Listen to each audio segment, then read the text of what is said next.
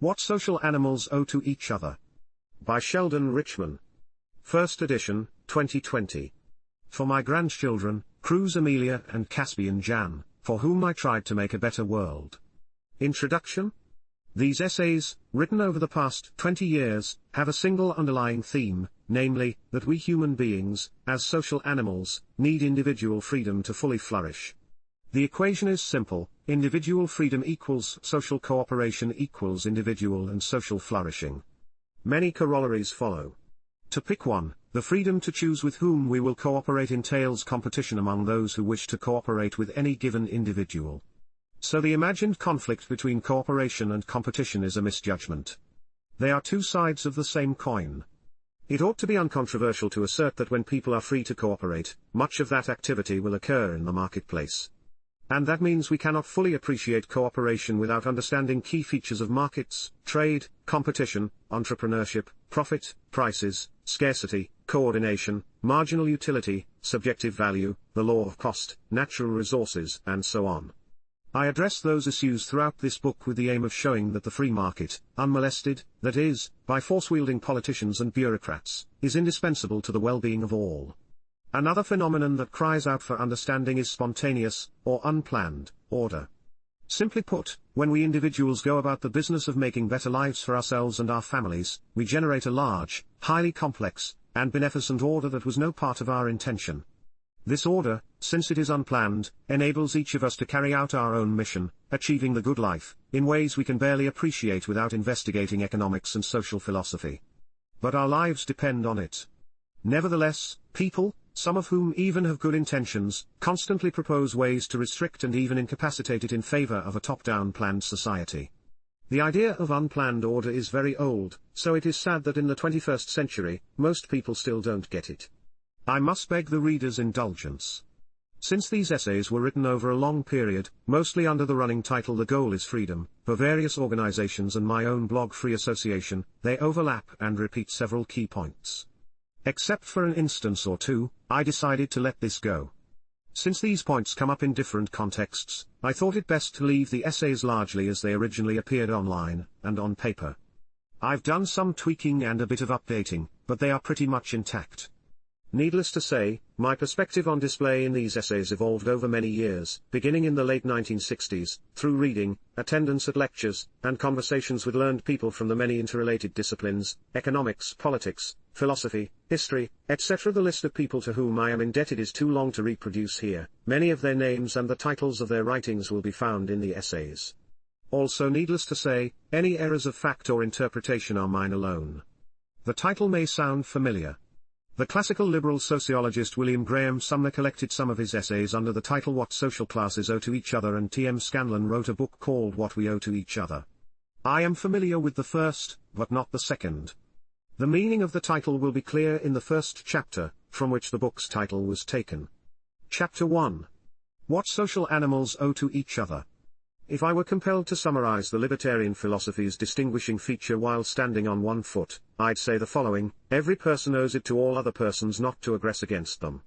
This is known as the non-aggression principle. What is the nature of this obligation? For that's what it is, an obligation. The first thing to notice is that it is unchosen. I never agreed not to aggress against others. Others never agreed not to aggress against me. So if I struck you and you objected, you would not accept as my defense, I never agreed not to strike you. Even an explicit agreement rests on an unchosen obligation.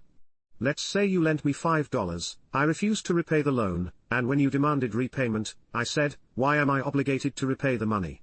You would probably reply, because you agreed to repay me. If I replied, true, but when did I agree to abide by my agreements? What would you say? If you said that failure to repay constituted aggression and I replied that I never agreed not to aggress against you, we'd be back where we started. Of course, this would point the way to absurdity, an infinite regress of agreements to keep my agreements. We would get nowhere. There has to be a starting point. If I were to ask, why do we owe it to others not to aggress against them, what would you say? I presume some answer rooted in facts would be offered, because the alternative would be to say this principle has no basis whatsoever, that it's just a free-floating principle, like an iceberg. That would amount to saying the principle has no binding force. It's just a whim, which might not be shared by others. In other words, if a non-libertarian demands to know why he is bound by the unchosen non-aggression obligation, libertarians will have answers. Their answers will differ, some will be more robust than others, but they will have answers. At least I hope so. Now if we have an unchosen obligation not to aggress against others and that obligation is rooted in certain facts, this raises a new question: might the facts that impose the unchosen obligation not to aggress also impose other obligations? If one unchosen obligation can be shown to exist, why couldn't the same foundation in which that one is rooted produce others? To the question why do we owe it to others not to aggress against them, I would respond along these lines: because we individually should treat other persons respectfully, that is, as ends in themselves and not merely as means to our own ends. But some libertarians would reject that as too broad because it seems to obligate us to more than just non-aggression. They might answer the question this way: because one may use force against another only in defense or retaliation against someone who initiated the use of force. But this can't be sufficient because it amounts to a circular argument. To say that one may use force only in response to aggression is in effect merely to restate the non-aggression obligation. One shouldn't aggress because one shouldn't aggress. But the principle could hardly justify itself. So we need a real justification, and the one I've offered seems like a good start. Non-aggression is an implication of the obligation to treat persons respectfully, as ends in themselves and not merely as means. Of course this also requires justification. Why should we treat other persons not only justly but respectfully? Many libertarians, though certainly not all, approach the question of just conduct, specifically, as it relates to the use of force, from egoistic considerations, such as those provided by Ayn Rand. They say we should never aggress against others because doing so would be contrary to our self-interest, the dishonesty required by a life of injustice would be psychologically damaging, and eventually we'd run out of victims. Socrates and Plato saw a problem with the first part of this answer. If one could act unjustly toward others while appearing to be just, could unjust conduct serve one's self-interest? Egoistic libertarians can be asked the same question. What if you could lead an unjust life with a guarantee of the appearance of justice? Must dishonesty be psychologically damaging? The same people who would say yes to that question, however, would also say that a person who spins a complicated web of lies to keep the Nazis from learning he is harboring Jews in his attic won't suffer such damage. If that person can escape harm, why not the unjust liar? Saying that one set of lies is for a good cause doesn't strike me as an adequate answer. How would a good cause save someone from the harm of faking reality? So it seems that a simple self-interest model doesn't take us where we want to go, to the unchosen obligation to respect people's freedom, or more broadly, to treat persons as ends and not merely as means. I would be a little uneasy if a libertarian told me that it is only his self-interest that prevents him from clubbing me on the noggin and making off with my wallet. And yet self-interest still might provide an answer. Roderick T. Long tackles this problem in his monograph Reason and Value, Aristotle versus Rand. What Long shows, to my satisfaction at least, is that Rand's notion of self-interest as expressed in her non-fiction essays is too flimsy to support the libertarian prohibition against aggression, and the general injunction to treat people respectfully. To be more precise, Long shows that Rand's explicit writings on ethics are a tangle of at least three different and inconsistent defenses of the non-aggression obligation, one of them Kantian. Before we get to this, however, I must invoke an important distinction that Long emphasizes: instrumental versus constitutive means to an end. An instrumental means is external to the end. A constitutive means is intrinsic to the end, we can't imagine the end without it. Long uses the example of a man dressing up for an evening out, where dressing up includes a necktie. Shopping for a tie is an instrumental means. Wearing the tie is a constitutive means, it is part of what we mean by dressing up.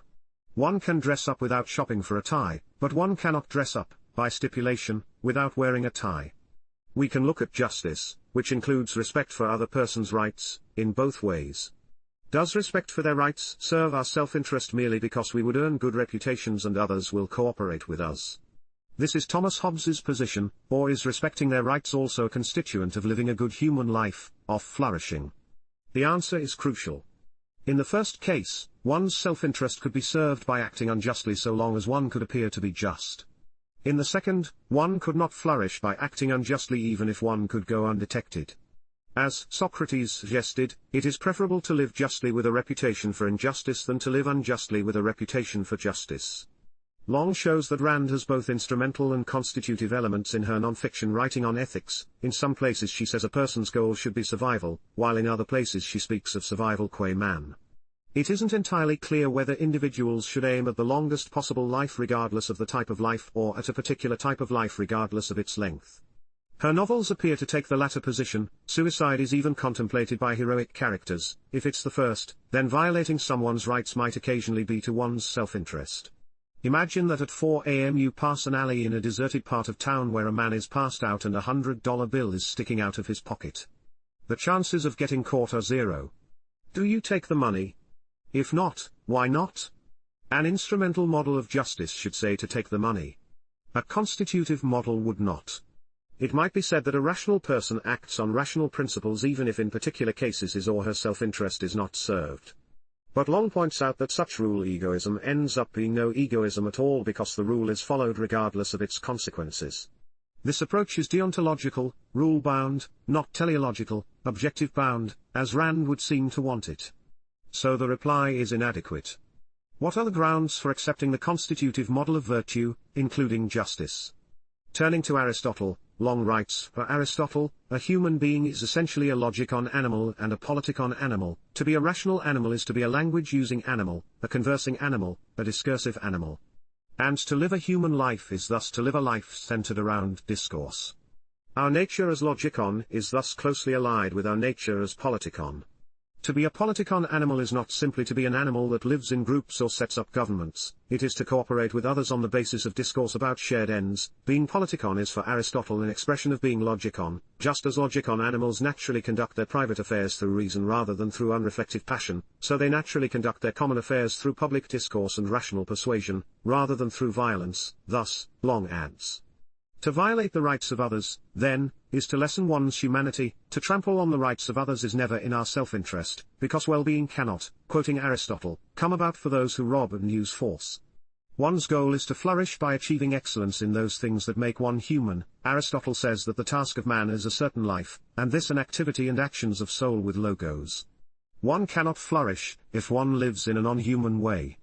If this sounds like Rand, it's because her fictional characters understand it, even if her non-fiction essays do not express it unambiguously.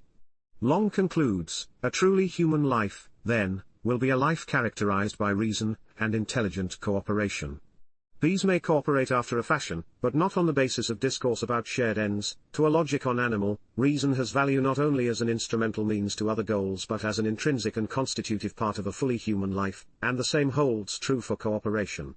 The logikon animal, insofar as it genuinely expresses logos, will not deal on cooperative terms with others merely because doing so makes others more likely to contribute instrumentally to the agent's good. Rather, the agent will see a life of cooperation with others as an essential part of his own good. Aristotle's book on friendship in the Nicomachean Ethics beautifully elaborates this point. If this is right, we owe respect to others' humanity, via respect for their rights, because the activity manifesting that respect is a constituent of our own flourishing as logikon and politikon animals. We owe it to ourselves to owe it to others. This Aristotelian insight points to an interpersonal moral realm, in which the basic interests of others meld in important ways with our own. To the extent that we are logikon animals, Long writes, participation in a human community, together with a shared pursuit of the human good, is a constitutive part of a truly human life. But does this show that we owe anything more than non-aggression? It seems so. We abstain from aggressing against others because, as logikon and politikon animals, we flourish by engaging the humanity of other individuals. Clearly, abstaining from aggression is not the only way to engage their humanity, just as aggression is not the only way to deny their humanity. Thus these Aristotelian considerations entail the obligation broadly to treat others respectfully. One last question remains, is this obligation broadly to treat other persons as ends and not merely as means a libertarian matter? It is at least in this way, the obligation broadly to treat other persons as ends and not merely as means is validated by the same set of facts that validate the non-aggression obligation. Non-aggression is simply one application of respect. Thus a libertarian society in which people generally thought that non-aggression was all they owed others would be a society that should fear for its future viability qua libertarian society. Finally, I'm sure libertarians do not have to be reminded that non-aggressive affronts against persons may be responded to only in non-aggressive ways. Neither governmental nor private force may be deployed to counter non-violent offenses. Why not? Because the rule of proportionality dictates that force may be used only to meet force and only in proportion to the aggression. In other words, some obligations are enforceable, and others are not. Future of Freedom Foundation, April 18, 2014. Chapter 2. Is freedom a radical idea? The answer to the question is freedom a radical idea is no and yes. Let me explain. Starting with the no, most children grow up learning the libertarian, or non-aggression, ethic. Parents say, don't hit, don't take other kids' stuff without asking, and don't break your promises. Nothing radical, in the sense of out of the mainstream, there. It neatly translates into, respect life, liberty, and property, and be good to your word. Most people carry these principles with them into adulthood. They avoid common law offenses against persons and property, not because they are afraid of the cops, but because such behavior conflicts with their living the lives they want to live. Libertarianism can be seen therefore as merely a plea for the consistent application of these rules to and for everyone. It's Spencer's law of equal liberty, each has freedom to do all that he wills provided that he infringes not the equal freedom of any other. Now let's move on to the yes. In the political realm, throughout history freedom has been a radical idea indeed, the exception. There the rules are different. The state, that is, certain special individuals, may legitimately do what you and I may not do. If you or I kill when our lives are not in serious danger, it is called murder. When the state does it, it is called war, or counterinsurgency, or capital punishment, or justifiable homicide by the police. If you or I, threatening force, demand money from our neighbors for their protection or to do good works, it is called robbery. When the state does it, it's called taxation. If you or I force someone into service, it's called slavery. If the state does it, it's called conscription, or national service. Etc. etc. etc. Why these differences? Many reasons have been offered throughout the millennia. The state was once said to be a deity's earthly agent. Some still believe this. It was later said to embody the general will. And it was also said to operate by the consent of the governed. Who remembers giving consent? Regardless of the rationalization, the state, by a process of moral alchemy, or moral laundering, claims to turn bad things into good. By this ideology, rulers have kept the idea of freedom tightly constrained, when it is in effect at all. Thus throughout history, and with only the rarest of exceptions, freedom has been far removed from the center of political events, even during that ostensibly exceptional period, say, 1776 to 1901.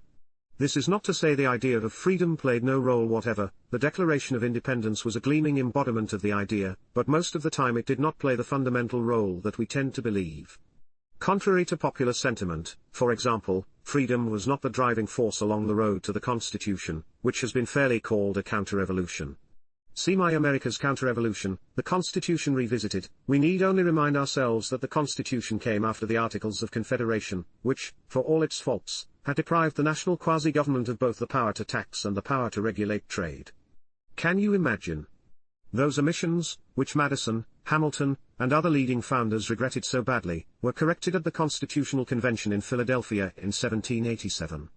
The libertarian Albert J. Nock called it a coup d'état. The warnings of the prophetic anti-federalists were ignored, and except for Jeffersonian respites now and again, we've lived with the predictable consequences ever since.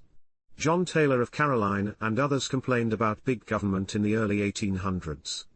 As historian Merrill Jensen put it, the founding fathers who wrote the Constitution of 1787 were quite a different set of men from those who signed the Declaration of Independence in 1776. The U.S. government of course sanctioned chattel slavery for Africans until 1865, with lesser oppressions later. The Indians were brutalized, and the rights of women, and others were not recognized. These things and substantial economic intervention by the states kept freedom from its rightful place. And what of the period from 1870 to whenever the progressive era started? War is the health of the state, Randolph Bourne wisely wrote. That would cover civil wars too. Abraham Lincoln came to power filled with enthusiasm for the Whig Henry Clay's American system, internal improvements, protective tariffs, and central banking. Intellectual monopoly, patents and copyrights, business subsidies, and land grants to cronies were cut from the same cloth. Add the Civil War, the income tax, which later expired, the Veterans Pension Program, and you have the makings of one big government. The benefits of a big business-big government relationship were not lost on those with power and influence. As was said at the time, the tariff is the mother of trusts. Was the tariff repealed? No. Instead, government power was augmented through antitrust laws. Here's how historian Arthur A. Eckert Jr. summed up the touted golden age of freedom in his not-to-be-missed classic, The Decline of American Liberalism. In the America of the 1880s and 90s, doctrines of laissez-faire and of the limited state were being twisted and distorted from their original meaning. Businessmen and judges took up the individualism of Jefferson and Herbert Spencer and converted it into a rationale for materialist exploitation. Resisting public intervention or government regulation when it confined or restrained special interests, the business community, however, could see no inconsistency in an acceptance of the stream of subsidies and tariffs, of which Henry George and other individualists complained. It turns out that most business people in that period were like most in any period. If you can gain some shelter from competition through the state, why not? Advantage seekers exist at all times, and rulers happily oblige them. Jonathan R. T. Hughes' The Governmental Habit Redux is instructive. See also the Perceptive August 1984 Freeman article by Edmund Opitz, The Robber Barons and the Real Gilded Age. Undeniably, material conditions improved for most Americans throughout this time. A degree of freedom goes a long way, and entrepreneurship found ways around the powers that be. But in a fully competitive economy, living standards would have risen, but without the distortions of state monopoly, as identified by libertarian writer Benjamin Tucker, trade protection, and subsidies, most egregiously and consequentially in transportation, i.e., the subsidized railroads, and with more opportunity to make a living independent of corporate hierarchy. Yet who would not accept a slower acceleration in living standards as the price for a greater degree of freedom and independence? What does this tell us about freedom? It tells us that the good old days still lie ahead. Foundation for Economic Education, October 29, 2010. Chapter 3. One Moral Standard for All. Libertarians make a self-defeating mistake in assuming that their fundamental principles differ radically from most other people's principles. Think how much easier it would be to bring others to the libertarian position if we realized that they already agree with us in substantial ways. What am I talking about? It's quite simple. Libertarians believe that the initiation of force is wrong. So do the overwhelming majority of non-libertarians. They, too, think it is wrong to commit offenses against person and property. I don't believe they abstain merely because they fear the consequences, retaliation, prosecution, fines, jail, lack of economic growth. They abstain because they sense deep down that it is wrong, unjust, improper. In other words, even if they never articulate it, they believe that other individuals are ends in themselves and not merely means to other people's ends. They believe in the dignity of individuals. As a result, they perceive and respect the moral space around others. This doesn't mean they are consistent, but when they are not, at least they feel compelled to rationalize. That's the starting point of the libertarian philosophy. I am not a calculating consequentialist, or utilitarian, but neither am I a rule-worshipping deontologist. Rather, I am comfortable with the Greek approach to morality, eudaimonism, which, as philosopher Roderick T. Long writes, means that virtues like prudence and benevolence play a role in determining the content of justice, but also, via a process of mutual adjustment, that justice plays a role in determining the content of virtues like prudence and benevolence. In this view, justice, or respect for rights, like the other virtues, is a constitutive or internal means, rather than an instrumental means, to the ultimate end of all action, flourishing, or the good life. Libertarians differ from others in that they apply the same moral standard to all people's conduct. Others have a double standard, the live and let live standard for private individuals and another, conflicting one for government personnel. All we have to do is get people to see this and all will be well. Okay, I'm oversimplifying a bit. But if I'm close to right, you'll have to admit that the libertarian's job now looks much more manageable. Socrates would walk through the agora in Athens, showing people that they unwittingly held contradictory positions on justice, virtue, etc. by asking them probing questions. He nudged them into adjusting their views until they were brought into harmony, with the nobler of their views holding sway. Does this mean that agoraphobia began as a fear of being accosted by a Greek philosopher in a public place? So it remains only for libertarians to engage in a series of thought experiments to win others over to their position. For example, if I would properly be recognized as an armed robber were I to threaten my neighbors into giving me a percentage of their incomes so that I might feed the hungry, house the homeless, and provide pensions for the retired, why aren't government officials similarly recognized? If I can't legally impose mandates on people, why can members of Congress do so? If I can't forbid you to use marijuana or heroin or cocaine, why can DEA agents do it? Those officials are human beings. You are a human being, I am a human being. So we must have the same basic rights. Therefore, it follows that what you and I may not do they may not do. The burden of rebuttal is now on those who reject the libertarian position. Undoubtedly the non-libertarian will respond that government officials were duly elected by the people according to the Constitution or hired by those so elected. Thus they may do what is prohibited to you and me. This reply is inadequate. If you and I admittedly have no right to tax and regulate others, how could we delegate a non-existent right to someone else through an election? Obviously, we can't. That's the nub of the libertarian philosophy right there. No one has the right to treat people merely as means, no matter how noble his end. No one. The implication is that if you want someone's cooperation, you must use persuasion, such as offering to engage in a mutually beneficial exchange, not force. That principle must be applicable to all human beings on pain of contradiction. This argument should have particular appeal for advocates of equality, for what better embodies their ideal than the libertarian principle, which establishes the most fundamental equality of all persons. I don't mean equality of outcome, equality of income, equality of opportunity, equality under the law, or equality of freedom. I mean something more basic, what Long calls equality of authority. You can find it in John Locke's Second Treatise of Government, Chapter 2, Section 6, being all equal and independent, no one ought to harm another in his life, health, liberty or possessions, and, being furnished with like faculties, sharing all in one community of nature, there cannot be supposed any such subordination among us that may authorize us to destroy one another, as if we were made for one another's uses.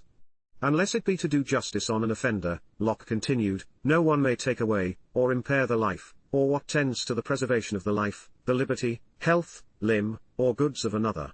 Long traces out a key implication of this idea. Locking equality involves not merely equality before legislators, judges, and police, but, far more crucially, equality with legislators, judges, and police. One moral standard for all, no exceptions, no privileges. That's a fitting summation of the libertarian philosophy.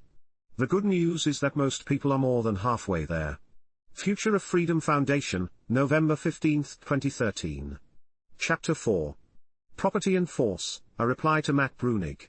My article One Moral Standard for All, in this volume, drew a curious response from Matt Bruenig, a contributor to the Demos blog, Policy Shop. His article Libertarians are huge fans of initiating force overlooks the fact that the aim of my article was not to defend the libertarian philosophy, but to show that most people live by it most of the time. The problem is that they apply a different moral standard to government personnel. Mr. Bruenig's article, which will satisfy only those of his readers who know nothing firsthand about libertarianism, charges libertarians with failing to understand that the concept initiation of force must be defined in terms of a theory of entitlement. It is that theory which reveals who, in any particular violent interaction, is the aggressor and who is the defender. Thus, he says, an act that a libertarian would call aggression would look different to someone working from a different theory of entitlement. Strangely, he believes he can validate taxation by this reasoning. That Mr. Bruenig thinks this is news to libertarians indicates how much research he did before writing his article. I know of no libertarian who would be surprised by his statement. But Mr. Bruenig goes further and accuses libertarians of circular reasoning in defining entitlement, and the initiation of force, or aggression. Is he right? Let's see. To be fair, I will quote him at length. Suppose I walk onto some piece of ground that a libertarian claims ownership over. Suppose I contend that people cannot own pieces of ground because nobody makes them. In my walking on the ground, I do not touch the libertarian or threaten to touch him in any way. Nonetheless, the libertarian proceeds to initiate force against me or calls the police to get them to initiate force against me. Libertarians are fine doing this, and therefore libertarians are huge fans of initiating force. The initiation of force or the threat to initiate force is the mechanism that underlies all private property claims. Now a libertarian will see this and object. They will say that, in fact, violently attacking me for wandering onto some piece of ground is not the initiation of force. It is defensive force. Aimlessly wandering onto ground is actually the initiation of force. I am the force initiator because, despite touching and threatening nobody, I set foot on some piece of the world that the libertarian believes belongs to him. I must stop here. As I understand libertarianism, a property owner has no right to violently attack someone merely for aimlessly wandering on his land. The means of defending oneself and one's property must be morally proportionate to the rights violation. Aggression and its synonyms are terms of art that apply to a large range of actions, from the trivial to the lethal, and these terms do not imply that violence or deadly force may be used in response to any and all violations.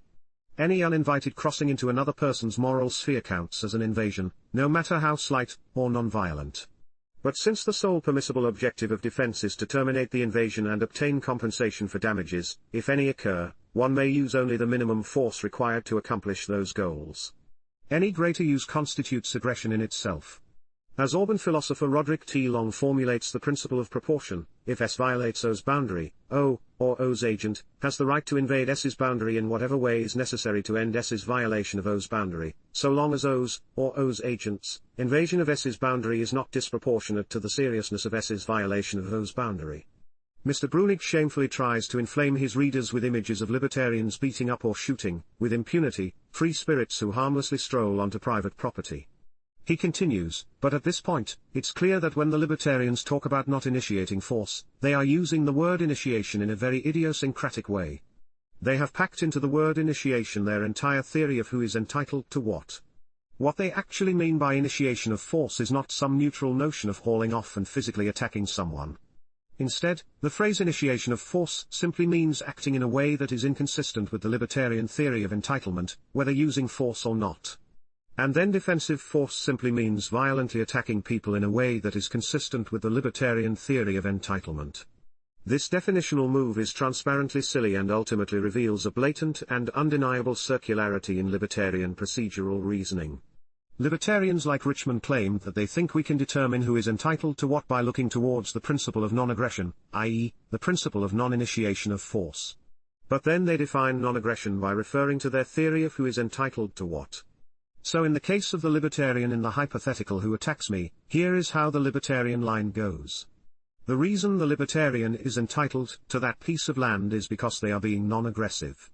The reason the libertarian's attack on me is non-aggressive is because he is entitled to that piece of land. So their claims of entitlement are justified by appealing to non-aggression, and their claims of non-aggression are justified by appealing to their claims of entitlement.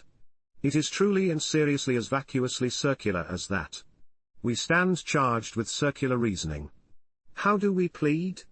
Not guilty. First, note that Mr. Brunig presents no evidence for his charge, he quotes no libertarian at all, let alone me. I'm not claiming that no libertarian ever argued the way Mr. Brunig describes, only that such an argument does not inherently underlie the libertarian philosophy. Next, what's idiosyncratic about the libertarian idea? It's the way most people think about these issues, which was the point of my article.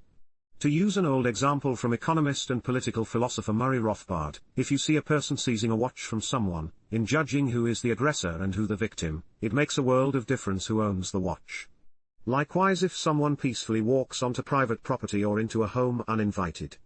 Most people would agree with the libertarian view. As for the charge of circularity, I, and the libertarians I know, do not justify entitlement in terms of the non-initiation of force. We justify entitlement in terms of the conditions under which human beings, in light of their nature and the nature of reality, may flourish in a social setting. Justice and rights theory are aspects of morality. Morality as I conceive of it has both personal and interpersonal dimensions, which are, inextricably linked. It is concerned with personal flourishing and with what we can reasonably be said to owe others. Legal philosopher Gary Chartier writes in Anarchy and Legal Order, Law and Politics in a Stateless Society. To be sure, it is a marker of entitlement that no initiation of force occurred in the acquisition of goods, but that simply means that no one else had previously satisfied the conditions bestowing entitlement, and hence the acquisition violated no other person's rights. Fundamentally, one is entitled to a parcel of land as the initial appropriator not because force was not used in its acquisition, but because the land was unowned when one mixed one's labor with, transformed, it and brought it into one's sphere. Where's the circularity, Mr. Brunig? There is indeed a close relationship between the concepts entitlement and aggression, but as Long wrote in private correspondence, master and slave are interdefined, so are parent and child. It's not circular because we can define the whole relationship. Let's go at Mr. Brunig's argument in another way. In a follow-up post, The Libertarian Bizarro World, he writes, if you are a libertarian who believes justice requires the following of a certain liberty-respecting process, you have to explain how anything can come to be owned in the first place. That initial move is, by any coherent account, the most violent extinction of personal liberty that there ever can be. On a fairly traditional account, for example, Hobbes' account, liberty and freedom are defined as being free of bodily restraint. Being able to walk about the world freely and without people stopping you and saying you can't go here or there is a fairly appealing notion of liberty. This is what things are like, analytically speaking, prior to ownership. Prior to anyone owning things, you should presumably be free to move about the world however you see fit. And if someone were to come up to you and physically restrain you from moving about the world, you would rightly understand that as a restriction on your liberty. But physically restraining you from moving about the world is exactly what property ownership does.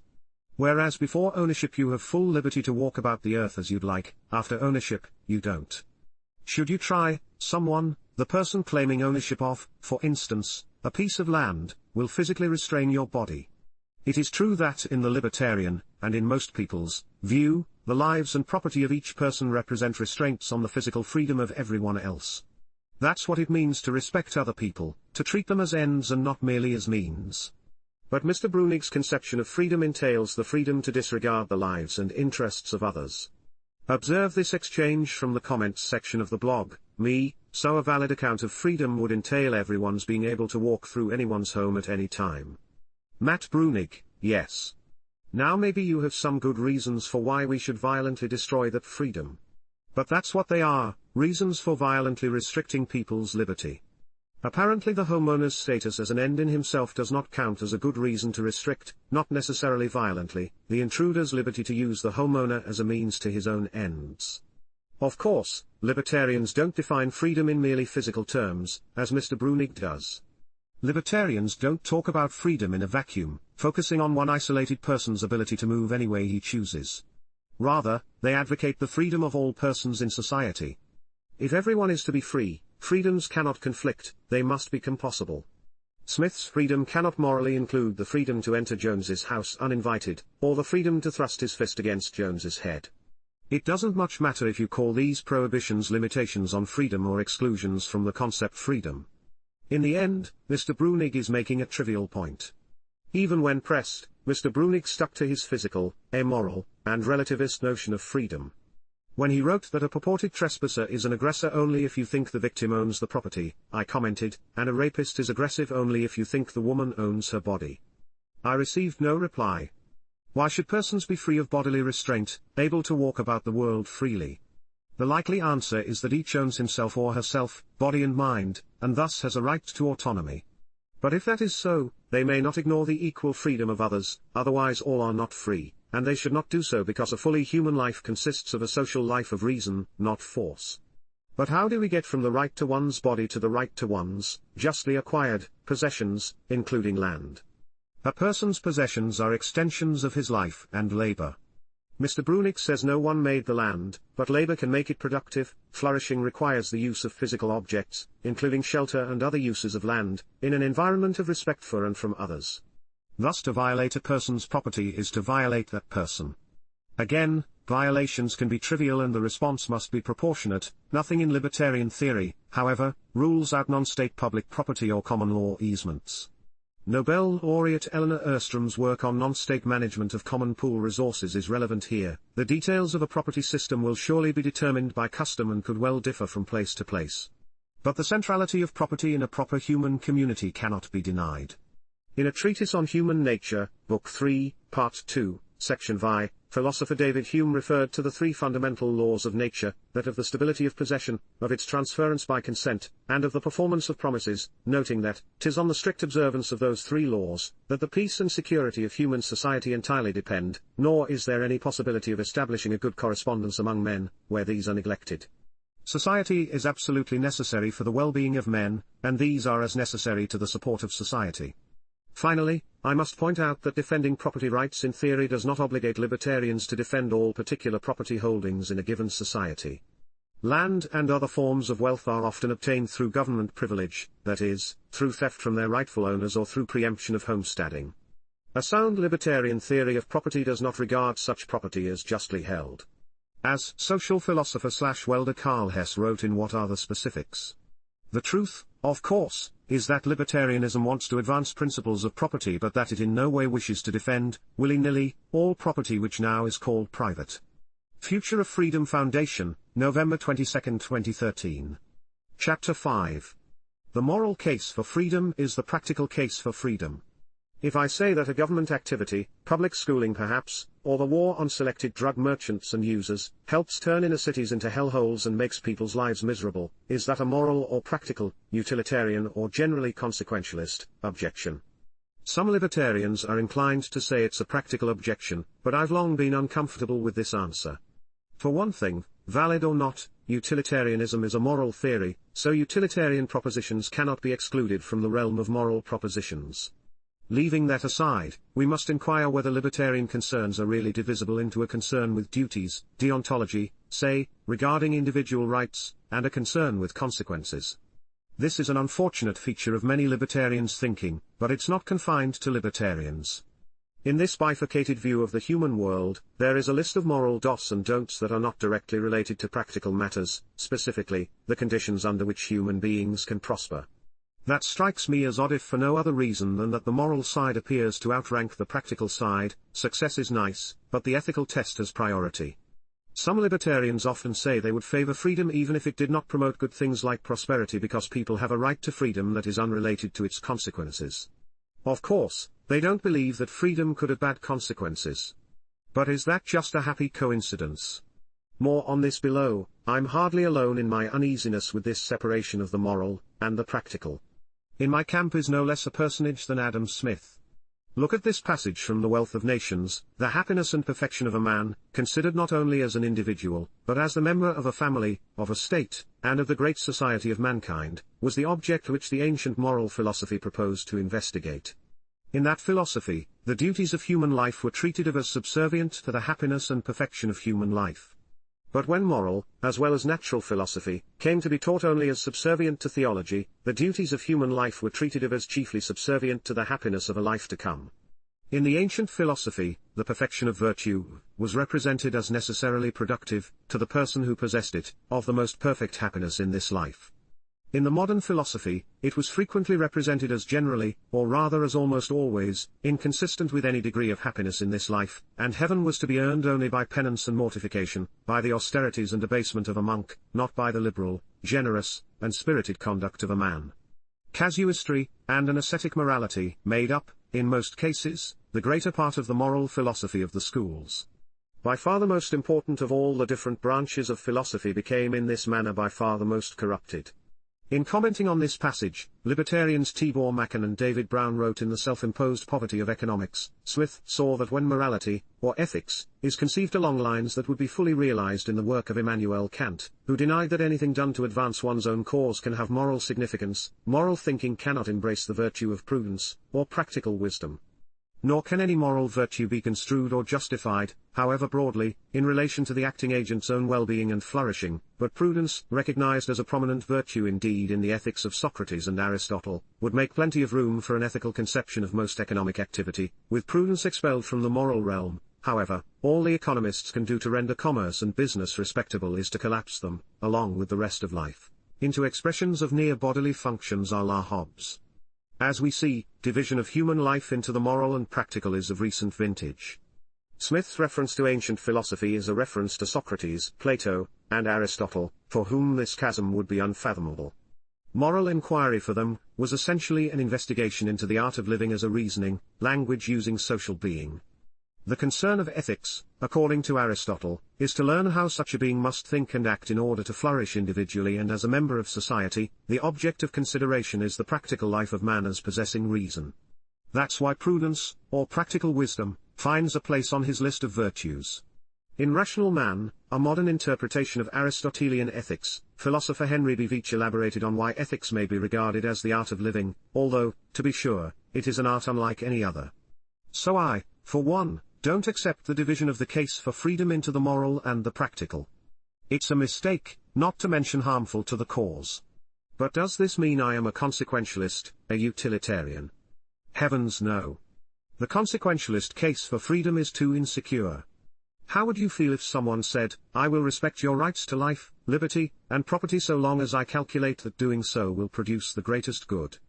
The classic monkey wrench in the utilitarian machine is the question whether one person may morally be killed so that his harvested organs may save the lives of 5 others.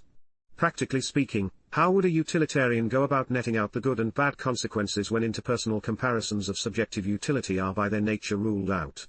Moreover, as legal philosopher Gary Chartier emphasizes in his book Anarchy and Legal Order, the components of well-being are disparate and incommensurable, irreducible to an underlying homogeneous element.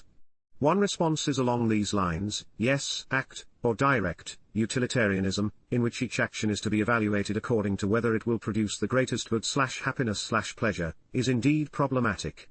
Therefore let us substitute for it rule, or indirect, utilitarianism, a la libertarian Henry Hazlitt's The Foundations of Morality, according to which it is rules, not acts, that are to be judged according to their tendency to create the greatest good by maximizing social cooperation. This seems like a promising approach, but as Auburn philosopher Roderick T. Long points out, there's a problem. It has often been claimed that indirect utilitarianism is unstable, and must collapse either into direct utilitarianism on the one hand or into rules fetishism on the other. In other words, a hardy rule utilitarian will follow a rule even when it is expected not to maximize good consequences. If he did otherwise, he'd be an act utilitarian. But then following the rule, not maximizing the good, becomes the overriding objective, regardless of why the rule was adopted initially, and this is no longer utilitarianism. It is rule-bounded deontology. Thus utilitarianism is fatally flawed.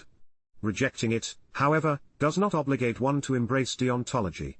In the Aristotelian, eudaimonist, or virtue ethics, approach, a concern with consequences is obviously justified. Remember, we're interested in the practical life of man as possessing reason, but that concern figures in the very formulation of the virtues, just as considerations of virtue, such as justice, including respect for rights, figure in our formulation of what constitutes good consequences.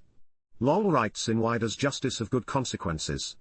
On this view, human welfare, whether individual or general, and justice are conceptually interrelated, with neither concept being basic but each depending in part on the other, and all the other virtues, for its content, just as Aristotle defines virtue and human flourishing in terms of one another.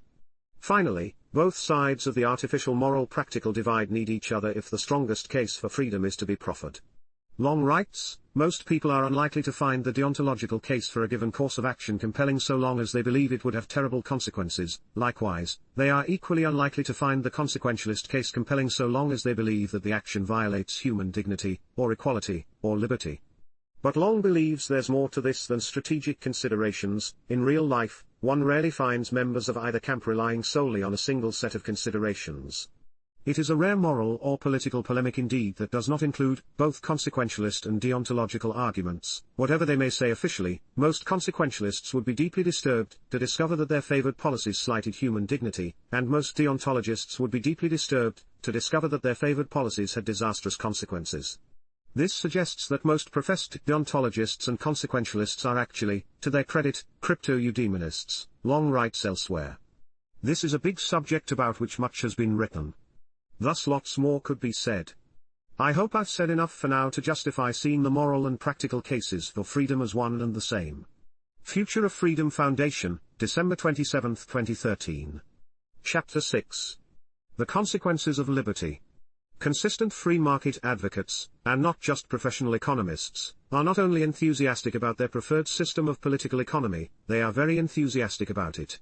At least part of that enthusiasm is fueled by a well-grounded conviction that the general level of prosperity would be unprecedentedly high if people were free to engage in peaceful production and exchange without forcible interference by the state or freelance aggressors.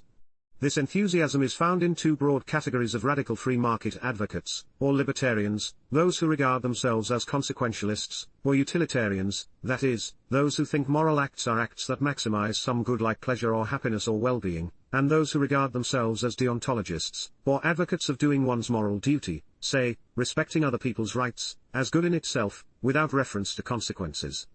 In Chapter 1 of legal philosopher Gary Chartier's Anarchy and Legal Order, he explains certain fundamental problems with consequentialism. There is no underlying thing that well-being is.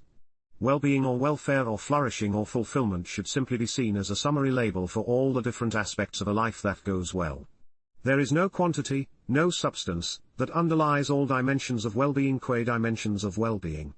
And the absence of such a substratum, a definable common element, means that the various aspects of well-being are incommensurable, that there is no way of measuring them in relation to each other. Similarly, particular instances of the various aspects of well-being are non-fungible. There is no objective basis for trading one off against another. If this is true, utilitarianism, which implores us to maximize social well-being, must be a non-starter. I ignore for now a third kind of libertarian, the eudaimonists, or virtue ethicists, with whom I identify. Eudaimonist libertarians are also enthusiastic about free markets in part because of the prospect for a high level of general prosperity. See in this volume The Moral Case for Freedom is the Practical Case for Freedom. It's no surprise that consequentialists would embrace free markets on grounds that they will produce general prosperity. In their view, they would be touting the supposed maximization of a good, which is what interests them.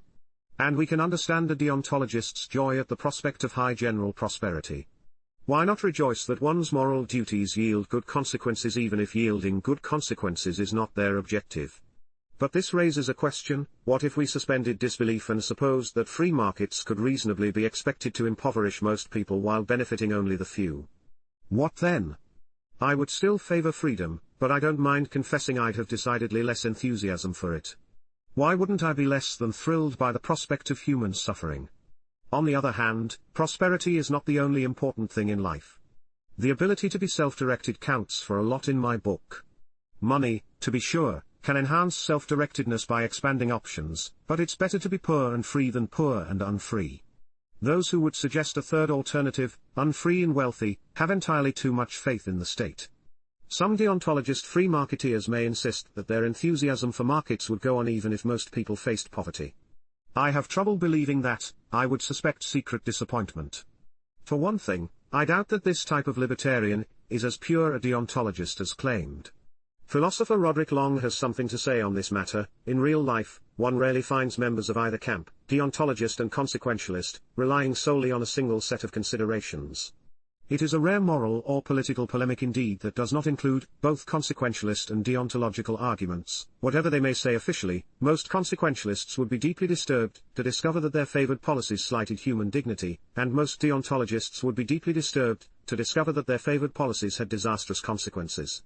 Fortunately, this discussion is purely hypothetical. We know that a radically freed market would create a high level of prosperity even for the poorest. But before getting into the reasons for that, there is a point worth putting on the table. Sometimes the question posed to deontologists is different: what if free markets increased income inequality, not poverty? The switch from poverty to income inequality is sometimes unnoticed, but it is significant.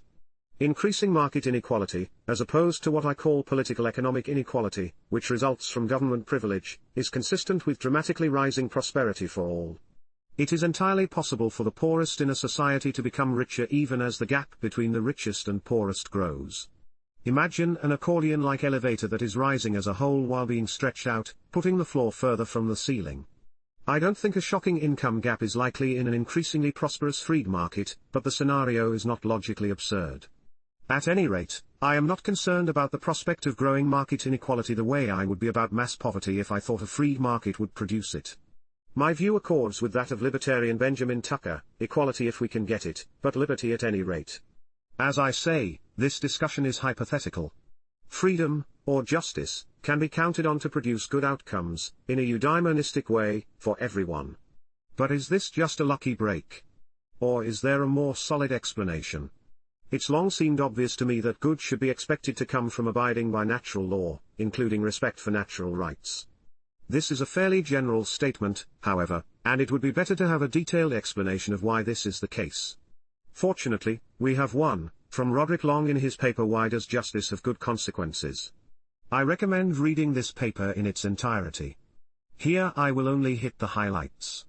Long first shows the concurrence of deontological and consequentialist criteria by arguing that, as Socrates, Plato, Aristotle, and the Stoics taught, the contents of the individual virtues reciprocally determine one another. This is part of what is meant by the unity of virtue.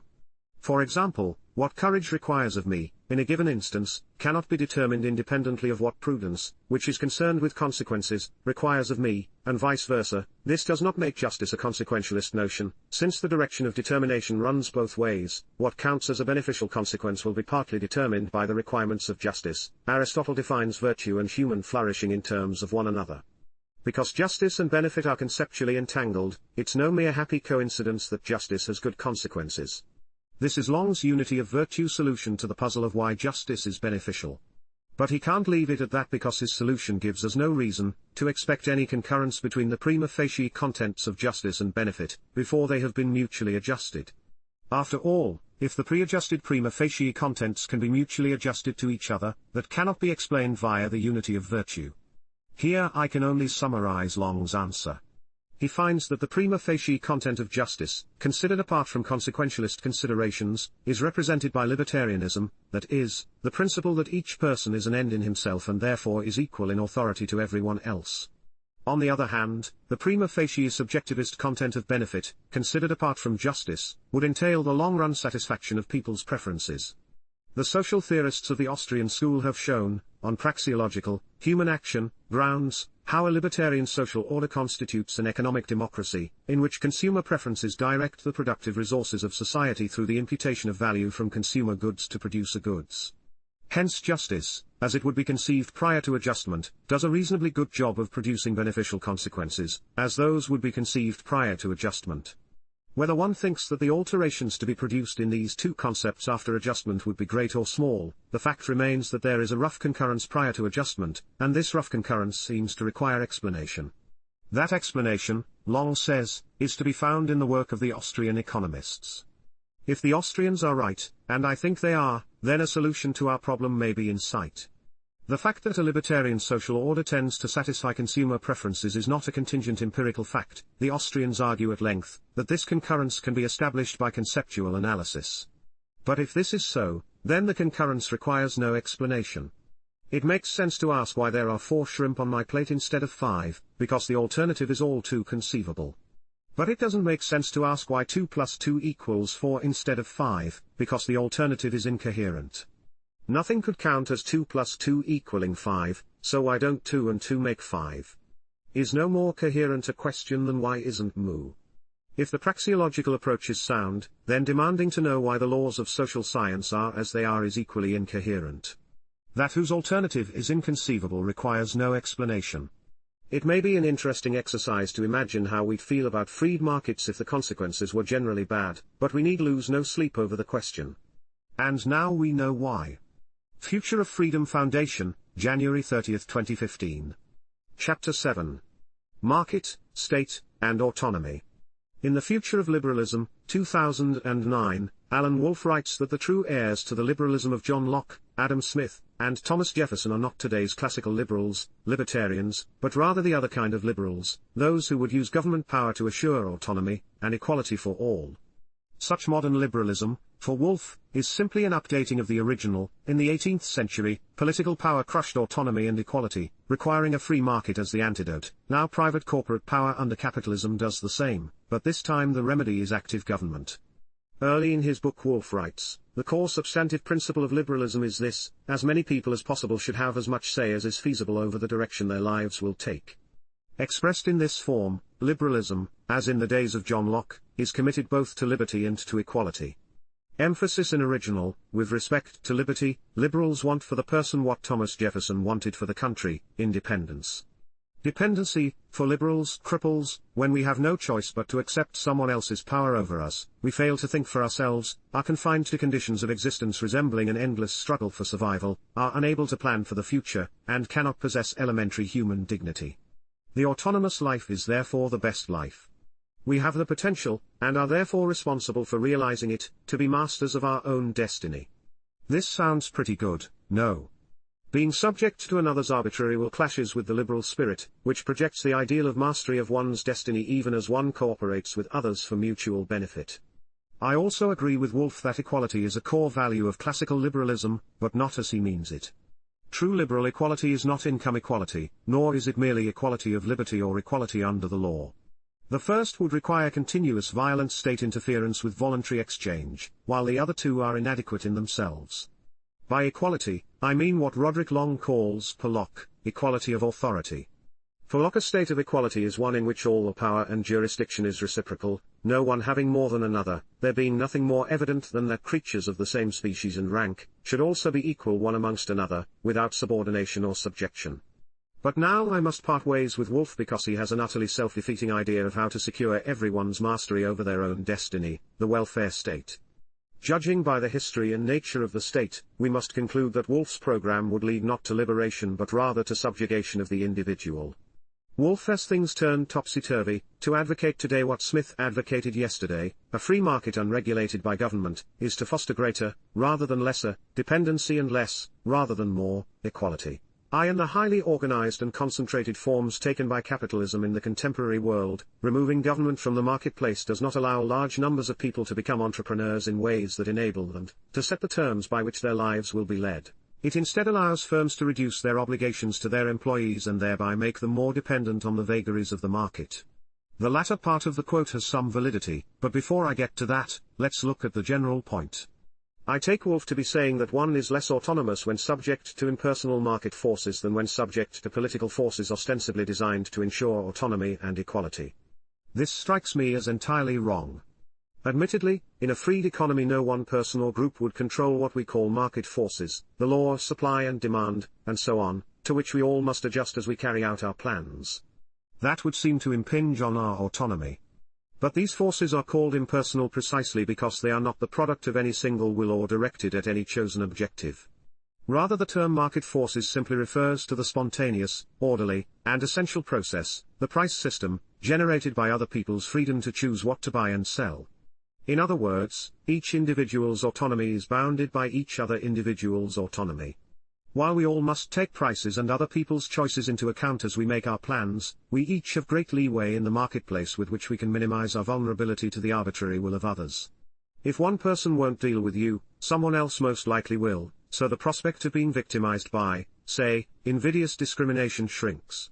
Money talks, thus the maximum degree of individual autonomy is fully compatible with life in the marketplace, especially as the extent of the market expands. Of course, this is not to suggest that all of life is lived in the marketplace. The market is not only compatible with autonomy, it's also essential to it. In contrast to the market, Wolff's alternative, the state, uses force, or the threat thereof, to work its will. If you don't like what one set of politicians decrees, you can't simply select another. And there's no opting out. What we have is an inequality of authority. Wolff is naive about the democratic state. Because they lack both the requisite knowledge and incentives, government officials are not responsive to average people beyond the superficial gestures politicians have to make to obtain and retain power. No one vote counts, and the governmental apparatus is inevitably captured by well-organized interest groups, predominantly associated with big business, that have the time, wealth, and motivation to have the system rigged to their advantage through exploitative, anti-competitive interventions.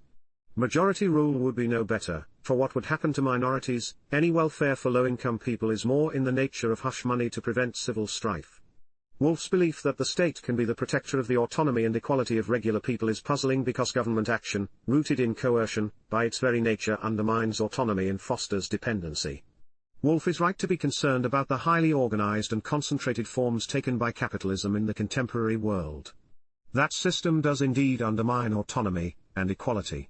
Where he goes wrong is in equating the capitalist economy with the free market. Thus he is guilty of what Kevin Carson calls vulgar liberalism and Roderick Long calls left inflationism, attributing the evils of corporatism to its antithesis, the free market. It's the mirror image of the view vulgar libertarianism, that defends business conduct in the corporate state on the grounds that the free market wouldn't permit such conduct if it did not efficiently serve consumers. Contrary to Wolff, fully removing government from the marketplace, that is, abolishing privileges as well as regulations, would not foster dependency. Rather, it would eliminate the myriad government-maintained barriers to competition from worker-managed firms, partnerships, and self-employment. Those barriers increase people's dependency on the arbitrary will of others. Freeing the market would end the monetary manipulation and bailout authority that encourage banks and other firms to take undue risks that subject workers to business cycles and prolonged unemployment. In sum, a free market would mean the end to all the privileges that produce the evils to which Wolff rightly objects but misattributes to market forces. Man in any complex society, F.A. Hayek wrote in Individualism, True and False, can have no choice but between adjusting himself to what to him must seem the blind forces of the social process, and obeying the orders of a superior. So long as he knows only the hard discipline of the market, he may well think the direction by some other intelligent human brain preferable, but, when he tries it, he soon discovers that the former still leaves him at least some choice, while the latter leaves him none, and that it is better to have a choice between unpleasant alternatives than being coerced into one. If the alternative we face is between grappling with market forces and trusting a ruling elite to orchestrate just social outcomes, anyone concerned with autonomy and equality should choose the market. A benevolent, peaceful state is not on the menu. Foundation for Economic Education, August 10, 2012.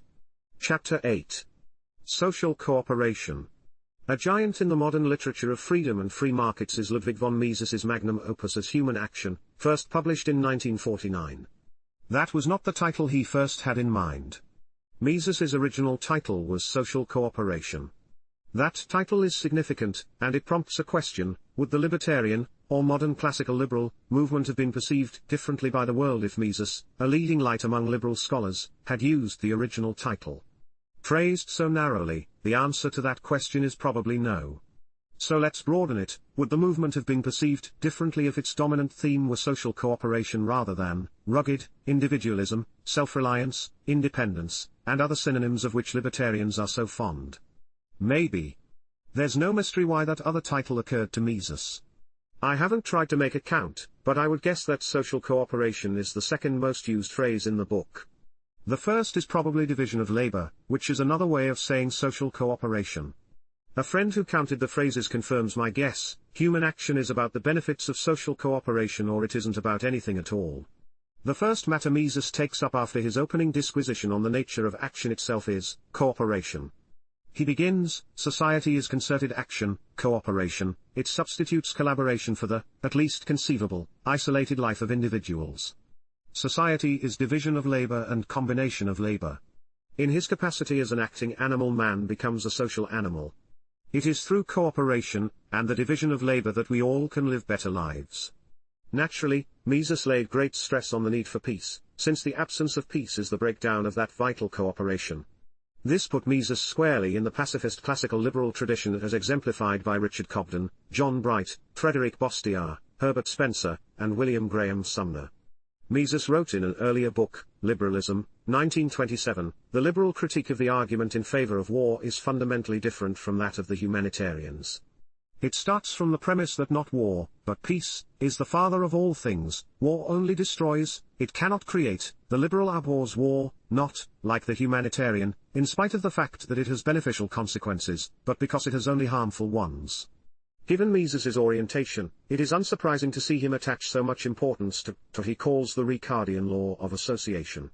This is known as the law of comparative advantage, or cost, which states that two parties can gain from trade even if one is absolutely more efficient at making every product they both want. The key is opportunity cost. A $500 an hour lawyer who is also the fastest, most accurate typist in the world will most likely find it advantageous to hire a $20 an hour typist. Why?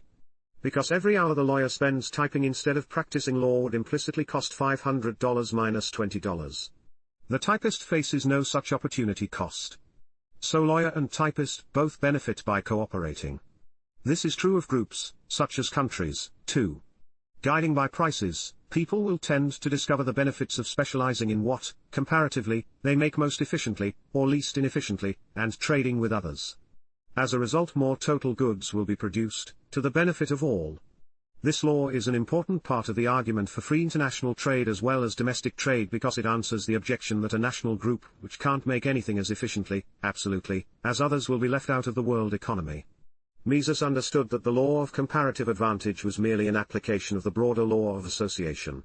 As he wrote in Human Action, the law of association makes us comprehend the tendencies which resulted in the progressive intensification of human cooperation. We conceive what incentive induced people not to consider themselves simply as rivals in a struggle for the appropriation of the limited supply of means of subsistence made available by nature. We realize what has impelled them and permanently impels them to consort with one another for the sake of cooperation. Every step forward on the way to a more developed mode of the division of labor serves the interests of all participants. The factor that brought about primitive society and daily works toward its progressive intensification is human action that is animated by the insight into the higher productivity of labor achieved under the division of labor. This seemingly simple idea leads to counterintuitive conclusions. As a result of expanding cooperation, human beings, unlike lower animals, compete to produce, not to consume. Mises expressed this with my favorite sentence in Human Action: the fact that my fellow man wants to acquire shoes as I do, does not make it harder for me to get shoes, but easier. The expansion of cooperation also means dealing with strangers at great distance, a further incentive for world peace and harmony. Unfortunately, the emphasis on cooperation is not what many people are likely to know about free market economics and the normative freedom philosophy. They are more apt to associate these with rugged individualism than social cooperation. I have no doubt that a major reason for this is that critics of the market order want the public to have a distorted sense of the genuinely liberal worldview. When President Bill Clinton declared, disingenuously, in his 1996 State of the Union address that the era of big government is over, he followed up by saying, "We can't go back to the era of fending for yourself." But human beings have always been social/political animals. There was no era when men and women fended for themselves. The choice isn't between cooperation and a Hobbesian war of all against all, but between free and forced association. Of course, free market advocates typically emphasize the importance of the division of labor. Nevertheless, they are partly responsible for the public misperception. Their rhetoric too often implies atomism, however inadvertently. The appropriate individualism is what I've dubbed molecular individualism, or atomistic individualism, in reference to Adam Smith, whose Wealth of Nations is a paean to social cooperation. I understand the value of the terms individualism, self-reliance, and independence, but we should realize that they can easily lead to undesirable caricatures. Let's not encourage anyone to think that the libertarian ideal is Ted Kaczynski minus the mail bombs. We all grapple with an uncertain future. Social cooperation unquestionably makes that task easier than if we attempted to fend for ourselves alone. That's why individuals before the advent of the welfare state created mutual aid, fraternal organizations. Besides camaraderie, these groups provided what the welfare state feebly and coercively supposes to provide today, islands of relative security in a sea of uncertainty. If people support the welfare state, we shouldn't be puzzled. It's because they cannot see a better voluntarist alternative. That's where libertarians come in. We libertarians might have an easier time persuading others if we emphasized that freedom produces ever more innovative ways to cooperate for mutual benefit, and that when government dominates life, social cooperation is imperiled. Foundation for Economic Education, October 26, 2011. Chapter 9? Social Cooperation, Part 2. Mises was no maverick in his conception of social cooperation. Interest in social cooperation pervades the best classical liberal and libertarian thought. Paradoxical as it sounds, it is at the heart of the philosophy of individualism. If opponents of the freedom philosophy base their criticism on an atomistic, instead of an atomistic, model of the individual, it's largely because too many libertarians overlook their heritage and emphasize that side of the coin to the neglect of the social side. Leading thinkers in the liberal tradition have sought a synthesis of individualism and socialism. In Social Statics, 1850, Herbert Spencer discussed the tendency to individuation, which is most pronounced in the human race. The person is self-conscious, that is, he recognizes his own individuality. What we call the moral law, the law of equal freedom, is the law under which individuation becomes perfect, and that ability to act up to this law is the final endowment of humanity. The increasing assertion of personal rights is an increasing demand that the external conditions needful to a complete unfolding of the individuality shall be respected. Not only is there now a consciousness of individuality and an intelligence whereby individuality may be preserved, but there is a perception that the sphere of action requisite for due development of the individuality may be claimed, and a correlative desire to claim it. And when the change at present going on is complete, when each possesses an active instinct of freedom, together with an active sympathy, then will all the still existing limitations to individuality, be they governmental restraints or be they the aggressions of men on one another, cease. Then none will be hindered from duly unfolding their natures. But, crucially, in the next section Spencer wrote, yet must this higher individuation be joined with the greatest mutual dependence. Paradoxical though the assertion looks, the progress is at once toward complete separateness and complete union.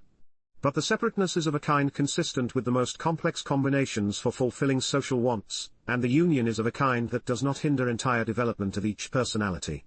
Civilization is evolving a state of things and a kind of character in which two apparently conflicting requirements are reconciled. Thus, Spencer foresaw at once perfect individuation and perfect mutual dependence. He continued, just that kind of individuality will be acquired which finds in the most highly organized community the fittest sphere for its manifestation, which finds in each social arrangement a condition answering to some faculty in itself, which could not, in fact, expand at all if otherwise circumstanced. The ultimate man will be one whose private requirements coincide with public ones. He will be that manner of man who, in spontaneously fulfilling his own nature, incidentally performs the functions of a social unit, and yet is only enabled so to fulfill his own nature by all others doing the like. For Spencer, to violate the law of equal freedom, that vital law of the social organism, is to assault society itself. It sounds as though Spencer is saying that we need society not only for economic exchange and security but something more, our very nature requires it. Despite some differences, this reminds me of Aristotle. Fred D. Miller Jr. finds classical liberal themes in Aristotle. In politics, Aristotle stated that a polis is not merely a collection of individuals seeking gains from trade and safety. It is a community of families and aggregations of families in well-being, for the sake of a perfect and self-sufficing life. The end of the community is the good life. Aristotle famously identified the human being as a social/political animal, a concept inseparable from the capacity to reason, use language, and engage in discourse. In Aristotle's view, a human being can live like a human being only in society. We need other people to be fully human because we can't know what we need to know or do what we need to do except through interaction in a community. For each individual among many has a share of virtue and prudence, Aristotle wrote. Likewise in the Nicomachean Ethics he wrote, for the final and perfect good seems to be self-sufficient. However, we define something as self-sufficient not by reference to the self alone. We do not mean a man who lives his life in isolation, but a man who also lives with parents, children, a wife, and friends and fellow citizens generally, since man is by nature a social and political animal. Auburn University philosopher Roderick T. Long, to whom I am indebted for his discussion of Aristotle in Reason and Value, Aristotle versus Ayn Rand, emphasizes Aristotle's view that we can't know very much without help from society.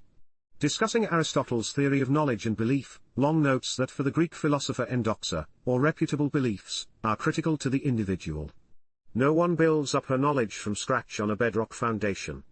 We are born into a particular context and are taught many things, some true and some false. It would be impossible to start over, and fortunately there is no need to. We can begin with the beliefs we have and move forward making adjustments as we find inconsistencies and learn new information. This is necessarily a social process. Long writes, but Aristotle thinks I will have good reasons for including the endoxa of others, the collective wisdom of mankind, as it were, among my endoxa or phenomena. The pursuit of knowledge is a cooperative endeavor, and will be more successful if everyone is allowed to make a contribution. Aristotle says, for each man has something personal to contribute toward the truth. For him, society is not just a bridge to the good life, it is constitutive of the good life. I could also invoke Ludwig Wittgenstein, no classical liberal, who drew attention to the intrinsically public nature of language, and hence thought itself. Wittgenstein, like F.A. Hayek, underscored the communality of rules. The word agreement and the word rule, Wittgenstein wrote, are related to one another, they are cousins, as were Wittgenstein and Hayek. If I teach anyone the use of the one word, he learns the use of the other with it. Only individuals value, choose and act, of course, but in an important sense the resulting social whole is greater than the sum of its individual parts. Thus the defense of personal liberty is the defense of society. Let's hear liberalism's opponents criticize that. Foundation for Economic Education, November 30, 2011. Chapter 10. Government undermines social cooperation. I should know better than to take seriously the insipid words of presidential speechwriters, especially those who composed an inaugural address. Still, I can't let some of the words Barack Obama read at his 2013 inauguration pass without comment. For example, Obama said this, preserving our individual freedoms ultimately requires collective action. For the American people can no more meet the demands of today's world by acting alone than American soldiers could have met the forces of fascism or communism with muskets and militias. No single person can train all the math and science teachers we'll need to equip our children for the future, or build the roads and networks and research labs that will bring new jobs and businesses to our shores. Now, more than ever, we must do these things together, as one nation, and one people. Here is the standard false alternative beloved by politicians, seeking to justify their own violence-based power. The fallacy is clear when stated this way, since individuals acting in isolation aren't capable of doing many things they want done, the government should take charge and see that they are done. What's left out? The collective action of voluntary civil society, which includes the market as well as all peaceful non-commercial activities, such as mutual aid associations. To listen to Obama, you'd never know there was community life apart from the state, which, let us never forget, is founded on the power to inflict force on non-aggressors. The power to tax, the appropriation of private property under threat of violence, is the fundamental power without which no government power can exist. Politicians say such things hoping the average person is too dulled by the government schools and the slavish news media to notice the missing piece. The libertarian, vision of the free society never posited the isolated individual as the source of progress. Not wanting the government to manage human affairs does not imply the absence of social cooperation. Quite the contrary. Social cooperation lies at the very heart of the classical liberal vision. It's found in every liberal thinker from Adam Smith, who underscored the division of labor and the propensity to truck, barter, and exchange, to today's libertarian thinkers. Indeed, Ludwig Mises's Chapter 8 of Human Action, Human Cooperation, begins, society is concerted action, cooperation, the total complex of mutual relations created by such concerted actions is called society. It substitutes collaboration for the, at least conceivable, isolated life of individuals. Society is division of labor and combination of labor. In his capacity as an acting animal, man becomes a social animal. Mises, of course, was a hardcore advocate of laissez-faire. Government would have barely been noticeable in his ideal society. The thought of raising living standards, through individual isolation, would have struck him as absurd. Human beings progress through cooperation, and only through cooperation. He explicitly broadened David Ricardo's law of comparative advantage and dubbed it the law of association. The principle explains not only why free trade benefits all participating countries, but also why individuals do better by working together than by acting alone. The law of association makes us comprehend the tendencies which resulted in the progressive intensification of human cooperation. We conceive what incentive induced people not to consider themselves simply as rivals in a struggle for the appropriation of the limited supply of means of subsistence made available by nature. We realize what has impelled them and permanently impels them to consort with one another for the sake of cooperation. Every step forward on the way to a more developed mode of the division of labor serves the interests of all participants. In order to comprehend why man did not remain solitary, searching like the animals for food and shelter for himself only and at most also for his consort and his helpless infants, we do not need to have recourse to a miraculous interference of the deity or to the empty hypostasis of an innate urge toward association. Neither are we forced to assume that the isolated individuals or primitive hordes one day pledged themselves by a contract to establish social bonds. The factor that brought about primitive society and daily works toward its progressive intensification is human action that is animated by the insight into the higher productivity of labor achieved under the division of labor. One of the stalwarts of the liberal tradition, the 19th-century French economist Frédéric Bastiat, made quite a big deal of this point in the opening chapter of his economics treatise, Economic Harmonies, 1850. Noting the average person's access to a vast array of goods in mid-19th century France, Bastiat observed, "It is impossible not to be struck by the disproportion, truly incommensurable, that exists between the satisfactions this man derives from society and the satisfactions that he could provide for himself if he were reduced to his own resources. I make bold to say that in one day he consumes more things than he could produce himself in 10 centuries. What makes the phenomenon stranger still, is that the same thing holds true for all other men. Every one of the members of society has consumed 1,000,000 times more than he could have produced, yet no one has robbed anyone else." Like all advocates of individual liberty, Bastiat understood that the choice is not between isolated action and government social engineering. So when Obama said the American people cannot meet the demands of today's world by acting alone, he attacked a straw man. Who proposes such a thing? Note the ambiguity in the sentence. By acting alone, does he mean individuals acting in isolation with no division of labor? Or does he mean people acting cooperatively, by consent, and without government involvement? If the second, then he is simply wrong. People acting cooperatively through the market can indeed meet the demands of today's world. The clumsy bureaucracy, and the private sector cronies it serves need only leave us alone. But Obama apparently meant individuals literally acting alone, because he immediately added, "No single person can train all the math and science teachers we'll need to equip our children for the future, or build the roads and networks and research labs that will bring new jobs and businesses to our shores." Who wrote that nonsense? Who among Obama's critics thinks that a single person could do any of those things? Does Obama, or his speechwriters, even know what opponents of government social engineering stand for? They must think they can distract people from the libertarian alternative with a false picture of the choice we face. Get people to think the choice is between government social engineering and literal individual self-sufficiency, and the libertarian ideal of voluntary social cooperation through the freed market will present no threat to the privilege-laden status quo. Here is the irony: government intervention undermines social cooperation in myriad ways. To name just one, privileges for favored producers drive a wedge between entrepreneurs and consumers by distorting relative prices and eroding the market's ability to coordinate supply and demand over time. In general, government welfare activity crowds out private solutions that are far more amenable to freedom and cooperation. Politicians pose as the great advocates of collective action, but in fact their schemes increasingly replace mutually beneficial social cooperation with top-down special interest-driven decrees. Future of Freedom Foundation, January 25, 2013. Chapter 11. Immigration and Social Engineering. Immigration brings out the social engineers and central planners across the political establishment. We see this clearly in the debate over Donald Trump's support for legislation that would cut legal immigration in half while tilting it toward well-educated English speakers and against low-skilled non-English speakers. Even establishment opponents of Trump's position believe we must update the immigration system to better serve the economy. But they disagree on particulars. Trumpsters think the economy needs only scientists and inventors, preferably future Nobel Prize winners, I suppose, while Republican and Democratic anti-Trumpsters counter that the economy also needs some unskilled workers to pick crops in the hot sun and do menial work in luxury resorts, which Americans apparently don't want to do. But what is this thing they call the economy, which has needs? Social engineers of all parties and persuasions talk as though an economy is some kind of mechanism, to be centrally fine-tuned and overhauled occasionally according to a plan. Even those who style themselves free enterprisers display the central planning mentality when it comes to immigration. Contrary to this establishment view, the economy is not a mechanism. It is, rather, hundreds of millions of American producers and consumers, who also happen to be embedded in a global marketplace.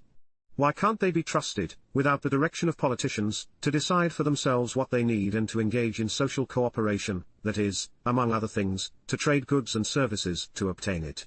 It is we whom the social engineers wish to manipulate.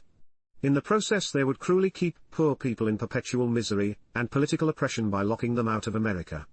Why? Because the economy doesn't need them. Like all central planners, the immigration planners exhibit what F.A. Hayek called the pretense of knowledge. Do these presumptuous frauds know what specific skills will be demanded in the future? To know that, they would have to know what products will be demanded in the future. But we don't know what we'll want because lots of things have not been invented yet. And we can't predict who will invent them. People who today have few skills and who speak no English will be among those who make our lives better. Let them come here to make better lives for themselves. That's their right, which is justification enough. But we will benefit too. Notice, also, that advocates of immigration control, progressive and conservative, often say the economy doesn't have enough jobs for the people already here. So how can we let more in? This assumes the size of the economy is fixed and that more people would result in smaller shares for everyone.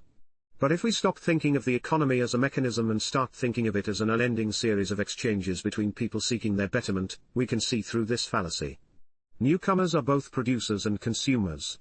Therefore their entry into our society presents new opportunities on both the supply and demand sides. In a freed economy this would portend higher living standards for everyone. Resources are not fixed, as evidenced by the fact that 7 billion people are far wealthier today than much smaller world populations were in previous ages. In fact, resources, that is, useful materials, are not even natural. As the great economist Julian Simon taught us, what we call natural resources are merely useless things and even detriments until someone exercising intelligence, the ultimate resource, discovers how we may use them to make our lives better. Not so long ago, you would have paid dearly to remove crude oil from your land. Then a chemist distilled kerosene from it. Kerosene was better and cheaper than whale oil for lighting lamps, and so, suddenly, finding oil, black gold, Texas tea, on your land turned you into Jed Clampett. We indeed live in a world of scarcity, but that doesn't mean total wealth does not grow, making everyone richer. Because of human intelligence, we get more and more output from less and less input. A growing population makes us not poorer but richer, if we are free. My favorite line in economist Ludwig von Mises's Human Action is, "The fact that my fellow man wants to acquire shoes as I do, does not make it harder for me to get shoes, but easier." What did he mean? Because many people or even all people want bread, clothes, shoes, and cars, large-scale production of these goods becomes feasible and reduces the costs of production to such an extent that they are accessible at low prices. Let's also dispense with the nonsense that current immigrants are a subversive element in society because they have their own cultures and speak their own languages. That nonsense was spoken about every immigrant group throughout American history. We will thrive when people are free to live in any peaceful way they choose. The nationalists are simply wrong. Attempts to plan society must come to grief. If we Americans value freedom, we will dismiss the social engineers, open the borders, and liberate ourselves. Libertarian Institute, August 4, 2017. Chapter 12. In Defense of Extreme Cosmopolitanism.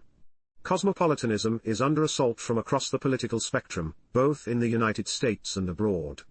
Just yesterday President Donald Trump's chief strategist, alt-right leader and self-described economic nationalist, Steve Bannon, told the Conservative Political Action Conference that the center core of what we believe is that we're a nation with an economy, not an economy in some global marketplace with open borders, but we're a nation with a culture and a reason for being. This is a false alternative, of course, but Bannon's preference for nationalist tribalism is revealing. The rejection of cosmopolitanism is bad for liberty, peace, and prosperity because they all go hand in hand. The link between liberty and cosmopolitanism is more than conceptual. Of course, freedom includes the freedom of individuals to associate peacefully with anyone anywhere of their choosing, which in turn generates peaceful interdependence and prosperity. But the link is also existential. Rising generations, no matter what they have been taught by their elders, naturally will be curious about other people and their ways of living, their cultures. They naturally will question what has been presented to them as sacred, even if secular, tradition.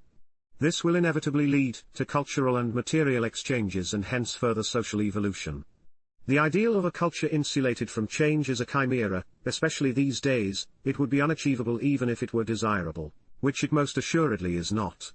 Even totalitarian states struggle in vain to shut out subversive foreign influences, as the old Soviet Union demonstrated.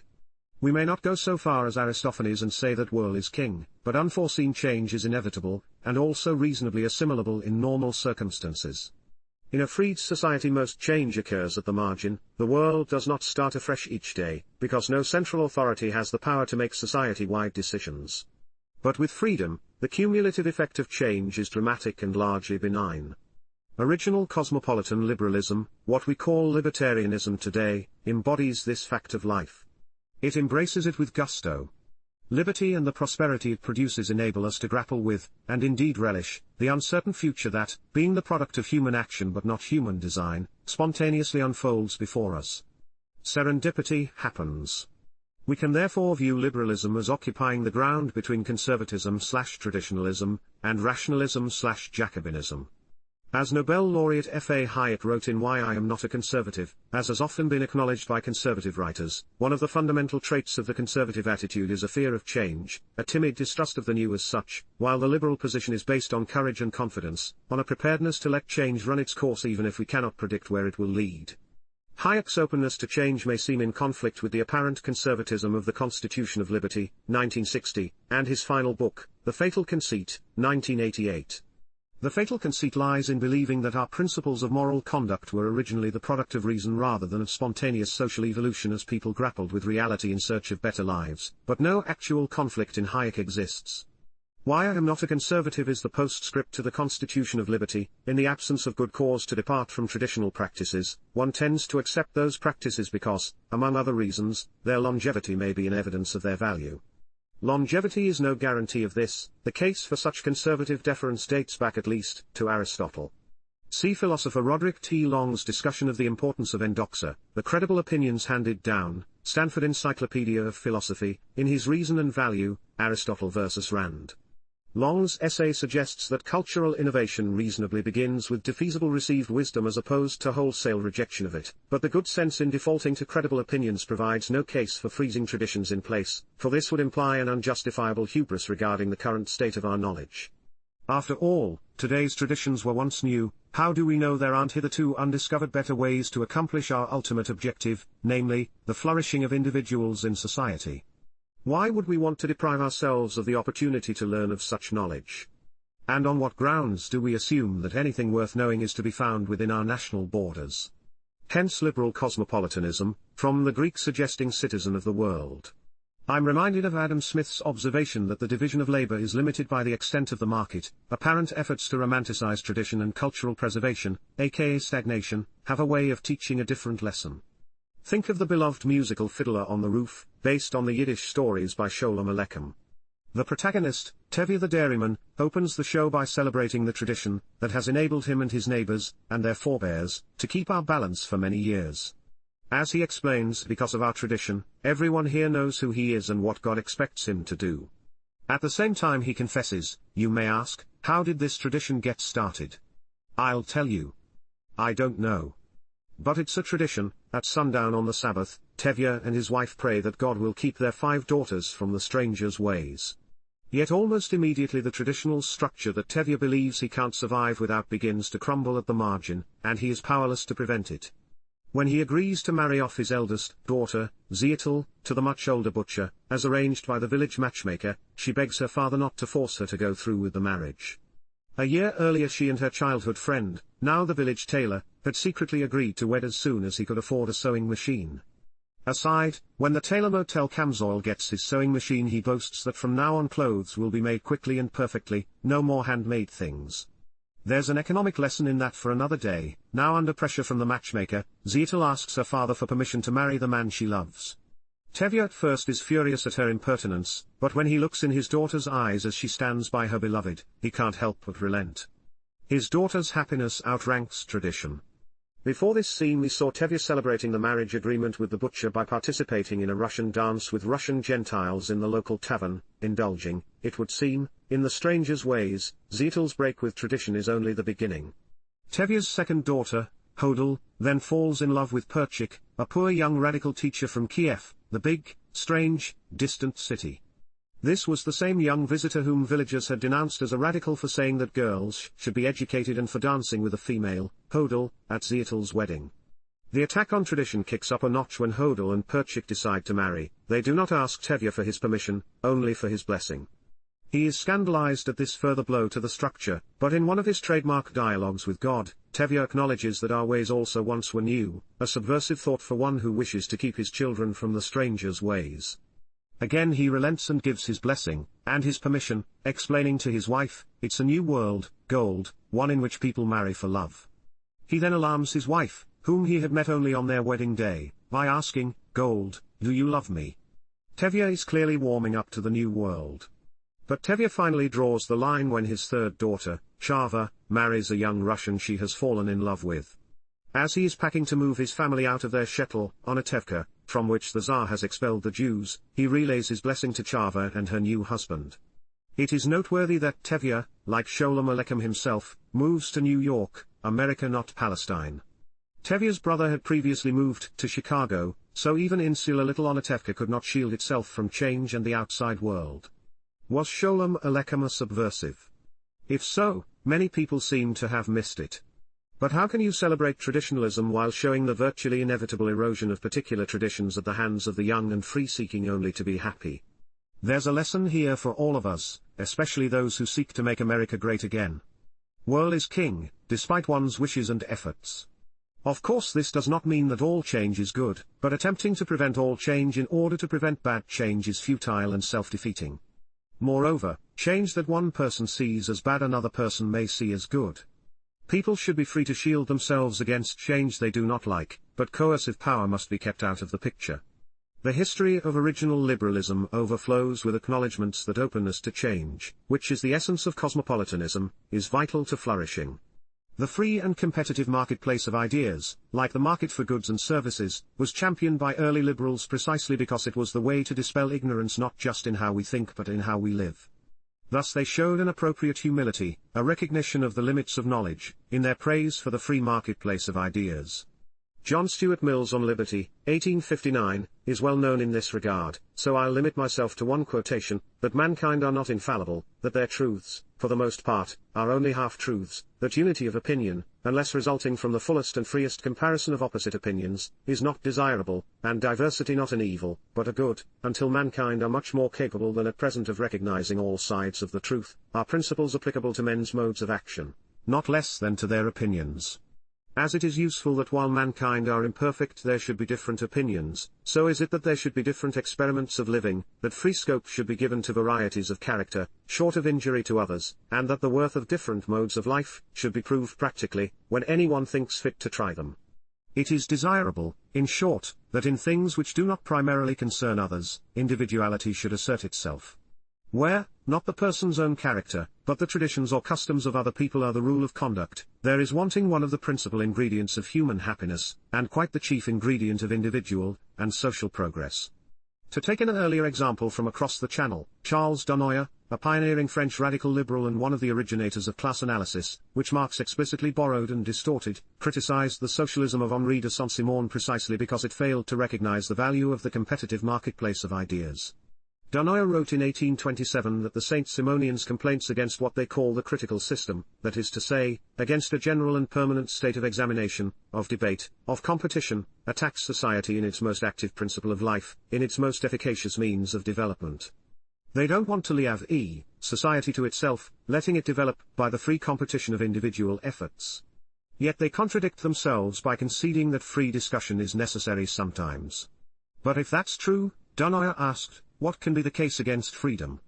Dunoyer continued, is there, in the course of centuries, a single instant where society does not tend, in a multitude of ways, to modify its ideas, to change its manner of existence? To accuse liberty of what remains of confusion in moral and social doctrines is to see evil in the remedy, and to complain precisely of what tends to make the confusion cease.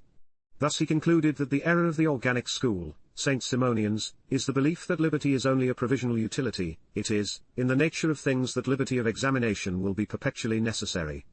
Society which lives chiefly by action, acts at each instant, according to the notions that it possesses, but, to act better and better, it needs to work constantly to perfect its knowledge, and it is only able to succeed by means of liberty, research, inquiry, examination, discussion, controversy. Such is its natural state, and such it will always be, even when its knowledge has acquired the greatest certainty and understanding. In pursuit of this life-enhancing knowledge, the political program based on liberal cosmopolitanism, libertarianism, centers on unconditional free trade and freedom of movement, that is, open borders for people, capital, producer goods, and consumer goods. This program represents not merely an adherence to an abstraction, liberty. Rather it embodies the understanding that the flourishing of flesh and blood individual human beings, like the division of labor, is limited by the extent of society, and that therefore the boundaries of society should be expanded through peaceful voluntary exchange and movement to include the entire world. The current popular nationalist, tribalist program is thus exposed as a threat to human flourishing. Libertarian Institute, February 24, 2017. Chapter 13. Does the market exhibit cooperation? The American Heritage Dictionary defines the verb cooperate as to work or act together toward a common end or purpose and to form an association for common, usually economic, benefit. Note that these definitions seem to require awareness about some joint effort to achieve a common objective. This would seem to leave little room for the social cooperation that libertarians emphasize when describing what Adam Smith called the system of natural liberty. Indeed, economist F.A. Hayek stressed that what goes on in the market is precisely not the striving for common goals, and that individual awareness of all the goals aimed at need not be, and in fact never is, present. In Volume 2 of Law, Legislation, and Liberty, 1976, Hayek wrote, "It is often made a reproach to the Great Society and its market order that it lacks an agreed ranking of ends.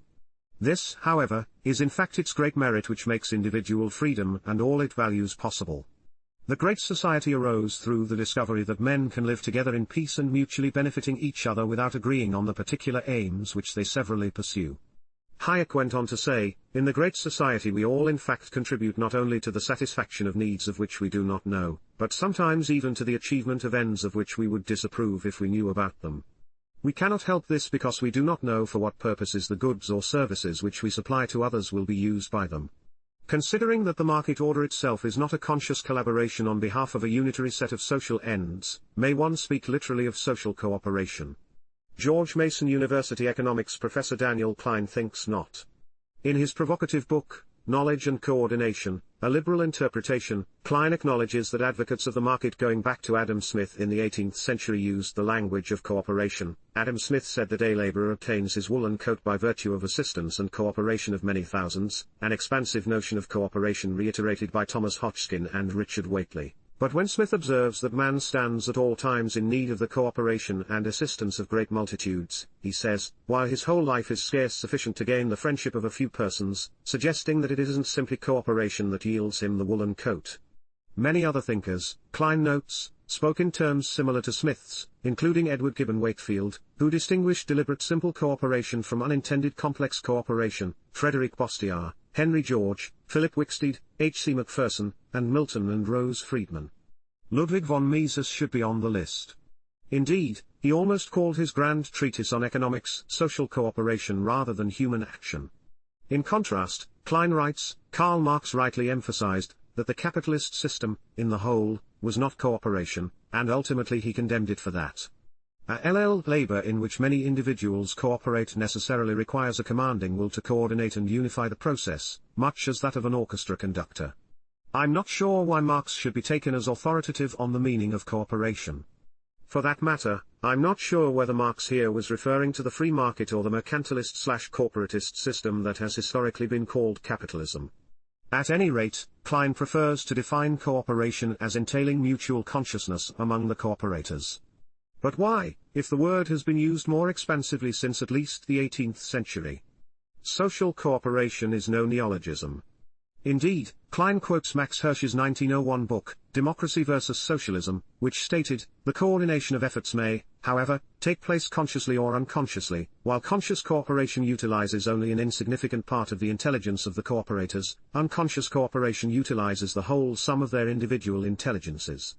The latter, therefore, is a higher and more efficient form of cooperation, and its product must be superior to that of the former. All of this prompts Klein to ask, is it semantically legitimate to regard Wakefield's complex cooperation or Hirsch's unconscious cooperation as cooperation at all? In defending the presumption of liberty, classical liberals need to distinguish mutual, and concatenate coordination, so as to clarify the meaning of cooperation. If they wish to praise the free enterprise system as a system of cooperation, if they wish to talk like Hodgkin, Wakely, Bastiat, George, Wicksteed, and the Friedmans, they had better be prepared to explain how two people who have no mutual consciousness, who know nothing of each other, can be said to be cooperating. Fair enough. Clarity is a virtue. There is certainly a difference between the cooperation that goes on within a firm and the cooperation that goes on among distant strangers within a catalaxy, or market. When necessary we may qualify the term with words like conscious or implicit. But I see no case for watering down the market as cooperation theme by saying, as Klein wishes to do, that it is allegorical. When I describe the market order as a grand cooperative process to non-libertarians, I encounter no confusion. But perhaps I've conceded too much to Klein. While there is surely a difference between the cooperation in a firm and the cooperation in a catalaxy, they may not be quite as different as I've allowed. To be sure, parties to a transaction are not united to further a common end, but they are united, if temporarily, to help each other further their separate ends. I'll help you if you help me sounds like cooperation. Since the market is a series of such exchanges, there's no reason for people not to see themselves as engaging in mutually beneficial activities, that is, cooperating with strangers for purposes they may never know. As Klein himself writes, they are potentially made aware that they are taking part in mutually coordinated action. Going further, there is no reason why people can't figure out that the catalaxy, in the whole, the division of labor, the price system, etc. provides a framework for cooperation, in which persons who differ over the value of particular goods realize through their trading that, at a deeper level, they have a common interest in the system of private property and free exchange. If such thoughtful men as Bastiat and Leonard Read could arrive at this truth, so can all thoughtful people. It doesn't require highly technical information. Still, Klein is uneasy at a forthright assertion that the free economy is a system of cooperation. Why? Because it entails myriad instances of cooperation, but it also entails myriad instances of competition. It entails myriad instances of deception and misrepresentation. It entails a lot of things, not just instances of cooperation. I am surprised by this response. The presence of deception and misrepresentation doesn't refute the insight that the market order, in the whole, is a form of cooperation. As for competition, it's the complement, not the opposite, of cooperation. Competition is what you have when people are free to choose with whom they will cooperate. Dictionaries are descriptive, not prescriptive, they reflect usage. The word cooperate may predominantly, though as we've seen, not exclusively, be used in the sense given in the American heritage, but this does not mean there isn't enough of a family resemblance, Ludwig Wittgenstein's term, between explicit cooperation and what goes on in the market to justify our application of the term to the catalaxy. In the end, I'm not sure it matters whether social cooperation is an allegorical kind of cooperation, an analogy, or a reasonable, and seasoned, extension of the concept. To me, it seems much more than an allegory, and I disagree with Klein that unless we fess up to allegory we will 1. Cut off our inquiry, 2. Be unable to handle challenges to our talk of communication and cooperation, and 3. Appear unattuned to the social. But if social cooperation is only allegorical, what is it an allegory for? If you were to describe the referent, I don't see how you could escape sounding as though you were describing a form of cooperation. Future of Freedom Foundation, February 8, 2013. Chapter 14. The market is a beautiful thing. Market advocates tend to respect the intellect of their fellow human beings. You can tell by their reliance on philosophical, moral, economic, and historical arguments when trying to persuade others. But what if most people's aversion to the market isn't founded in philosophy, morality, economics, or history? What if their objection is aesthetic? More and more I've come to think this is the case, and I believe I witnessed an example some years ago at a lecture I gave at St. Lawrence University in Canton, New York. During the Q&A, a woman asked, in all sincerity, I believe, why society couldn't do without money since so many bad things are associated with it. She also suggested that cooperation is better than market competition. I replied that since money facilitates exchange and exchange is cooperation, it follows that money facilitates cooperation, a lovely thing, indeed. Government, I added, corrupts money. I also said that competition is what happens when we are free to decide with whom we will cooperate. I don't know if my response prompted her to rethink her objections to the market, but I am confident her objection was aesthetic. For her, money and competition are ugly. Perhaps I didn't respond on an aesthetic level, it's something I have to work on. But I tried, and so must we all when we encounter these sorts of objections. Like that nice woman, many decent people dislike markets because they find them unattractive. And they associate markets with other things they find unattractive besides money and competition: rugged, atomistic, individualism, selfishness, and profit. F. A. Hayek noticed this, writing in Individualism, True and False, the belief that individualism approves and encourages human selfishness is one of the main reasons why so many people dislike it. If that's the case, philosophical, moral, economic, and historical arguments may fall on deaf ears. The objections must be met on an aesthetic level. In other words, advocates of free markets must demonstrate that markets are things of beauty. Fortunately, that is not hard to do. The free market is a political legal setting in which people are at liberty to peacefully pursue their plans. This activity generates, unintentionally, an undesigned order that facilitates cooperation and coordination among even distant strangers, making each person's pursuit more effective and efficient than otherwise. The price system is the primary means by which this is accomplished. To many people, the price system seems impersonal and cold, but it's the key to the market's beauty, for it is what gives the market its coordinative and corrective power, which, although generated by individuals' purposive action, transcends them. The market is beautiful not because it lives up to some mathematically elegant equilibrium model, but because it does not. Its beauty lies in its power to coordinate activities and correct errors. And it does this work without compulsion, or authoritarian central direction. As a result, when truly free, no privileges, no arbitrary restrictions, the market gives all a better chance at living in any peaceful way they wish. How lovely! That is where our emphasis should be placed. The 19th century French liberal economist Frédéric Bastiat knew what he was doing when he called his unfinished, magnum opus Economic Harmonies. His purpose throughout was to show that the market setting harmonizes people's deepest interests, and enables them to further their own causes by cooperating with others through exchange. For him, a central feature of the market is its inexorable transfer of wealth from the private to the communal domain, as technological innovation and competition increasingly substitute the gratis services of nature for arduous human labor. As a description of this harmony, his book is a work of art, as is Ludwig von Mises's Human Action, which is dedicated to showing that markets are social cooperation. That nearly was the title of the work. To most people, the quintessential market force, the law of supply and demand, seems sterile and cold, but it is the market's beauty in action, and we must find ways to communicate it in that way. Adam Smith saw it.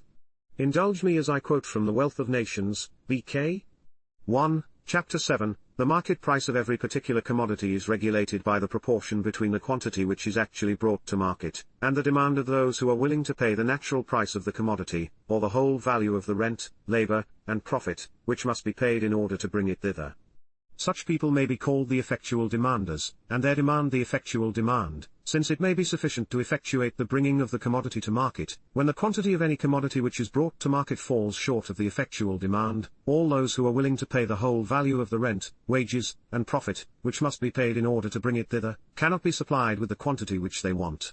Rather than do without it altogether, some of them will be willing to give more. A competition will immediately begin among them, and the market price will rise more or less above the natural price. When the quantity brought to market exceeds the effectual demand, it cannot be all sold to those who are willing to pay the whole value of the rent, wages and profit, which must be paid in order to bring it thither. Some part must be sold to those who are willing to pay less, and the low price which they give for it must reduce the price of the whole. The market price will sink more or less below the natural price, if at any time quantity, exceeds the effectual demand. Some of the component parts of its price must be paid below their natural rate. If it is rent, the interest of the landlords will immediately prompt them to withdraw a part of their land, and if it is wages or profit, the interest of the laborers in the one case, and of their employers in the other, will prompt them to withdraw a part of their labor or stock from this employment. The quantity brought to market will soon be no more than sufficient to supply the effectual demand. All the different parts of its price will rise to their natural rate, and the whole price to its natural price. If, on the contrary, the quantity brought to market should at any time fall short of the effectual demand, some of the component parts of its price must rise above their natural rate. If it is rent, the interest of all other landlords will naturally prompt them to prepare more land for the raising of this commodity. If it is wages or profit, the interest of all other laborers and dealers will soon prompt them to employ more labor and stock in preparing and bringing it to market. The quantity brought thither will soon be sufficient to supply the effectual demand. All the different parts of its price will soon sink to their natural rate, and the whole price to its natural price. The natural price, therefore, is, as it were, the central price, to which the prices of all commodities are continually gravitating. This metaphorical mechanism operates for all goods and services simultaneously. So when the market price of a good falls below the level sufficient to bring it thither, some producers will move to the production of other goods for which the market price is above the level required to bring it thither, setting in motion a lowering of the market price. The preferences of consumers, reflected in prices, tell producers, we have enough of good X, but we need more of good Y. And producers have an incentive to respond cooperatively and produce more of good Y. All this and more, the division of labor, for example, go on without command, if the market is free. What could be lovelier? Bastiat commented, we should be shutting our eyes to the facts if we refused to recognize that society cannot present such complicated combinations in which civil and criminal law play so little part without being subject to a prodigiously ingenious mechanism. Not just prodigiously ingenious, monsieur. Beautiful. Future of Freedom Foundation, April 12, 2013. Chapter 15. Love the Market. Libertarians are sometimes accused of being market fundamentalists, and there's a sense in which I will plead guilty to the charge. Libertarians certainly have great esteem for the market, but our esteem is rooted in reason and history, not faith. This esteem, granted, is often misunderstood. As I see things, it need have nothing to do with hyperconsumerism, shallow materialism, or single-minded acquisitiveness. This is not to condemn the desire for material comforts, of course, nor does it indicate a wish to see everything located within the cash nexus or the for-profit world. The market is better understood as much more than those things, though the boundary between it and the non-market parts of civil society, which include families and non-commercial associations of various kinds, may be hard to locate. Let's just leave it at this: the market takes in a good portion, though not all, of the voluntary relationships in society. It's an important part of the voluntary sector, and so it is decisively different from the state, or coercive, sector. If the market isn't worth esteeming solely for material reasons, what is its big attraction for libertarians? Many volumes could be, and have been, written on that subject, so I will have to keep my ambitions realistic here. A fundamental attraction lies in the market's role as a facilitator of social cooperation, permitting a degree of peace, harmony, and interpersonal coordination that could not be achieved by other means. To be sure, such cooperation is partly instrumental, it is a key path to material well-being. But it is more than that. As social beings we value cooperative interaction as an end, or as a constitutive means to our ultimate end, as well as an instrumental means. The market, though not just a physical place, is where people meet in peace to engage in mutually beneficial exchanges of all kinds, material and non-material. As such, it makes possible a host of wider values that we take for granted. For example, free exchange generates prices that are indispensable for economic calculation and coordination among producers and consumers, as economist Ludwig von Mises famously taught. Without true market prices, we wouldn't know what to produce, how much to produce, and by what methods. This is no trivial thing. In a world of scarce means and abundant ends, the need to make trade-offs is pervasive. We can't have everything we want at the same time, and we don't want the, subjectively, less important at the expense of the, subjectively, more important. It is good that there's a way for us to minimize waste and maximize efficiency in achieving our ends. Only the market can achieve that. Markets and market prices permit extensive specialization and division of labor, which have value far beyond the satisfaction of material needs. Without a division of labor, or with only a primitive one, people would have to spend time inefficiently producing many things for personal consumption, time that could be spent enjoying leisure, the higher pursuits, and social activities. With a division of labor, one has a better chance to develop one's unique talents and skills. Moreover, to the extent the market is free and competitive, the division of labor and economies of scale push prices down, making a unit of labor more valuable and further freeing individuals for non-commercial activity or for the production of art and literature. As Mises wrote, because many people or even all people want bread, clothes, shoes, and cars, large-scale production of these goods becomes feasible and reduces the costs of production to such an extent that they are accessible at low prices. The fact that my fellow man wants to acquire shoes as I do, does not make it harder for me to get shoes, but easier. This is part of the answer to those who long for a gift economy in which people produce for the community without expectation of direct reciprocity. While such an arrangement can work within the family or other small groups, or in circumstances where the range of choice is strictly limited, it is difficult to imagine how a large and prosperous society could arise or endure without free exchange and money prices. Even if one thinks it would be nicer for people to give their products as gifts, expecting that they will be able to take what they need from the common store, I see no getting around the fact that this arrangement would lack information, provided by prices, indispensable to the kind of decision-making on which everyone's material and non-material well-being depend. Another benefit, which grows out of the first, is that the market facilitates constructive interaction with strangers and hence promotes peace across broad geographical areas, even globally.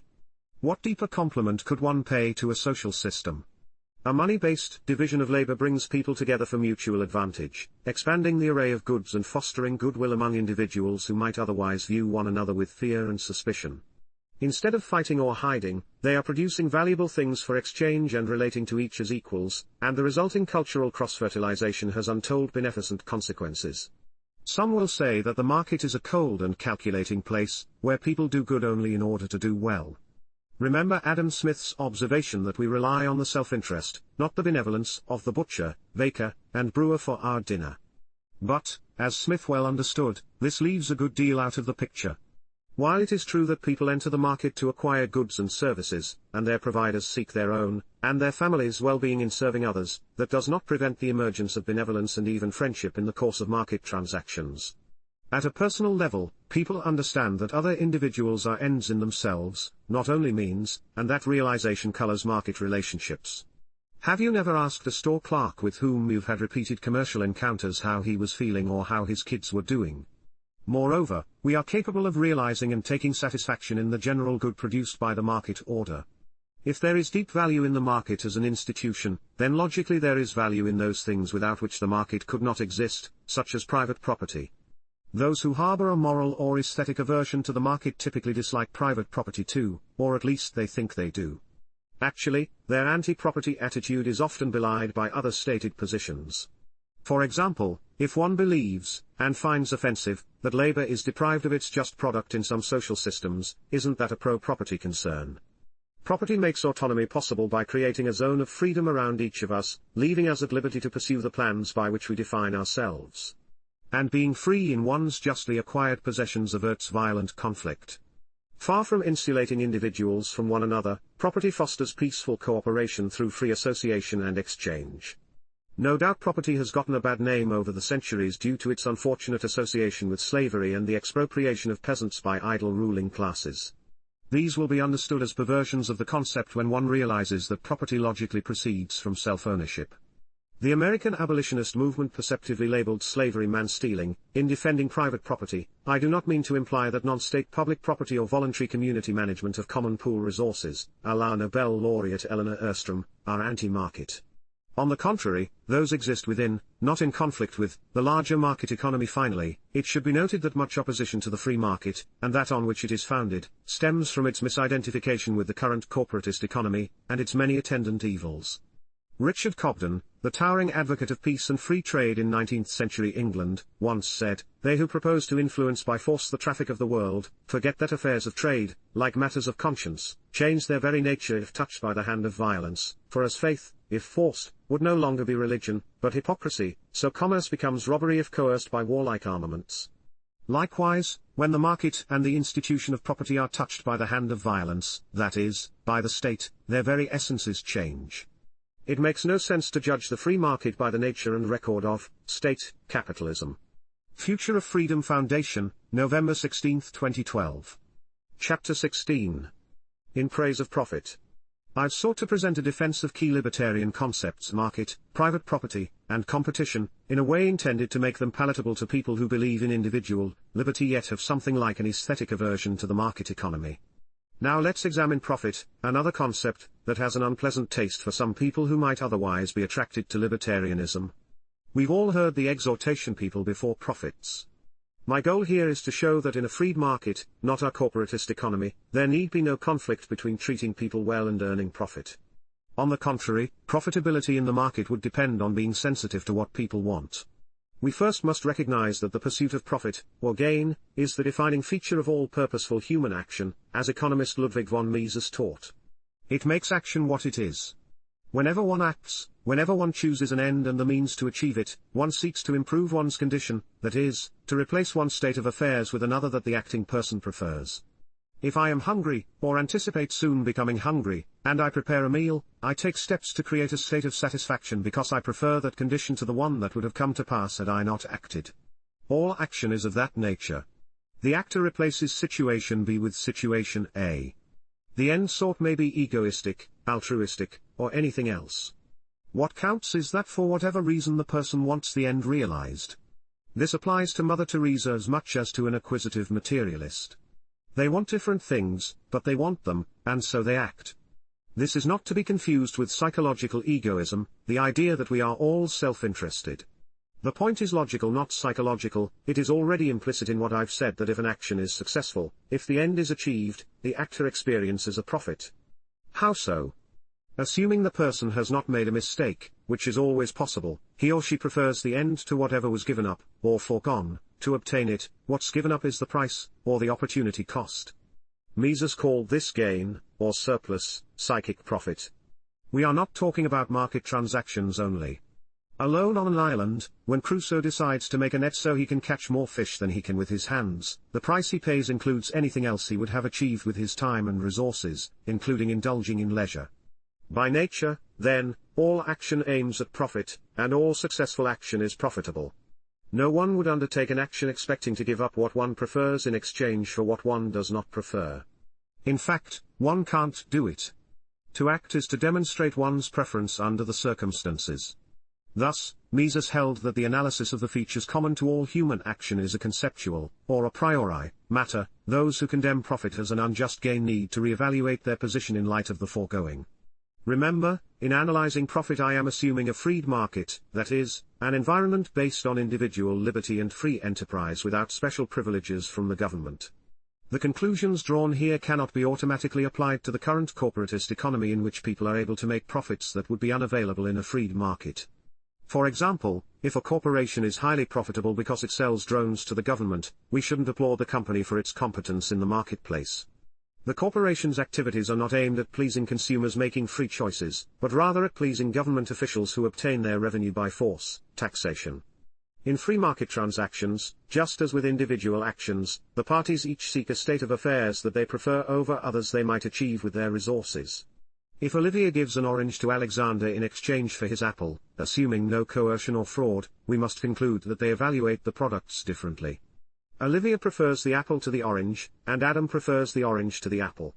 Both profit, though the gain cannot be measured or quantified because it is subjective and represents an immeasurable value ranking. Presumably, no one would condemn this dual profit. By the way, note the win-win, positive sum situation. When goods are exchanged for money, however, some people see the situation differently. For one thing, only the receiver of money is said to profit. But that is wrong.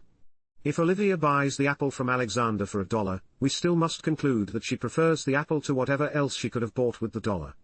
That gain is her profit. Nothing is changed if we imagine that Adam paid only 75 cents for the apple. Olivia still prefers the apple to her other alternatives for the money. She of course would like to pay less, just as Alexander would like to charge more. But the agreed-on price satisfies both parties, or else it would not have occurred. There are no grounds for criticizing Adam for his profit. If Olivia insists on paying less, Alexander might find someone who is willing to pay $1. If Alexander insists on charging more, Olivia might find someone who is willing to charge only $1. Hence the importance of free competition. Mises and his student Israel Kirzner used the term entrepreneurial profit for the gains made from spotting price discrepancies in the market.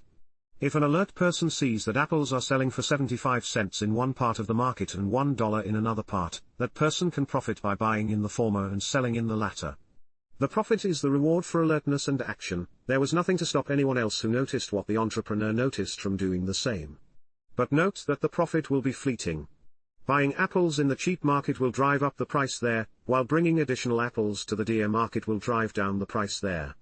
Soon there will be one price and no entrepreneurial profit. The story is the same with more complicated enterprises. If consumers are willing to pay more for an item than it costs to gather the factors of production and assemble it, some part of the return for some period will be pure entrepreneurial profit resulting from that formerly unnoticed price discrepancy. That abnormal profit will attract competitors until the return is more in line with other industries. Price discrepancies can be seen as knowledge errors. Resources are undervalued with respect to their potential. Entrepreneurial activity consists in spotting and correcting such discrepancies. Profit is the reward for that service, but after the error is corrected, the profit disappears. The upshot is that in the absence of government privilege, profit, psychic or monetary, is legitimate and praiseworthy. In a freed market, profit is an inducement to serve others and a sign that they are being well served. Future of Freedom Foundation, November 30, 2012. Chapter 17. The Virtues of Competition. Competition deserves its own discussion. Differing attitudes about market competition divide people needlessly. An appreciation of what competition makes possible could prepare the ground for a convergence between libertarians and those we might call latent libertarians, that is, those who value individual liberty but don't yet see the market as part of its natural home. I won't say much here about the strictly economic functions of competition, its role, for example, in driving down prices and driving up the quality of goods and services. Competition among employers is also important for maximizing workers' bargaining clout. This is why earlier American libertarians, like Benjamin R. Tucker and his cohorts, objected to all government limits on competition, including banking restrictions. State-fostered monopoly is the enemy of workers' freedom and prosperity. Besides these aspects, Nobel laureate F.A. Hayek added to our appreciation of competition when he elaborated its role in the expansion of knowledge. In Competition as a Discovery Procedure, Hayek wrote, "Competition is important only because and insofar as its outcomes are unpredictable and on the whole different from those that anyone would have been able to consciously strive for, which goods are scarce, however, or which things are goods, or how scarce or valuable they are, is precisely one of the conditions that competition should discover. In each case it is the preliminary outcomes of the market process that inform individuals where it is worthwhile to search." Thus the competitive process, wherein anyone is free to offer goods and services to potential buyers who in turn are free to decline and look elsewhere, discloses information we would not otherwise obtain. That process is indispensable to human welfare because crucial knowledge about people's preferences, talents, and resources is widely dispersed and thus lies beyond anyone's direct access in its entirety. Moreover, important information is forged only through encounters with unanticipated market alternatives. Hayek was understandably frustrated by theories of competition in which all essential conditions are assumed to be known, a state that theory curiously designates as perfect competition, even though the opportunity for the activity we call competition no longer exists. While people of varying ideological persuasions might readily concede these benefits, there nonetheless remains what I think of as an aesthetic objection to freewheeling rivalry among sellers in the market. Because competition entails winners and losers, in some people's eyes it appears less humane than its supposed opposite, cooperation. But competition and cooperation are not as different as they may appear. Observe, I enter a bazaar with a multitude of vendors. I spot two who are selling shoes. I would like a new pair of shoes and can buy from only one of the vendors. The two, then, are competing, but competing to do what? They're competing to cooperate with me, of course. Competition, then, is the natural offspring of cooperation and freedom. Divorcing freedom from cooperation would mean mandatory cooperation. I don't know about you, but I don't like the sound of that. It is also odd that some folks who are wary of monopoly don't welcome competition as the only alternative.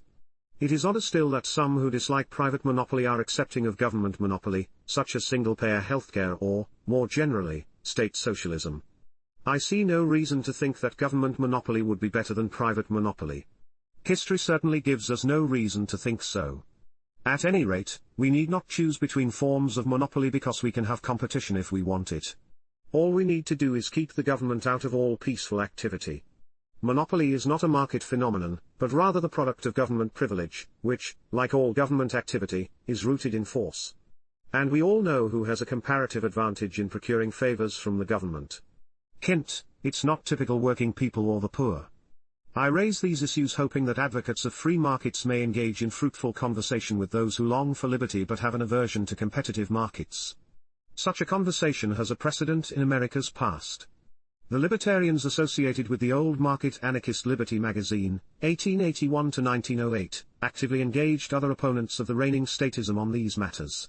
For example, in 1888 one W. T. Horn asked in the pages of the magazine whether is competition or cooperation the truest expression of that mutual trust and fraternal goodwill which alone can replace present forms of authority, usages and customs as the social bond of union.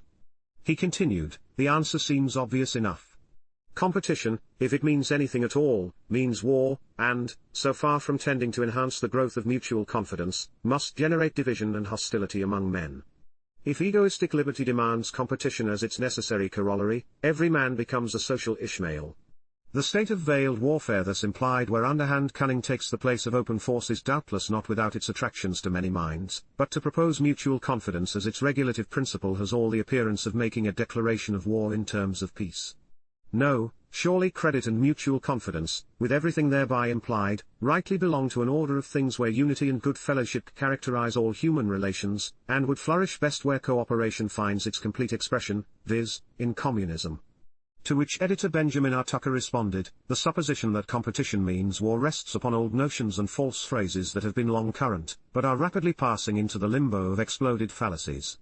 Competition means war only when it is in some way restricted, either in scope or intensity, that is, when it is not perfectly free competition, for then its benefits are won by one class at the expense of another, instead of by all at the expense of nature's forces. When universal and unrestricted, competition means the most perfect peace and the truest cooperation, for then it becomes simply a test of forces resulting in their most advantageous utilization. Where freedom prevails, competition and cooperation are identical. Could anyone seriously think that two vendors at a bazaar are engaging in warfare? Two shops on the street? Two companies? On the contrary, in a free market devoid of privilege their rivalry would serve consumers and sharpen their own skills. At worst, one vendor may learn he is not cut out for the work, leading him into another occupation for which he has a comparative advantage. Thus we see the efficiency and discovery roles of cooperation via competition in action. Future of Freedom Foundation, November 23, 2012. Chapter 18. Bastiat on the Socialization of Wealth. That veil which is spread before the eyes of the ordinary man, which even the attentive observer does not always succeed in casting aside, prevents us from seeing the most marvelous of all social phenomena, real wealth constantly passing from the domain of private property into the communal domain. Wealth marvelously passing from the private to the communal domain. It sounds like a socialist's redistributionist fantasy. But wait, Frederick Bastiat, the great laissez-faire radical of 19th-century France, wrote those words in his book Economic Harmonies, Chapter 8, provocatively titled Private Property and Commonwealth.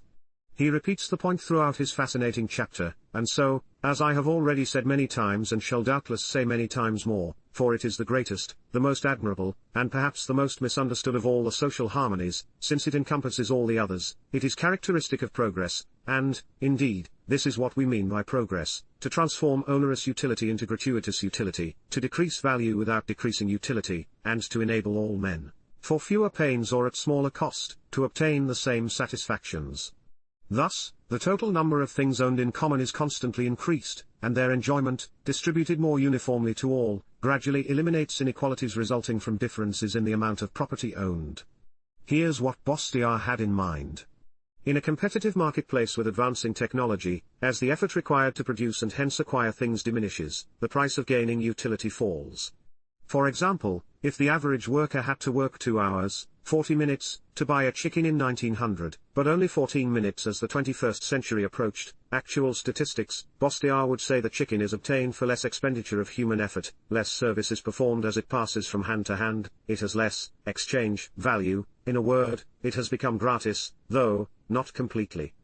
In other words, most of the utility that had to be paid for with painful effort in 1900 was free by 2000. Thus progress through the market order consists in ever more people satisfying more of their wants at less and less effort. Bastiat calls this a move from private property to commonwealth because he roots property in effort, and greater wealth is now available to all with less effort. What makes this possible? Technological innovation. As Bastiat puts it, production has in large measure been turned over to nature. The goal of all men, in all their activities, is to reduce the amount of effort in relation to the end desired and, in order to accomplish this end, to incorporate in their labor a constantly increasing proportion of the forces of nature. They invent tools or machines, they enlist the chemical and mechanical forces of the elements, they divide their labors, and they unite their efforts. How to do more with less, is the eternal question asked in all times, in all places, in all situations, in all things. The gratuitous cooperation of nature has been progressively added to our own efforts. A greater amount of gratuitous utility implies a partial realization of common ownership. But technology only makes this marvelous social phenomenon possible. What makes it actually happen? Competition, of course. If one producer attempted to charge the older, higher price, if he tried to capture the returns to what Bastiat called the contribution made by nature, he would be inviting competitors to undersell him, unless government privileges, such as licensing or intellectual property, blocked competition. Rivals would be able to undersell because a lower price would still recover the costs of the human effort involved in production. Competitive entrepreneurship drives prices down toward costs. As Nobel laureate F.A. Hayek put it, the empirical observation that prices do tend to correspond to costs was the beginning of our science. On the relationship between cost and price, see value, cost, marginal utility, and Boom-Boverk in this volume. Bastiat, like his predecessor Adam Smith, acknowledged that this process of passing wealth from the private to the communal domain is driven by self-interest. What other stimulant would urge them forward with the same degree of energy? Today it is largely unappreciated that the market order, private property, competitive entrepreneurship, free pricing, profit/loss, aligns private and public interest as no other institutional setting possibly could. For a pre-Austrian, Bastiat got an amazing number of things right, but he got one thing badly wrong when he rejected the idea that trade requires a double inequality of subjective value. See the importance of subjectivism in economics in this volume. To be sure, Bastiat did not want his praise of the expanding communal realm to be mistaken for communism. I anticipate it, and I am resigned to it. Unlike the communist, he favored the socialization of the fruits of nature, not of human effort. By the communal domain is meant those things that we enjoy in common, by the design of providence, without the need of any effort to apply them to our use. They can therefore give rise to no service, no transaction, no property. Property is based on our right to render services to ourselves or to render them to others for a remuneration. What the communist proposes to make common to all is not the gratuitous gifts of God, but human effort, or service. So communism, and the communal domain have nothing in common but a word root. Bastiat suggested that more people might favor free markets if they understood the distinction he was making. If the legitimacy of private property has appeared doubtful and inexplicable, even to those who were not communists, it seemed so because they felt that it concentrated in the hands of some, to the exclusion of others, the gifts of God originally belonging to all. We believe that we have completely dispelled this doubt by proving that what was, by decree of providence, common to all, remains common in the course of all human transactions, since the domain of private property can never extend beyond the limits of value, beyond the rights laboriously acquired through services rendered. And, when it is expressed in these terms, who can deny the right to private property? While Bastiat appeared sanguine about what was going on around him, he understood that the reigning political economic system indeed enabled the illegitimate privatization of what in a free market would have gone into the communal realm. Of course, I know that in practice the ideal principle of property is far from having full sway, he wrote. Against it are conflicting factors. There are services that are not voluntary, whose remuneration is not arrived at by free bargaining. There are services whose equivalence is impaired by force or fraud. In a word, plunder exists. Bastiat, who coined the phrase legal plunder, of course had the state in mind as the chief culprit. Why is Bastiat's distinctive framing of the case for the free market worthwhile? Because there is, I believe, an untapped potential constituency for radical libertarian ideas among people who have an aversion to free markets only because they mistakenly believe free market means corporatism and illegitimate gains.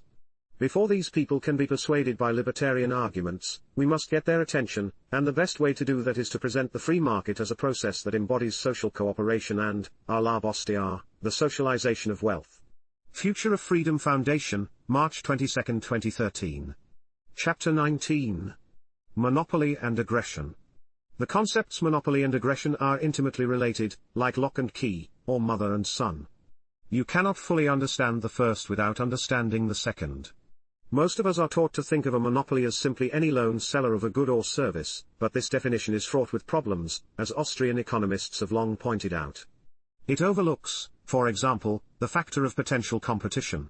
If a lone seller knows that someone could challenge his monopoly by entering the market, that will tend to influence the seller's pricing and service policies.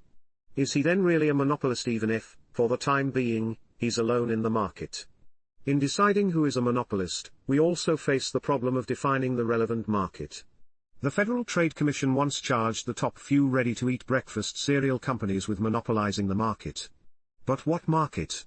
The FTC meant the market for ready-to-eat breakfast cereals. But that's not all that people eat or could eat for breakfast.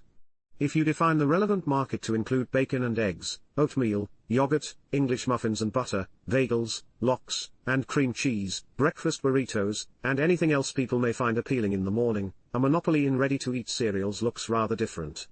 Even a single cereal seller, assuming no government privilege, could not price his product without taking into account what his rivals selling other foods and consumers were doing.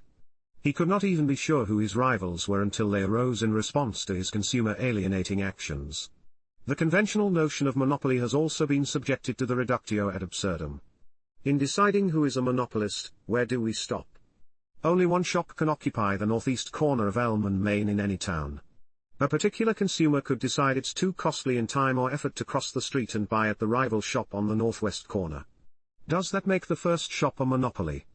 I have exclusive domain over my own labor services and tools, laptop, etc. The same is true for each reader. Does that make us all monopolists? If so, how useful is the concept?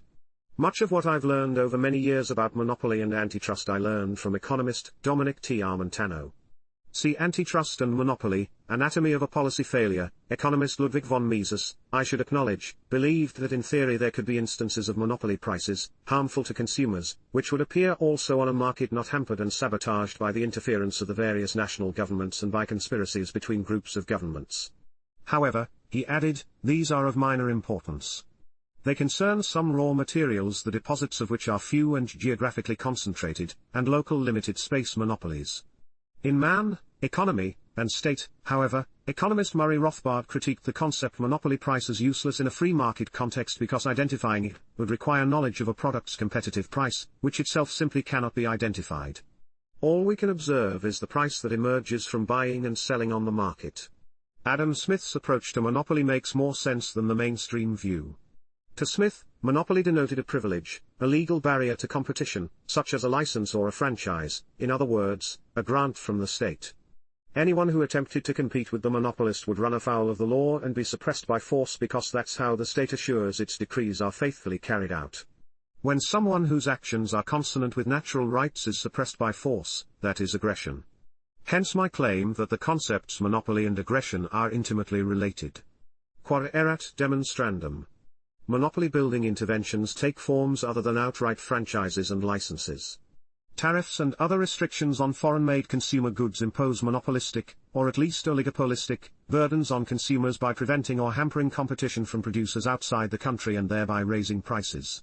If the restricted goods are producers' goods, they burden domestic manufacturers as well as consumers.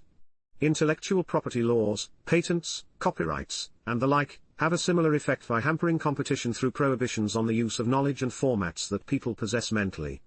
The creation of an artificial property right through patents is practically indistinguishable from a franchise or license.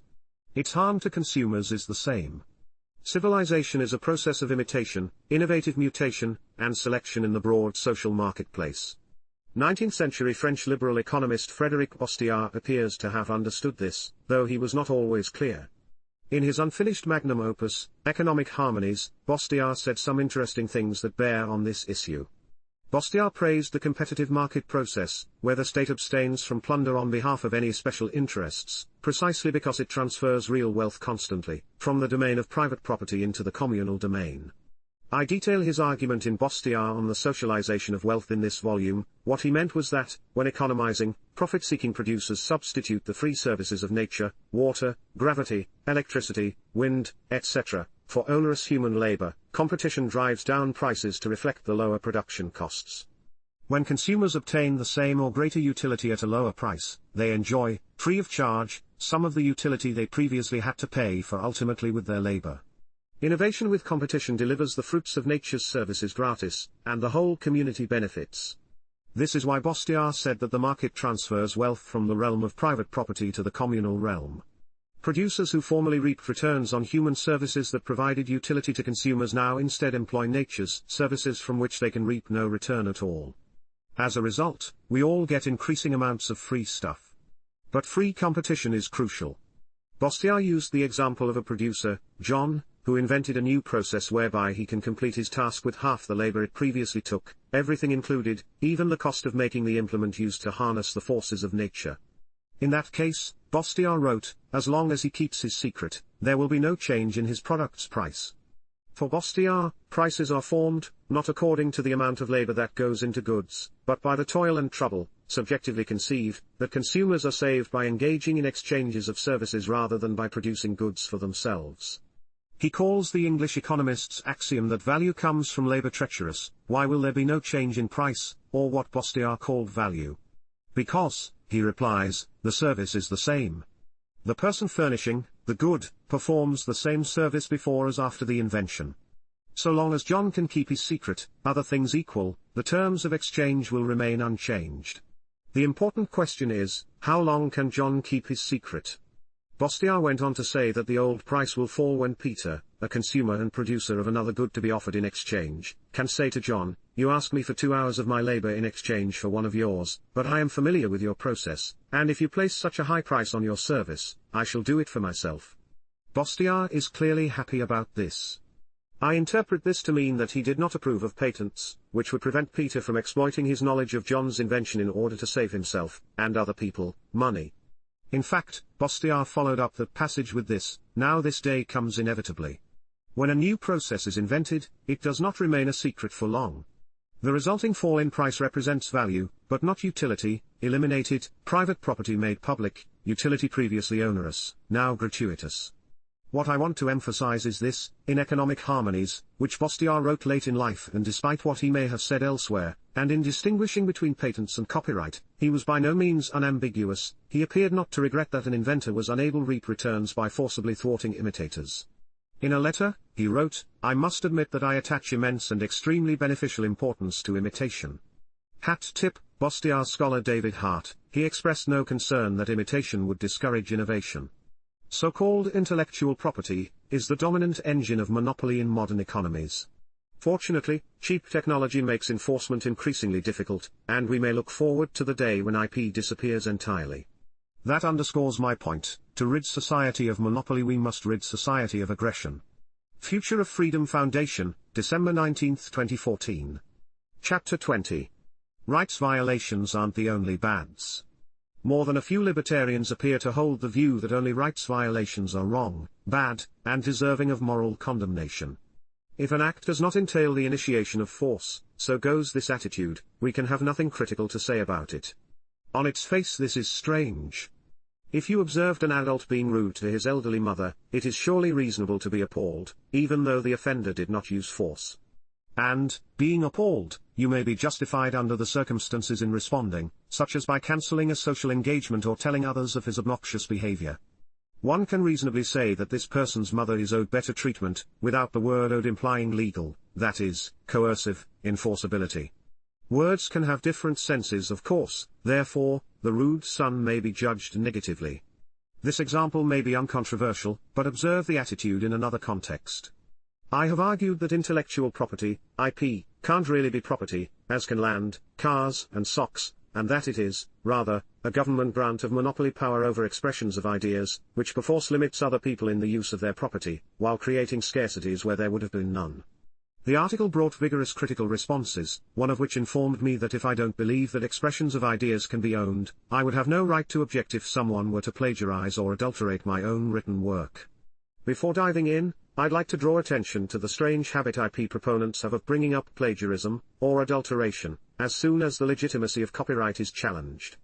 This is strange because so-called copyright infringement per se differs in a crucial respect from plagiarism. The publishing industry doesn't strenuously lobby the government for fortified copyright laws because it is worried I will publish Atlas Shrugged with my name on the cover. Who'd buy it? On the contrary, it worries that I, or someone else, will publish the novel with Ayn Rand's name on the cover. Copyright and plagiarism must be considered apart from each other. Be that as it may, the premise of my critics' claim, that I cannot logically object to plagiarism or adulteration because I don't believe expressions of ideas can be owned, must be that the only legitimate ground for objection would be that these activities are property violations. So if they are not property violations, there is no basis to complain. With all due respect, this is ridiculous. One who rejects the legitimacy of intellectual property can still have perfectly good moral grounds for objecting to the plagiarist's or adulterator's misconduct. Libertarians ought to think long and hard before buying the idea that rights violations are the only species of wrongful conduct. If someone attaches his name to something I wrote, the plagiarist's declaration that he is not a thief, because ownership of expressions of ideas cannot be legitimately asserted, is hardly germane. I would not accuse him of being a thief. Rather, I'd accuse him of being a fake, of pretending to have accomplished something he in fact did not accomplish. Likewise, the adulterator is not a thief, but a fraud who misrepresents what he sells. Both are to be held in contempt, for they have violated the maxim that we should treat each person, as Kant put it, never merely as a means to an end, but always at the same time as an end. Their assertions that they are not thieves are as relevant as a burglar's assertion that he is not a murderer. Slight digression, metaphor pervades all language. When one says that a copyright infringer stole from an author or publisher, one cannot mean this literally, no pun intended, for what was actually stolen. We can easily imagine an infringement that entails no physical violation whatsoever. IP has the impossible premise that an author or publisher owns a platonic form of a work, which is embodied in, yet transcends, every physical instantiation of that work, even those owned by other people. In other words, you can buy a book, but you cannot buy the book. The anti-IP response is that abstractions cannot be owned. The upshot is that a rejecter of IP may consistently take offense at the plagiarism or adulteration of his work and expose the fakes and scoundrels. The same mechanisms that make copying easy make plagiarism very difficult, Carl Fogel writes in The Surprising History of Copyright, and the Promise of a Post-Copyright World. I should add that customers may justly claim they are victims of fraud. On what grounds? On the same grounds that any fraud victim has, the buyers were tricked into entering transactions on terms other than those they would have agreed to. The remedy might come through a class action suit, the award being a refund plus costs. Context is crucial. Someone who buys a $10 Rolex on the streets of Manhattan probably cannot credibly claim that he thought he was buying a genuine Rolex. What I'm arguing for is a common-sense category of non-invasive moral offenses, wrongful acts that do not involve force. Since force plays no part, the remedies must not entail force, state-backed or otherwise, either. But force-backed remedies are not the only, or even the best, remedies available. Non-violent responses, including boycotts, shunning, and gossip, can be highly effective. Libertarians ought to beware of embracing such a narrow view of morality that only forceful invasions of persons and property are deserving of moral outrage and response. Think of all the cruel ways people can treat others without lifting a hand. Are we to remain silent in the face of such abuse? The erroneous belief that only conduct for which a coercive response is appropriate may be condemned leads too easily to the corollary error that if some conduct is deserving of condemnation, it must somehow be a rights violation. The initiation of force is not the only bad thing in the world. Future of Freedom Foundation, January 17, 2014. Chapter 21. Patent Nonsense. Staunch advocates of private property might be expected to support intellectual property rights, patents and copyrights, but these days that expectation is more than likely to be wrong. IP has come in for a thrashing from libertarians, among others, in the last few years, and it may be all over but the funeral. The issue can be viewed from three vantage points: moral, economic, and political. The pro-IP lobby tends to conflate the first two, moving back and forth between assertions about justice and economic incentives. Their case is something of a moving target, so let's break it down. The moral claim is that an inventor has an exclusive, enforceable right to his useful, novel application of an idea, while an author or composer has such a right to his original work or expression. IP specialists insist that what is owned is not an idea per se, but it's hard to make sense of that assertion since an application or expression of an idea is itself an idea. IP really is about the ownership of ideas, and therein lies the problem. Why should an inventor or author have an exclusive right, whether in perpetuity or for a finite period?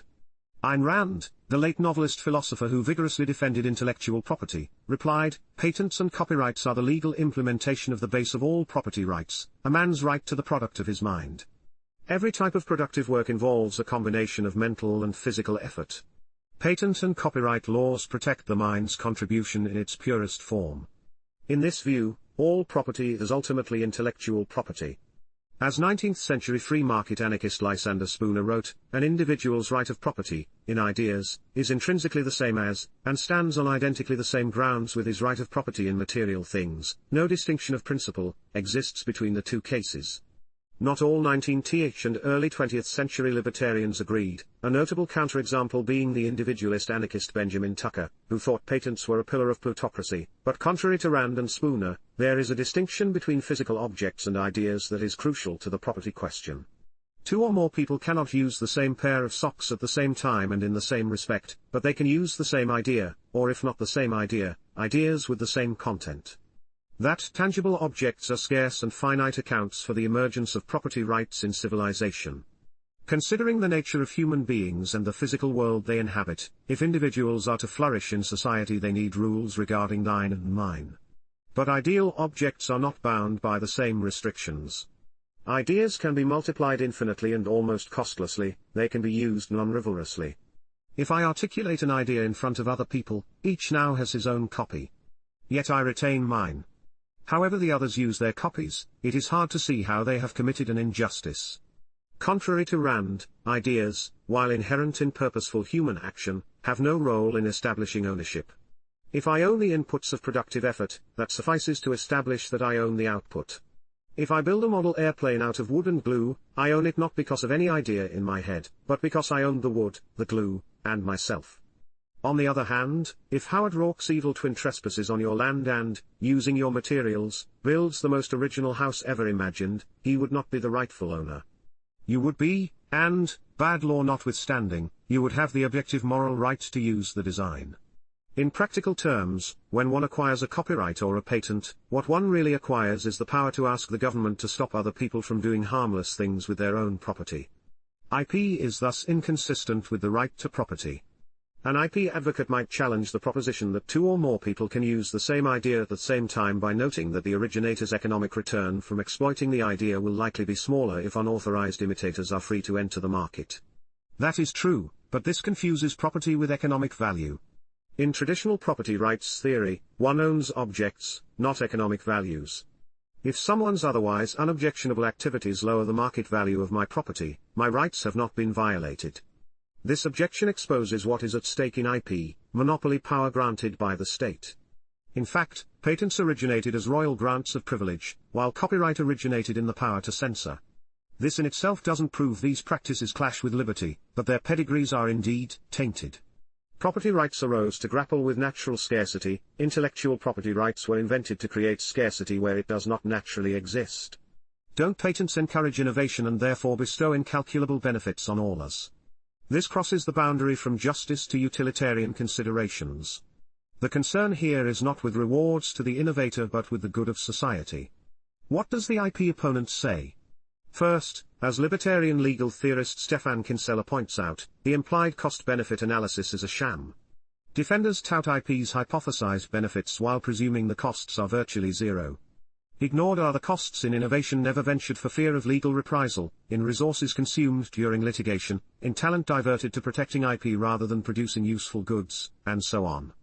Anyone who argues that patents yield a net gain is obliged to estimate the total cost, including suppressed innovation, as well as the value of any innovation thereby stimulated. But IP proponents never provide these estimates, writes Kinsella, an IP lawyer himself. They say we have more innovation at a low price. Yet virtually every empirical study I've seen on this matter is either inconclusive or finds a net cost and/or a suppression of innovation. Second, IP proponents are guilty of doing a priori history. Real history undermines the utilitarian case for patents and copyright. In their book, Against Intellectual Monopoly, pro-market economists Michel Boldrin and David K. Levine show that IP impedes innovation. For example, James Watt's steam engine improved very little while his patents were in effect. He was too busy suing anyone he could for patent infringement. Only once the patents expired in 1800 did improvements in the steam engine accelerate. The IP defender might counter that without patents there might not have been a steam engine at all. Boldrin and Levine's historical analysis shows this to be implausible. People invented things long before patents. Innovators have understood the advantages of being first to market even without the prospect of monopoly privilege. Shakespeare created without copyright, as did Charles Dickens in the US market. The first company to put wheels on luggage, TravelPro, had no patent, and the idea was soon copied. But the company is still a player in the industry. Perhaps wheeled luggage is a bad example because it is so simple. What about products that require more substantial research and development, software, perhaps? Of course, we are in the midst of a booming open-source software industry in which complex programs are given away and open to modification and commercial exploitation. See the Linux operating system, for example. Are the programmers altruists who have renounced worldly goods for the purity of their craft? Hardly. Their free programs establish their reputations, which in turn yield handsome returns for consulting and other services. There are more business models than the one that depends on state-bestowed monopoly. No less a personage than Bill Gates has acknowledged what IP would have meant at the dawn of the PC age. If people had understood how patents would be granted when most of today's ideas were invented, and had taken out patents, the industry would be at a complete standstill today. Boldrin and Levine devote an entire chapter to the toughest nut, pharmaceuticals, which we supposedly would have to do without but for the protection of intellectual property. The high fixed cost of research, development, and testing, and the low marginal cost of production are said to preclude any significant innovation without the monopoly protection afforded by patents. Who would sink so much money into a product only to face copycat competitors with no development costs? Here IP is thought to be literally a matter of life and death. Things are not what they seem. Write Boldrin and Levine. Historically, intellectual monopoly in pharmaceuticals has varied enormously over time and space. The summary story: the modern pharmaceutical industry developed faster in those countries where patents were fewer and weaker. If patents were a necessary requirement for pharmaceutical innovation, as claimed by their supporters, the large historical and cross-country variations in the patent protection of medical products should have had a dramatic impact on national pharmaceutical industries. In particular, at least between 1850 and 1980, most drugs and medical products should have been invented and produced in the United States and the United Kingdom, and very little if anything produced in continental Europe. Further, countries such as Italy, Switzerland, and, to a lesser extent, Germany, should have been the poor, sick laggards of the pharmaceutical industry until recently. Instead, the opposite was true for longer than a century. There is clear value in being first to market with a product, especially a drug. Moreover, copying successes is not the low-cost piece of cake it's assumed to be.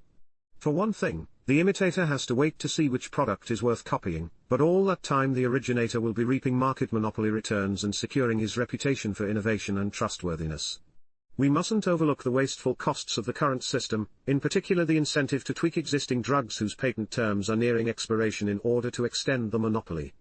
What other drugs might have been invented in that socially wasted time?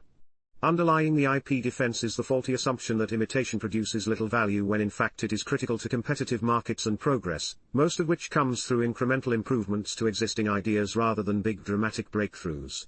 Copying combined with product differentiation equals rising living standards. Had imitation been forbidden earlier in human history, stagnation would have been mankind's lot. Attempts in that direction today concentrate economic power and increase the cost of living for the rest of us. The IP regime helps entrenched interests prevent the competition made possible by the high-tech revolution. In the industrial age, producer goods were expensive and rigid, while workers were interchangeable. Think of Henry Ford's assembly line. Today in information-based industries, the reverse is true. The cost of producer goods, computers and software, is falling while the cost of human capital, know-how, is rising. In Ford's day, there was little danger that a worker would quit and open a rival automaker. But today the chief assets of many firms aren't on a factory floor but in the minds of the staff. The danger of competition from breakaway firms is omnipresent. In this environment, social theorist Kevin A. Carson writes, the only thing standing between the old information and media dinosaurs and their total collapse is their so-called intellectual property rights, at least to the extent they're still enforceable. Ownership of intellectual property becomes the new basis for the power of institutional hierarchies and the primary buttress for corporate boundaries. Without intellectual property, in any industry where the basic production equipment is widely affordable, and bottom-up networking renders management obsolete, it is likely that self-managed, cooperative production will replace the old managerial hierarchies. Carson says the development of low-cost, small-scale CNC, computer numerical control, machine tools promises to bring similar changes to more traditional manufacturing. Production as such has become far less capital-intensive over the past 3 decades, with the old mass production core outsourcing increasing shares of total production to flexible manufacturing networks and job shops. The powers that we won't give up without a fight, which is why imposition of a strict IP regime is the centerpiece of every bilateral and multilateral free trade agreement with the developing world. Yet despite their best efforts, cheaper technology and the increasing unenforceability of IP may be ushering in a full-fledged economic revolution marked by smaller, flatter, even non-hierarchical worker-owned firms in a newly decentralized competitive marketplace. In other words, the post-capitalist world could look like a genuinely free market. The American Conservative, January 18, 2012. Chapter 22. Entrepreneurship and Social Cooperation. We may laud the market order as an indispensable arena for large-scale social cooperation, but let's not forget that people cannot cooperate with one another if they don't know that the potential for mutually beneficial exchanges exists. In the real world, ignorance is pervasive, and we mustn't fall prey to the mainstream economists' unreal assumption that full knowledge about means, ends, and preferences is just there at the disposal of market participants or, presumably, an economic planner. We know this is not the case in real life. First, knowledge is dispersed throughout society, not concentrated in some repository. Second, much relevant knowledge is in the nature of knowing how, not knowing that is, it's tacit, unarticulated, and even inarticulable. Third, much relevant knowledge is discovered serendipitously in the course of acting, extinguishing ignorance that a person wasn't even aware he suffered. This kind of ignorance is distinguished from rational ignorance, where one chooses to remain in the dark about some matter until one decides the benefits of the information exceed the cost of obtaining it. If all that economics notices is already known means, ends and preferences, it misses the defining creative and entrepreneurial character of human action. Think about how you make real decisions, and you'll see the point. F. A. Hayek, beginning in the 1930s, called economics to account on this matter. What's the point of thinking about an economy in equilibrium, with its assumption of complete knowledge about resources and preferences, Hayek asked, if no explanation is given of how an economy in theory could ever evolve to such a state? After all, we never have complete knowledge about resources and preferences. If economics as a discipline is to have any relevance for the real world, it must address the question of how a society rife with ignorance and incomplete knowledge can progress. Otherwise, economics is justly mocked in the joke about the economist who, stranded with nothing but canned food, assumes a can opener. Here's how Hayek indicted mainstream economics in his path-breaking essay Economics and Knowledge, 1937, the problem which we pretend to solve is how the spontaneous interaction of a number of people, each possessing only bits of knowledge, brings about a state of affairs in which prices correspond to costs, etc., and which could be brought about by deliberate direction only by somebody who possessed the combined knowledge of all those individuals. Experience shows us that something of this sort does happen, since the empirical observation that prices do tend to correspond to costs was the beginning of our science. But in our analysis, instead of showing what bits of information the different persons must possess in order to bring about that result, we fall in effect back on the assumption that everybody knows everything and so evade any real solution of the problem. Hayek of course went on to develop this critique in great detail, showing that sound economic theory void of unrealistic assumptions, the Austrian theory of Karl Menger and Ludwig von Mises, can explain the process by which markets tend to equilibrate. Of course, they can never reach equilibrium, because change is unceasing. It's an explanation rooted in purposeful individual action and interaction, cooperation, that is, exchange in the market. In an imperfect world, prices contain potential clues, if interpreted correctly, to hitherto overlooked opportunities for coordination and exchanges that would leave people better off. But how, exactly, does this come about? Enter the entrepreneur, whom Mises made central to our understanding of the market's operation. To fully appreciate the role of entrepreneurship, we turn to Israel Kirzner, one of Mises's doctoral students. It was Kirzner who elaborated on what the entrepreneur does to help individuals better realize their objectives, that is, to facilitate cooperation that would not have taken place otherwise for lack of the requisite knowledge. Kirzner's contribution to market process theory provides the missing link to the neoclassical theory, Peter Boettke notes in his book Living Economics. See my review in this volume. In Chapter 6 of Competition and Entrepreneurship, Kirzner writes, "Now for an exchange transaction to be completed it is not sufficient merely that the conditions for exchange which prospectively will be mutually beneficial be present, it is necessary also that each participant be aware of his opportunity to gain through the exchange. Where the conditions for exchange in fact exist but are not exploited owing to ignorance, there now exists scope for profitable entrepreneurship. If A would be prepared to offer as much as 20 oranges for a quantity of B's apples, and B would be prepared to accept, in exchange for his apples, any number of oranges greater than 10, then, as long as A and B are each unaware of the opportunity presented by the attitude of the other, entrepreneurial profit can be secured by buying B's apples at a price, in oranges, greater than 10 and then reselling them to A for a price less than 20. In effect, the entrepreneur enables A and B to cooperate in a way that otherwise would have eluded them, which is to say they would have been disappointed to learn that they missed out on an opportunity to exchange apples and oranges.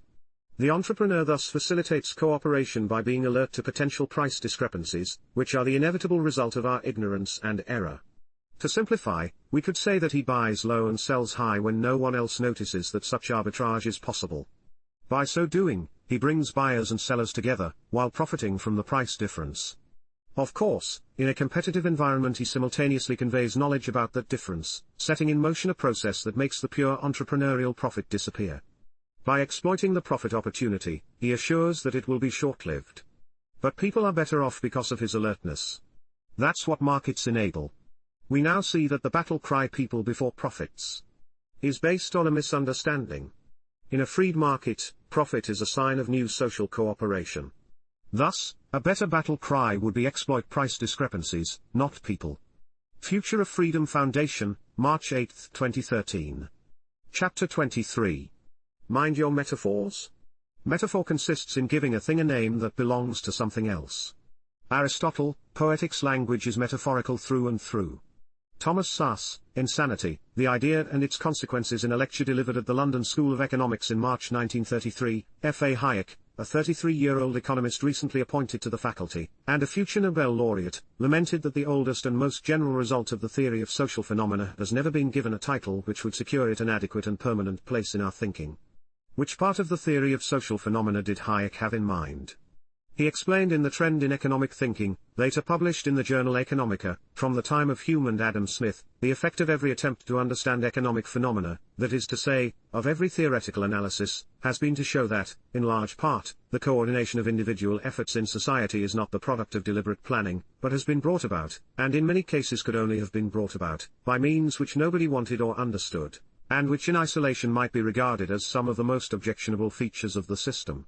It showed that changes implied, and made necessary, by changes in our wishes, or in the available means, were brought about without anybody realizing their necessity. In short, it showed that an immensely complicated mechanism existed, worked and solved problems, frequently by means which proved to be the only possible means by which the result could be accomplished, but which could not possibly be the result of deliberate regulation because nobody understood them. Even now, when we begin to understand their working, we discover again and again that necessary functions are discharged by spontaneous institutions. If we tried to run the system by deliberate regulation, we should have to invent such institutions, and yet at first we did not even understand them when we saw them. Today, thanks to Hayek, we call this phenomenon that had no title in 1933 spontaneous order. For me, what's so fascinating about this lecture, for my awareness of which a hat tip is due to economist Daniel B. Klein and his book Knowledge and Coordination, A Liberal Interpretation, is what Hayek went on to say: the limitations of language make it almost impossible to state it without using misleading metaphorical words. The only intelligible form of explanation for what I am trying to state would be to say, as we say in German, that there is sense, Sinn, in the phenomena, that they perform a necessary function. But as soon as we take such phrases in a literal sense, they become untrue.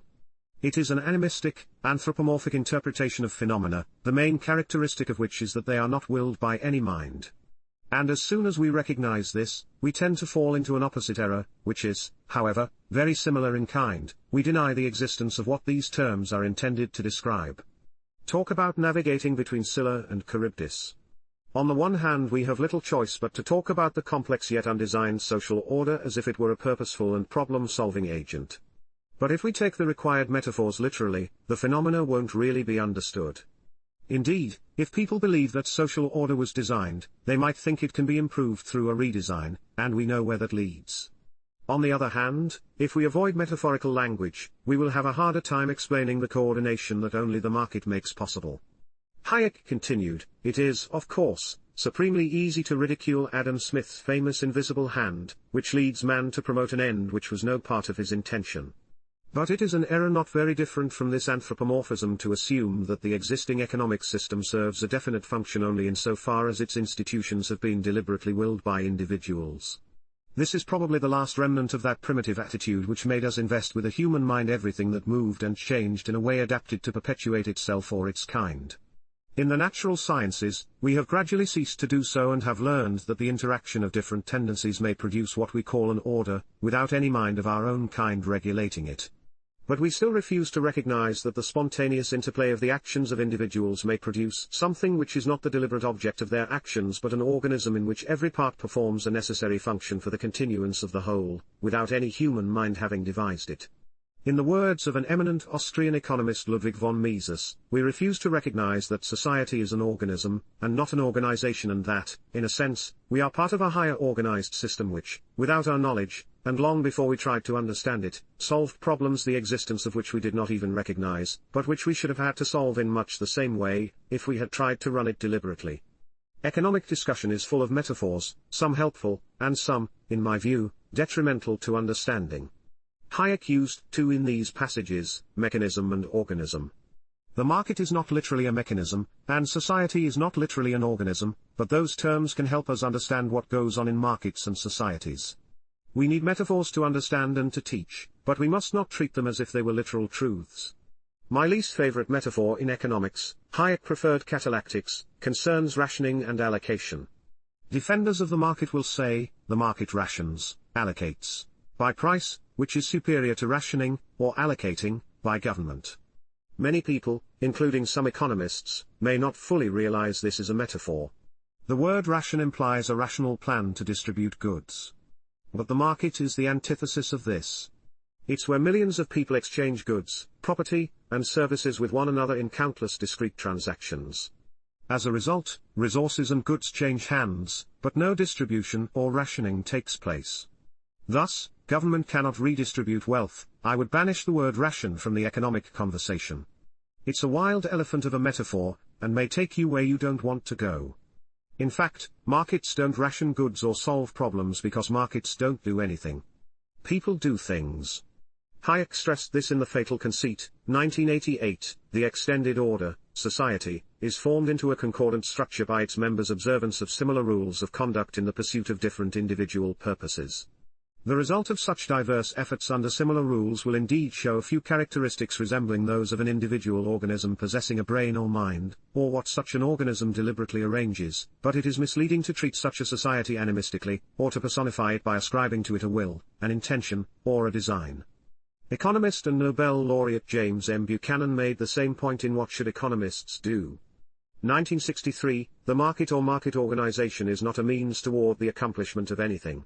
It is, instead, the institutional embodiment of the voluntary exchange processes that are entered into by individuals in their several capacities, the network of relationships that emerges or evolves out of this trading process, the institutional framework, is called the market. It is a setting, an arena, in which we, as economists, as theorists, as onlookers, observe men attempting to accomplish their own purposes, whatever those may be. In my experience, the thinker who wrote most eloquently about the metaphor was Thomas Szasz, the psychiatrist who challenged the deepest premises and practices of psychiatry by showing they were built on a metaphor that was later literalized. Szasz spent his professional life trying to teach people, including medical students, the difference between literal illness, cancer, for example, and metaphorical illness, homesickness, for example.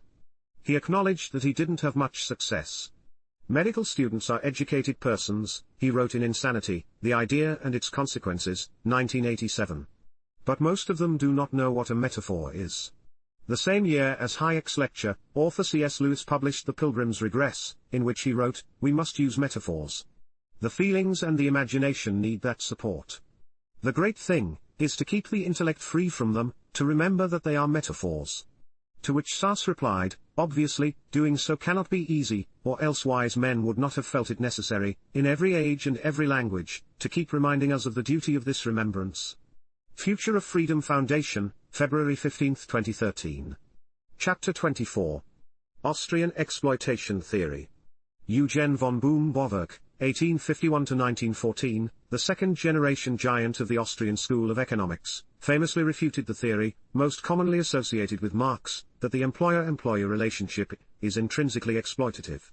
Less well known is that Bohm-Bawerk had an exploitation theory of his own, which he expressed in his 1889 masterpiece, Positive Theory of Interest, Volume 2 of his three-part Capital and Interest.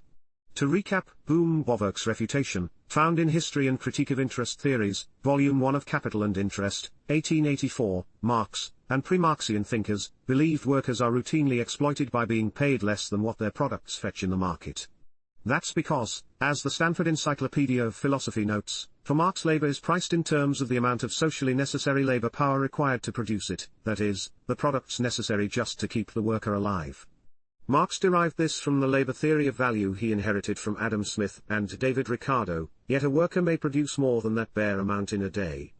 In that case the surplus value goes to the employer, or capitalist. Capitalists get away with this because they control the means of production. Workers, having been deprived of those means, have no choice but to offer themselves as laborers and take whatever they can get. The alternative is starvation. Thus they are ripe for exploitation.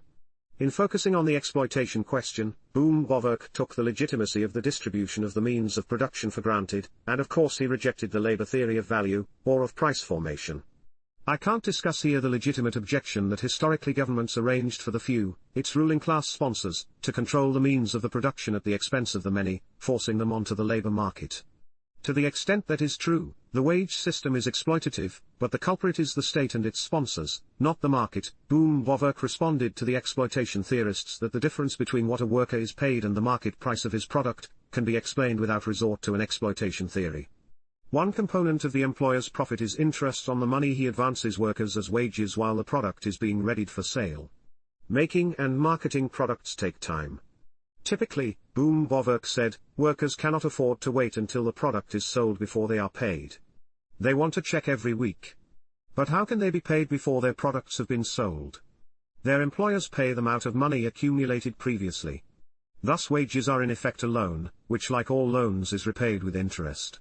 This is so because of the phenomenon known as time preference. We value present goods more highly than future goods, meaning the value of present goods is discounted from their future value. Other things equal, X dollars available in the future are worth less than X dollars available today. Or to look at it from the other direction, if you want to use my X dollars today, requiring me to abstain from using them, I'll want to be paid more than X dollars when the loan comes due. The interest payment is my reward for abstention. As Bohm-Bawerk wrote, we have traced all kinds and methods of acquiring interest to one identical source, the increasing value of future goods as they ripen into present goods. If Bohm-Bawerk is right, and wages are in effect a loan to be repaid when the product sells, then we shouldn't be surprised if the revenue from the sale is greater than wages paid, and other input costs. No exploitation need have occurred. Profit has other components as well, including the entrepreneur's wages and pure profit from arbitrage, that is, from actualizing the hitherto overlooked potential value of undervalued resources. Boom Boverk was writing pure theory as if he was saying, in a free market here is what would happen. He was not implying that the theory would describe a particular time and place where the market was less than free. The essence of an institution is one thing, and the circumstances which may accidentally accompany it in its practical working out are another, he wrote. In fact, Boom Boverk noted, exploitation can occur when competition among employers for labor is suppressed, raising the employer's rate of interest to a level higher than it would have been under free competition and thus lowering wages. That, he said, was usury. It is undeniable, he wrote, that, in this exchange of present commodities against future, the circumstances are of such a nature as to threaten the poor with exploitation of monopolists. Boom Boverk was merely applying the more general exploitation theory held by free market thinkers at least back to Adam Smith. Monopolies and oligopolies, suppressed competition, harm consumers and workers through higher prices and lower wages. For Smith, monopoly was the result of government privilege. This largely has been the view of later Austrians, also. Mises allowed for the theoretical possibility of a rare resource monopoly without government privilege. However, Boom Boverk did not explicitly attribute monopolistic exploitation to the state in this discussion. Every now and then, he wrote, something will suspend the capitalists' competition, and then those unfortunates, whom fate has thrown on a local market ruled by monopoly, are delivered over to the discretion of the adversary. Hence the low wages forcibly exploited from the workers, sometimes the workers of individual factories, sometimes of individual branches of production, sometimes, though happily not often, and only under peculiarly unfavorable circumstances, of whole nations. Emphasis added, Boom Boverk didn't say what that something might be. Maybe he meant private collusion, maybe he meant government protection from competition. He gives only this clue: like every other human institution, interest is exposed to the danger of exaggeration, degeneration, abuse, and, perhaps, to a greater extent than most institutions. Alas, thanks to government corporate collusion, what he thought was rare has actually been the rule in so-called capitalist countries. He cautioned that what we might stigmatize as usury does not consist in the obtaining of a gain out of the loan, or out of the buying of labor, but in the immoderate extent of that gain. Some gain or profit on capital there would be if there were no compulsion on the poor, and no monopolizing of property. It is only the height of this gain where, in particular cases, it reaches an excess that is open to criticism, and, of course, the very unequal conditions of wealth in our modern communities bring us unpleasantly near the danger of exploitation and of usurious rates of interest. Boom Boverk took pains to emphasize that he was not condemning interest per se, but what is the conclusion from all this? Surely that, owing to accessory circumstances, interest may be associated with a usurious exploitation and with bad social conditions, not that, in its innermost essence, it is rotten. Yet he asks, what if these abuses are so inseparably connected with interest, that they cannot be eradicated, or cannot be quite eradicated? His response, even then it is by no means certain that the institution should be abolished. Arrangements absolutely free from drawback are never allotted to us in human affairs. Instead of the absolute good, which is beyond reach, we must choose what, on the whole, is the relative best, where the balance, between attainable advantage and the drawbacks that must be taken into the bargain, is the most favorable possible for us. In the end he didn't believe abuse was inseparably connected to interest. There is no inherent blot in the essential nature of interest. Those, then, who demand its abolition may base their demand on certain considerations of expediency, but not, as the socialists do at present, on the assertion that this kind of income is essentially unjustifiable. Unanswered questions remain about Boom Boverk's position, but we do know that the thinker who refuted Marx's exploitation theory had one of his own. Future of Freedom Foundation, September 14, 2012. Chapter 25. Can mutually beneficial exchanges be exploitative? When two people not under duress enter into an exchange for goods or labor services, both must be expecting to benefit or the exchange would not occur. In any such exchange there necessarily exists a double inequality of value. Each trader gives up something to obtain what he or she prefers. Moreover, we have at least prima facie grounds for pronouncing the exchange legitimate since no compulsion is apparent. This principle of sound economics, and moral theory, is unexceptionable. Indeed, we couldn't make sense of buying and selling were this not the case. Going further, if such were not the case, we could not even say we had witnessed a sale. In the praxeological sense, it is something else, perhaps a game or a ritual. This is a matter of logic.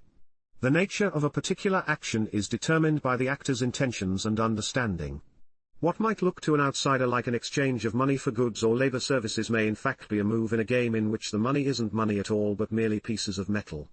This point was well recognized by, among others, three important Austrians, only the first two of which were economists, Ludwig von Mises, F.A. Hayek, and Ludwig Wittgenstein.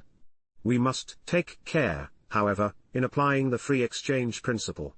Knowing that parties enter into an exchange freely, that is, without duress, may be a necessary condition for our pronouncing it legitimate, but it is not a sufficient condition.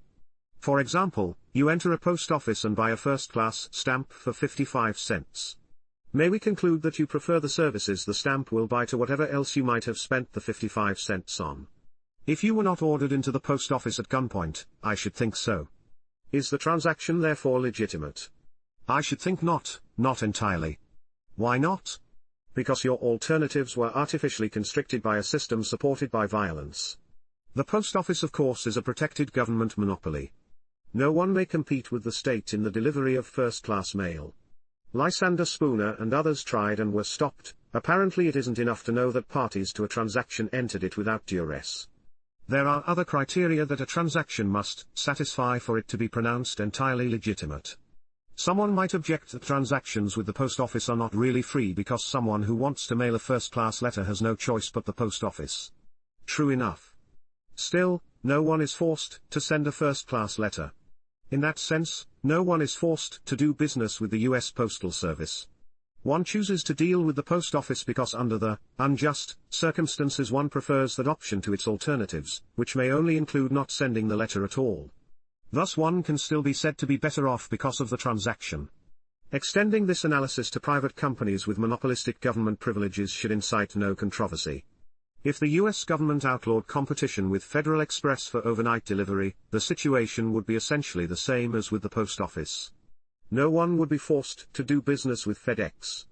Likewise, if the government erected explicit or implicit barriers to entry in an industry, transactions with the protected oligopolistic firms might still be mutually beneficial. Exchanges therefore with a coercive monopoly can be mutually beneficial, though we should be reluctant to call them legitimate. Any coercive monopolist will set its price low enough to produce the desired revenue. No sane monopolist would set a price so high that it would exceed consumers' subjective estimate of the utility of the product. What would be the point? But that means every sale entails a buyer who believes he or she is better off engaging in the transaction despite the lack of alternative sellers. Thus even with a monopoly, subjective marginal utility plays a role in governing price. As Kevin Carson notes in Rejoinder to Gregory, Center for a Stateless Society, monopoly pricing targets the price to the highest amount the consumer is able to pay and still get enough utility to make the exchange worthwhile. And yet we libertarians don't want to declare the exchanges fully legitimate, do we? The seller is a coercive monopoly or protected firm after all. This does not necessarily mean the seller is morally culpable for the situation, though he or she may be. The great thing about competitive markets is not that marginal utility sets prices, but that rivalry, or potential rivalry, among sellers drives prices below the level that approximates many people's marginal utility. This produces a consumer surplus. How far below is governed by producers' subjective opportunity costs, including workers' preference for leisure. We all have bought things at a price below that which we were prepared to pay. Ralph would put it when discussing the falling price of electronic calculators, technology allowed the price to drop. Competition made it drop, no bad thing at all, the Freeman. In a manner of speaking, competition socializes consumer surplus. On the other hand, in the absence of competition a coercive monopolist is able to charge more than in a free market, capturing some of the surplus that would have gone to consumers. That's a form of exploitation via government privilege. Eugen Bohm-Bawerk saw the possibility of similar exploitation of workers by employers sheltered from competition. The counterintuitive conclusion, as Carson puts it, is this: a person can be better off from an exchange, and still be exploited. We should keep this in mind the next time we're tempted to defend a state of affairs in the corporate state or, say, sweatshops in an authoritarian third world country. Before we say, the exchange was voluntary and therefore both mutually beneficial and legitimate, we should make sure the larger context satisfies libertarian standards of legitimacy by asking this empirical question: did government privilege play a significant role in creating the circumstances in which the exchange takes place? Foundation for Economic Education, June 27, 2012. Chapter 26. Value, Cost, Marginal Utility, and Bohm-Bawerk. Does cost of production determine price, or does price determine cost of production? In the world of economic caricatures, the classical economists, Smith, Ricardo, et al., took the former position, the Austrians the latter. Specifically, the Austrian view supposedly is that demand driven by marginal utility determines the price of consumer goods, which is then imputed backward to the factors of production. But like all caricatures, the picture is an imperfect reflection of reality. Regarding the classicals, it will suffice to quote David Ricardo, "Corn is not high because a rent is paid, but a rent is paid because corn is high." So whatever else he might have written on the subject, he was aware, at least with respect to land, that factors ultimately get their value from final consumer goods. We value the means because we value the end, not vice versa. And then there is this quotation, "A thing cannot have value, if it is not a useful article." If it is not useful, then the labor it contains is also useless, does not count as labor, and hence does not create value. Karl Marx wrote that in Capital, Volume 1. I found the quote in a footnote in Austrian economist Eugen von Bohm-Bawerk's writings refuting Marx's exploitation theory. It should put to rest the claim that according to Marxian economics, a mud pie requiring 1 hour's labor should have the same market price as a cherry pie requiring the same amount of labor. Somebody has to find the darn thing useful first. The question is, what forces govern value and price on the market, assuming a market freed of government-bestowed monopoly and other privilege? Bohm-Bawerk, 1851–1914, one of the pioneers of Austrian economics, Ludwig von Mises's teacher, and an unrivaled authority on the theory of subjective marginal utility, had an answer that has received surprisingly little attention since he first offered it. I draw on his 1892 paper Value, Cost, and Marginal Utility. One economist who has given this matter a great deal of attention is George Richman. Richman received his PhD under Ludwig von Mises and is the author of Capitalism, a treatise on economics, which, among other objectives, attempts the seemingly impossible task of integrating Misesian and Ricardian economics. We learn from Bohm-Bawerk that it is misleading to say that marginal utility always or usually governs the price and value of consumer goods directly, and in turn governs the prices of the factors used to produce those goods. One is in fact correct, when one says that costs govern value, Bohm-Bawerk wrote. That got my attention. He elaborated in response to criticism, that the marginal utility school rejected the law of costs. We too recognize the necessity of supplementing the universal law of marginal utility by means of special provisions that relate to the value of goods reproducible at will, and that the substance of these is precisely the law of costs. And we have accomplished this supplementing in full detail, both for the field of subjective value and for that of objective value and prices. But he quickly pointed out that this is not the end of the story. The law of costs is no fulcrum on the basis of which the rest of the explanation can be supported, without it itself needing a support. Rather, it stands in the middle of the course of explanation. It explains certain phenomena, but must itself be first further explained on the basis of certain other, more general phenomena. In order to provide the explanation with this necessary conclusion, we marginal value theorists make an addition. Be it noted, not an addition which would run counter to or detract from the validity of the law of costs, but one which supports it and makes it intelligible. Namely, we supplement the theory of the value of products with a theory of the value of the means of production, or cost goods, whereby we reach the conclusion that this value itself is ultimately once again grounded in marginal utility. As far as we are concerned, therefore, costs apply not as an ultimate cause, but only as an intermediate cause of the value of products, though a very important and widespread one. So by a roundabout route, Bohm-Bawerk ends up where he started, at subjective marginal utility. Cost of production governs price. Marginal utility governs costs. How so? An example will be helpful. Imagine the earbuds that came with your beloved iPod, in the days before it was embedded in a phone, have broken. Now an iPod with no earbuds is useless, for private listening. Therefore, other things equal, you would be willing to pay almost as much for replacement buds as you would for a new iPod. In other words, if the price of replacement earbuds were governed by the marginal utility of the iPod, that price would have to be only as far below the price of a new iPod as necessary to attract you. So if a new iPod costs $300, those replacement buds might cost, say, $200. Obviously, if it was much more, you might as well buy a new iPod, but earbuds cost well under $10. How can that be? Here's the Bohm-Bawerkian explanation. In a competitive market for earbuds, even our government-hampered one, anyone who tried to charge, say, $200 for basic buds would invite competitors who would charge less. The competitive process would drive the price further and further below the price that the marginal utility of iPods would set. But how low could the price go?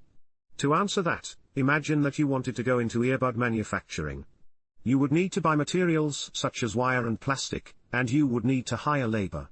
To bid those factors away from their current uses, you would only need to outbid the manufacturers of the marginal products made from those factors, that is, of alternative products least valued by consumers. Thus the marginal utility of the marginal products governs the prices of those materials. And under competition, those prices, those costs of production, provide the lower limit toward which the price of above-marginal, supramarginal, products will tend. Boom Boverk put it clearly, the value of all production-related goods together is determined by the utility of the last, most easily dispensable product which is brought forth from the common production source, or, as we call it, by the marginal utility of the marginal product. This provides the measure both for the value of the common cost good as well as, via this last, the value of all other products produced by means of same. In the market, everything is interrelated with everything else. It's the original World Wide Web. Richman emphasizes that Boom Boverk's theory in no way violates the theory of marginal utility. Classical economics mistakenly held cost of production to be the ultimate explanation of the value and price of goods, which it is not, being in fact, as Boom Boverk shows, merely the vehicle for the transmission of marginal utility from the value of marginal products to that of supramarginal products. Friedrich von Wieser, the other second-generation giant of Austrian economics, agreed, between cost and utility there is no fundamental opposition. Utility remains the sole source of value, and the law of cost is the most usual form of the general law of value, natural value, 1889. We've been talking about price, but what about value? Just as cost of production governs price, so it governs value. This might seem an Austrian, but remember the law of diminishing marginal utility. As the supply of a homogeneous good increases, other things equal, the value of any given unit falls and vice versa. Here's Boom Boverk, the less the material and labor that the production of a jacket costs, the more jackets of course, can one produce with the means of production available. Thus the more completely can the need for clothing be satisfied. And thus, other things being equal, the lower will be the marginal utility of a jacket. The technical conditions of production are, therefore, to be sure a cause of the value of goods lying further back, a more ultimate cause, than marginal utility. Thus marginal value varies with supply, which is governed by the cost of materials and labor, which is governed by the marginal utility of the marginal product of those factors. I realize I've left out the disutility of labor, or the value of leisure, another subjective element. Austrian economics never fails to fascinate. Foundation for Economic, January 14, 2011. Chapter 27. Capitalism, Corporatism, and the Freed Market. When a front-running presidential contender, Mitt Romney in 2012, tells the country that thanks to incumbent President Barack Obama, we are only inches away from ceasing to be a free market economy, one is left scratching one's head. How refreshing it is, then, to hear a prominent establishment economist, a Nobel laureate yet, tell it straight, the managerial state has assumed responsibility for looking after everything from the incomes of the middle class to the profitability of large corporations to industrial advancement. This system is an economic order that harks back to Bismarck in the late 19th century and Mussolini in the 20th, corporatism.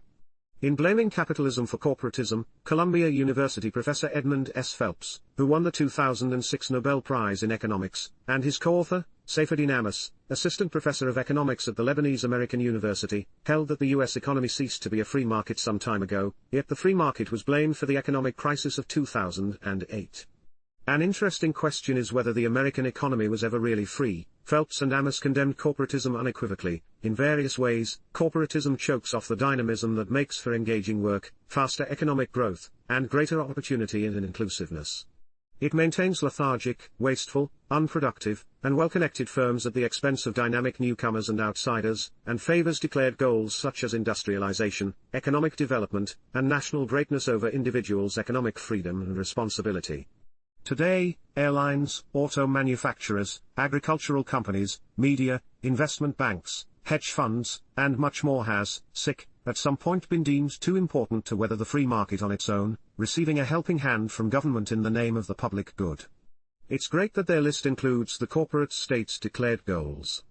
Too many people are willing to accept government-set goals, such as energy independence, so long as the private sector is induced to achieve them. Regardless of how the goals are achieved, if government sets them, that's corporatism, not the free market. The cost of corporatism is high, and Phelps and Amos provide a partial list: dysfunctional corporations that survive despite their gross inability to serve their customers, sclerotic economies with slow output growth, a dearth of engaging work, scant opportunities for young people, governments bankrupted by their efforts to palliate these problems, and increasing concentration of wealth in the hands of those connected enough to be on the right side of the corporatist deal. Again, kudos to them for noting the increasing concentration of wealth.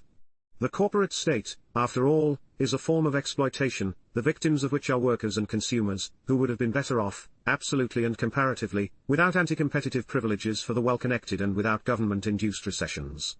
The authors are optimistic that time will work against the corporate state.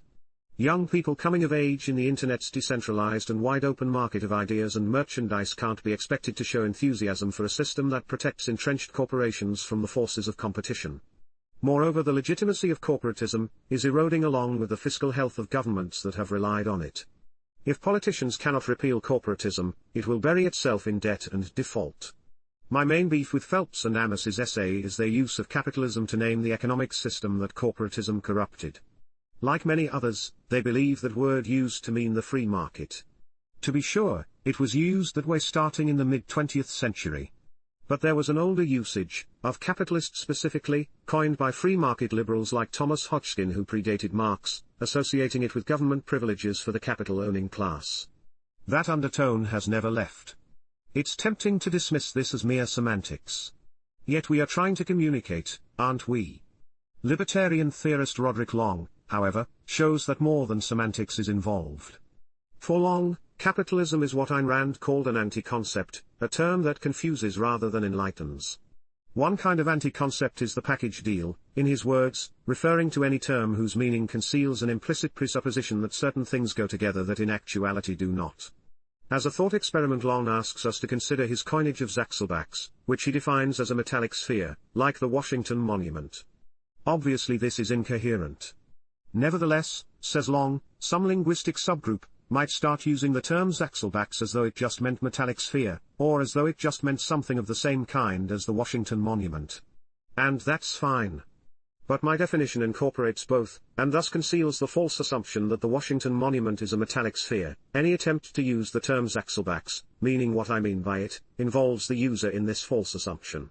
Long sees capitalism in its common usage as similar. By capitalism most people mean neither the free market simpliciter nor the prevailing neo-mercantilist system simpliciter. Rather, what most people mean by capitalism is this free market system that currently prevails in the Western world. In short, the term capitalism as generally used conceals an assumption that the prevailing system is a free market. And since the prevailing system is in fact one of government favoritism toward business, the ordinary use of the term carries with it the assumption that the free market is government favoritism toward business. Similarly for socialism, Long writes. He thinks most people mean nothing more specific than the opposite of capitalism, and that, I suggest, is the function of these terms, to blur the distinction between the free market and neo-mercantilism. Such confusion prevails because it works to the advantage of the statist establishment. Those who want to defend the free market can more easily be seduced into defending neo-mercantilism, and those who want to combat neo-mercantilism can more easily be seduced into combating the free market. Either way, Long concludes, the state remains secure. Foundation for Economic, January 14, 2011. Chapter 28. Is capitalism something good? The question concerning the relationship, if any, between the free market and capitalism can be addressed at many levels. Let's start with history. The word capitalist was indeed first used disparagingly by opponents of capitalism. But it is important to realize that among those opponents were advocates of property rights and free markets, such as Thomas Hodgkin and later Benjamin Tucker. Why? The reason is this: in the periods regarded as classic capitalist eras, government intervention on behalf of capital was commonplace. Moreover, it was integral, not incidental. In both England and the United States, government intervened, on behalf of a privileged landed and then mercantile class, with land grants, subsidies, patents, and commercial regulations. In America this was true to various degrees at all levels of government, both before and after the Civil War. Thus capitalism did not mean the free market, or laissez-faire, back then. It's not that the system fell short of an ideal. To the people on the ground, and to historians looking back, this was the system that was intended. Thus pro-business interventionism has a far better claim to the term capitalism than any unrealized free market system. The mercantilist particulars of this era have been available to advocates of free markets for years.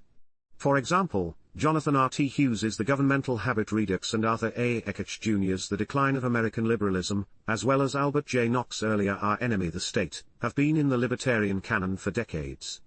I will focus on the post-Civil War 19th century because the abomination known as chattel slavery in the first half of the century makes it too easy to undermine the claim that this was the free market's halcyon days. In a free market, people can't own people. Post-Civil War capitalism, however, is often seen as the heyday of free market society. This is odd, to say the least. Libertarians embrace Randolph Bourne's maxim, war is the health of the state. It so happens there was a war in the United States just past the midpoint of the century, so we should expect that it had the effects on the political economy that war always has: centralization, consolidation, and close government-business partnerships. That is exactly what happened. A few quotations from Ekich make this clear. On all sides in the North as well as in the South, the new nationalism that succeeded the Civil War marked a further retreat from liberalism. North and South, the alliance of government and business had been much strengthened by the Civil War and its aftermath. Although business interests occasionally espoused a philosophy of laissez-faire, basically they relied upon the favors and subsidies of the government. Especially in the North, Whiggery became the order of the day. Ekich quoted Merle Curti, an earlier historian: a supreme national government, controlled by Republicans friendly to industry and finance, could ensure favors to corporations, protective tariffs, a centralized banking system, the redemption of government securities, and subsidies to railroads. Ekich again: the nationalistic ideas of Alexander Hamilton and Henry Clay had been revived. Beginning with the economic legislation of the war years, the Republican Party gave the business interests of the North the protection and encouragement they desired, instead of the limited state desired by Jeffersonian believers in an agrarian society. The post-Civil War era was characterized by the passage of a stream of tariffs, taxes, and subsidies unprecedented in their volume and scope. Also vital to big business was patent law, with its provisions granting exclusive rights to an inventor for 17 years. This enabled companies to buy up and hoard patents, using such control to maintain a monopoly. The era was a far cry from the free market. At the semantic level, capitalism is an unfortunate word when applied to the free market. It suggests a privileged status for capital over other factors of production, which is not the case in a free market. A capitalist is not a believer in capitalism but rather an owner of capital. One can be a socialist capitalist, that is, one who owns capital while favoring a system called socialism. All this was pointed out in the Freeman many years ago by historian Clarence Carson in Capitalism, Yes and No, where he wrote, in sum, capitalism gained its currency from Marx and others as a blunderbuss word, misnames what it claims to identify, and carries with it connotations which unfit it for precise use in discourse. Even so, there has been a considerable effort to reclaim the word for discourse by some of those who are convinced of the superiority of privately owned capital in the production, distribution, and exchange of goods. It is a dubious undertaking. For one thing, Marx loaded the word. As we've seen, it had been loaded by real free market advocates, and when all that he put into it has been removed, only the shell remains. For another, linguistically, it does not stand for private property, free enterprise, and the free market. It is false labeling to make it appear to do so. Capitalism means either a system in which capital holds sway, which is largely what Marx apparently meant, or an ideology to justify such a system. Carson went on to point out the irony that in view of Marx and socialist doctrine generally, capitalism is most rampant in communist countries. It is there that the most extreme measures are taken to accumulate capital. Finally, at the rhetorical level, we should appreciate how powerful the word capitalism is in its capacity to miscommunicate. Since free market advocates are trying to persuade, this should be troubling. In Caribbean Communism versus Capitalism, the left-leaning journalist Stephen Kinzer compared socialist Cuba to what he described as its capitalist Caribbean neighbors. Who? Haiti, Guatemala, the Dominican Republic, Honduras, among others. For Kinzer, a capitalist country apparently is simply one that has not declared Marxism its official ideology, or one that has de jure private ownership of the means of production, no matter how much of a plutocracy it is. On the other side of the spectrum we find business commentators Lawrence Kudlow, Ben Stein, and others regularly condemning policies such as Barack Obama's for undermining our capitalist system. That implies we have a capitalist system today. If capitalism designates what we have today, we should flee from it as we flee for the exits when we hear a fire alarm. I'll take the free market. Foundation for Economic Education, April 16, 2010. Chapter 29. No laissez-faire there. Friends of the free market tend to see the Gilded Age, roughly 1870 to 1890, as the closest thing in history to a laissez-faire economy. In some respects that is true, but it's not saying much because the bar is so low. I'd rather we didn't mark on a curve. The period could be closest to laissez-faire without being terribly close. In important respects, including the legal status of blacks, women, and others, the period compares rather poorly with our time. It would be surprising if the Gilded Age had been marked by genuinely free markets for the simple reason that it followed a major war. War, Randolph Bourne wrote, is the health of the state. He meant this in a spiritual sense. In war, people who were previously busy with their own individual and community lives suddenly develop a newfound awe for the state and the nation it claims to embody. State worship doesn't go away with the war's end. Rather, a permanent change occurs in the people's psyche. Robert Higgs's analysis in Crisis and Leviathan adds a material dimension to Bourne's theme.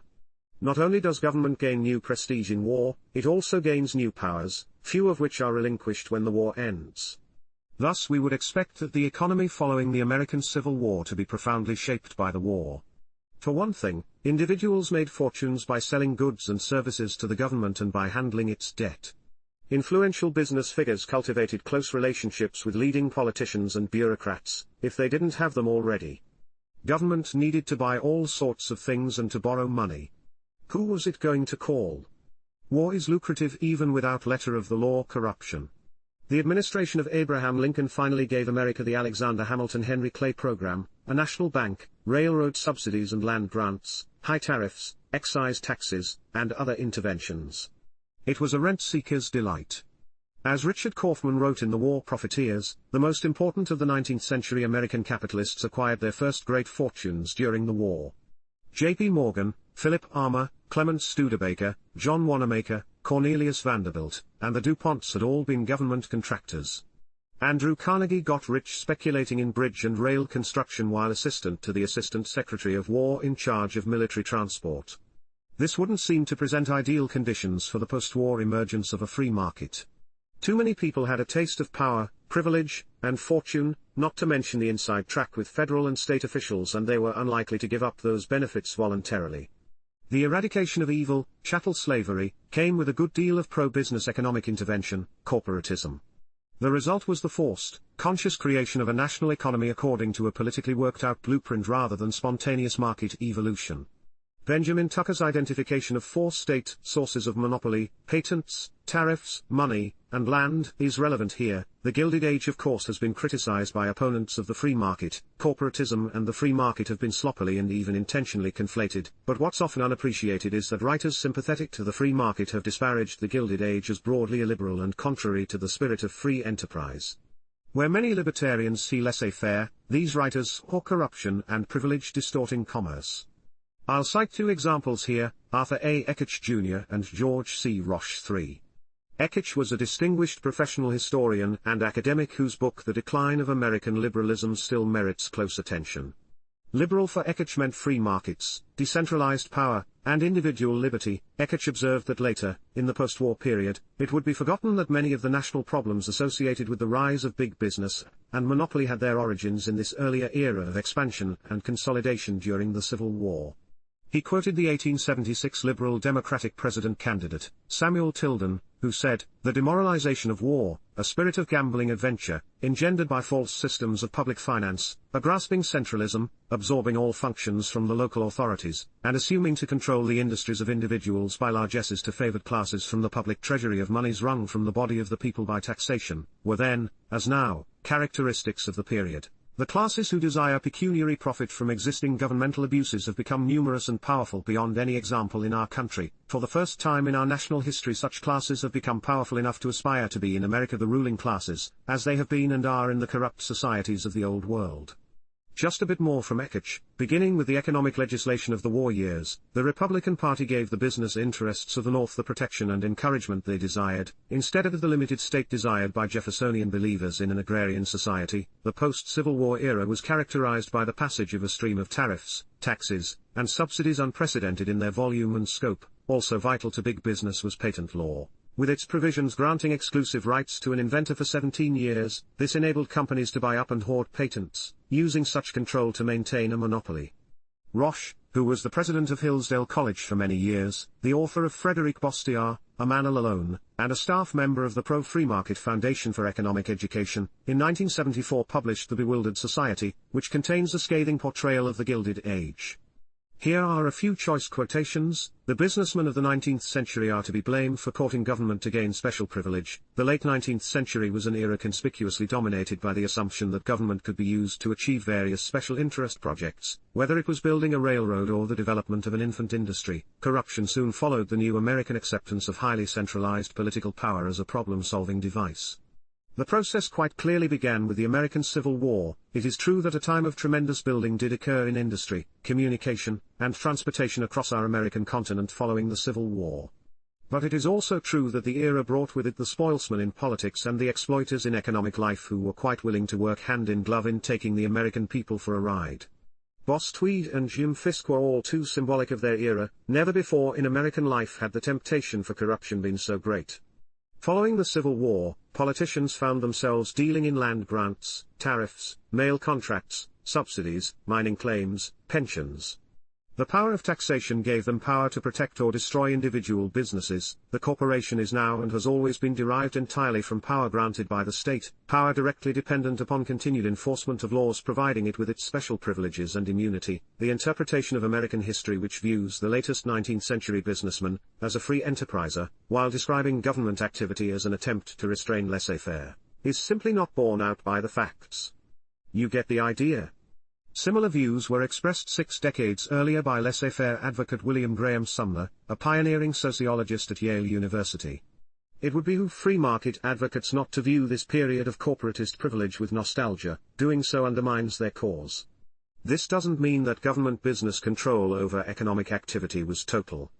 There were spaces for genuine competitive market activity and entrepreneurship, which is why the period saw dramatic economic growth and rising living standards. It's also why big business helped usher in the progressive era regulatory reforms, as documented by Gabriel Kolko in The Triumph of Conservatism. Foundation for Economic Education, May 6, 2011. Chapter 30. Forgotten Critic of Corporatism? In 1888, at the height of the Gilded Age, a rather prominent American said some startling things. First he observed, "Our cities are the abiding places of wealth and luxury, our manufactories yield fortunes never dreamed of by the fathers of the Republic, our businessmen are madly striving in the race for riches, and immense aggregations of capital outrun the imagination in the magnitude of their undertakings." But this did not mean all was well with America. The speaker went on, "We view with pride and satisfaction this bright picture of our country's growth and prosperity, while only a closer scrutiny develops a somber shading. Upon more careful inspection we find the wealth and luxury of our cities mingled with poverty and wretchedness and unremunerative toil. Has this man forgotten, as many people do, that in market-based societies the growth of wealth, while inevitably uneven, is over time steady and general? That's not relevant to what he has in mind. He wishes to assign blame for the poverty he observed. We discover that the fortunes realized by our manufacturers are no longer solely the reward of sturdy industry and enlightened foresight, but that they result from the discriminating favor of the government and are largely built upon undue exactions from the masses of our people. The gulf between employers and the employed is constantly widening, and classes are rapidly forming, one comprising the very rich and powerful, while in another are found the toiling poor.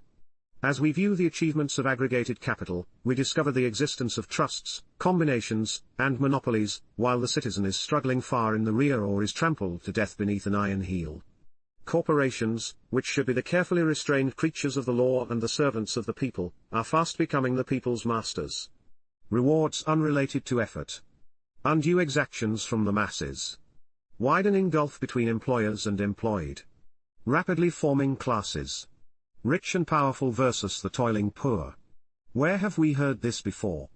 But this man has more to say. Under the laws, the government permits many millions more to be added to the cost of the living of our people and to be taken from our consumers, which unreasonably swell the profits of a small but powerful minority. The government, under pretext of an exercise of its taxing power, enters gratuitously into partnership with these favorites, to their advantage and to the injury of a vast majority of our people.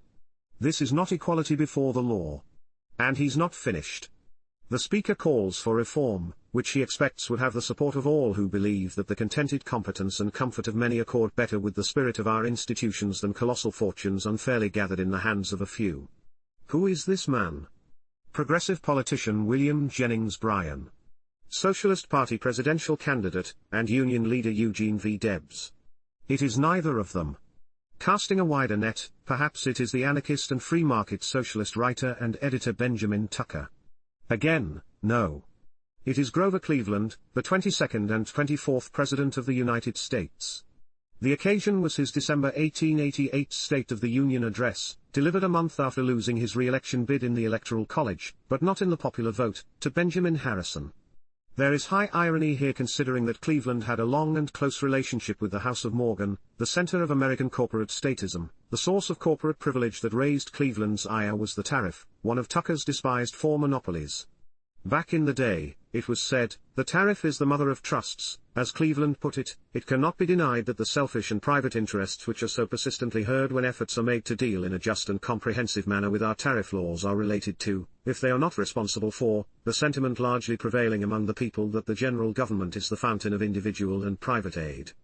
Then, astoundingly, he added, communism is a hateful thing and a menace to peace and organized government, but the communism of combined wealth and capital, the outgrowth of overweening cupidity and selfishness, which insidiously undermines the justice and integrity of free institutions, is not less dangerous than the communism of oppressed poverty and toil, which, exasperated by injustice and discontent, attacks with wild disorder the citadel of rule. Note what Cleveland is saying, the impetus for communism is not the masses or intellectuals' envy of wealth earned through achievement in the market, but rather honest people's frustration at being exploited through the collusion of capital and state, which Cleveland also labels a form of communism. In another place he refers to the communism of pelf. Thus, judging by Cleveland's address, America in the Gilded Age was no era of laissez-faire characterized by rugged entrepreneurship. Rather, it was a neo-mercantilist corporate state, where government, as only government can, empowered privileged business interests to make fortunes at the expense of regular working and consuming Americans. Cleveland, in this speech at least, echoed the pro-market anti-capitalist critique voiced by contemporaries Lysander Spooner, Benjamin Tucker, and their compatriots for whom justice for worker consumers was the very basis of their seminal libertarian movement. Foundation for Economic Education, May 4, 2012. Chapter 31. Class Struggle Rightly Conceived. Karl Marx is famous for drawing attention to the idea of class struggle.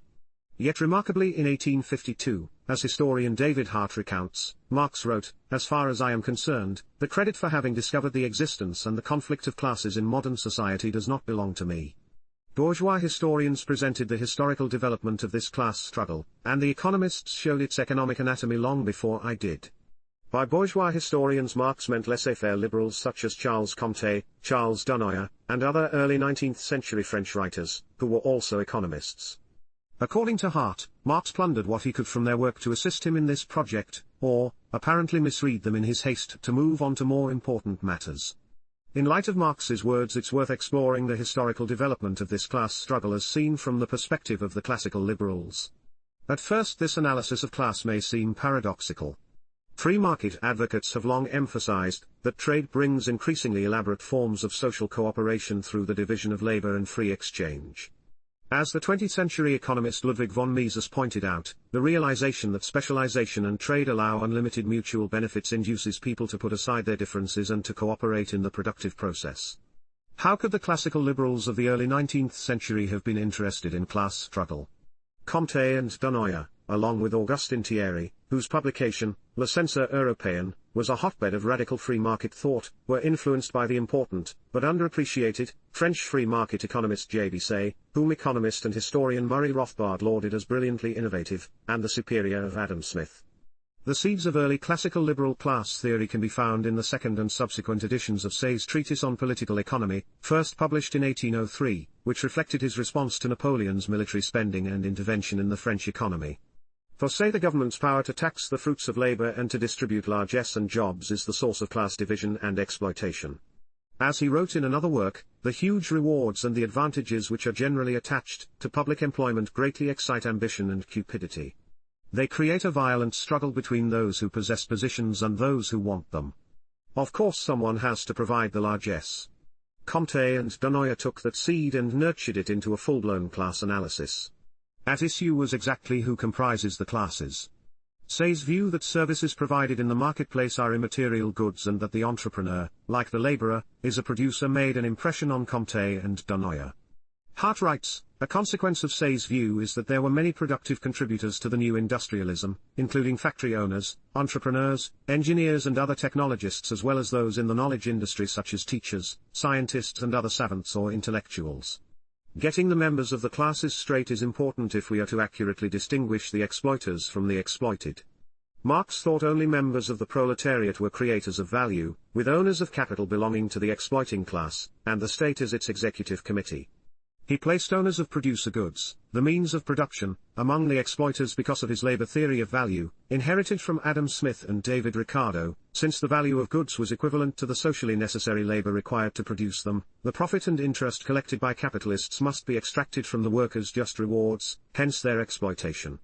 N.B. For Marx this was true whether or not an owner of producer goods received favors from the government, but if Marx's labor theory of value falls and if exchange is fully voluntary and void of state privilege, then no exploitation occurs. Marx's exploitation theory was later systematically refuted by the Austrian economist Eugen von Bohm-Bawerk, who showed that some of what we call profit is in fact interest arising from employers advancing wages to workers before their products sold. So the theorists whom Marx credited with teaching him class analysis placed in the productive class all who create value, in the eyes of consumers ultimately, through the transformation of resources and voluntary exchange. The capitalist, meaning in this context the owner of producer goods who is unconnected to the state, belongs in the industrious class along with workers. Marx didn't learn this part of the lesson. Who are the exploiters? All who live off of the industrious class. Besides common torts, there is only one way to do that, state privilege financed at some point by taxation. The conclusions drawn from this by Comte and Dunoyer, and Thierry, is that there existed an expanded class of industrials, which included manual laborers and the above-mentioned entrepreneurs and savants, who struggled against others who wished to hinder their activity or live unproductively off it, Hart writes. The theorists of industrialism concluded from their theory of production that it was the state and the privileged classes allied to or making up the state, which were essentially non-productive. They also believed that throughout history there had been conflict between these two antagonistic classes which could only be brought to an end with the radical separation of peaceful and productive civil society from the inefficiencies and privileges of the state and its favorites. In this view political economic history is the record of conflict between producers, no matter their station, and the parasitic and predatory political class, both inside and outside of government. Or to use terms of a later British subscriber to this view, John Bright, it was a clash between taxpayers and tax-eaters. Comte's and Dunoyer's work advanced Say's analysis in important respects, Hart notes. Where Say regarded economics and politics as separate disciplines, with the latter having little effect on the former, the liberal class analysts saw that Say's own work had more radical implications. The science of political economy was value-laden as we might say and implied quite specific policies on property, government intervention in the economy and individual liberty, something Say did not appreciate but which Dunoyer and Comte incorporated into their work. As both Hart and historian Ralph Raico pointed out, Comte and Dunoyer also absorbed much from another great liberal, Benjamin Constant, who had penned important essays showing that an era of commerce had replaced the era of war and that the modern notion of liberty, centering on personal freedom and private property, is poles apart from the ancient notion of liberty, which exclusively meant participation in politics. As Hart puts it, Dunoyer was interested in Constant's sentence: "He unique end of modern nations is peace, repose, and with peace comes comfort, is ons, and the source of comfort is industry," which nicely summed up his own thoughts on the true aim of social organization. Liberal class analysis is also to be found in the writings of the Manchester peace and free trade activists Bright and Richard Cobden and of Herbert Spencer, as Raico pointed out. He quoted Bright on the struggle against the Corn Laws, grain import tariffs. "I doubt that it can have any other character than that of a war of classes. I believe this to be a movement of the commercial and industrial classes against the lords and the great proprietors of the soil." Raico emphasized that the Manchester school understood that war and big power politics were key elements of the political class's quest for more unearned wealth. Nothing was better at quieting a population tired of taxes than a foreign threat. Similar ideas were present among other liberal thinkers, including Thomas Paine, John Taylor of Caroline, Albert J. Nock, and Mises. I can't resist quoting Paine, "From the rights of man, war is the common harvest of all those who participate in the division and expenditure of public money, in all countries. It is the art of conquering at home, the object of it is an increase of revenue, and as revenue cannot be increased without taxes, a pretense must be made for expenditure. In reviewing the history of the English government, its wars and its taxes, a bystander, not blinded by prejudice nor warped by interest, would declare that taxes were not raised to carry on wars, but that wars were raised to carry on taxes. In summary, the taxing power necessarily produces two classes, those who create wealth and those who take and or receive it. The producers of wealth naturally want to keep it and use it for their own purposes. Those who wish to expropriate it look for clever ways to get it without unduly upsetting its creators. One way is to teach people that they are the state and that paying ever more in taxes benefits themselves. The public schools have been particularly useful in that mission. As long as the government is in the wealth transfer business, class conflict will persist. Class in this sense is an important tool of political analysis. It's time that advocates of individual liberty and free markets reclaimed it from the Marxists. Foundation for Economic Education, July 13, 2007. Chapter 32. Seeing like a ruling class. In the beginning, ruling classes had a problem. It will be familiar to those acquainted with the Austrian critique of central economic planning. Rulers could not know what they needed to know to do the job they wanted to do. Societies, even seemingly primitive ones, are complex networks held together by unarticulated, and largely inarticulable, know-how. That presents a formidable obstacle to centralized rule, which requires minimum resistance from the ruled if it is to endure. Rulers, however, were not without recourse. If they couldn't know the society they aspired to rule, they could try to shape it into something they could know. To use the term James C. Scott uses in his book Seeing Like a State, they could strive to make society legible in order to make it controllable. Scott came to understand this point when studying why the state has always seemed to be the enemy of people who move around. He discovered that nomads and pastoralists, such as Berbers and Bedouins, hunter-gatherers, gypsies, vagrants, homeless people, itinerants, runaway slaves, and serfs have always been a thorn in the side of states. Efforts to permanently settle these mobile peoples, sedentarization, seemed to be a perennial state project, perennial, in part, because it so seldom succeeded. He adds, the more I examined these efforts at sedentarization, the more I came to see them as a state's attempt to make a society legible, to arrange the population in ways that simplified the classic state functions of taxation, conscription, and prevention of rebellion. I began to see legibility as a central problem in statecraft. The problem facing rulers ran deep. The pre-modern state was, in many crucial respects, partially blind. It knew precious little about its subjects, their wealth, their landholdings and yields, their location, their very identity. It lacked anything like a detailed map of its terrain and its people.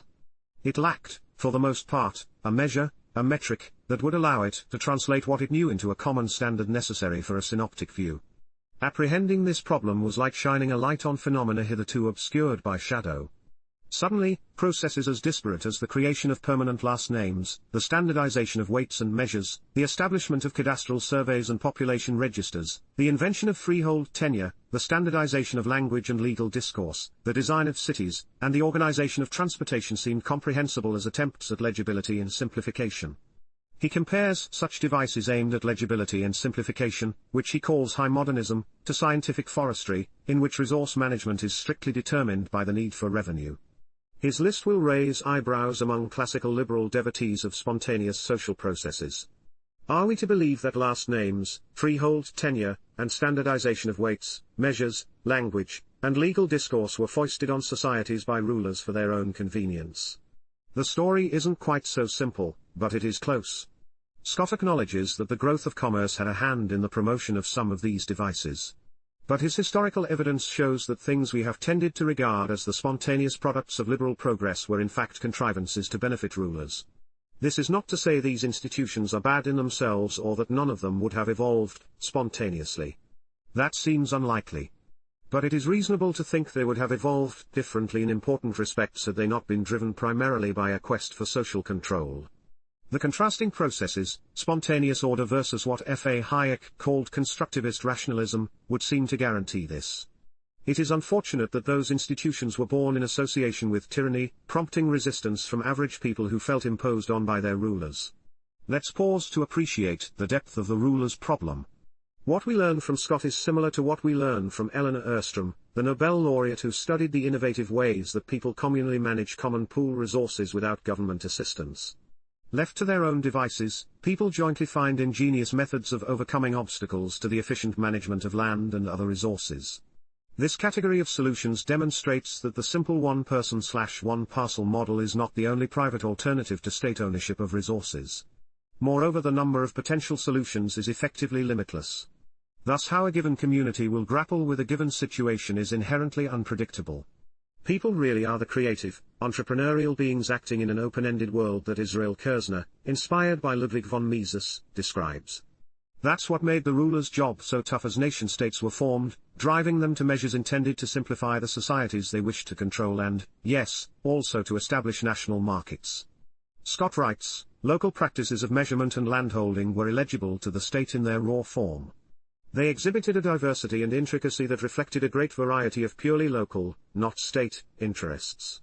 That is to say, they could not be assimilated into an administrative grid without being either transformed or reduced to a convenient, if partly fictional, shorthand, backed by state power through records, courts, and ultimately coercion. These state fictions transformed the reality they presumed to observe, although never so thoroughly as to precisely fit the grid, in place of a welter of incommensurable small communities, familiar to their inhabitants but mystifying to outsiders. There would rise a single national society perfectly legible from the center.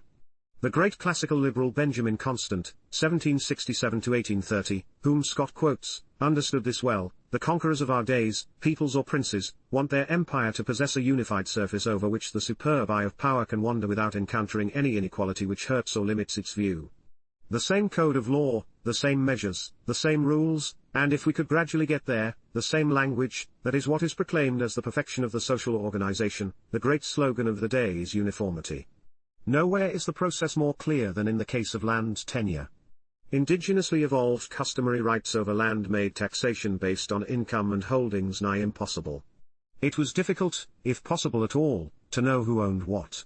Based on his research, Scott hypothesizes a village in which families have a complex of rights and responsibilities regarding cropland, grazing land, trees, and fallen fruit and tree limbs, with customs addressing all manner of situations, including what is to be done during shortages and famines. The customs, however, are not static. They are better understood as a living, negotiated tissue of practices which are continually being adapted to new ecological and social circumstances, including, of course, power relations. Scott has no wish to romanticize such arrangements. They are usually riven with inequalities based on gender, status, and lineage. What's a ruler who wants to impose taxes on his realm to do? While the people within communities understand their customs, outsiders do not. The mind fairly boggles at the clauses, sub-clauses, and sub-sub-clauses that would be required to reduce these practices to a set of regulations that an administrator might understand, never mind enforce. Even if the practices could be codified, the resulting code would necessarily sacrifice much of their plasticity and subtle adaptability. The circumstances that might provoke a new adaptation are too numerous to foresee, let alone specify, in a regulatory code. That code would in effect freeze a living process. And what of the next village, and the village after that? Obviously, the ruling class cannot tolerate this cacophony of local property regulations. An alternative needed to be found, and it was.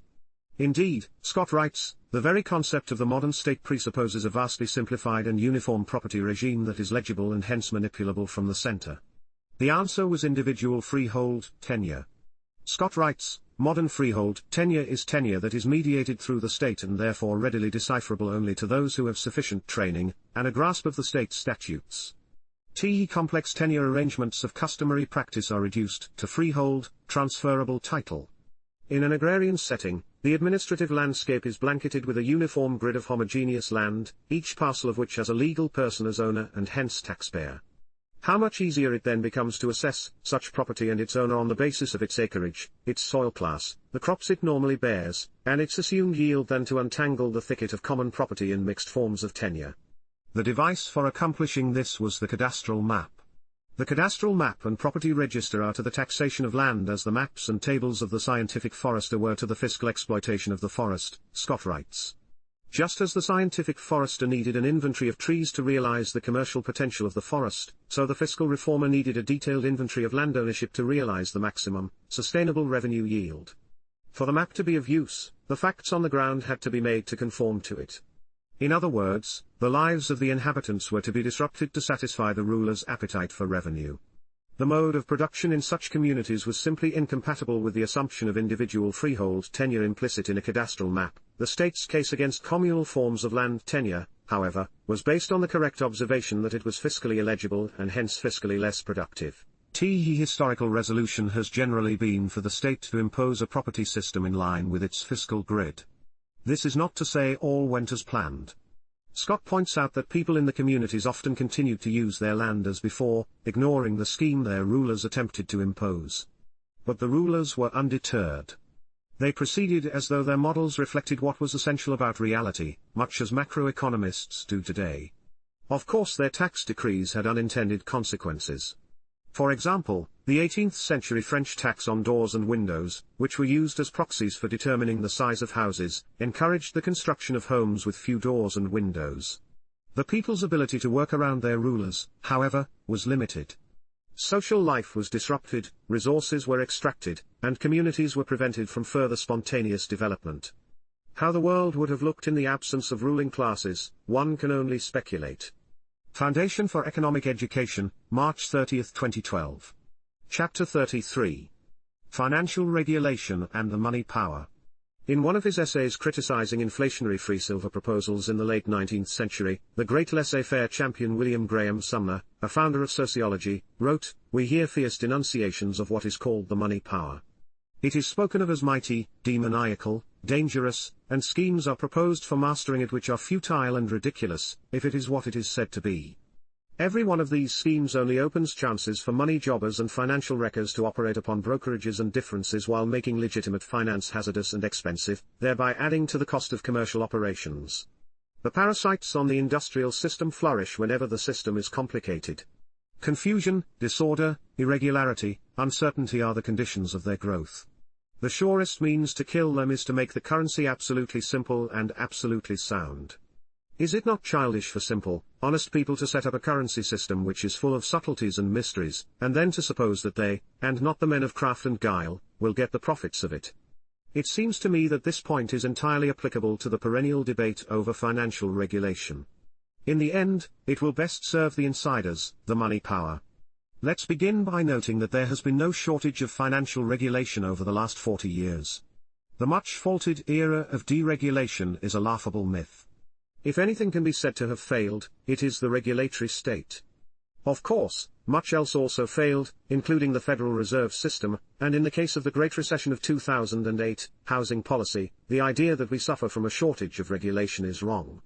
Therefore, the idea that we need more regulation to prevent another debacle is worse than wrong. Some advocates of regulation may agree that we don't need more regulation but rather better regulation. I agree. We do need better regulation. But what does that mean?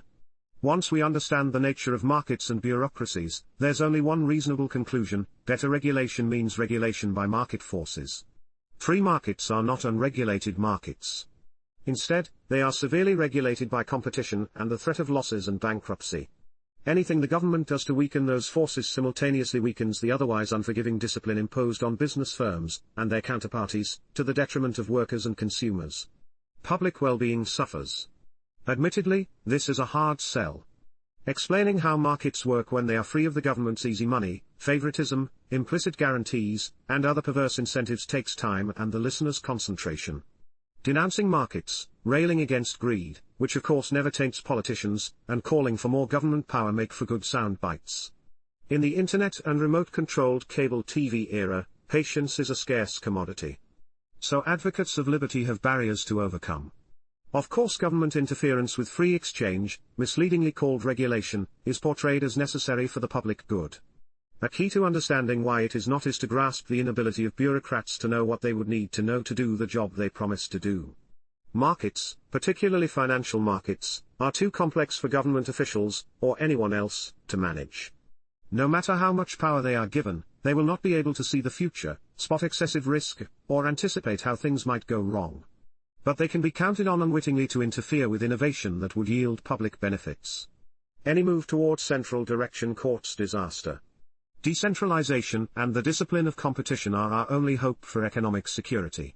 If government management of financial activity does not serve the public, whom does it serve? This is where Sumner's quote comes in. He understood that government regulation creates a complicated web of rules and procedures, and powerful bureaucracies, which in turn create rich opportunities for manipulation, advantage-seeking, and outright corruption. And who will be in the best position to game the system? The money jobbers and financial wreckers, that is, the insiders, the money power. They will be closest to the regulators. They alone will have the information and incentive needed to turn the vague and complex rules, which they will no doubt help to write, to their benefit. How many times must this happen before we learn? As Sumner said, the parasites on the industrial system flourish whenever the system is complicated. Confusion, disorder, irregularity, uncertainty are the conditions of their growth. So, he asks, is it not childish for simple, honest people to set up a system which is full of subtleties and mysteries, and then to suppose that they, and not the men of craft and guile, will get the profits of it? The money power ought to be suspect in a corporatist economy such as ours, with its central bank, cartelizing regulations, and too-big-to-fail guarantees. Sumner was onto something when he said the surest means to financial regulation and the money power kill, the money power, is to make the currency absolutely simple and absolutely sound. But we should go further, subject the financial system to the brisk winds of open competition, profit and loss, and bankruptcy. We won't get that from government regulatory reform. Rather, the money power will win again. Foundation for Economic Education, September 28, 2012. Chapter 34. How the Rich Rule. Ernest Hemingway, I Am Getting to Know the Rich. Mary Column, I think you'll find the only difference between the rich and other people is that the rich have more money. Irish literary critic Mary Column was mistaken. Greater net worth is not the only way the rich differ from the rest of us, at least not in a corporatist economy. More important is influence and access to power, the ability to subordinate regular people to larger-than-human scale organizations, political and corporate, beyond their control. To be sure, money can buy that access, but only in certain institutional settings. In a society where state and economy were separate, assuming that's even conceptually possible, or better yet in a stateless society, wealth would not pose the sort of threat it poses in our corporatist, as opposed to a decentralized free market system. Adam Smith famously wrote in The Wealth of Nations that people of the same trade seldom meet together, even for merriment and diversion, but the conversation ends in a conspiracy against the public, or in some contrivance to raise prices. Much less famously, he continued, it is impossible indeed to prevent such meetings, by any law which either could be executed, or would be consistent with liberty or justice. But though the law cannot hinder people of the same trade from sometimes assembling together, it ought to do nothing to facilitate such assemblies, much less to render them necessary. The fact is, in the corporate state government indeed facilitates conspiracies against the public that could not otherwise take place. What's more, because of this facilitation, it is reasonable to think the disparity in incomes that naturally arises by virtue of differences among human beings is dramatically exaggerated. We can identify several sources of this unnatural wealth accumulation. A primary source is America's financial system, which since 1914 has revolved around the government-sponsored central banking cartel, the Federal Reserve. To understand this, it must first be noted that in an advanced market economy with a well-developed division of labor, the capital market becomes the locus for entrepreneurial decision-making, as Walter E. Grinder and John Hagel III, writing within the perspective of the Austrian School of Economics, put it in their 1977 paper, Toward a Theory of State Capitalism, Ultimate Decision-Making and Class Structure, the Journal of Libertarian Studies. Grinder and Hagel, emphasizing the crucial role of entrepreneurship in discovering and disseminating knowledge and coordinating diverse production and consumption plans, write, The Evolution of Market Economies, suggests that entrepreneurial activity may become increasingly concentrated within the capital market as the functional specialization of the economy becomes more pronounced. That sounds ominous, but as long as the market is free of government interference, this concentration poses no threat.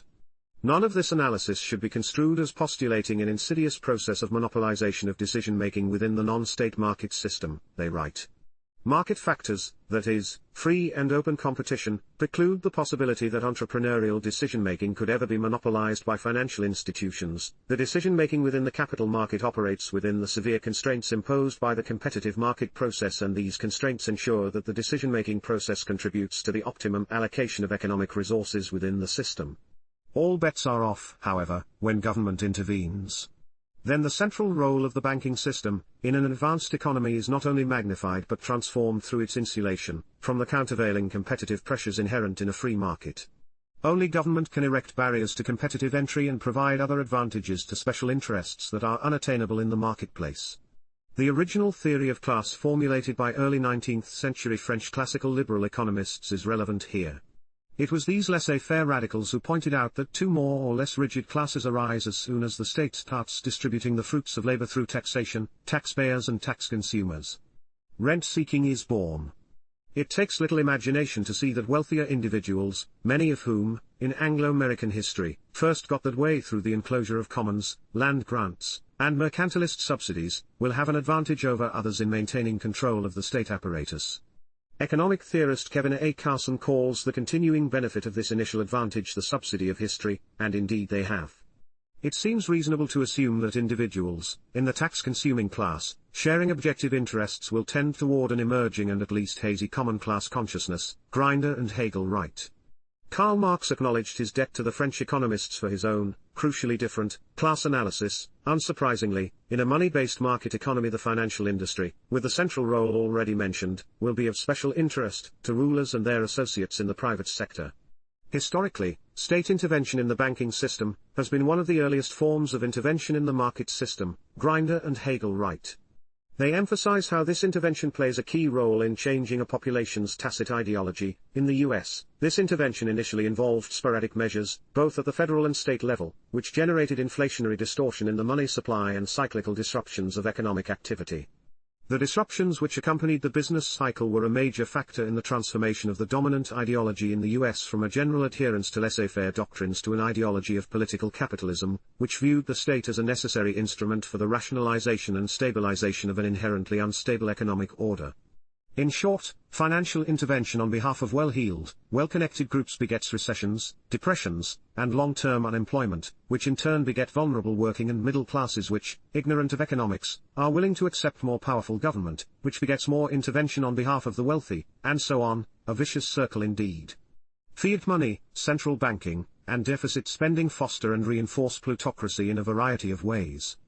Government debt offers opportunities for speculation by insiders and gives rise to an industry founded on profitable trafficking in treasury securities. That industry will have a profit interest in bigger government and chronic deficit spending. Government debt makes inflation of the money supply an attractive policy for the state and its central bank, not to mention major parts of the financial system. In the United States, the Treasury borrows money by selling interest-bearing bonds. When the Federal Reserve System wants to expand the money supply to, say, juice the economy, it buys those bonds from banks and security dealers with money created out of thin air. Now the Fed is the bondholder, but by law it must remit most of the interest to the Treasury, thus giving the government a virtually interest-free loan. With its interest costs reduced in this way, the government is in a position to borrow and spend still more money, on militarism and war, for example, and the process can begin again. These days the Fed has a new role as central allocator of credit to specific firms and industries as well. Meanwhile the banking system has the newly created money, and therein lies another way in which the well-off gain advantage at the expense of the rest of us. Money inflation under the right conditions produces price inflation, as banks pyramid loans on top of fiat reserves. This can be offset, as it largely is today, if the Fed pays banks to keep the new money in their interest-bearing Fed accounts rather than lending it out, but the Austrian School of Economics has long stressed two overlooked aspects of inflation. First, the new money enters the economy at specific points, rather than being distributed evenly through the textbook helicopter effect. Second, money is non-neutral. Since Fed-created money reaches particular privileged interests before it filters through the economy, early recipients, banks, securities dealers, government contractors, have the benefit of increased purchasing power before prices rise. Most wage earners and people on fixed incomes, on the other hand, see higher prices before they receive higher nominal incomes or social security benefits. Pensioners without cost of living adjustments are out of luck. The non-neutrality of money means that price inflation does not evenly raise the general price level, leaving the real economy unchanged. Rather, inflation changes relative prices in response to the spending by the earlier recipients, skewing production toward those privileged beneficiaries. Considering how essential prices in a free market are to coordinating production and consumption, inflation clearly makes the economic system less efficient at serving the mass of consumers. Thus inflation, economist Murray Rothbard wrote, changes the distribution of income and wealth. Price inflation, of course, is notorious for favoring debtors over creditors because loans are repaid in money with less purchasing power. This at first benefits lower-income people as well as other debtors, at least until credit card interest rates rise. But big businesses are also big borrowers, especially in this day of highly leveraged activities, so they too benefit in this way from inflation. Though banks as creditors lose out in this respect, big banks more than make up for it by selling government securities at a premium and by pyramiding loans on top of security dealers' deposits.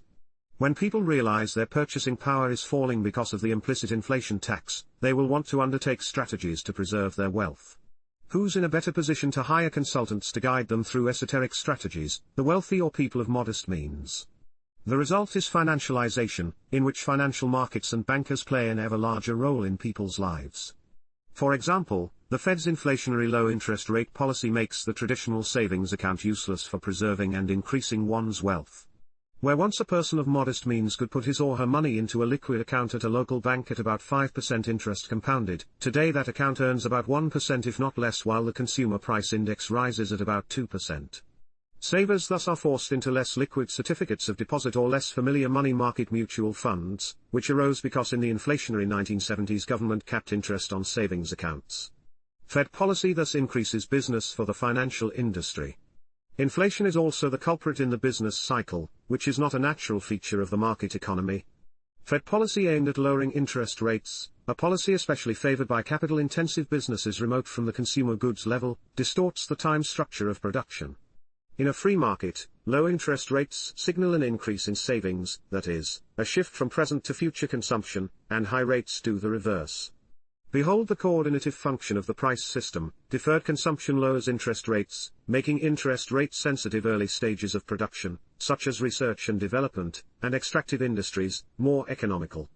Resources and labor may appropriately shift from consumer goods to producer goods. But what if interest rates fall not because consumers' time preferences have changed but because the Fed created credit? Investors will be misled into thinking resources are newly available for early stage and other interest rate sensitive production, so they will divert resources and labor to those sectors. But consumers still want to consume now. Since resources can't be put to both purposes, the situation can't last. Bust follows boom. Think of all those unemployed construction workers and idle resources that had been drawn to the housing industry in the early 2000s. While some rich people may be hurt by the recession, they are far better positioned to hedge and recover than workers who are laid off from their jobs. Moreover, even after the recovery, the knowledge that the threat of recession looms can make the workforce more docile.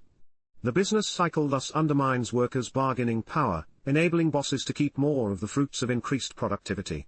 Bottom line, inflation and the business cycle channel wealth from poorer to richer. The financial system isn't the only way that the rich benefit at the expense of everyone else. The corporate elite have better access to the regulatory agencies and rule writers than the rest of us.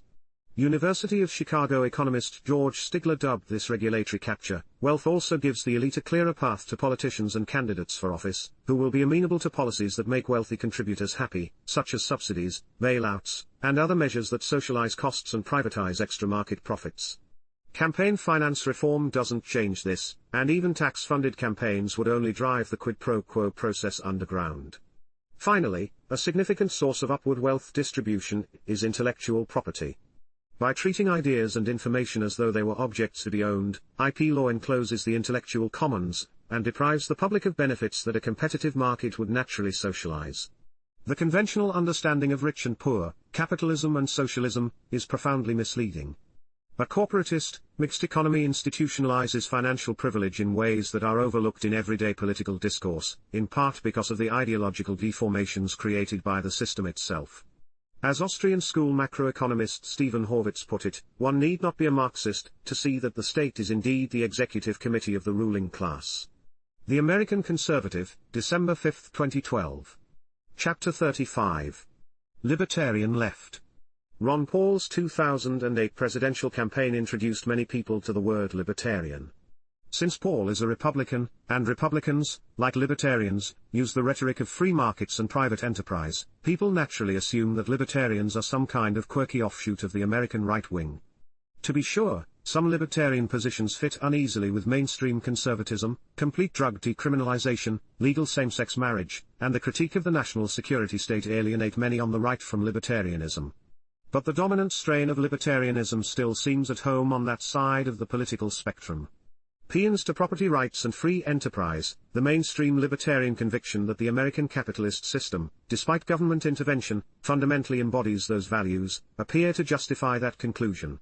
But then one runs across passages like this: capitalism, arising as a new class society directly from the old class society of the Middle Ages, was founded on an act of robbery as massive as the earlier feudal conquest of the land. It has been sustained to the present by continual state intervention to protect its system of privilege without which its survival is unimaginable. And this, building worker solidarity, means formal organization, including unionization, but I'm not talking about the prevailing model of business unions, but real unions, the old-fashioned kind, committed to the working class and not just union members, and interested in worker autonomy, not government patronage. These passages, the first by independent scholar Kevin Carson, the second by Auburn University philosophy professor Roderick Long, read as though they come not from libertarians but from radical leftists, even Marxists. That conclusion would be only half wrong. These words were written by pro-free market left libertarians. The preferred term for our economic ideal is freed market, coined by William Gillis. These authors, and a growing group of colleagues, see themselves as both libertarians and leftists. They are standard libertarians in that they believe in the moral legitimacy of private ownership and free exchange and oppose all government interference in personal and economic affairs, a groundless, pernicious dichotomy. Yet they are leftists in that they share traditional left-wing concerns, about exploitation and inequality, for example, that are largely ignored, if not dismissed, by other libertarians. Left libertarians favor worker solidarity vis-à-vis bosses, support poor people's squatting on government or abandoned property, and prefer that corporate privileges be repealed before the regulatory restrictions on how those privileges may be exercised. They see Walmart as a symbol of corporate favoritism, supported by highway subsidies and eminent domain, view the fictive personhood of the limited liability corporation with suspicion, and doubt that third-world sweatshops would be the best alternative in the absence of government manipulation.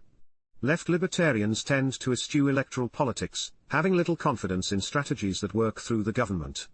They prefer to develop alternative institutions and methods of working around the state. The Alliance of the Libertarian Left encourages the formation of local activist and mutual aid organizations, while its website promotes kindred groups and posts articles elaborating its philosophy. The New Center for a Stateless Society, C4SS, encourages left libertarians to bring their analysis of current events to the general public through op-eds. These laissez-faire left libertarians are not to be confused with other varieties of left-wing libertarians, such as Noam Chomsky or Hillel Steiner, who each in his own way object to individualist appropriation of unowned natural resources and the wealth inequality that freed markets can produce. The left libertarians under consideration here have been called market-oriented left libertarians or market anarchists, though not everyone in this camp is an anarchist. There are historical grounds for placing pro-market libertarianism on the left.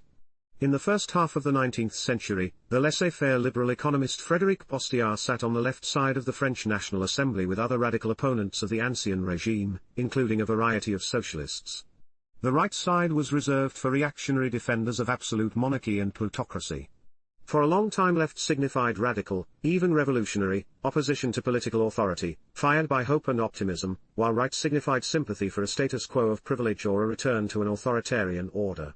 These terms applied even in the United States well into the 20th century, and only began to change during the New Deal, which prompted regrettable alliances of convenience that carried over into the Cold War era and beyond. At the risk of oversimplifying, there are two wellsprings of modern pro-market left libertarianism, the theory of political economy formulated by Murray N. Rothbard and the philosophy known as mutualism associated with the pro-market anarchist Pierre-Joseph Proudhon, who sat with Bastiat on the left side of the assembly while arguing with him incessantly about economic theory, and the American individualist anarchist Benjamin R. Tucker. Rothbard, 1926–1995, was the leading theorist of radical Lockean libertarianism combined with Austrian economics, which demonstrates that free markets produce widespread prosperity, social cooperation, and economic coordination without monopoly, depression, or inflation, evils whose roots are to be found in government intervention. Rothbard, who called himself an anarcho-capitalist, first saw himself as a man of the old right, the loose collection of opponents of the New Deal and American empire epitomized by Senator Robert Taft, journalist John T. Flynn, and more radically, Albert J. Nock. Yet Rothbard understood libertarianism's left-wing roots. In his 1965 classic and sweeping essay Left and Right, The Prospects for Liberty, Rothbard identified liberalism, what is today called libertarianism, with the left as the party of hope, of radicalism, of liberty, of the Industrial Revolution, of progress, of humanity. The other great ideology to emerge after the French Revolution was conservatism, the party of reaction, the party that longed to restore the hierarchy, statism, theocracy, serfdom, and class exploitation of the old order.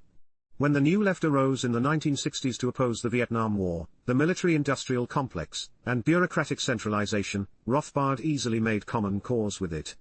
The left has changed greatly, and it is incumbent upon everyone interested in ideology to understand the change. The change marks a striking, splendid infusion of libertarianism into the ranks of the left, he wrote in Liberty and the New Left. His left radicalism was clear in his interest in decentralization and participatory democracy, pro-peasant land reform in the feudal Third World, black power, and worker homesteading of American corporations whose profits came mainly from government contracts. But with the fading of the New Left, Rothbard de-emphasized these positions and moved strategically toward right-wing paleoconservatism. His left libertarian colleague, the former Goldwater speechwriter Karl Hess, 1923–1994, kept the torch burning. In Dear America Hess wrote, on the far right, law and order means the law of the ruler and the order that serves the interest of that ruler, usually the orderliness of drone workers, submissive students, elders either totally cowed into loyalty or totally indoctrinated and trained into that loyalty, while the left has been the side of politics and economics that opposes the concentration of power and wealth and, instead, advocates and works toward the distribution of power into the maximum number of hands. Benjamin Tucker, 1854–1939, was the editor of Liberty, the leading publication of American individualist anarchism. As a mutualist, Tucker rigorously embraced free markets and voluntary exchange void of all government privilege and regulation. Indeed, he called himself a consistent Manchester man, a reference to the economic philosophy of the English free traders Richard Cobden and John Bright. Tucker disdained defenders of the American status quo who, while favoring free competition among workers for jobs, supported capitalist suppression of competition among employers through governments for monopolies, land, the tariff, patents, and money. What causes the inequitable distribution of wealth? Tucker asked in 1892. It is not competition, but monopoly, that deprives labor of its product. Destroy the banking monopoly, establish freedom in finance, and down will go interest on money through the beneficent influence of competition. Capital will be set free, business will flourish, new enterprises will start, labor will be in demand, and gradually the wages of labor will rise to a level with its product. The Rothbardians and mutualists have some disagreements over land ownership and theories of value, but their intellectual cross-pollination has brought the groups closer philosophically. What unites them, and distinguishes them from other market libertarians, is their embrace of traditional left-wing concerns, including the consequences of plutocratic corporate power for workers and other vulnerable groups.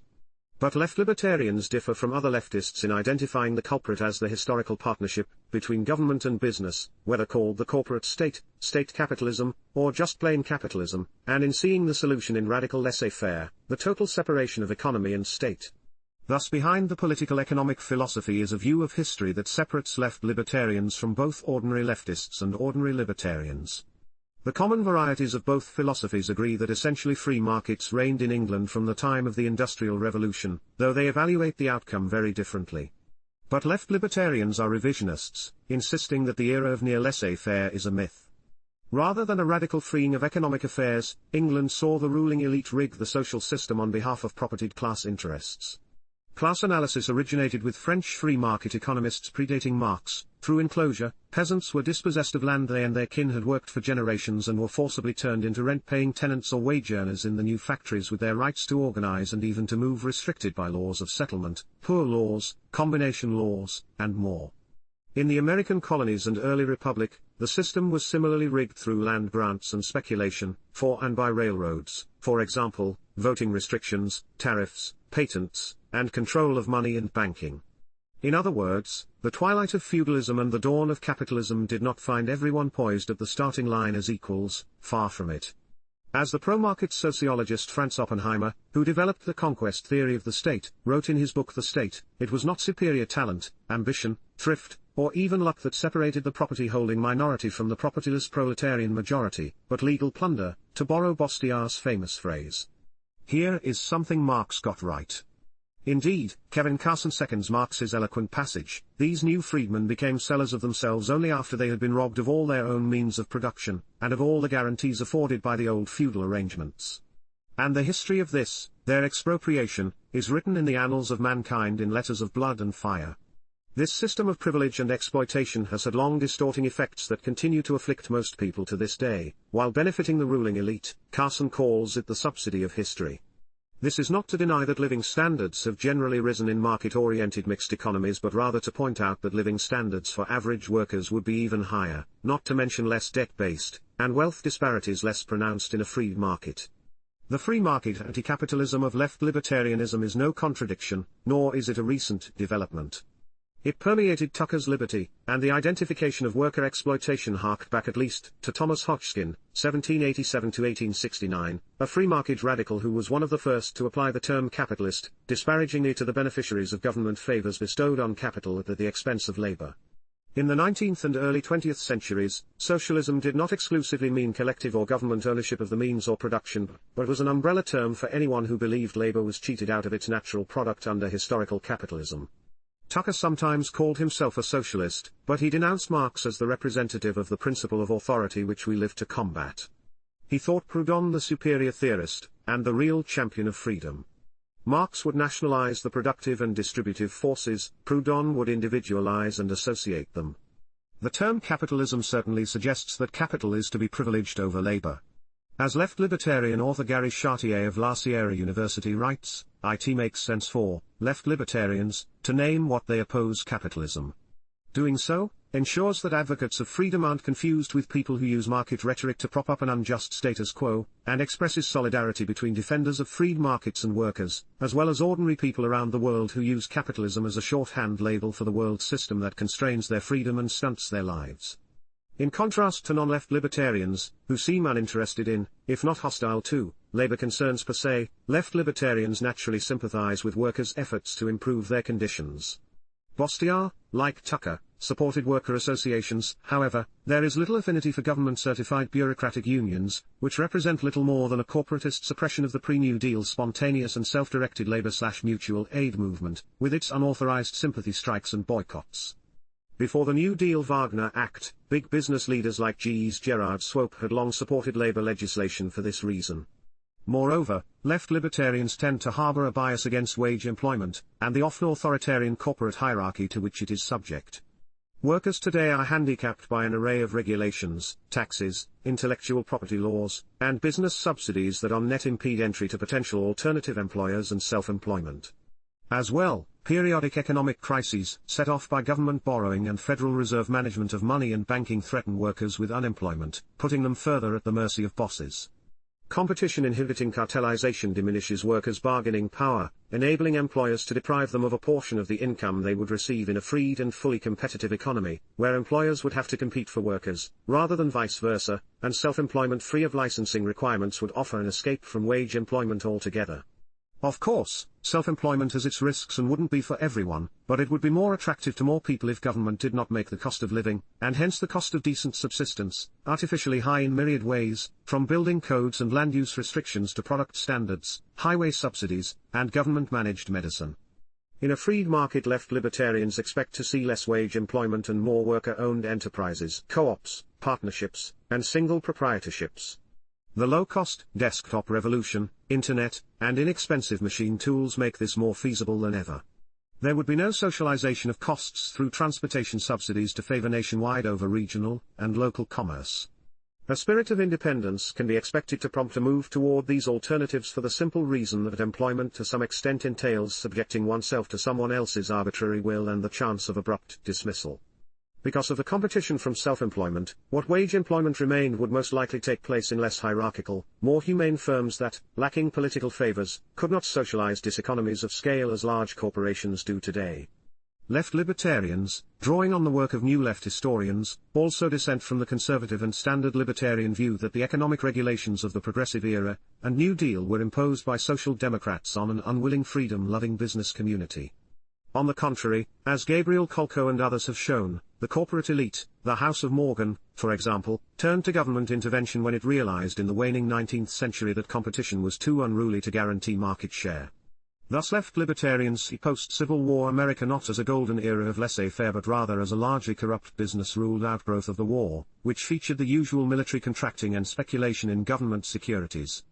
As in all wars, government gained power and well-connected businessmen gained taxpayer-financed fortunes and hence unfair advantage in the allegedly free market of the Gilded Age. War is the health of the state, leftist intellectual Randolph Bourne wrote. Civil War II. These conflicting historical views are well illustrated in the writings of the pro-capitalist novelist Ayn Rand, 1905–1982, and Roy A. Childs, Jr., 1949–1992, a libertarian writer-editor with definite leftist leanings. In the 1960s Rand wrote an essay with the self-explanatory title America's Persecuted Minority, Big Business, which Childs answered with Big Business, and the Rise of American Statism. To a large degree it has been and remains big businessmen, who are the fountainheads of American statism, Childs wrote. One way to view the separation of left libertarians from other market libertarians is this: the others look at the American economy and see an essentially free market coated with a thin layer of progressive and New Deal intervention that needs only to be scraped away to restore liberty. Left libertarians see an economy that is corporatist to its core, although with limited competitive free enterprise. The programs constituting the welfare state are regarded as secondary and ameliorative, that is, intended to avert potentially dangerous social discontent by succoring, and controlling, the people harmed by the system. Left libertarians clash with regular libertarians most frequently when the latter display what Carson calls vulgar libertarianism, and what Roderick Long calls right conflationism. This consists of judging American business activity in today's statist environment, as though it were taking place in the free market. Thus while non-left libertarians theoretically recognize that big business enjoys monopolistic privileges, they also defend corporations when they come under attack from the left on grounds that if they were not serving consumers, the competitive market would punish them. Vulgar libertarian apologists for capitalism use the term free market in an equivocal sense. Carson writes, T. Hay seem to have trouble remembering, from one moment to the next, whether they're defending actually existing capitalism or free market principles. Signs of right conflationism can be seen in the common mainstream libertarian defensiveness at leftist criticism of income inequality, America's corporate structure, high oil prices, or the healthcare system. If there's no free market, why be defensive? You can usually make a non-left libertarian mad by comparing Western Europe favorably with the United States. To this, Carson writes, if you call yourself a libertarian, don't try to kid anybody that the American system is less statist than the German one just because more of the welfare queens wear three-piece suits. If we're choosing between equal levels of statism, of course I'll take the one that weighs less heavily on my own neck. True to their heritage, left libertarians champion historically oppressed groups, the poor, women, people of color, gays, and immigrants, documented or not. Left libertarians see the poor not as lazy opportunists but rather as victims of the state's myriad barriers to self-help, mutual aid, and decent education. Left libertarians of course oppose government oppression of women and minorities, but they wish to combat non-violent forms of social oppression such as racism and sexism as well. Since these are not carried out by force, the measures used to oppose them also may not entail force or the state. Thus, sex and racial discrimination are to be fought through boycotts, publicity, and demonstrations, not violence or anti-discrimination laws. For left libertarians, Southern lunch counter-racism was better battled through peaceful sit-ins than with legislation in Washington, which merely ratified what direct action had been accomplishing without help from the white elite. Why do left libertarians, qua-libertarians, care about non-violent, non-state oppression? Because libertarianism is premised on the dignity and self-ownership of the individual, which sexism and racism deny. Thus all forms of collectivist hierarchy undermine the libertarian attitude and hence the prospects for a free society. In a word, left libertarians favor equality. Not material equality, that can't be had without oppression and the stifling of initiative. Not mere equality under the law, for the law might be oppressive. And not just equal freedom, for an equal amount of a little freedom is intolerable. They favor what Roderick Long, drawing on John Locke, calls equality in authority. Lockean equality involves not merely equality before legislators, judges, and police, but, far more crucially, equality with legislators, judges, and police. Finally, like most ordinary libertarians, left libertarians adamantly oppose war and the American empire. They embrace an essentially economic analysis of imperialism. Privileged firms seek access to resources, foreign markets for surplus goods, and ways to impose intellectual property laws on emerging industrial societies to keep foreign manufacturers from driving down prices through competition. This is not to say there aren't additional, political factors behind the drive for empire. These days left libertarians feel vindicated. American foreign policy has embroiled the country in endless overt and covert wars, with their high cost in blood and treasure, in the resource-rich Middle East and Central Asia, with torture, indefinite detention, and surveillance among other assaults on domestic civil liberties thrown in for good measure. Meanwhile, the historical Washington-Wall Street alliance, in which recklessness with other people's money, fostered by guarantees, bailouts, and Federal Reserve liquidity masquerades as deregulation, has brought yet another financial crisis with its heavy toll for average Americans, additional job insecurity, and magnified Wall Street influence. Such nefariousness can only hasten the day when people discover the left libertarian alternative. Is that expectation realistic? Perhaps. Many Americans sense that something is deeply wrong with their country. They feel their lives are controlled by large government and corporate bureaucracies that consume their wealth and treat them like subjects. Yet, one hopes, they have little taste for European-style social democracy, much less full-blown state socialism. Left libertarianism may be what they're looking for. As the mutualist Carson writes, because of our fondness for free markets, mutualists sometimes fall afoul of those who have an aesthetic affinity for collectivism, or those for whom petit bourgeois is a swear word. But it is our petit bourgeois tendencies that put us in the mainstream of the American populist/radical tradition, and make us relevant to the needs of average working Americans. Carson believes ordinary citizens are coming to distrust the bureaucratic organizations that control their communities and working lives, and want more control over the decisions that affect them. They are open to the possibility of decentralist, bottom-up alternatives to the present system. Let's hope he's right. The American Conservative, February 3, 2011. Chapter 36. Knock Revisited. Some books and essays require regular rereading. In the course of our busy lives, we can allow their subtle wisdom to fade into the landscape and lose their initial effect. A work of this kind is easy to spot, it is fresh and sparkling on every subsequent reading, each encounter with it feels like the first. For me, Albert J. Nock's masterly essay on doing the right thing is one of those works.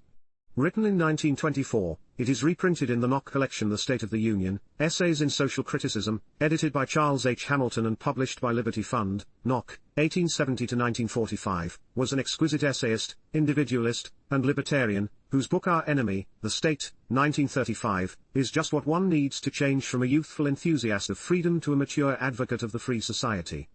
Nock's essay is a reminder that the advocates of the paternalistic state, whether left or right, have it backward. Good conduct isn't a precondition of freedom, it is a consequence of freedom.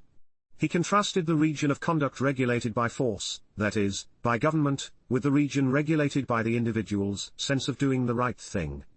Nock wrote, the point is that any enlargement, of the first region, good or bad, reduces the scope of individual responsibility, and thus retards and cripples the education which can be a product of nothing but the free exercise of moral judgment. Like the discipline of the army, again, any such enlargement, good or bad, depraves this education into a mere routine of mechanical assent. The profound instinct against being done for our own good, is wholly sound. Men are aware of the need of this moral experience as a condition of growth, and they are aware, too, that anything tending to ease it off from them, even for their own good, is to be profoundly distrusted. The practical reason for freedom, then, is that freedom seems to be the only condition under which any kind of substantial moral fiber can be developed. In other words, no, there are no other, that is, better, words. Across the political spectrum, social engineers think they need to deprive us of freedom in order to make us moral or in some way better. See former New York City Mayor Michael Bloomberg's plan to outlaw some sugared drinks larger than 16 ounces in eateries and ballparks, so they use the law to keep us from discriminating, gambling, eating allegedly fattening foods, taking drugs, smoking in restaurants, abstaining from helping others, leaving our seatbelts unbuckled, you name it. Nock saw through this long ago. Freedom, for example, as they keep insisting, undoubtedly means freedom to drink oneself to death. The anarchist, that's what Nock called himself, grants this at once, but at the same time he points out that it also means freedom to say with the gravedigger in Les Miserables, I have studied, I have graduated, I never drink. It unquestionably means freedom to go on without any code of morals at all, but it also means freedom to rationalize, construct and adhere to a code of one's own. The anarchist presses the point invariably overlooked, that freedom to do the one without correlative freedom to do the other is impossible, and that just here comes in the moral education which legalism, and authoritarianism, with their denial of freedom, can never furnish. Of course, some people will choose badly. Locke wasn't naive. But rather than wallowing in that fact, he turns to contemplate those men and women who act responsibly decent by a strong, fine, self-sprung consciousness of the right thing, and, declares, his conviction that the future lies with them. The Lockean understands that it is not the threat of state action that keeps most people decent. He does not believe that any considerable proportion of human beings will promptly turn into rogues and adventuresses, sots and strumpets, as soon as they find themselves free to do so, but quite the contrary. Here he echoed Thomas Paine in The Rights of Man: great part of that order which reigns among mankind is not the effect of government. It has its origin in the principles of society and the natural constitution of man. It existed prior to government, and would exist if the formality of government was abolished. The mutual dependence and reciprocal interest which man has upon man, and all the parts of civilized community upon each other, create that great chain of connection which holds it together. The landholder, the farmer, the manufacturer, the merchant, the tradesman, and every occupation, prospers by the aid which each receives from the other, and from the whole. Common interest regulates their concerns, and forms their law, and the laws which common usage ordains, have a greater influence than the laws of government. In fine, society performs for itself almost everything which is ascribed to government. Locke concluded that the purpose of his advocating freedom was nothing less than that men may become as good and decent, as elevated and noble, as they might be and really wish to be. The lesson of Locke's essay is that champions of the freedom philosophy need never be silenced by the charge that freedom makes vice possible, for without freedom, there can be no virtue. Foundation for Economic Education, June 1, 2012. Chapter 37. For Equality, Against Privilege. The freedom philosophy can be boiled down to two phrases: for equality and against privilege. Intuitively, this should sound uncontroversial. In the Declaration of Independence, Thomas Jefferson's elegant statement of the freedom philosophy proclaims, "We hold these truths to be self-evident, that all men are created equal." But since then the idea of equality has acquired many meanings that either work against the freedom philosophy or give it weak support. So how can it be a pillar of liberty? As Auburn University philosopher Roderick T. Long wrote in The Freeman, liberty, the other equality, notions such as equality under the law and equality of freedom fall short as libertarian ideals. After all, we could be equal under unlibertarian law, everyone gets drafted, or we could all have an equally small area of freedom, everyone may do whatever he wants between noon and 3 on alternate Wednesdays. That would be equality of a sort but not liberty. The objections to economic equality are well known. Since in the free market unequal incomes are to be expected as a result of variations in intelligence, talent, ambition, energy, health, luck, perception of consumer preferences, and so on, economic equality could be attempted, but not achieved, only through monstrous and continuing aggression by government officers. Something approaching equal poverty might be achieved, the political elite would no doubt be more equal than others, but equality at a decent level of prosperity is beyond the state's ability, as Cuba and North Korea illustrate. This would seem to leave little content for Jefferson's ringing phrase. But Long shows that this is not the case. There is a significant sense of equality that gets short shrift in political philosophy, most likely because it is the libertarian sense. We do our cause an injustice by neglecting it. The best-known formulation of this sense is from John Locke, Jefferson's inspiration for the Declaration. Long quoted Locke's description of a state of equality as one wherein all the power and jurisdiction is reciprocal, no one having more than another, there being nothing more evident than that creature of the same species and rank, promiscuously born to all the same advantages of nature, and the use of the same faculties, should also be equal one amongst another, without subordination or subjection. In short, by the equality of men Locke and Jefferson meant not that all men are or ought to be equal in material advantages, but that all men, today it would be all persons, regardless of gender, are equal in authority. To subject an unconsenting person to one's own will is to treat that person as one's subordinate, illegitimately so, if we are all naturally equal. Locke reinforced his thought thus: being all equal and independent, no one ought to harm another in his life, health, liberty or possessions, and, being furnished with like faculties, sharing all in one community of nature, there cannot be supposed any such subordination among us that may authorize us to destroy one another, as if we were made for one another's uses, as the inferior ranks of creatures are for ours. Long went on to say that this Lockean equality, it can also be found in earlier writers, such as the Levellers, a group of English laissez-faire radicals, provides a powerful underpinning for the freedom philosophy. The upshot of libertarian equality, equality in authority, is that government can possess no rights that its subjects lack, unless they freely surrender such rights by, in Locke's terms, deputation, commission, and free consent. Long elaborated, since I have no right over anyone else's personal property, I cannot delegate to government a right over anyone else's personal property. Libertarian equality involves not merely equality before those who administer the law, but equality with them. Government must be restrained within the moral bounds applicable to private citizens. If I may not take your property without your consent, neither may the state. Frederick Bastiat made the same argument in his great work The Law. Opposition to privilege is simply the corollary of libertarian equality. If all are equal in authority, then no one may live at the expense of others without their consent. The word privilege is often used equivocally, but it has its roots in the idea of legal favoritism. It is composed of privus, meaning single, and lex or ledger, meaning law. Thus a privilege is a government act that, forcibly, bestows favors on one person or the few. Historically, government's primary function has been to exploit the industrious, anyone who works and trades in the market, for the sake of the political class, which prefers collecting subsidies to earning wages or profits. This original class analysis was formulated by the laissez-faire theorists Charles Comte and Charles Dunoyer, students of the economist J.B. Say. In the first half of the 19th century, the privileges take the form of tariffs, licenses, monopolies, land grants, patents, copyrights, and other subsidies.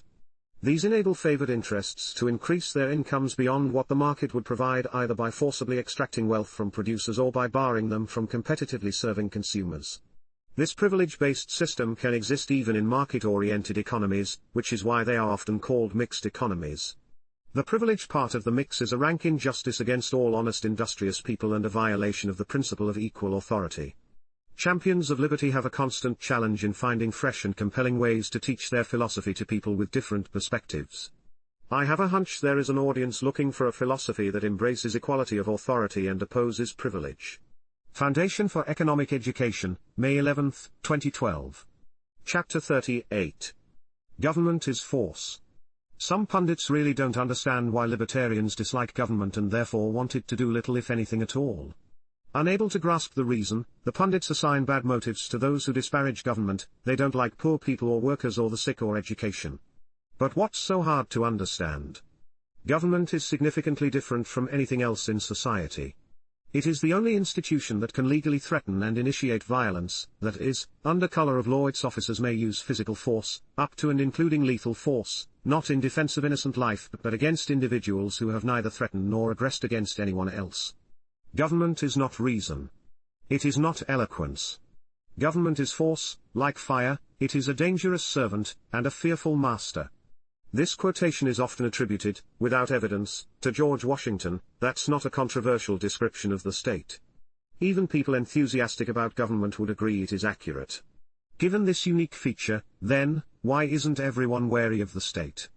Whether or not one thinks it's necessary, it's dangerous by its very nature, and we ought to assume it will remain so no matter how many paper checks and balances and bills of rights are thought to constrain it. Yet if you talk about government this way, you will be eyed warily and even marginalized. This is not confined to just one side of the conventional political spectrum. Progressives and conservatives each have their pet areas where they enthusiastically wish to see the force of government unleashed. Each then regards anyone else's wariness as a defect. So progressives, who reputedly, but don't really, care about privacy, have no problem, for example, with intrusion into that most personal of matters, medical care. Here they trust power and dismiss rational fears of arbitrary bureaucratic control over health and life. On the other hand, conservatives, who, at least used to, pay lip service freedom and free enterprise, are eager to trust power when the objective is policing the world, hounding unauthorized immigrants, and persecuting manufacturers, merchants, and consumers of disapproved substances. We are all raised to believe that using force, except in self-defense, is wrong. We're taught not to hit other people or take their things. This applies to our associations as well. Yet as we grow up, we are expected to believe that one institution, government, gets to operate by different rules. Sure, if you push hard enough, you will hear pseudo-explanations for this exception. Someone will inevitably invoke tacit consent. You know, you choose to live here, and those are the rules, love it or leave it. But the assertion that we all somehow at some point tacitly agreed to be subject to violence while behaving peacefully is ludicrous. Moreover, as Charles Redgeek Johnson asks, can anybody ever consent to the state? Is consent possible when withholding consent is deemed impossible? How would one demonstrate one's refusal to consent? Anyone who says a refuser would have to leave the country has indulged in question begging. Push harder, and someone will invoke democracy, but again that gets us nowhere. In my lifetime the only elections held have been to determine who would run the government, not what its powers, if any, would be. Yes, candidates sometimes promise to reduce government power, but campaign promises usually aren't worth much, and when changes occur, they are typically marginal. The fiction of democratic representation is more intended to limit dissent than to describe reality. Let's get real, the average congressional district has more than 700,000 residents. How could one person truly represent a group so large and diverse? Taxation with representation has yet to be realized. Most people would agree that the sign of an individual's maturity and rationality, not to mention social skills, is his or her understanding that the cooperation of others must be obtained exclusively through persuasion. If you want something from someone, you make an offer or an argument. You don't demand, bully, or terrorize. And yet we tolerate an institution that demands, bullies, and terrorizes as a matter of course across a large and growing range of matters. It doesn't demand merely that we not harm others or take their belongings. It bullies us into turning over our money for all kinds of purposes. It demands that we comply with its, ever-changing, rules about what we consume, how we manage our medical care, and in what manner we trade with others, and whom those others may be. And it increasingly terrorizes us in its brutal crusade against self-medication and recreation drug taking. It matters not for my purpose here whether the government's officers think they are looking out for our welfare, indulging their taste for power, or doing the bidding of well-connected and well-heeled interests. The result is the same: we are routinely hassled in our efforts to live, to cooperate, and to mutually benefit one another. We are the economy they presume to manage. Apologists for power will claim that without expansive government, the weak will be vulnerable to the strong, the masses to the rich. But that appeal falls apart when one reviews the history of government and realizes that, appearances aside, power ultimately sides with the strong and the rich and well-connected against the rest. Indeed, power, what Frederick Bastiat called legal plunder, is the source of their strength and a good deal of wealth. Economic and social theory furnish ample reason for wariness about the state, but we mustn't let moral theory take a back seat. Government, even when it appears to do good, diminishes our freedom and humanity. How revoltingly ironic that people who claim to champion goodwill and cooperation regard violence as a legitimate means to their ends. Foundation for Economic Education, September 16, 2011. Chapter 39. Government as Consumer. Dr. Tracy was a French economist whom Thomas Jefferson did his utmost to bring to the attention of America. The first part of Tracy's A Treatise on Political Economy, 1817, the translation of which Jefferson arranged, is a primer in economics that will satisfy any aficionado of Austrian economics. It builds up a theory of exchange and commercial society beginning with a notion of value rooted in subjective utility and using the praxeological method rooted in the very structure of human action. Tracy's book also discussed the nature and economic effect of government. And how refreshingly lucid is his treatment. It makes most modern descriptions of government look childish by comparison. Today mainstream observers regard government as a source of investment in society. Across the political spectrum, overlooking differences in detail, one finds agreement that government spending, at least at some level, creates value. Tracy did not see it that way.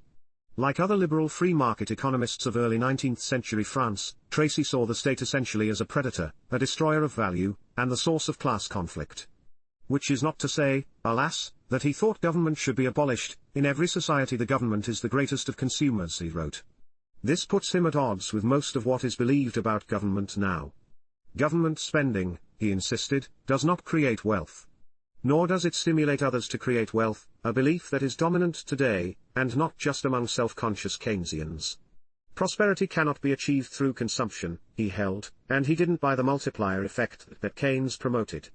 Tracy wrote, those who persuade themselves that consumptions can be a cause of direct riches, maintain that the levies made by government, on the fortunes of individuals, powerfully stimulate industry, that its expenses are very useful, by augmenting consumption, that they animate circulation, and that all this is very favorable to the public prosperity. To see clearly the vice of these sophisms, we must always follow the same track, and commence by well establishing the facts. He then proceeded to refute Keynes, a mere 119 years before publication of the general theory of employment, investment, and money. The expenditure government makes does not return into its hands with an increase of value. It does not support itself on the profits it makes.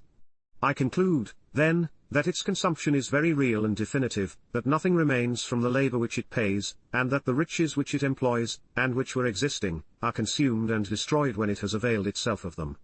In other words, real investment in a free market, which is driven by entrepreneurs' attempts to satisfy consumers who, crucially, are free to say no, produces value, as indicated by the resulting profit. Thus we know that the output is esteemed more highly than the untransformed inputs. Government spending is not of that nature. But what about government spending on infrastructure, those shovel-ready projects so beloved by the champions of government stimulus? Tracy cleverly pulls the rug out from under the argument by seeming at first to approve of such spending. Unlike the waste of other government spending, he says, it is quite otherwise with funds employed in public labors of a general utility, such as bridges, ports, roads, canals, and useful establishments and monuments. These expenses are always favorably regarded, when not excessive. They contribute in effect very powerfully to public prosperity. And yet, they cannot be regarded as directly productive, in the hands of government, since they do not return to it with profit and do not create for it a revenue which represents the interest of the funds they have absorbed. Besides, Tracy wrote, even government projects aiming at valued outcomes crowd out private efforts that would have been more efficient. We must conclude that individuals could have done the same things, on the same conditions, if they had been permitted to retain the disposal of the sums taken from them for this same use, and it is even probable that they would have employed them with more intelligence and economy. Even spending on science, government appropriations for which are supported across the mainstream political spectrum, would be better left to private entrepreneurs. Finally, we may say the same things of what the government expends, on different encouragements of the sciences and arts. These sums are always small enough and their utility is most frequently very questionable. For it is very certain that in general the most powerful encouragement that can be given to industry of every kind, is to let it alone, and not to meddle with it. The human mind would advance very rapidly if only not restrained, and it would be led, by the force of things to do always what is most essential on every occurrence. To direct it artificially on one side rather than on another, is commonly to lead it astray instead of guiding it. Then Tracy went in for the kill. From all this I conclude, that the whole of the public expenses ought to be ranged in the class of expenses justly called sterile and unproductive, and consequently that whatever is paid to the state, either under the title of a tax or even of a loan, is a result of productive labor previously executed, which ought to be considered as entirely consumed and annihilated the day it enters the national treasury. Once more I repeat it, this is not saying that this sacrifice is not necessary, and even indispensable, but, every citizen, should know that it is a sacrifice he makes, that what he gives is immediately lost, to the public riches, as to his own, in a word, that it is an expense and not an investment. The upshot. For Tracy it is that government should be kept small and inexpensive. Note the jab he gives to the greatest politicians. Finally, no one should be so blind as to believe that expenses of any kind are a direct cause of the augmentation of fortune, and that every person should know well that for political societies, as well as for commercial ones, an expensive regimen is ruinous, and that the best is the most economical. On the whole, this is one of those truths which the good sense of the people had perceived for a long time before it was clear to the greatest politicians. Foundation for Economic Education, June 29, 2010. Chapter 40. Libertarianism equals anti-racism. Some years ago, Senator Rand Paul's comments regarding the federal ban on racial discrimination in public accommodations, Civil Rights Act of 1964, Title II, brought the libertarian position on civil rights to public attention. This is odd because Paul has insisted that he is not a libertarian. It was not an entirely comfortable experience for libertarians. For obvious reasons libertarians are committed to freedom of association, which of course includes the freedom not to associate, and the right of property owners to set the rules on their property. Yet libertarians don't want to be mistaken for racists, who have been known to, inconsistently, invoke property rights in defense of racial discrimination. I say inconsistently because historically they did not object to laws requiring segregation, just as Jim Crow laws. Evelyn Beatrice Hall could say, summarizing Voltaire's views, I disapprove of what you say, but I will defend to the death your right to say it. But no libertarian I know relishes saying, I disapprove of your bigotry, but I will defend to the death your right to live by it. Yet that is the libertarian position, and we should not shrink from it. Defending the freedom of the virtuous is easy. The test is in defending it for the vicious. What I want to show here, however, is that this is not the entire libertarian position. There's more, and we do the philosophy, not to mention the cause of freedom, an injustice if we leave out the rest. Let's start with a question of some controversy. Should a libertarian even care about racism? By racism here I focus on racism per se, even if it is non-violent. Moreover, I accept for the argument's sake the dubious proposition that races even exist. I am not asking if people who are libertarians should care about racism, but rather, are there specifically libertarian grounds to care about it? Some say no, arguing that since liberty is threatened only by the initiation of physical force, and fraud, non-violent racist conduct, repugnant as it is not a libertarian concern. This is not to say libertarians wouldn't have other reasons to object, but I and others disagree with that claim. I think there are good libertarian grounds to abhor racism, and not only that, but also to publicly object to it and even to take peaceful but vigorous non-state and non-violent actions to stop it. What could be a libertarian reason to oppose non-violent racism? Charles Johnson has spelled it out in his article Libertarianism Through Thick and Thin. Libertarianism is a commitment to the non-aggression principle or obligation. That principle rests on some justification. Thus it is conceivable that a principle of non-violent action, such as racism, though not involving the initiation of force and contradicting libertarianism per se, could nevertheless contradict the justification for one's libertarianism. For example, a libertarian who holds his or her philosophy out of a conviction that all men and women are, and should be, equal in authority and thus none may subordinate another against his or her will, the most common justification, that libertarian would naturally abhor even non-violent forms of subordination. Racism could be just such a form, though not the only one, since existentially it entails at least an obligatory humiliating deference by members of one racial group to members of the dominant racial group. The obligatory deference need not always be enforced by physical coercion, seeing fellow human beings locked into a servile role, even if that role is not explicitly maintained by force, properly, reflexively summons in libertarians an urge to object. I'm reminded of what H. L. Mencken said when asked what he thought of slavery: "I don't like slavery because I don't like slaves." Another, related libertarian reason to oppose nonviolent racism, is that it all too easily metamorphoses from subtle intimidation into outright violence. Even in a culture where racial places have long been established by custom and require no coercive enforcement, members of a rising generation of the subordinate group will sooner or later defiantly reject their assigned places and demand equality of authority. What happens then? It takes little imagination to envision members of the dominant group, even if they have professed a thin libertarianism to that point, turning to physical force to protect their way of life. It should go without saying that a libertarian protest of nonviolent racist conduct must not itself be violent.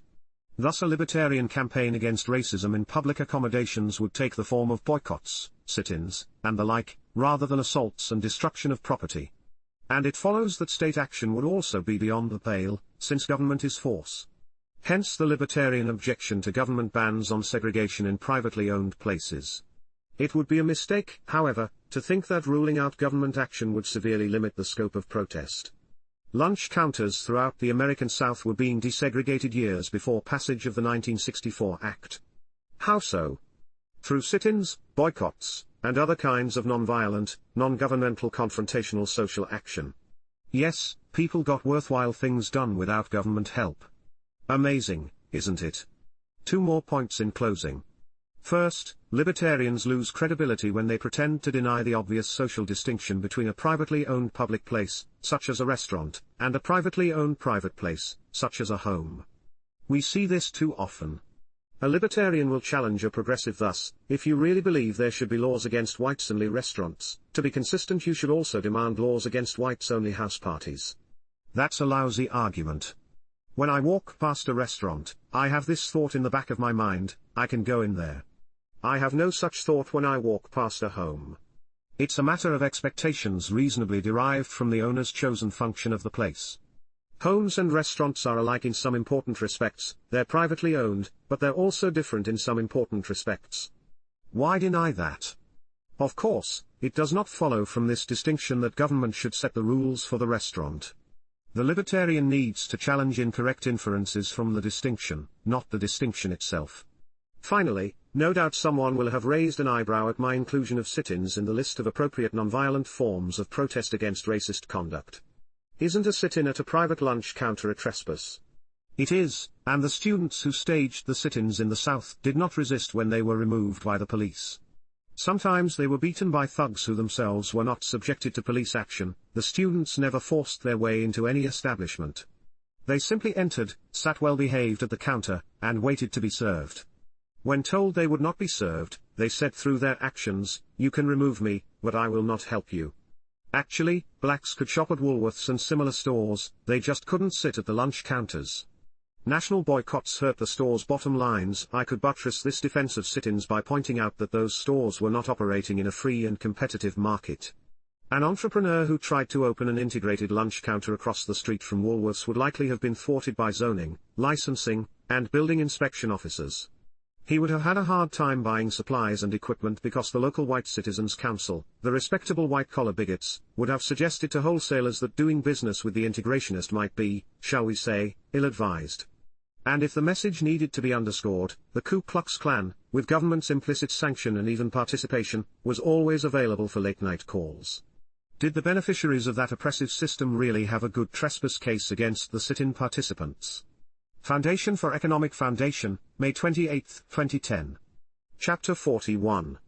We can oppose bigotry without the politicians. Should the government coercively sanction business owners who, out of apparent religious conviction, refuse to serve particular customers? While such behavior is repugnant, the refusal to serve someone because of his or her race, ethnicity, or sexual orientation is nevertheless an exercise of self-ownership and freedom of non-association. It is both non-violent and non-violative of other people's rights. If we are truly to embrace freedom of association, logically we must also embrace freedom of non-association. The test of one's commitment to freedom of association, like freedom of speech, is whether one sticks by it even when the content repulses. But does this mean that private individuals may not peacefully sanction businesses that invidiously discriminate against would-be customers? No. They may, and they should. Boycotts, publicity, ostracism, and other non-coercive measures are also constituents of freedom of association.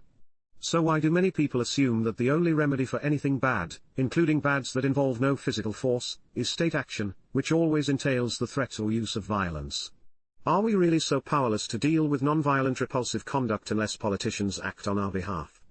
Some years ago the Arizona legislature passed, then the governor vetoed, a bill that would have amended the state's Religious Freedom Restoration Act, RFRA, which holds that even a seemingly religiously neutral law may not substantially burden the exercise of religion in the absence of a compelling government interest and a less restrictive method of advancing that interest. The bill was reportedly prompted by a New Mexico Supreme Court ruling in the case of a commercial photographer who, apparently on religious grounds, refused to take pictures at a same-sex civil commitment ceremony. The court held that the state's RFRA does not apply in cases involving private individuals, that is, cases in which the government is not a party. Thus a private person or business owner accused of violating the prohibition on discrimination against a designated protected group in public accommodations cannot invoke a religious exemption. Public accommodations generally refers to businesses and government offices open to the general public. Similar cases have arisen elsewhere. The Arizona bill would have extended the RFRA to any individual, association, partnership, corporation, church, religious assembly or institution, estate, trust, foundation or other legal entity. This was interpreted as intended to permit anti-gay discrimination in public accommodations, and maybe it was, but the bill made no reference to sexual preference or gender identity. Arizona law bans discrimination on the basis of race and sex, but not sexual orientation, as the New York Times noted at the time. A range of critics, who included business leaders and figures in both national political parties, said it was broadly discriminatory and would have permitted all sorts of denials of service, allowing, say, a Muslim taxi driver to refuse to pick up a woman traveling solo. What's an advocate of individual freedom, peaceful social cooperation, and tolerance to make of all this? Right off I'd ask how a compelling state interest, whatever that may be, could license the government to impose burdens, substantial or otherwise, on anyone's peaceful exercise of religion. The state is an organization of mere mortals who, by one dubious method or another, have been allowed to don the mantle of political legitimacy and to command obedience on pain of imprisonment even of those who never consented to the preposterous arrangement. Next I'd ask why religion is the only consideration to be taken into account. Shouldn't the state also be restrained from burdening the exercise of secular convictions? As the economist and social commentator Mario Rizzo of New York University wrote on Facebook, the difficulty is that the law singled out an approved reason, religious, why someone could refuse his or her services to another person. The default used to be freedom of association and contract unless there was some very good countervailing reason. Now it seems that the default is you must behave according to progressive values or else. No one in Arizona would have been in danger of being deprived of vital services. The environment is competitive and people want to make money. It is totally unlike the Old South.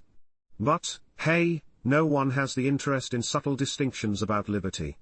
When Rizzo says that no one in Arizona would have been in danger of being deprived of vital services, the environment is competitive and people want to make money, he's referring to the fact that unless government intervention protects bigoted business interests, as it did in the Old South, markets will punish them and reward inclusive establishments. Now the moment anyone says that government should have no power to prohibit business owners from discriminating in public accommodations, a progressive interlocutor will respond, so a business should be allowed to refuse service to someone because the person is black or gay. To which I would say, no, the business should not be allowed to do that. But by not be allowed, I mean that the rest of us should non-violently impose costs on those who offend decency by humiliating persons through the refusal of service. As noted, this would include boycotts, publicity, and ostracism. The state should not be seen as a remedy, and considering that its essence is violence, it certainly should not punish non-violent conduct, however objectionable.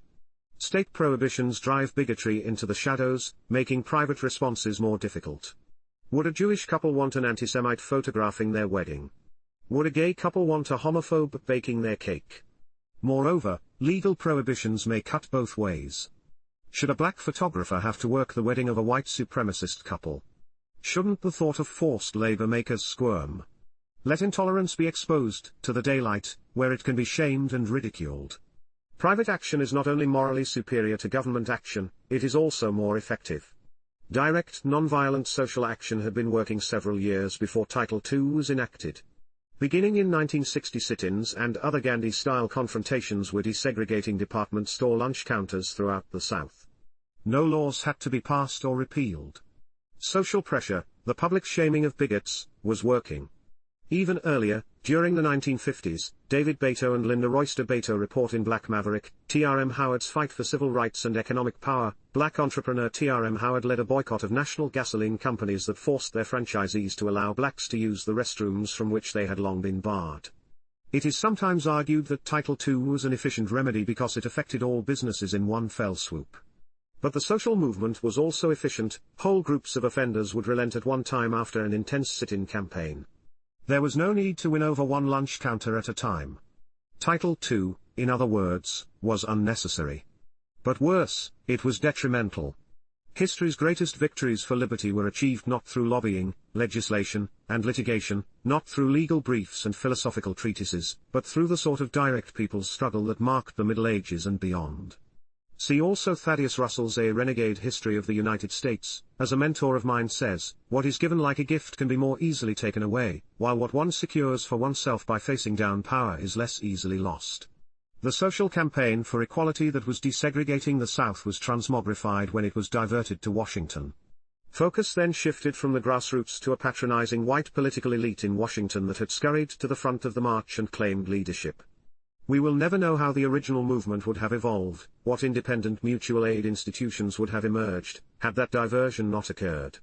In other words, libertarians need not shy away from the question, do you mean that whites should have been allowed to exclude blacks from their lunch counters? Libertarians can answer proudly, no. They should not have been allowed to do that. They should have been stopped, not by the state, which can't be trusted, but by nonviolent social action on behalf of equality. The libertarian answer to bigotry, in other words, is community organizing.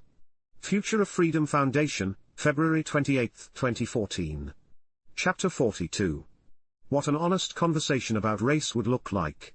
Ever since George Zimmerman's fatal shooting of Trayvon Martin hit the national headlines in 2012, calls for an honest conversation about race have been heard throughout America. Up until then, apparently, we've had only a conversation about having a conversation about race. However, one need not believe that the Zimmerman shooting and verdict were about race to think that an honest conversation is long overdue. First on the agenda should be the many ways that government policies, either by intent or by palpable effect, embody racism. Let's call them vehicles for official racism. I have in mind things like the war on certain drug manufacturers, merchants, and consumers, the crusade against illegal guns, the minimum wage and related laws regulating labor, and the government schools. All of these by far take their greatest toll on people of color. Private racism, whether violent or non-violent, is evil and abhorrent. It is also unlibertarian, as I point out in Libertarianism Equals Anti-Racism, in this volume. But as bad as private racism is, official racism is worse, since it is committed under color of law and leaves its victims all the more vulnerable. No one with open eyes can possibly believe that a black or Hispanic male walking down the street at night, or even during the day, faces the same hazards presented by the police that a white person does.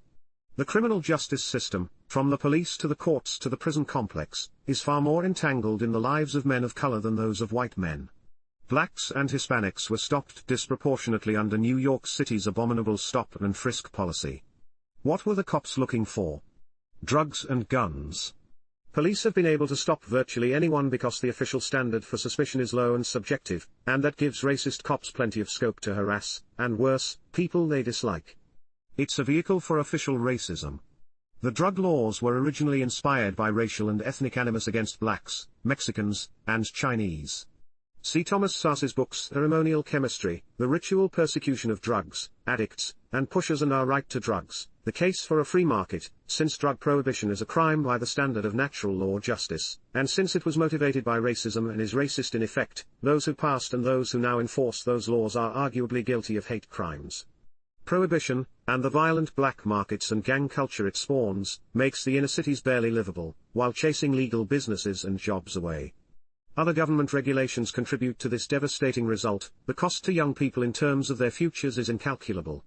What about the war against illegal guns? It's much the same story. As gun historian Clayton E. Kramer writes, the historical record provides compelling evidence that racism underlies gun control laws, and not in any subtle way. Throughout much of American history, gun control was openly stated as a method for keeping blacks and Hispanics in their place, and to quiet the racial fears of whites. It is not surprising that the first North American English colonies, then the states of the new republic, remained in dread fear of armed blacks, for slave revolts against slave owners often degenerated into less selective forms of racial warfare. The perception that free blacks were sympathetic to the plight of their enslaved brothers, and the dangerous example that a Negro could be free also caused the slave states to pass laws designed to disarm all blacks, both slave and free. Unlike the gun control laws passed after the Civil War, these antebellum statutes were for blacks alone. While the drug and gun laws today may not be racial in intent, though they may be, they are such in consequence. Again, they are vehicles for official racism. Whose neighborhood has more to fear from a local militarized police SWAT raid? The government's schools for decades consigned black children to ramshackle custodial institutions misleadingly called schools, where the kids' future choices were systematically narrowed to a demeaning few. With white-controlled elitist school boards depriving minority communities of resources, through taxation, it took heroic family and neighborhood action to help kids to overcome these official barriers. Things are little different today. Even though a great deal more tax money is spent on inner-city schools now than previously, the results are not much better. These handicaps on minority children are reinforced by the minimum wage and related laws, such as the Davis-Bacon Act. By pricing low-skilled, poorly educated workers out of the market, these laws make getting a first job especially hard if not impossible. For many unfortunate victims of the law, their lives are stifled in ways that cannot be reversed without Herculean effort. Tragic coincidence? No. The laws were racially motivated, intended as barriers against black workers aspiring to compete with exclusionist white unions. And to this list of offensive interventions let us add immigration controls, zoning laws, occupational licensing, and restrictions on street vendors and taxi drivers, all of which impose their heaviest burdens on people of color, who are thwarted at every turn, as my account here indicates. Most tragically, all these government inventions, which serve to create dysfunctional communities, feed the private racists' poisonous narrative. This hardly exhausts the discussion of official racism. So, yes, let's have that honest conversation about race. And let's begin with the biggest enabler of racism of all, the state. Future of Freedom Foundation, July 19, 2013. Chapter 43. There is no such thing as economic freedom, only freedom. In 1938 the U.S. Supreme Court ruled that a federal law prohibiting the interstate shipping of filled milk violated neither the Commerce Clause nor the Due Process Clause of the Constitution. What is best remembered about that opinion is the famous footnote 4, which has influenced American jurisprudence ever since. Writing for the majority in United States v. Carolyn Products Company, Justice Harlan F. Stone set out the doctrine that some kinds of freedom are more equal than others. Specifically, certain government acts warrant higher judicial scrutiny than other kinds. Harlan wrote, there may be narrower scope for operation of the presumption of constitutionality when legislation appears on its face to be within a specific prohibition of the Constitution, such as those of the first 10 amendments. In other words, when the court decides that a government regulation lies beyond an explicit constitutional prohibition, for example, one found in the Bill of Rights, the court should presume it is constitutional, and not subject to the strict scrutiny that regulations lying within some explicit prohibition deserve. The footnote is better understood when we see the text it is attached to. The existence of facts supporting the legislative judgment is to be presumed, for regulatory legislation affecting ordinary commercial transactions is not to be pronounced unconstitutional unless, in the light of the facts made known or generally assumed, it is of such a character as to preclude the assumption that it rests upon some rational basis within the knowledge and experience of the legislators. That is, the court will simply assume members of Congress had a good reason to regulate some aspect of commerce unless it can be shown otherwise.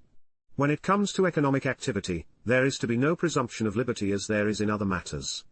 Hence the bifurcated system of freedoms, non-economic and economic, we labor under today. Advocates of freedom know this doctrine is based on an error and invoke the indivisibility of freedom in response to it.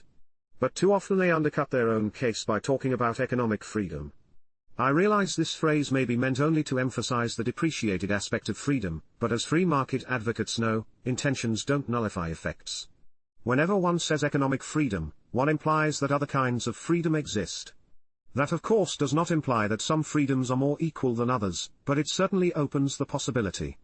That can't happen if we insist that freedom is indivisible. The case for the indivisibility of freedom is not hard to make when one remembers that there are no economic ends. There are only ends, namely, the values we pursue in the course of our lives. I recall first hearing Thomas Sowell make this point about 30 years ago. He writes in Basic Economics, one of the last refuges of someone whose pet project or theory has been exposed as economic nonsense is to say, economics is all very well, but there are also non-economic values to consider. Presumably, these are supposed to be higher and nobler concerns that soar above the level of crass materialism. Of course there are non-economic values. In fact, there are only non-economic values. Economics is not a value in and of itself. It is only a way of weighing one value against another. There are only non-economic values. If that is so, then there is no economic freedom. There is only freedom. Full stop. People act to achieve objectives that they believe will help them to flourish, however they may conceive that. Sometimes they pursue material values, other times they pursue non-material, or spiritual, values. But the material values serve the same sort of purposes as the non-material ones. They are not pursued for economic reasons. Now this works very well with the Austrian insight, developed also by the British economist Philip Wicksteed, that the classical economists erred in thinking their discipline applied only to the self-interested pursuit of material wealth. But economics, or praxeology, to use Ludwig von Mises's term for the broader study of human action, analyzes purposeful action in itself. It doesn't matter what the objective is, the logic of action is universal. As Wicksteed put it in his introduction to the Common Sense of Political Economy, it will easily be shown that the marginal utility principle is not exclusively applicable to industrial or commercial affairs, but runs as a universal and vital force through the administration of all our resources. It follows that the general principles which regulate our conduct in business are identical with those which regulate our deliberations, our selections between alternatives, and our decisions, in all other branches of life. And as Mises wrote in Epistemological Problems of Economics, everything that we say about action is independent of the motives that cause it and of the goals toward which it strives in the individual case. It makes no difference whether it is directed toward the attainment of materialistic or idealistic ends. Living a human life consists in the pursuit of a variety of values, some material, some not. Thus dividing freedom into spheres is both arbitrary and ultimately destructive. There is no economic freedom and non-economic freedom. There is only freedom. Foundation for Economic Education, June 8, 2012. Chapter 44. The Inherently Humble Libertarian. You would think that the advocates of a philosophy of political economy that embraces spontaneous social order, bottom-up rule-making based on peaceful voluntary exchange, and even competing polycentric law, i.e., statelessness, would be safe from the charge of conceit. How conceited can someone be who forswears compelling other people to live in certain ways, expressing a willingness, no, an eagerness, to leave that to peaceful cooperation among free individuals? Making what social theorist F. A. Hayek called the social knowledge problem a centerpiece of one's worldview is hardly the mark of arrogance. Quite the contrary. Yet critics of the libertarian philosophy throw the charge of know-it-allness at its exponents all the time. It's the go-to criticism. When counter-arguments fail, accuse the libertarian of hubris. I'm talking about substance, not style. Regrettably, someone could display arrogance while insisting that neither he nor anyone else could possibly know enough to plan other people's lives. However off-putting that style, it does not change the fact that the position embodies a fundamental humility. There are inherent limits to any individual's knowledge, and therefore government social engineering, which requires the use of aggressive force, must fail. To put it succinctly, libertarianism has humility baked in at the most fundamental level. Humility is not to be conflated with radical doubt, however. One can be humble while also believing it is possible to know things. And some things, including the nature and market implications of human action, can be known conceptually. One can know, for example, that intelligently planning an economy or even a particular market is beyond anyone's, including one's own, capacities. The same can be said of more modest schemes to modify market outcomes through government intervention. One can acknowledge the limits of reason à la Hayek without being a skeptic or rejecting reason as impotent. Don't all skeptics make covert knowledge claims? After all, it is reason that discovers its own limits. Some libertarians and classical liberals have tried to defend liberty on the grounds that we can't really know anything, but this is a non-starter. For example, libertarian economist Milton Friedman, in his 1991 Liberty article, Say No to Intolerance, wrote, "I have no right to coerce someone else, because I cannot be sure that I am right and he is wrong." If we see someone doing something wrong, someone starting to sin, to use a theological term, let alone just make a simple mistake, how do we justify not initiating coercion? Are we not sinning if we don't stop him? How do I justify letting him sin? I believe that the answer is, can I be sure he's sinning? Can I be sure that I am right and he is wrong? That I know what sin is? Strangely, this implies that if we could know right from wrong, we would be justified in interfering with people's wrongful but non-aggressive conduct. Only ignorance protects freedom. Yet am I not allowed to stop a murderer because I cannot be sure that I am right about the nature of murder, and he is wrong? Skepticism, in other words, cannot get us to the non-aggression obligation or anywhere else. We can know things, important things, that do get us to what I call the non-aggression obligation. Among the things we can know, is that no individual or group of individuals can successfully plan an economy or society in the interests of all, or intelligently alter the outcomes of free social cooperation, because in principle they cannot have access to all that is now known or will be discovered by the people they intend to move about like so many chess pieces. That, of course, is an allusion to Adam Smith's insight about the man of system in the theory of moral sentiments. The man of system, on the contrary, is apt to be very wise in his own conceit, and is often so enamored with the supposed beauty of his own ideal plan of government, that he cannot suffer the smallest deviation from any part of it. He goes on to establish it completely and in all its parts, without any regard either to the great interests, or to the strong prejudices which may oppose it. He seems to imagine that he can arrange the different members of a great society with as much ease as the hand arranges the different pieces upon a chessboard. He does not consider that the pieces upon the chessboard have no other principle of motion besides that which the hand impresses upon them, but that, in the great chessboard of human society, every single piece has a principle of motion of its own, altogether different from that which the legislature might choose to impress upon it. If those two principles coincide and act in the same direction, the game of human society will go on easily and harmoniously, and is very likely to be happy and successful. If they are opposite or different, the game will go on miserably, and the society must be at all times in the highest degree of disorder. So who, at the deepest level, is full of conceit? Those who respect individual liberty, understanding that free association, like the justice on which it is based, has good consequences, or those who call on the state to interfere violently with free association because they presume to know which outcomes are superior to those they imagine would emerge through peaceful cooperation. Future of Freedom Foundation, February 13, 2015. Chapter 45. The Poison Called Nationalism. Forward, the Light Brigade. Was there a man dismayed?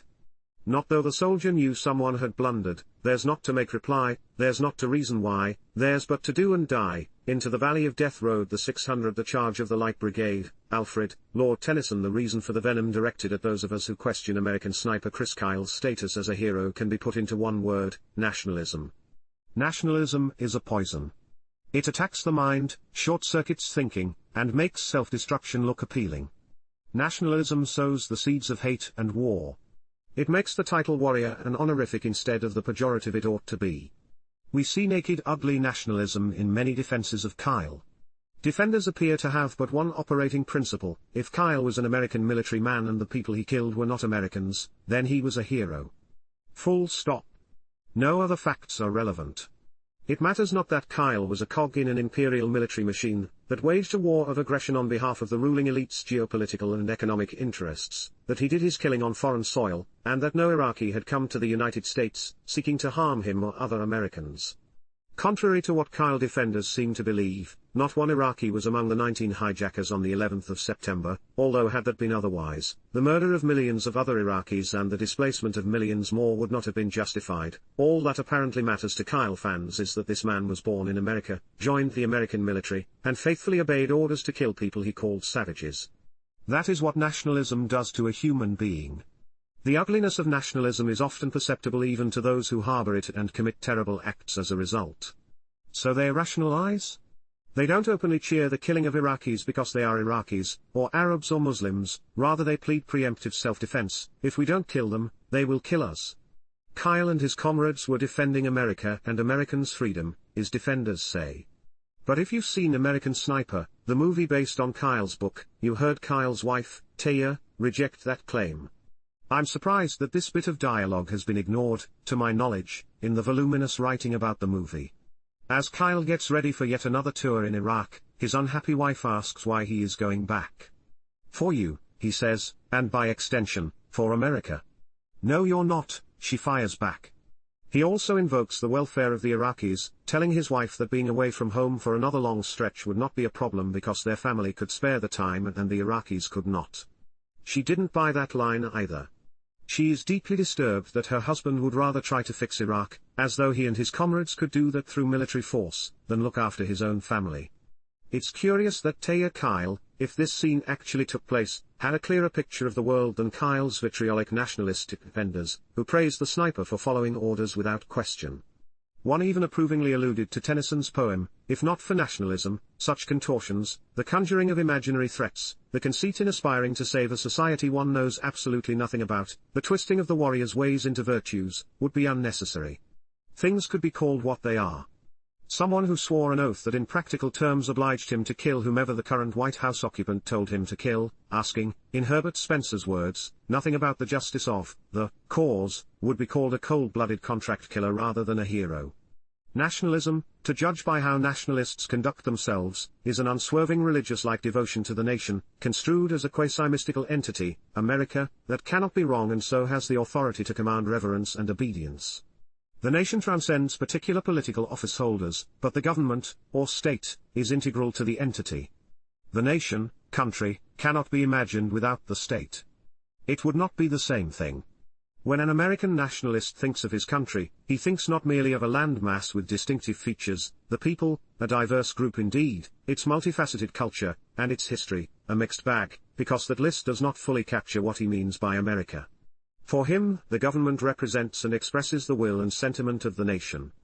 To be sure, a nationalist can think that the people have erred in picking their leaders, in which case the nation is misrepresented and has to be taken back. The power of compartmentalization allows some people who think of themselves as individualists while seeing the nation in these corporate terms.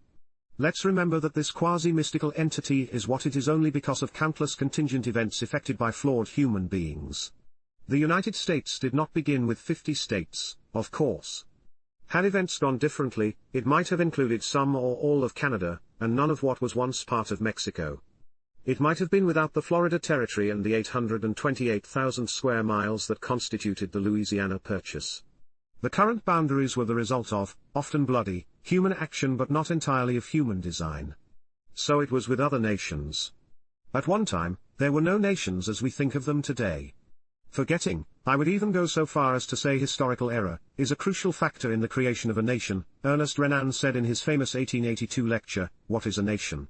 Which is why progress in historical studies often constitutes a danger for the principle of nationality. Indeed, historical inquiry brings to light deeds of violence which took place at the origin of all political formations. Unity is always effected by means of brutality. This integral relationship between nation and state is why nationalists reject claims that one can love one's country while despising the government. That's impossible by their definition of country. To oppose the government is to oppose the country. You may oppose a particular president, but don't dare oppose the military. Now, you can try to redefine country to make it something properly lovable, but you won't persuade a nationalist. It's no accident that governments never fail to call on their flocks to love their country, by which they mean, be willing to make any sacrifice on its behalf, with sacrifice defined by politicians. Instilling nationalism is always the primary mission of government and its schools because, as Ernst Gellner wrote in Nations and Nationalism, it is nationalism which engenders nations, and not the other way round. That mission is behind the near-compulsory recitations of the Pledge of Allegiance, written by an avowed Christian collectivist, salutes to the troops for their service on any and every occasion, and the playing of the national anthem and other nationalist songs at sporting events. It's what's behind the repeated, compulsive assurances that America is the greatest country on earth. The ruling elite understands that love of country will inevitably find its application in fealty to the government, no matter what dissenters may say. Some wish to distinguish nationalism from patriotism, but I don't think this works. Patriot has a lineage that includes the Greek words for fatherland, potri, of one's fathers patrios, and father, pater. This indicates the country's parental relationship to the citizen. It can't simply mean land of one's fathers because people believe they should feel patriotic about lands their fathers never set foot in. We're back to that quasi-mystical entity, America. Hence my definition of patriot, one who, no matter the difficulties, places power above party. I understand the love of the place one knew as a child. I understand the love of home, of family, of community, of neighbors, and of people with whom one has shared experiences and beliefs. I understand the love of virtuous principles as expressed in historical documents, such as the Declaration of Independence. That kind of love does not ignite hate for the other or create admiration for the warrior who enjoys killing the other on order. That takes the poison of nationalism and an obsession with the nation it creates. Future of Freedom Foundation, February 6, 2015. Chapter 46. Do ends justify means? I, and most other people, I assume, grew up being taught that the end doesn't justify the means. Basically, this is an injunction not to rationalize one's own behavior while using other people as mere means to one's ends. Most people apply that principle day to day.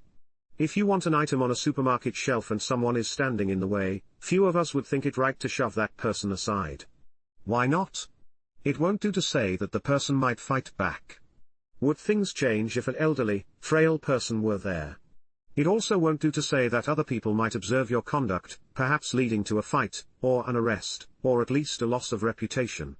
Nor will it do to say that in normal circumstances waiting for the person to move would cost little in time and convenience. How much time and inconvenience would be required to make shoving an attractive option? The question answers itself. A utilitarian, or any other sort of consequentialist, might say that greater good, happiness, or utility would be better achieved by waiting than by shoving. That is, the harm to the other person would exceed the benefits to you. But since interpersonal comparisons of subjective utility are impossible, not only is there no unit of measurement, in principle there's nothing to measure, that claim has no content. As J.J.C. Smart, a utilitarian, put it, utilitarian is reduced to an intuitive weighing of various consequences with their probabilities. It is impossible to justify such intuitions rationally, and we have here a serious weakness in utilitarianism. Philosopher A.J. Ayer had a similar insight. Jeremy Bentham's process of sober calculation turns out to be a myth. Bentham himself was aware of this problem. If goods are incommensurable, then one of them cannot be said to be greater than others. Thus acting for the greater good is without meaning. T's lack of commensurability eliminates all possibility of reference for the expression greater good as the consequentialist uses this expression. Natural law philosopher Germain Grisez writes. So why wouldn't we shove the elderly, frail person aside even if we were certain to be unobserved? We abstain from that efficient means to an unobjectionable and perhaps worthy end because we sense that it would be injustice and that injustice is to be avoided. We don't calculate that committing the injustice would in this case be contrary to our own self-interest. What would you think of someone who actually did that? Nor do we even determine that shoving the person aside would ill-serve that person's interests. Rather, we know that the act would be wrong because it is wrong to use another person as a mere means to our ends. In a sense we're all the children of Athens, a reference to the ethical writings of the ancient Greek philosophers. So why is the principle that the end does not justify the means absent from most discussion of government policy? Why are political measures routinely defended on the sole basis that they will bring about some good consequence that supposedly outweighs the costs, from the perspective of those who propose them? This happens all the time. A tariff is justified by the help it is thought to give to a struggling domestic industry. A price control is justified as a way to keep the price of some product affordable. A mandate that employers or insurance companies nominally pay for women's contraception is justified in terms of women's health or of reducing the number of abortions. Torture is justified as a source of useful information. Obliteration bombing is justified as a way to shorten a war. In all these cases and more, those who proffer the government policy seem to think that all they need do is identify a consequence as the greater good and the discussion is over. The end justifies the means. That may indicate one of two things. The proponent of the measure may think that the objective of the policy is more important than whatever those who are forced to pay for it must forego as a result. Or the proponent may be oblivious of the costs entirely, as though there were none. But, first of all, there are always costs to, and therefore victims of, any government action. Government is force, and coercive intervention signifies per se that the individual or individuals coerced would not have done what they are now doing were it not for the intervention, economist Murray Rothbard wrote in Power and Market. A tariff forces consumers to pay more for products, leaving them less money to spend on other people's products. That's two sets of victims. A price control will drive marginal producers out of business, creating shortages. A contraception mandate will cost someone money, no matter how often the products and services are called free. Etc. All those who are forced to bear the costs are treated by the government, and the special interest groups it empowers as mere means to other people's ends, that is, they are treated as less than human, and as unworthy of consideration. The proponents of such measures never tell us why the benefits they aim for are more important than the benefits other people would have to do without. But of course they couldn't tell us, the benefits are incommensurable. Furthermore, apart from the material loss, the victim's progressive loss of freedom is real both in the immediate instance as well as with respect to the precedent set for future government action, the slippery slope. Intervention begets intervention as policymakers try to clean up the mess their previous actions created. As Grisez put it, the economic advantages and disadvantages of a proposed public project can be quantified. But people also want freedom of speech and of religion, equal protection of the laws, privacy, and other goods which block certain choices, yet which cannot be costed out. Cost-benefit analysis can tell one the most effective way of attaining certain objectives, assuming one accepts the objectives and has no concerns about the means and the side effects of the means required to attain them. But such analysis cannot tell one whether the objectives one seeks are objectives one ought to seek, or whether non-quantifiable factors should be ignored. Means and ends of course are intimately related. The end determines the array of relevant means. But that is not the end of the story. In selecting from that array, considerations apart from the end are highly relevant, such as the injunction never to use another person as a mere means. To ignore those considerations is to mock human dignity and countenance the slave principle. That's basic to how we ordinarily think about morality. But politicians and those who leech off their power flout this insight as a matter of course. Foundation for Economic Education, April 26, 2012. Chapter 47. Free Market Socialism. Libertarians are individualists. But since individualist has many senses, that statement isn't terribly informative. Does it mean that libertarians are social nonconformists on principle? Not at all. Some few libertarians may aspire to be, but most would see that as undesirable because it would obstruct their most important objectives. Lots of libertarian men have no problem wearing a jacket and tie, or shoes, socks, and a shirt, on occasions when that attire is generally expected. Besides, if it's bizarre to do what other people do only because other people do it, isn't it also bizarre to do the opposite of what other people do only because it's the opposite? Both types are in effect taking orders. Virtually all libertarians observe most of the customs of their societies, just as they conform to language conventions if for no other reason than they wish to be understood. I don't know a libertarian who would regard this as tyranny. In fact, as one's appreciation of the libertarian philosophy deepens, so does one's understanding of the crucial behavior-shaping role played by the evolution of customs and rules, the true law, that have nothing whatever to do with the state. Indeed, these help form our very idea of society. Libertarians are individualists in other respects, however. They are methodological individualists, which means that when they think about social and economic processes, they begin with the fact that only individuals act.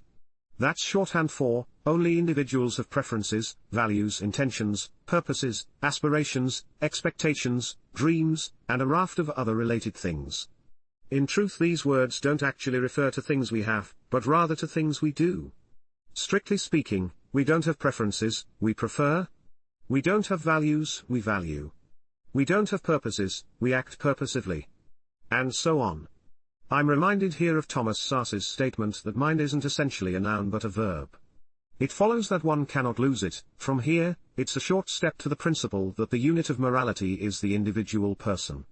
Morality concerns what individuals should and should not do, and what sort of life is proper for rational social beings. Interpersonal morality addresses, among other things, when the use of force is permissible, if ever, and this leads to the ideas of rights, entitlements, and enforceable obligations, also attributes of individuals. None of this disparages the importance of groups, ranging in size from 2 persons to great societies. But it does implicitly remind us that the dynamics of groups cannot be understood without first understanding their components. It is certainly reasonable to talk about a college class doing things. But misunderstanding will plague anyone who fails to realize that class here simply indicates a group of individuals in a certain relationship with one another, with a professor, with a particular institution, and with society at large. When we say, the class left the room, we don't mean that some blob flowed through the door, but rather that the individuals who count as members of the class left the room. That's an easy case which no one is apt to misunderstand. But other statements shroud, perhaps intentionally, basic methodological and moral individualism. When the news media attribute preferences and actions to the United States or the US government, clarity would be served by keeping in mind that specific individuals with interests, preferences, and the rest, individuals whose legitimate claim to act on our behalf may at least be dubious, perform the actions. Collective nouns are unproblematic as long as we remember what we are talking about. Nothing about libertarianism commits its adherents to what critics call atomistic individualism. That would be a curious descriptor for people who love trade and the division of labor, even among perfect strangers at great distances. That's why I long ago proposed an alternative, molecular individualism. Libertarians agree with the ancient Greek philosophers who emphasized the fundamental social nature of human beings. Baked into this concept is the idea that persons inescapably are reason and language-using beings. An atomistic individual would be less than fully human because fundamental potentialities would be left unactualized, owing to the absence of contact with other reason and language-using beings. Our ability to think beyond the most primitive level depends on language, which is by nature social. The progressive's caricature of the libertarian as a rugged, self-sufficient, antisocial off-the-grid inhabitant of a mountain shack, a Ted Kaczynski sans letter bombs, is ludicrous. Libertarians, to the extent that they grasp the fundamentals of their philosophy, care about social dynamics, which accounts for their fascination with economics, especially the Austrian school. I don't mean to downplay anything I've just said when I point out that, in an important sense, the social whole is greater than the sum of its parts. Economies are not machines, they are people exchanging things. We are the economy the politicians and bureaucrats wish to control. Yet our continuing interaction spontaneously generates, in a bottom-up way, a vast and complex order of interrelated institutions that no individual or group could possibly grasp in any detail, much less design. The mundane price system is a perfect if unappreciated example. Prices are critical to our well-being because they enable us to plan our day-to-day lives. They do so by providing signals to us not only as consumers but also as producers. Prices guide our decisions about what to produce for exchange, how much to produce, and by what means.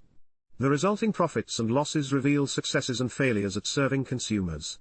Without prices we fly blind, as Ludwig von Mises famously showed in his demolition of central economic planning, that is, socialism. This is the upshot of the famous socialist calculation debate, which F.A. Hayek also participated in.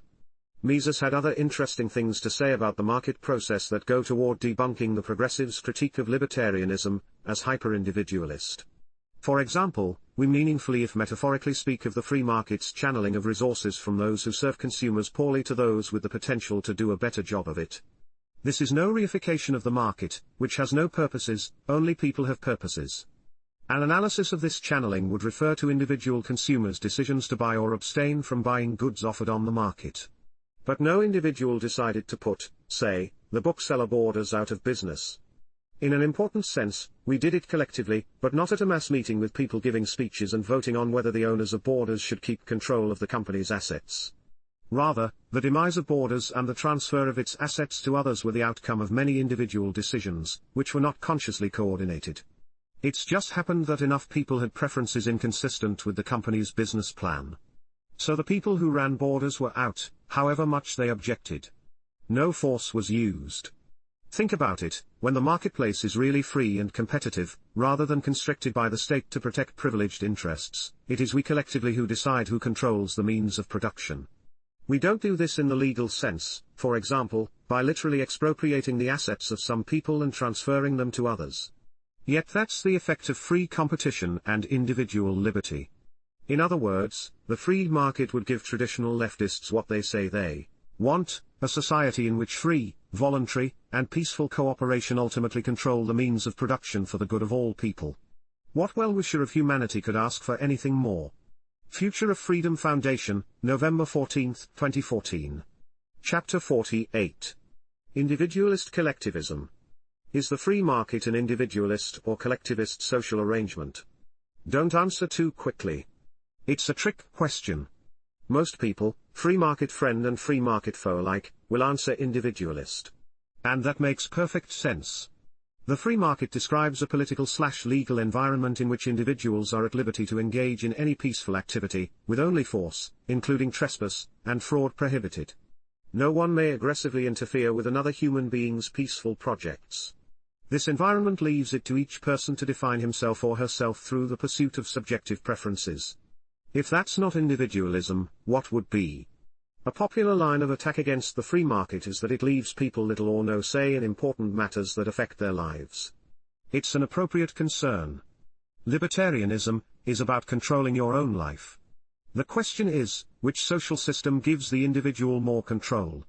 Clearly it's the free market, not to be confused with current corporatism, that allows far more control, even in the midst of impersonal market forces. When competition is not limited by government privilege and other restrictions, the individual has a wide range of choices in consumption and production activities. If you don't like one offering, chances are there will be others. The key to choice is the absence of barriers to competitive entry, barriers like taxes, regulations, land use restrictions, government-sponsored cartels, intellectual property, and more. The control that an individual exercises in the market far exceeds the alleged influence he or she has in a political democracy, where no person's vote is likely to be decisive, and the benefits from any particular government action are concentrated on well-organized interest groups, while the costs are spread thinly, almost invisibly, throughout the population. So where does collectivism figure in the free market? This is a dimension of the market that cannot be ignored without missing something essential. If I wanted to be especially provocative, I'd call this the collectivist or socialist dimension. If social democrats dropped their prejudice against money-making and took a fresh look, they would be struck by how closely the free market would approach what they say they want. Economist Ludwig von Mises held that the market economy is a democracy in which every penny constitutes a vote. The wealth of the successful businessman is the result of a consumer plebiscite. It is true that someone with more money has more votes than someone with less money. But the person with less money can still obtain things he or she wants, which makes the market superior to political democracy, in which anyone who votes with the losing side gets nothing. That's where the democracy analogy breaks down in favor of the market. As the liberal legal scholar Bruno Leoni noted, in a democratic vote 50% plus 1 effectively equals 100%, while 50% minus 1 effectively equals 0. In the market minority tastes are catered to. It's never winner takes all. Mises made one more point that should impress good-faith social democrats: in the last analysis, all decisions are dependent on the will of the people as consumers. He also wrote, if a businessman does not strictly obey the orders of the public as they are conveyed to him, by the structure of market prices, he suffers losses, he goes bankrupt, and is thus removed from his eminent position at the helm. Other men who did better in satisfying the demand of the consumers replace him. In a free market, and even today within limits, we collectively decide who controls the means of production. A defiant individual hasn't a chance against the relentless consumer's verdict. Who was responsible for the bookseller Borders' bankruptcy? Individually, you or I could not have driven the chain from the market. But we did it collectively by our individual decisions about where and how to buy books. In effect we said, Borders, we think there are better uses for your assets, so we want them transferred to someone else. And we prefer that your 10,700 employees produce something else, because other people are already satisfying our book-buying needs. That sounds like the kind of collective decision-making the Social Democrats say they want. Without corporate protectionism, consumer power would be even more pronounced than it is today. Had our language evolved differently, the free market might today be known as socialism, since decisions about who controls the means of production would be made socially. The opposing position, which favors decision-making within the state, would properly be called statism. In fact, individualist anarchist Benjamin Tucker and the other radical pro-market anarchists of his era called themselves socialists. In the free market, therefore, we have a beneficent combination of individualism and collectivism. Nobel laureate F.A. Hayek, in his essay Individualism, True and False, alluded to this irony when he wrote, "What individualism teaches us is that society is greater than the individual only insofar as it is free. Insofar as it is controlled or directed, it is limited to the powers of the individual minds which control or direct it." Future of Freedom Foundation, December 7, 2012. Chapter 49. Individualism, Collectivism, and Other Murky Labels. Imagine the following person. He believes all individuals should be free to do anything that's peaceful and therefore favors private property, free global markets, freedom of contract, civil liberties, and all the related ideas that come under the label libertarianism, or liberalism. Obviously he is not a statist. But is he an individualist and a capitalist, or a socialist and a collectivist? It sounds like an easy question, but on closer inspection it's not. Much depends on the context, or the level of analysis at which the question is directed. An answer appropriate at the level of personal ethics may not be appropriate in a discussion of political economy. Take the word individualist. There are many senses in which the person described above could be called an individualist. If in his personal life he habitually and ultimately relies on himself to make decisions, although he seeks information and wisdom from others, and does not slavishly follow fashion, he could appropriately be called an individualist. He likewise is a methodological individualist if he believes that only individuals act and create, only individuals have intentions, values, and preferences. He understands that when a group acts, it's really just individuals acting in concert. What about at the level of political economy? Is this person also an individualist in that context? Here the labels get murkier. He certainly is an individualist in the political legal sense, that is, he favors a system in which individuals' titles to honestly acquired property are respected. Group ownership would have to be traceable to express or implicit contracts among collections of individuals. But for a libertarian theory of non-state public property, see Roderick Long's A Plea for Public Property and Eleanor Erstrom's Nobel Prize-winning work on common pool resources, this seems to yield the conclusion that a libertarian is categorically an individualist. But not so fast. The term individualist, let's recall, was, and sometimes still is, a pejorative aimed at people of the libertarian persuasion. It was meant to stigmatize them as antisocial. The adjectives rugged and atomistic were later added to drive home the point. In some minds, Unabomber Theodore Kaczynski, who lived alone in a shack in the wilderness, was the quintessential individualist, except for the letter bombs. But the libertarian philosophy is the furthest thing from antisocial. That would be a peculiar way indeed to describe a philosophy that embraces, with gusto, the global division of labor and free trade across property, city, county, state, and national lines.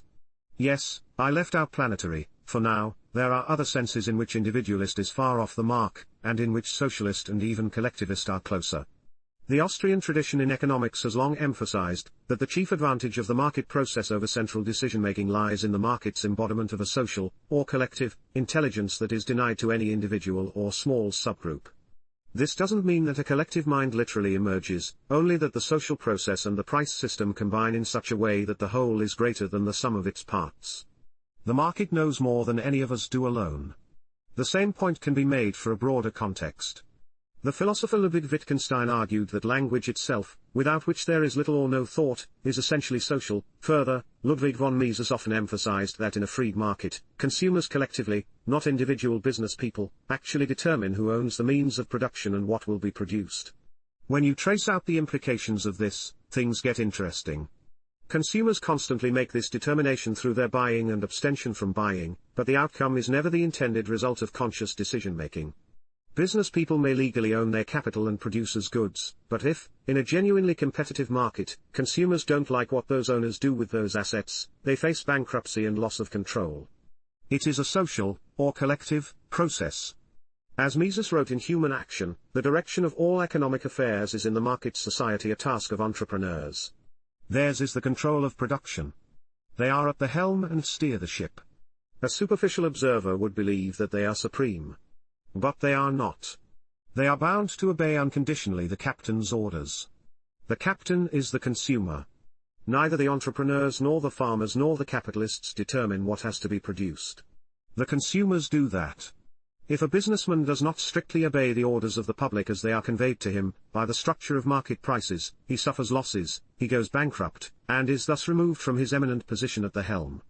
Other men who did better in satisfying the demand of the consumers replace him. Isn't that social, or collective, control of the means of the production? Does that make libertarians socialists or collectivists? This fact about the market is worth passing along to our good faith opponents who decry any system that does not allow the mass of people a say in matters that affect them. The irony is that the free market accomplishes this, while state socialist systems do not. But it is necessary to stress that Mises's point applies fully only under laissez-faire, meaning a free market without coercively provided privileges of any kind. Historically, government intervention in the market has aimed to shelter the privileged, owners of land and capital who benefited from political favoritism like patents, licensing, and land enclosure, from the demands of regular people, consumers and workers, the very ones whose voices are most effective in a truly free market. That is why the struggle for freedom has always been a struggle against privilege. In summary, the great political debate is not between individualists and collectivists, but between those who see the coercive state as the locus of authority and those who see voluntary society as that locus. Liberals from Adam Smith to Herbert Spencer to F. A. Hayek emphasized the benefits of free, spontaneous social, market, processes, including the common law, and how those processes are disrupted by the state. Advocates of the supremacy of state over society are properly called statists. Wouldn't it follow that advocates of the supremacy of society over state should be called socialists? In this regard, I recall that the libertarian James Dale Davidson, founder of the National Taxpayers Union, long ago wrote a book, The Squeeze, as I remember, that called for a socialization of rules. By that he meant that the rules and customs of everyday life should be generated, bottom up, by society, not imposed, top down, by legislators. Be assured, I am not suggesting that libertarians start calling themselves socialists. I am saying that a reconsideration of labels can clarify understanding. Nevertheless, as a historical matter I think Mises was mistaken when he wrote, the notion of socialism as conceived and defined by all socialists implies the absence of a market for factors of production and of prices of such factors. This can't be true because some earlier American advocates of laissez-faire, of what was dubbed consistent Manchesterism, called themselves socialists for a time, most prominently, Benjamin R. Tucker, editor of Liberty magazine, 1881 to 1908. In the view of Tucker and his allies, and earlier liberal thinkers like Herbert Spencer's mentor Thomas Hodgkin, capitalism meant government interference in the market, tariffs, the banking cartel, patents, and the land monopoly, on behalf of the owners of capital, and to the detriment of the rest of society. Their alternative was a completely free and competitive market void of privilege, only that system would restore to workers the just earnings taken through anti-competitive government intervention. In 1884 Tucker wrote in Socialism, What It Is, Socialism says that what's one man's meat must no longer be another's poison, that no man shall be able to add to his riches except by labor, that in adding to his riches by labor alone no man makes another man poorer, that on the contrary every man thus adding to his riches makes every other man richer, that increase and concentration of wealth through labor tend to increase, cheapen, and vary production. That every increase of capital in the hands of the laborer tends, in the absence of legal monopoly, to put more products, better products, cheaper products, and a greater variety of products within the reach of every man who works, and that this fact means the physical, mental, and moral perfecting of mankind, and the realization of human fraternity. Is that not glorious? Shall a word that means all that be cast aside simply because some have tried to wed it with authority? When you include in the labor category what entrepreneurs do, as Tucker and Hodgkin did, this description of a free society is virtually indistinguishable from those offered by Frederick Bastiat, Ludwig von Mises, and Leonard Read, founder of the Foundation for Economic Education. Today socialism means only state, not social, control. But for many people here and abroad, capitalism means not laissez-faire, but rather corporatism, or what the great libertarian Albert J. Nock called the merchant state. It behooves us to make sure our labels communicate clearly. Otherwise we will never bring the mass of people to the cause of liberty. Foundation for Economic Education, August 31, 2012. Chapter 50. Hayek on Individualism. F. A. Hayek's essay Individualism, True and False, Chapter 1 of Individualism and Economic Order, overflows with insights that belong in any brief on behalf of a free society.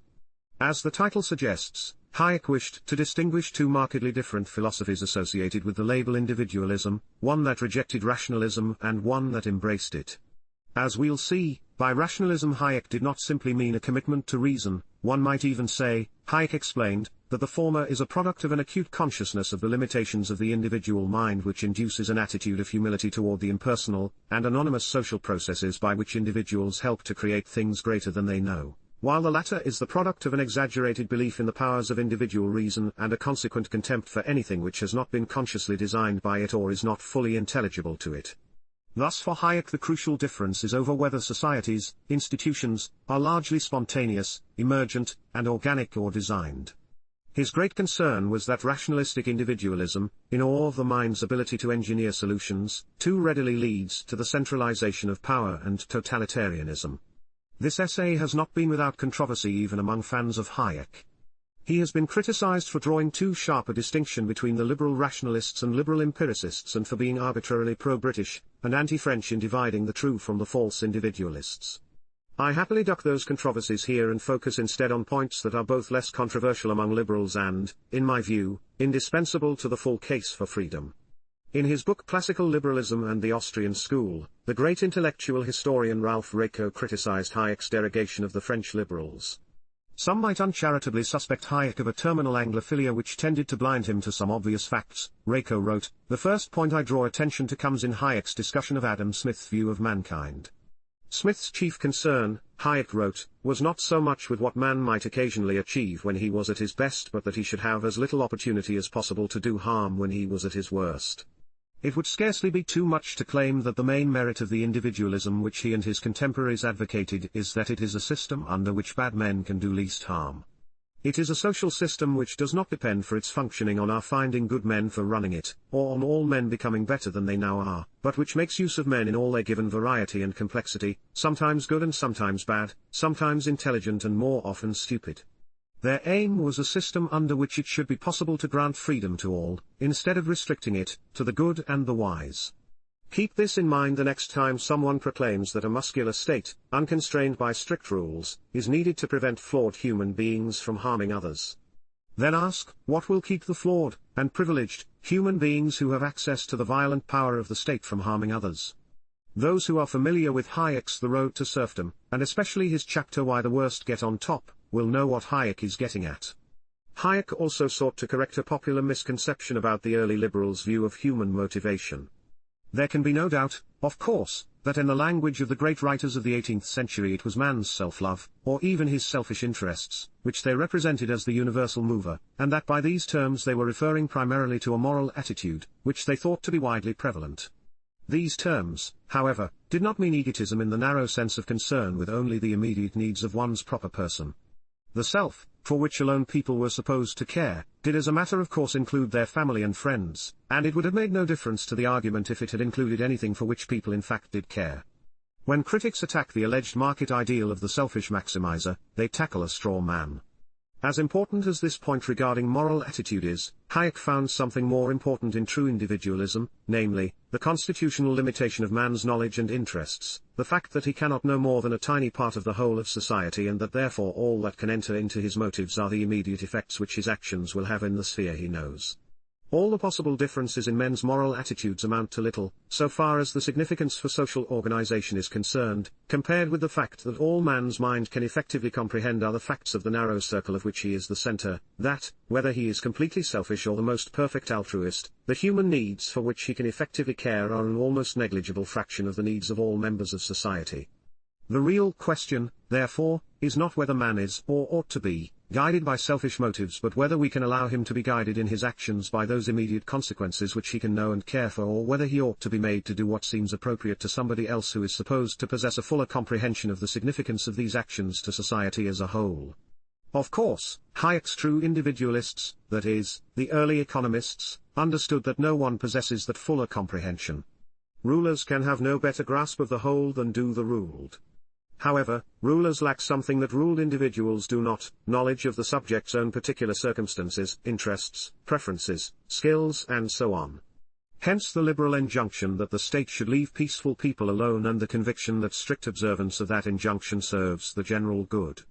What the economists understood for the first time, Hayek wrote, was that the market as it had grown up was an effective way of making man take part in a process more complex and extended than he could comprehend, and that it was through the market that he was made to contribute to ends which were no part of his purpose. There's irony in individualism. What individualism teaches us is that society is greater than the individual only insofar as it is free. Insofar as it is controlled or directed, it is limited to the powers of the individual minds which control or direct it. Foundation for Economic Education, June 15, 2012. Chapter 51. Tackling straw men is easier than critiquing libertarianism.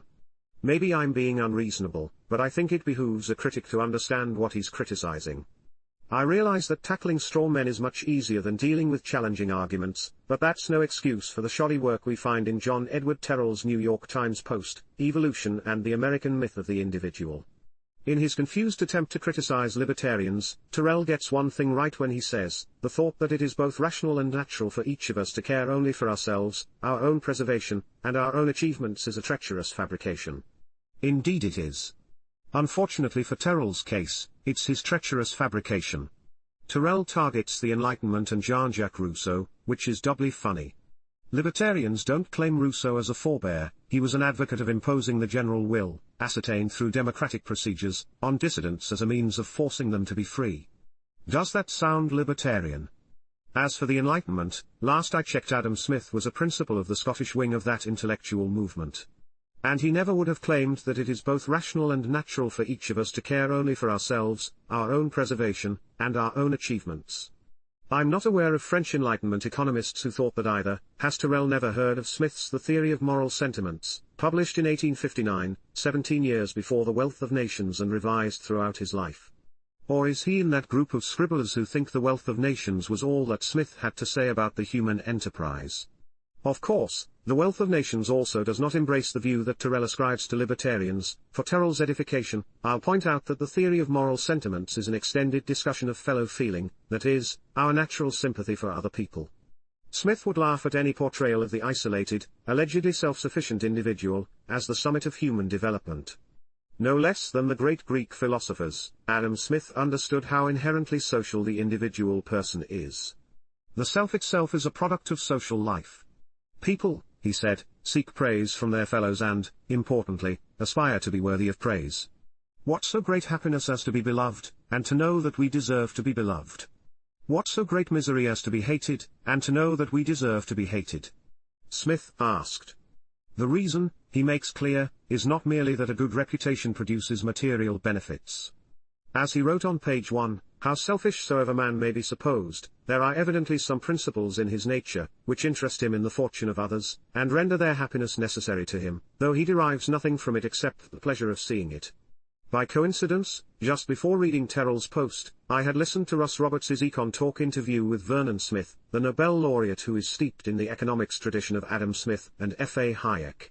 The topic of discussion was the theory of moral sentiments, which is entirely appropriate considering that Roberts and Vernon Smith are two of the small group of professional economists who are intimately familiar with the book. Another is Dan Klein.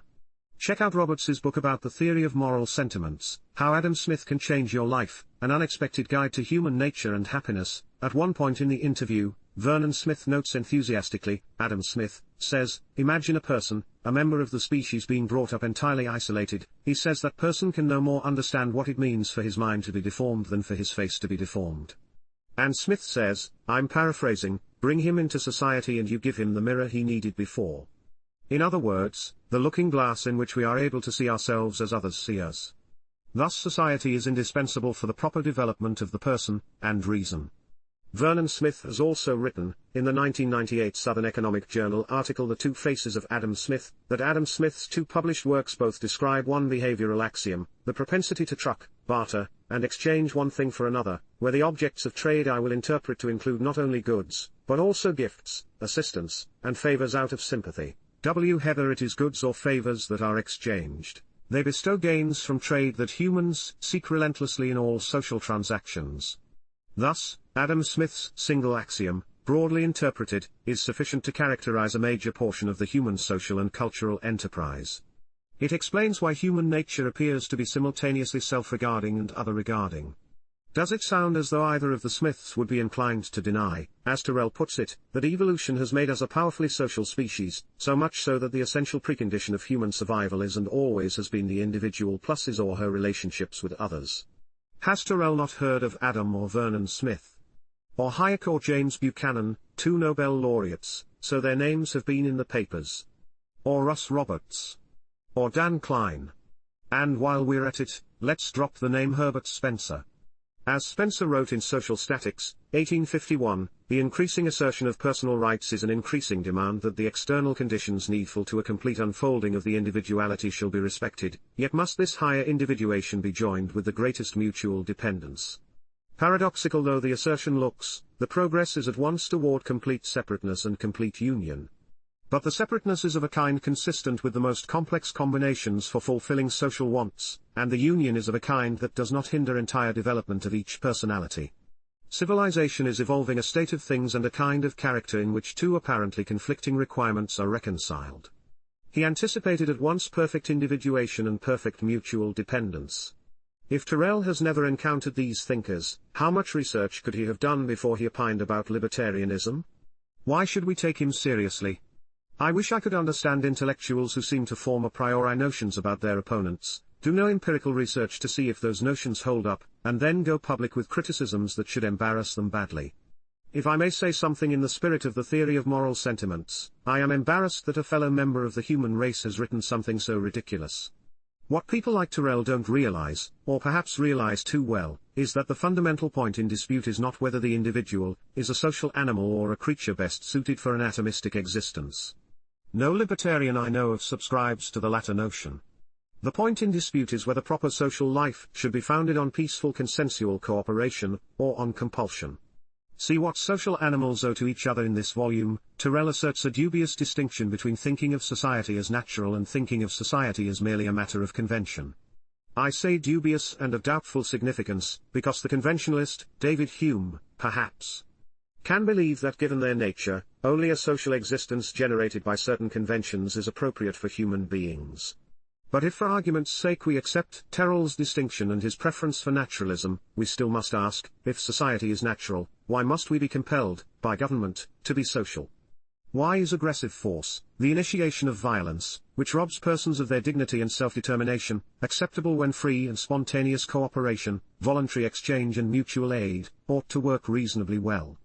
Do the Tyrrells of the world believe that society would fail without violence? That, I submit, is bizarre. Future of Freedom Foundation, December 5, 2014. Chapter 52. The state is no friend of the worker.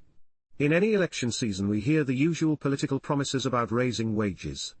Democrats pledge to raise the minimum wage and assure equal pay for equal work for men and women. Republicans usually oppose those things, but their explanations are typically lame.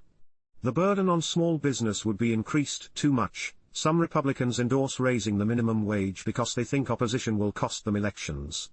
In addressing this issue, we who believe in freeing society from privilege as well as from regulation and taxes should be careful not to imply that we have free markets today.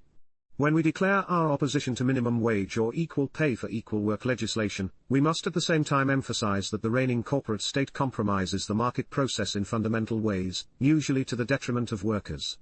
Therefore, not only should no new interference with the market be approved, but all existing interference should be repealed forthwith.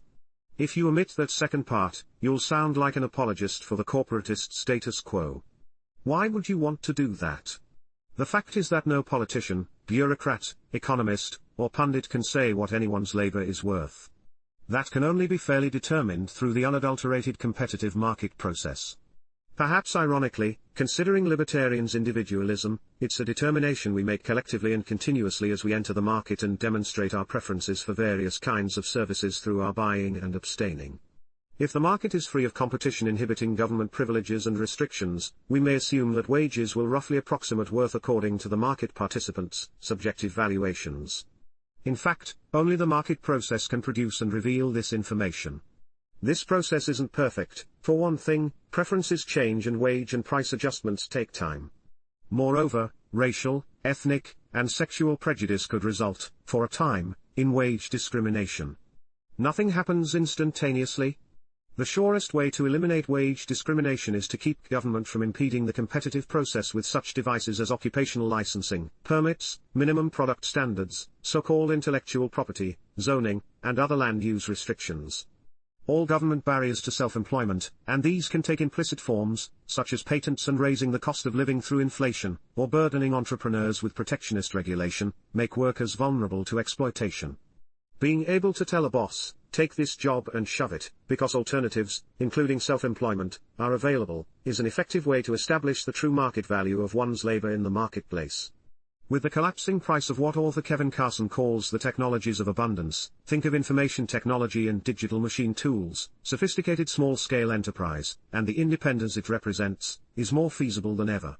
One thinker who understood how the worth of labor is determined in the market was the radical libertarian English writer Thomas Hodgkin, 1787–1869. Hodgkin is often misunderstood. Wikipedia calls him a socialist writer on political economy, critic of capitalism, and defender of free trade and early trade unions.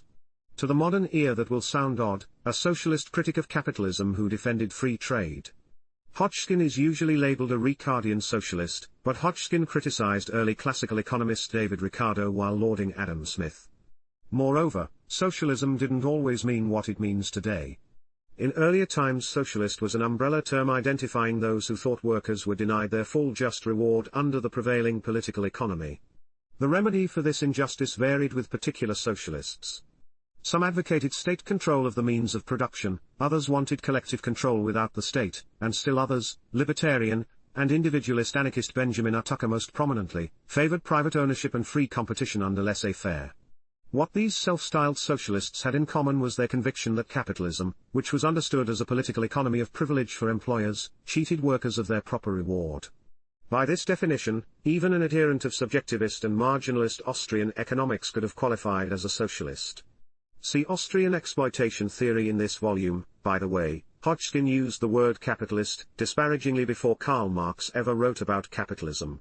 As philosopher and intellectual historian George H. Smith notes, Marx called the laissez-faireist Hodgkin one of the most important modern English economists. It was not the first time the author of Capital complimented radical pro-market liberals. He credited class theory to French liberal historians. Marx then proceeded to mangle their libertarian theory. As a libertarian champion of labor against state-privileged capital, Hodgkin had much to say about how just wages should be determined. In his 1825 book, Labor Defended Against the Claims of Capital, he first noted that many goods are the product of joint efforts, which would seem to make it difficult to reward individual workers properly. He wrote, though the defective nature of the claims of capital may now be satisfactorily proved, the question as to the wages of labor is by no means decided. Political economists, indeed, who have insisted very strongly on the necessity of giving security to property, and have ably demonstrated how much that security promotes general happiness, will not hesitate to agree with me when I say that whatever labor produces ought to belong to it. They have always embraced the maxim of permitting those to reap who sow, and they have maintained that the labor of a man's body and the work of his hands are to be considered as exclusively his own. I take it for granted, therefore, that they will henceforth maintain that the whole produce of labor ought to belong to the laborer. But though this, as a general proposition, is quite evident, and quite true, there is a difficulty, in its practical application, which no individual can surmount.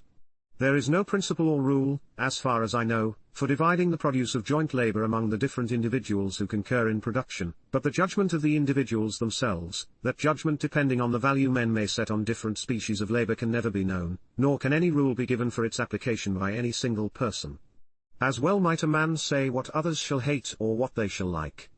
Whatever division of labor exists, and the further it is carried the more evident does this truth become, scarcely any individual completes of himself any species of produce.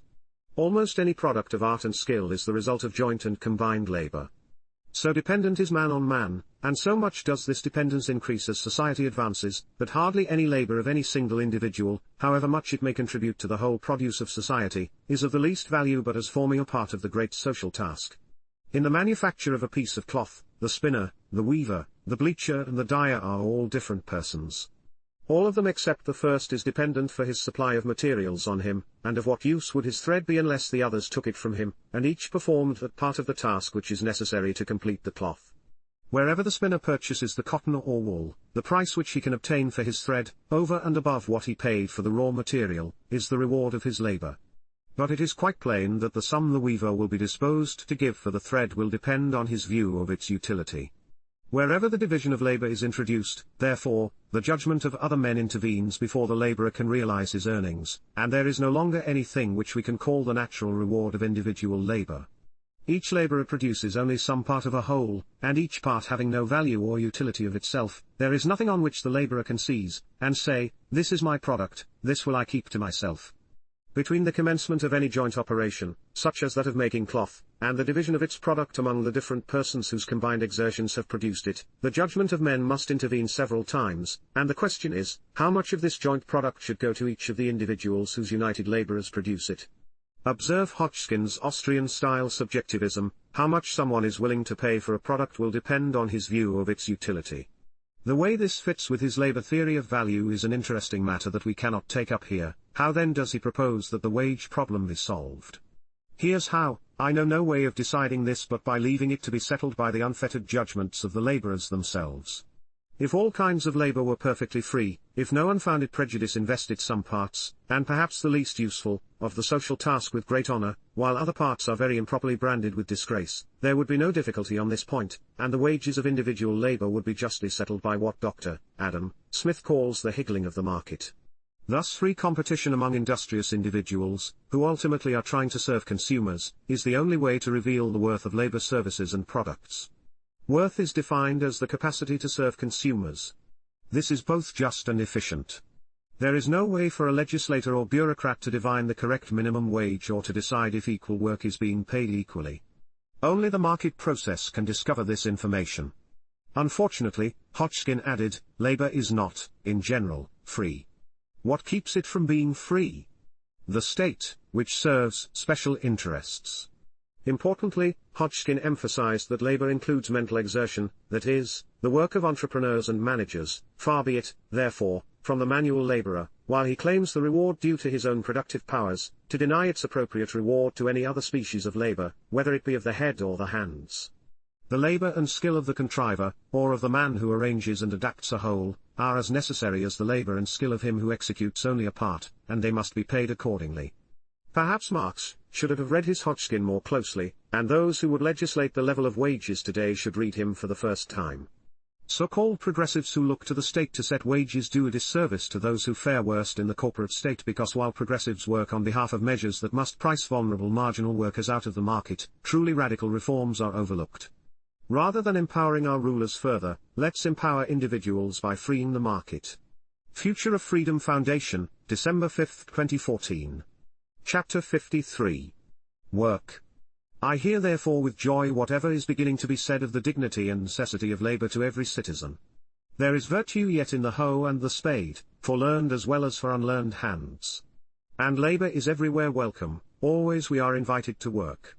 Ralph Waldo Emerson, the American scholar, 1837. Work, Maynard G. Krebs, The Many Loves of Dobie Gillis, television, circa 1960. From the start, Americans have had a love-hate relationship with work. We tend to rhapsodize about labor, but at least in our personal lives, we praise labor-saving devices and condemn make-work schemes. Unfortunately, public policy is another matter. Emerson and other pillars of American culture, whom for these purposes I will call the moralists, associated work with dignity and purpose. Historian Thaddeus Russell teaches us that when the slaves were freed from the southern plantations, they were pounded with the gospel of work. Slaves generally considered work to be only a means to wealth, but after emancipation, Americans told them that work, even thankless, non-remunerative work, was a virtue in itself. Russell writes in A Renegade History of the United States. He reports that the Freedmen's Bureau admonished the former slaves, "You must be industrious and frugal." It is feared that some will act from the mistaken notion that freedom means liberty to be idle. This class of persons, known to the law as vagrants, must at once correct this mistake. Russell notes that thousands of black men were rounded up for refusing to work. The message was that work is not just an honest and proper way to obtain the necessities of life without mooching off others. The activity in itself is a source of goodness, even saintliness, and should be engaged in unceasingly, taking time out only for eating, sleeping, other bodily functions, and tending to one's familial duties. One didn't work to live, one lived to work. Whites had been subjected to the same harangue for ages. Work was a reward in itself, apart from remuneration, because idle hands are the devil's playground. We must be clear that the message was not merely that work could be a source of satisfaction apart from the money. The message amounted to a vilification of leisure, indeed, of consumption. Some conservatives seem to hold this view today. In a good illustration of the bootleggers and Baptists phenomenon, the moralists were joined in their labor evangelism by employers, who needed uncomplaining workers willing to spend long hours in unpleasant factories. People preferred leisure and looked for every opportunity to indulge in it. Hence, Saint Monday, which, as Russell notes, Benjamin Franklin sneered at because it is as duly kept by our working people as Sunday. The only difference is that instead of employing their time cheaply in church, they are wasting it expensively in the alehouse. We get a different picture of labor from the economists, however. The classical economists and the Austrians, at least from Ludwig von Mises onward, stressed the unpleasantness, the disutility and even sad necessity, of labor. Adam Smith and other early economists equated work with toil, which is not a word overflowing with positive connotations. In The Wealth of Nations, Smith wrote, "The real price of everything, what everything really costs to the man who wants to acquire it, is the toil and trouble of acquiring it. What everything is really worth to the man who has acquired it and who wants to dispose of it, or exchange it for something else, is the toil and trouble which it can save to himself, and which it can impose upon other people. What is bought with money or with goods is purchased by labor, as much as what we acquire by the toil of our own body. That money, or those goods, indeed, save us this toil." The 19th-century French liberal economist Frédéric Bastiat carried on this tradition by emphasizing that exchange arises out of a wish to be spared labor. One accepts the terms of an exchange only if obtaining the desired good in other ways would be more arduous. For Bastiat and other early economists, exchange was the foundation of society. Society is purely and solely a continual series of exchanges, the late 18th early 19th century French liberal economist, D. Stutt de Tracy wrote. It follows that the penchant for economizing effort, the preference for leisure, is a beneficent feature of human nature. The science fiction writer Robert Heinlein has a character, Lazarus Long, I believe, who praises the lazy person who invented the wheelbarrow. Further, Bastiat explained, technological advancement is valued precisely because it substitutes the free services of nature for human toil. In his uncompleted magnum opus, Economic Harmonies, he wrote, "It is characteristic of progress, and, indeed, this is what we mean by progress, to transform onerous utility into gratuitous utility, to decrease, exchange value without decreasing utility, and to enable all men, for fewer pains or at smaller cost, to obtain the same satisfactions." By onerous utility, he meant utility bought with sweat and strain. By gratuitous utility, he meant utility provided by nature free of charge. When ingenuity is applied to the making of a good, its production has in large measure been turned over to nature. It is obtained for less expenditure of human effort, less service is performed as it passes from hand to hand. Needless to say, this is a good thing. Of course, some of the freed up time will be devoted to producing other goods that were unaffordable yesterday, but some will be devoted to consumption or leisure. The proportion set aside for leisure will likely increase as living standards rise, assuming government interference doesn't deny workers their rewards for higher productivity. The goal of all men, in all their activities, is to reduce the amount of effort in relation to the end desired and, in order to accomplish this end, to incorporate in their labor a constantly increasing proportion of the forces of nature. They invent tools or machines, they enlist the chemical and mechanical forces of the elements, they divide their labors, and they unite their efforts. How to do more with less, is the eternal question asked in all times, in all places, in all situations, in all things. Bastiat elaborated on this in his remarkable chapter 8, Private Property and Commonwealth, which was the subject of Bastiat on the socialization of wealth in this volume. Bastiat agreed with Adam Smith, who wrote, "Consumption is the sole end and purpose of all production." Hence the economists rejected the moralists' view that production, labor, is an end in itself. We see this same lack of enthusiasm for work in John Stuart Mill, an influential classical economist as well as a philosopher. In 1849 Thomas Carlyle published an article lamenting that the end of slavery in Great Britain meant that white people couldn't make sure that blacks worked enough, for whites. He presented this in Occasional Discourse on the Negro Question, Fraser's Magazine for Town and Country, December 1849. Indeed, this is why Carlyle dubbed economics, which was premised on free labor, the dismal science. Mill wrote an anonymous response, The Negro Question, in the following issue. He protested Carlyle's suggestion that blacks were meant to serve white people. Mill then turned to the Gospel of Work, praised by Carlyle, which, to my mind, justly deserves the name of a cant. Mill attacked the idea that work is an end in itself, rather than merely a means. While we talk only of work, and not of its object, we are far from the root of the matter, or, if it may be called the root, it is a root without flower or fruit. In opposition to the gospel of work, I would assert the gospel of leisure, and maintain that human beings cannot rise to the finer attributes of their nature compatibly with a life filled with labor, the exhausting, stiffening, stupefying toil of many kinds of agricultural and manufacturing laborers. To reduce very greatly the quantity of work required to carry on existence is as needful as to distribute it more equally, and the progress of science, and the increasing ascendancy of justice and good sense, tend to this result. In Mises and Murray Rothbard we find similar views. Work is to be economized.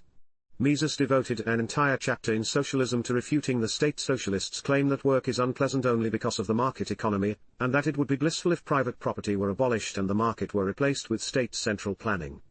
Under any system, Mises wrote, labor may afford a small, and insignificant, he thought, measure of direct satisfaction, but that soon passes. Yet people must keep working to obtain its indirect satisfactions, the goods it enables them to buy.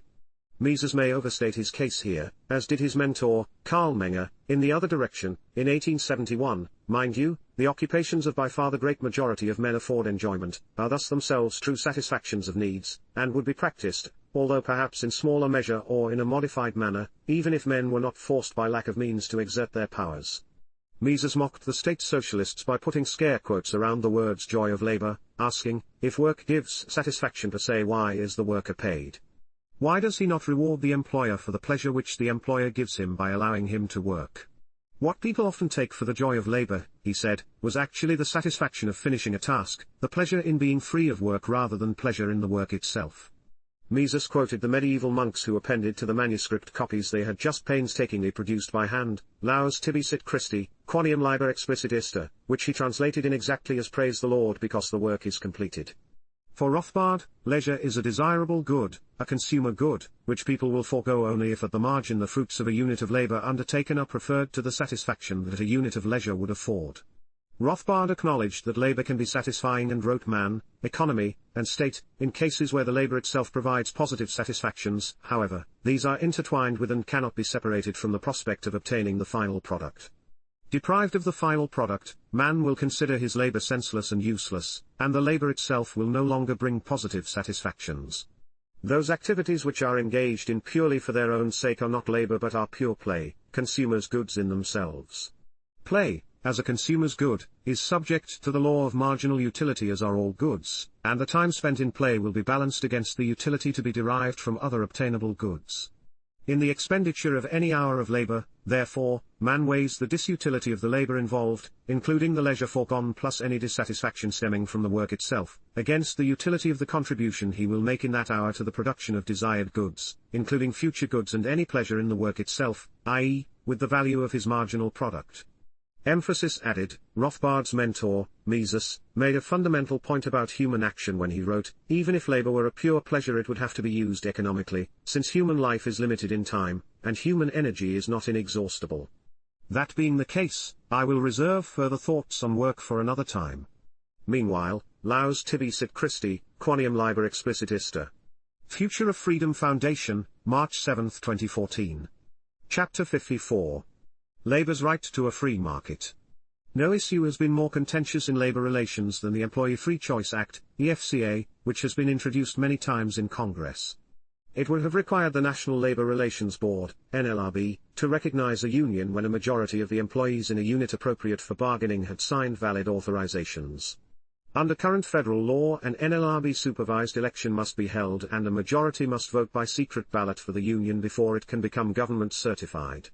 The union-backed EFCA would presumably make it easier to establish a union in a company, but opponents say worker intimidation would be encouraged with an open card signing process versus a secret ballot election. The expected polarization can be seen in the conflicting claims. The Officio blog has called the EFCA maybe the most important labor law reform in nearly 50 years. Currently, if employees present an employer with union authorization cards signed by a majority, the employer can demand a secret ballot election supervised by the National Labor Relations Board, NLRB. But the NLRB election process is broken because it enables employers to intimidate, coerce and harass workers and drag out the process indefinitely. On the other side, the Coalition for a Democratic Workplace, whose members include the U.S. Chamber of Commerce and the National Association of Manufacturers, has said, the EFCA would strip Americans of that right to a federally supervised private ballot, and replace it with a system where your vote is no longer private, and it is made public to your employer, the union organizers and your co-workers. We believe the only way to guarantee worker protection from coercion and intimidation is through the continued use of a federally supervised private ballot election so that personal decisions about whether to join a union remain private. What should free market advocates say about this controversy? As might be expected, in a corporatist mixed economy such questions aren't as clear-cut as they appear. Of course the pro-business side opposes the EFCA, while the pro-labor side supports it. Both say they want to protect workers from intimidation. But looking deeper we see that the conflict is over how a government agency, the NLRB, should manage labor relations. Should libertarians be offering advice to interventionists on how to do a job that they shouldn't be doing in the first place? This question leads us in a direction perhaps many of us have not gone before. Advocates of the market typically assume that federal labor legislation since the New Deal has put the government squarely on the side of unionism. Some seek countervailing intervention, such as a national right-to-work law, which would forbid employers from signing union shop agreements even if they wanted to. See right-to-work laws and the modern classical liberal tradition in this volume. Others go further and call for repeal of all labor laws, especially the Wagner Act, which established the NLRB during the New Deal. But would such wholesale repeal really shift the pendulum away from labor? There's reason to doubt it. Wouldn't it be ironic if repeal of the labor laws increased workers' clout? What if, subtly, government regulation of employer-employer relations has tended to benefit business to the detriment of labor? That's counterintuitive, but let's see how it might be so. We start by recalling what the Wagner Act and then the Taft-Hartley amendments accomplished. The Wagner Act established a legal right of workers to be represented by a union if a majority in a bargaining unit wishes to be. As noted, the NLRB is empowered to certify unions that win elections conducted according to the government's procedures. The certified union becomes the exclusive bargaining agent, and the employer has no choice but to deal with it in good faith. All affected employees have to join, or at least have to pay dues relabeled fees, except in right-to-work states, which Taft-Hartley later permitted. This looks as though the government has tipped the scales for the unions, but it's not the full story. Labor laws also restrict, severely, how workers can organize and what a union can do after it is established. Before the NLRB, workers sometimes agitated for union recognition by striking spontaneously and engaging in other kinds of actions, both peaceful and violent. Many of those organizing tactics, even the peaceful ones, became illegal under the Wagner Act, which set out specific procedures for having a union government certified, and Taft-Hartley. Thus wildcat strikes, sympathy strikes, and secondary boycotts, in themselves examples of freedom of non-association, became forbidden tactics. Unsurprisingly, the ban on boycotts began as a wartime measure in 1942. Also outlawed was minority unionism, in which a minority of workers could ignore the majority union and seek representation by another one. Although the new regime conferred on workers the right to strike, the NLRB sets the rules and the US president may impose a 60-day cooling-off period by invoking national security. The strike was more a permission than a right. It's an old story, no government favor comes without strings. One way or another, you pay for what you get. When we realize that for years, beginning in the Progressive Era, America's corporate elite, through the National Civic Federation and the American Alliance for Labor Legislation, advocated labor laws, a story at variance from the standard one emerges. It appears that the New Deal and subsequent labor rules were not so much intended to empower workers but to divert unruly labor energies into safe, predictable forms more acceptable to the politicians and corporate establishment, which was always comfortable in partnership with the government. Respectable labor leaders could thereby be anointed and given seats at the boardroom table, as junior partners, of course. How better to legitimize the American Federation of Labor and delegitimate the industrial workers of the world, or Wobblies, which saw, and still sees, the NLRB as co-opting workers. As historian and libertarian Joseph Stromberg describes it, the Wagner Labor Act of 1935, perhaps the most original of the New Deal measures, finally defined the position of labor within the syndicalist or corporatist system. After this the unions settled down to fit in the corporatist mold and enjoy their share of the economic pie. Kevin Carson, a free market political economist, sums up the situation neatly. Far from being a labor charter that empowered unions for the first time, FDR's labor regime had the same practical effect as telling the irregulars of Lexington and Concord, "Look, you guys come out from behind those rocks, put on these bright red uniforms, and march in parade ground formation like the Brits, and in return we'll set up a system of arbitration to guarantee you don't lose all the time." This is not to say that organized labor got no favors from the government. Federal laws, the Norris-LaGuardia Act, for example, and court decisions immunized violent acts from prosecution and shielded unions from liability for the sanctioned actions of their members. This was a departure from common law principles. Further, I don't mean to say that business leaders have liked everything that has happened since the labor regime was installed, quite the contrary. But it is the case that many enlightened business leaders wanted to use government power to domesticate labor, to buy it off, and isolate the labor movement's unruly anarchists, syndicalists, socialists, and communists for the sake of industrial peace. Indeed, the whole welfare state can be seen in this light. The corporate elite was willingly to accept some government interference with private property in return for labor relations management, and other protections. The Swope Plan, precursor to FDR's National Industrial Recovery Administration proposed by General Electric President Gerard Swope in 1931, is a case in point. The business elite surely knew that once set up, the labor apparatus would not always go its way. It should be obvious that government-managed labor organizing is no more deserving of support than government-managed trade or government-managed political campaigns. Laissez-faire means that workers are free to use any tactics short of violence to press their case with employers. This would include peaceful unauthorized wildcat strikes, sympathy strikes, secondary boycotts, and other non-violent activities now outlawed. Needless to say, violent interference with strikebreakers is illegitimate. Similarly, employers would be free to use all peaceful tactics in opposing union organizing, including yellow dog contracts and company unions, now illegal. Laissez-faire would not sanction the horrors of the past, neither union violence against innocent persons and property nor police, military, or private violence against peaceful workers. But if violence against the innocent is illegitimate, we can't ignore the larger context in which employer-employee relations take place in America, the cartelized corporatist, or neo-mercantilist, political economy, which at its most fundamental level privileges entrenched business interests through a variety of interventions that dampen new competition and hence reduce the demand for labor and otherwise restrict worker options. The result is a systemic bias, albeit not insurmountable, against independent centers of economic activity, whether from upstart entrepreneurs, worker-owned cooperatives, or employees merely seeking better working conditions. The same principle that would eliminate the labor laws would also devour those anti-competitive interventions.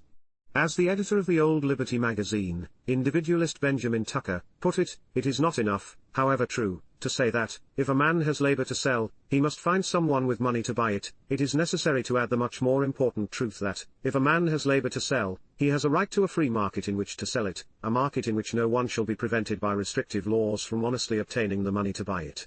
If the man with labor to sell has not this free market, then his liberty is violated and his property virtually taken from him. Foundation for Economic Education, April 27, 2007. Chapter 55. Right-to-work laws and the modern classical liberal tradition. It's not widely known, but an earlier generation of libertarians condemned so-called right-to-work laws as anti-market.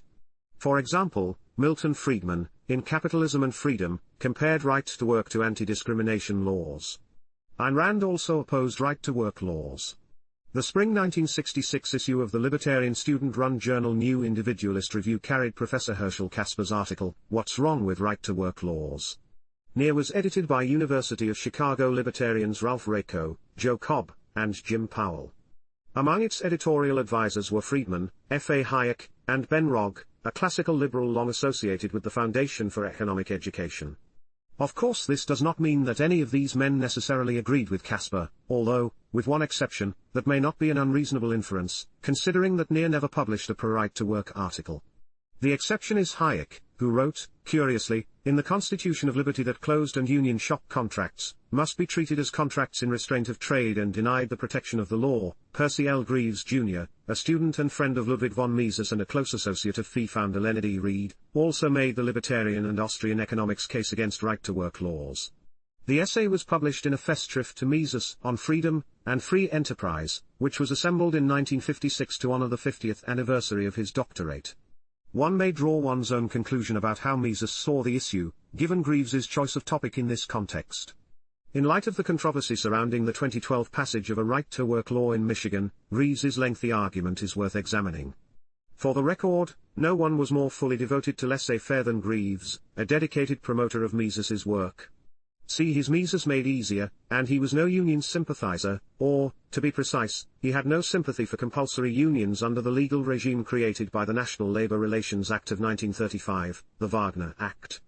But Greaves was consistent, and when he saw business people asking states to pass right-to-work laws, which forbid employers from agreeing to make union membership a condition of employment, he objected.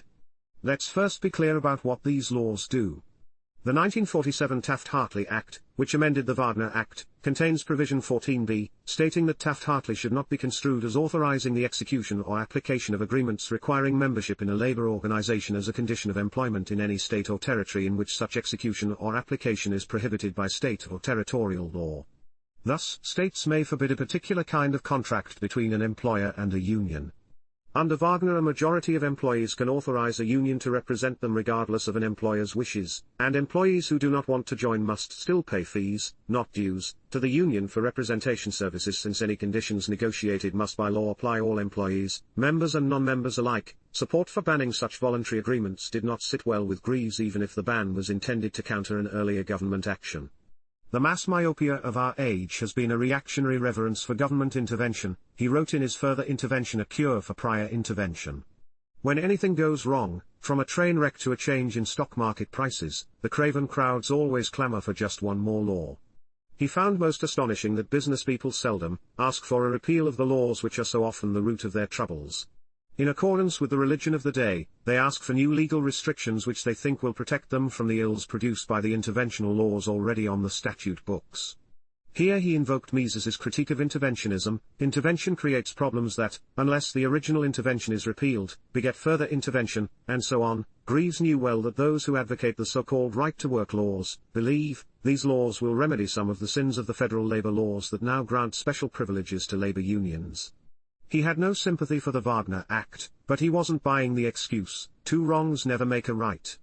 The economic answer is to repeal the bad intervention and not try to counterbalance it with another bad intervention. Such moves only provide the politicians with greater power over the entire economy. In other words, the end doesn't justify the means. He continued, those who advocate a legal ban on union shops seldom realize that they are sealing their own doom and placing their future fate in the hands of legislators who are only too eager to assume control of all economic activity. Greaves was closely involved in the issue. At the request of Senator Robert A. Taft in 1946, he helped draft a precursor to Taft-Hartley. According to Greaves, union activity had caused the Wagner Act to fall out of favor with the public. Taft wanted an ameliorative bill that would win enough votes to override a veto by President Harry Truman, in other words, a watered-down bill. Then, Taft calculated, after the Republicans won the White House and Congress in 1948, they would pass a better law. Greaves opposed this thinking on the basis that it would be better not to have any new law at that time, contending that a successful veto of a better law would result in a growing public pressure for the repeal of the Wagner Act, and the election of the party that espoused such a move. The senator was not willing to go that far. Greaves feared that if the senator's plan was successful, the public would be persuaded that the then evident economic distress flowing from union activity had been remedied, and the next tide of public opinion might well be in the other direction. Taft disagreed, and Greaves left the Senate committee. Freedom lost, Greaves wrote looking back, because once Taft-Hartley passed, the pressure on the Wagner Act disappeared. Somewhat the same situation is involved in the so-called right-to-work laws, he continued. If they are passed in a large number of states, they will temporarily relieve the present uneconomic evils that exist in federal labor laws. They will allay the fear among those people who see and comprehend the dire results now flowing from present union activities. Actually, it might be both better economics and better expediency to let present laws go their limit, so that people might soon learn how bad they really are. Greaves's prediction was accurate. Taft-Hartley passed, and talk about repealing Wagner ended. Over the years the National Labor Relations Board has managed labor relations unimpeded, often in outrageous ways. The so-called right-to-work laws are a proposed middle-of-the-road compromise with free market principles for expedient purposes, Greaves wrote. They limit the right of free men to negotiate contracts for morally acceptable purposes and attempt to substitute the decisions of politicians for those that consumers would like to express in the marketplace. Greaves's bottom line is that if Wagner is the root of the evil, one should work to repeal it rather than support new interventions. Short of that, in my view, a better stopgap would have been to let states opt out of the Wagner regime. In other words, rather than prohibiting voluntary union shop agreements between employers and unions, a state legislature could pass a bill simply declaring that the NLRB had no jurisdiction in that state. Greaves could imagine sound reasons for an employer wishing to sign a union shop agreement. The fact that many current labor union practices are injurious to the general welfare does not mean that all actions of all labor unions must of necessity be considered evil or uneconomic. There are many truly economic functions that labor unions can perform. In a free and moral society, unions would be solely voluntary groups organized to help their members by helping them to increase their production and thereby their contributions to society. Their chief purpose would be to raise the standards of workmanship and production. They would then be a force for the general economic good of society as well as their members. Here he echoes the views of Rand and Henry Hazlitt. Thus for Greaves, if we can visualize such a situation, we will then be better able to understand why employers should be free to sign contracts to hire only such high-type workers and why the so-called right-to-work laws would interfere with the main objective of social cooperation, the increased satisfactions of all the individual participants in the market. To be sure, Greaves's analysis has serious deficiencies, particularly regarding the pervasiveness of corporatism. In opposing legal privileges for unions, he stated that most employers had been stripped of the privileges they had legally obtained during the latter part of the 19th century. This clearly was not the case. Big business continues to have myriad explicit and implicit privileges that would be unattainable in a freed market, as well as enduring benefits of earlier privileges. But to his great credit, Greaves noted that it was government intervention on behalf of capitalists that produced the demand for countervailing pro-labor privileges. Most such intervention was planned to help organized labor and the other large groups that had suffered when employers were in the saddle, and obtaining favorable intervention for themselves. This insight putting the horse before the cart sets Greaves apart from many libertarian analysts. On at least one occasion, Grover Cleveland thought similarly, even if it was not reflected in his actions.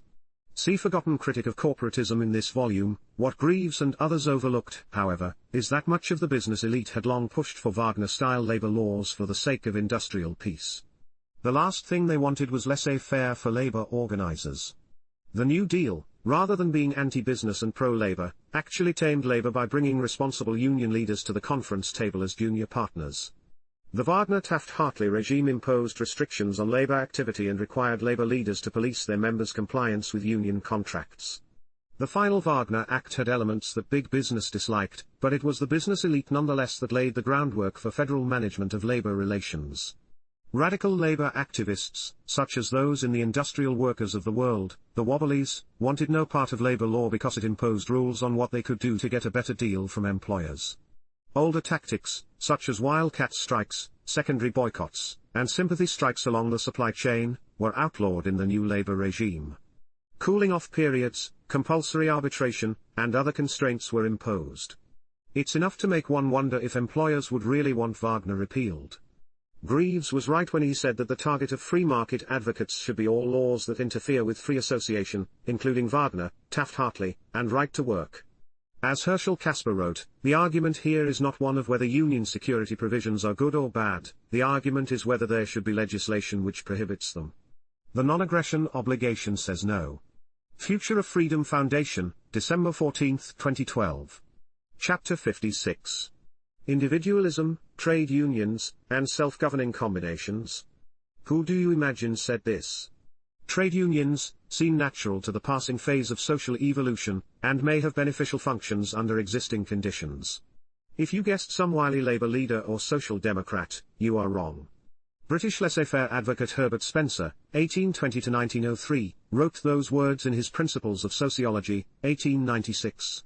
Spencer was the most prominent and respected individualist philosopher of his time. To this day his voluminous scholarly and popular writing remains an important resource for adherents of the freedom philosophy. Spencer's statement, then, may surprise some readers. It shouldn't. Our libertarian forebears put the plight of workers at the top of their concerns. In England feudalism had not entirely disappeared, many people had been pushed off the land, to which they had long-standing customary rights, through enclosure, and laissez-faire was nowhere in evidence. Neo-mercantilism, or what libertarian Albert J. Nock called the merchant state, was the rule. For example, early in the Industrial Revolution worker combinations were outlawed in England and people were not free to leave their home parishes in search of better employment opportunities, something decried by Adam Smith. When these laws were finally repealed, workers were hampered by other state interventions, such as land engrossment, patents, government-backed banking cartels, and tariffs. To be sure, living standards improved, but to the extent that the government stifled free competition, workers were deprived of bargaining power, and thus their full free market reward. Spencer is famous for setting out a theory of social evolution, according to which society was moving from the rigidly hierarchical militant type to the open, contract-based industrial type. Society was still in transition and had a long way to go. Spencer began his discussion of unions by noting that worker guilds, like employers, historically preferred suppression of competition to the uncertainties of market rivalry. He criticized the hypocrisy of workers who applaud competition that lowered the price of bread, but oppose competition that lowered the price of labor. He also argued that agitation for higher wages, if successful throughout the economy, would do workers no good because prices and hence the cost of living would rise as a consequence. This analysis requires some assumptions that may not in fact hold, but he also noted that under their original form as friendly societies, organizations for rendering mutual aid, unions, were of course extremely beneficial, and insofar as they subserve this purpose down to the present time, they can scarcely be too much lauded. Nevertheless, Spencer asked, must we say that while ultimately failing in their proposed ends, higher wages, trade unions do nothing else than inflict grave mischiefs in trying to achieve them? His response, this is too sweeping a conclusion, there is an ultimate gain in moral and physical treatment if there is no ultimate gain in wages. For example, judging from their harsh and cruel conduct in the past, it is tolerably certain that employers are now prevented from doing unfair things which they would else do. Conscious that trade unions are ever ready to act, they are more prompt to raise wages when trade is flourishing than they would otherwise be, and when there come times of depression, they lower wages only when they cannot otherwise carry on their businesses. Knowing the power which unions can exert, masters are led to treat the individual members of them with more respect than they would otherwise do. The status of the workman is almost necessarily raised. Moreover, having a strong motive for keeping on good terms with the union, a master is more likely than he would else be to study the general convenience of his men, and to carry on his works in ways conducive to their health. Spencer thought that unions are necessary because everywhere aggression begets resistance and counter-aggression, and in our present transitional state, semi-militant and semi-industrial, trespasses have to be kept in check by the fear of retaliatory trespasses. However, he was not satisfied with this state of affairs. Recall that he said that trade unions belong to a passing phase of social evolution. Passing to what? Spencer was attracted to alternatives to the standard master and workman type of industrial organization and discussed at length profit-sharing arrangements, pointing out both their advantages and disadvantages. But these too left him unsatisfied. Thus he foresaw the emergence of self-governing combinations of workers, which, while not without problems, would avoid most of the drawbacks of traditional firms. Evils like those arising from antagonistic interests, between master and workman, cannot arise where there are no antagonistic interests. Each cooperator exists in a double capacity. He is a unit in an incorporated body standing in the place of employer, and he is a worker employed by the incorporated body. Manifestly, when, instead of an employing master, alien to the workers, there is an employing master compounded of the workers, the mischiefs ordinarily caused by piecework can no longer be caused. He elaborated how cooperative organizations would encourage productivity, cut costs, and permit the division of larger profits. For instance, resentment against a foreman, who ranks some above others, no longer finds any place. Overlooking to check idleness becomes superfluous, the idling almost disappears, and another cause of dissension ceases. Not only do the irritations which superintendence excites decrease, but the cost of it decreases also. For Spencer, this would signify the pinnacle of social evolution. Here we reach a form in which the coerciveness has diminished to the smallest degree consistent with combined action. Each member is his own master in respect of the work he does, and is subject only to such rules, established by the majority of the members, as are needful for maintaining order. The transition from the compulsory cooperation of militancy to the voluntary cooperation of industrialism is completed. Under present arrangements it is incomplete. A wage earner, while he voluntarily agrees to give so many hours' work for so much pay, does not, during performance of his work, act in a purely voluntary way. He is coerced by the consciousness that discharge will follow if he idles, and is sometimes more manifestly coerced by an overlooker. But under the arrangement described, his activity becomes entirely voluntary. So long as the worker remains a wage earner, Spencer concluded, the marks of status do not wholly disappear. For so many hours daily he makes over his faculties to a master, or to a cooperative group, and is for the time owned by him or it. He is temporarily in the position of a slave, and his overlooker stands in the position of a slave driver. Spencer acknowledged that the practicability of such a system depends on personal character, but he anticipated that the existing successful cooperatives might be the germs of a spreading organization. Growth would become increasingly rapid, since the master and workman type of industrial organization could not withstand competition with this cooperative type, so much more productive and costing so much less in superintendence. Of course, Spencer's prediction could, and should, be tested, by freeing the market and ending all state-based privileges, each one a remnant of the militant type of society. Libertarians should hope that Spencer is proven right, since individualists more than anyone will see the merit in any arrangement which minimizes the chance that one will be subjected to the arbitrary will of another, even in consensual relationships. Foundation for Economic Education, May 18, 2012. Chapter 57. The Myth of Market Failure. In the language of economics, a market failure is, as economist David Friedman writes, a situation where each individual correctly chooses the action that best accomplishes his objectives, yet the result is worse, in terms of those same objectives, than if everyone had done something else. As a rule, the pursuit of individual good in the market brings no such negative result. On the rare occasions when rational individual actions lead to regret by those same individuals, the result is labeled market failure. When I say that market failure is a myth, I don't mean to deny that such regrettable situations can occur. I only mean to deny that they are peculiar to the market. They can occur in all sorts of contexts, including the political context, hence we need a broader, more accurate term. I propose group rationality failure.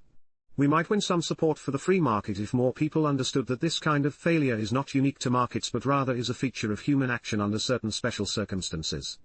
Moreover, as we'll see, this is less of a problem in the market than elsewhere. A popular example of market failure is the negative externality from pollution.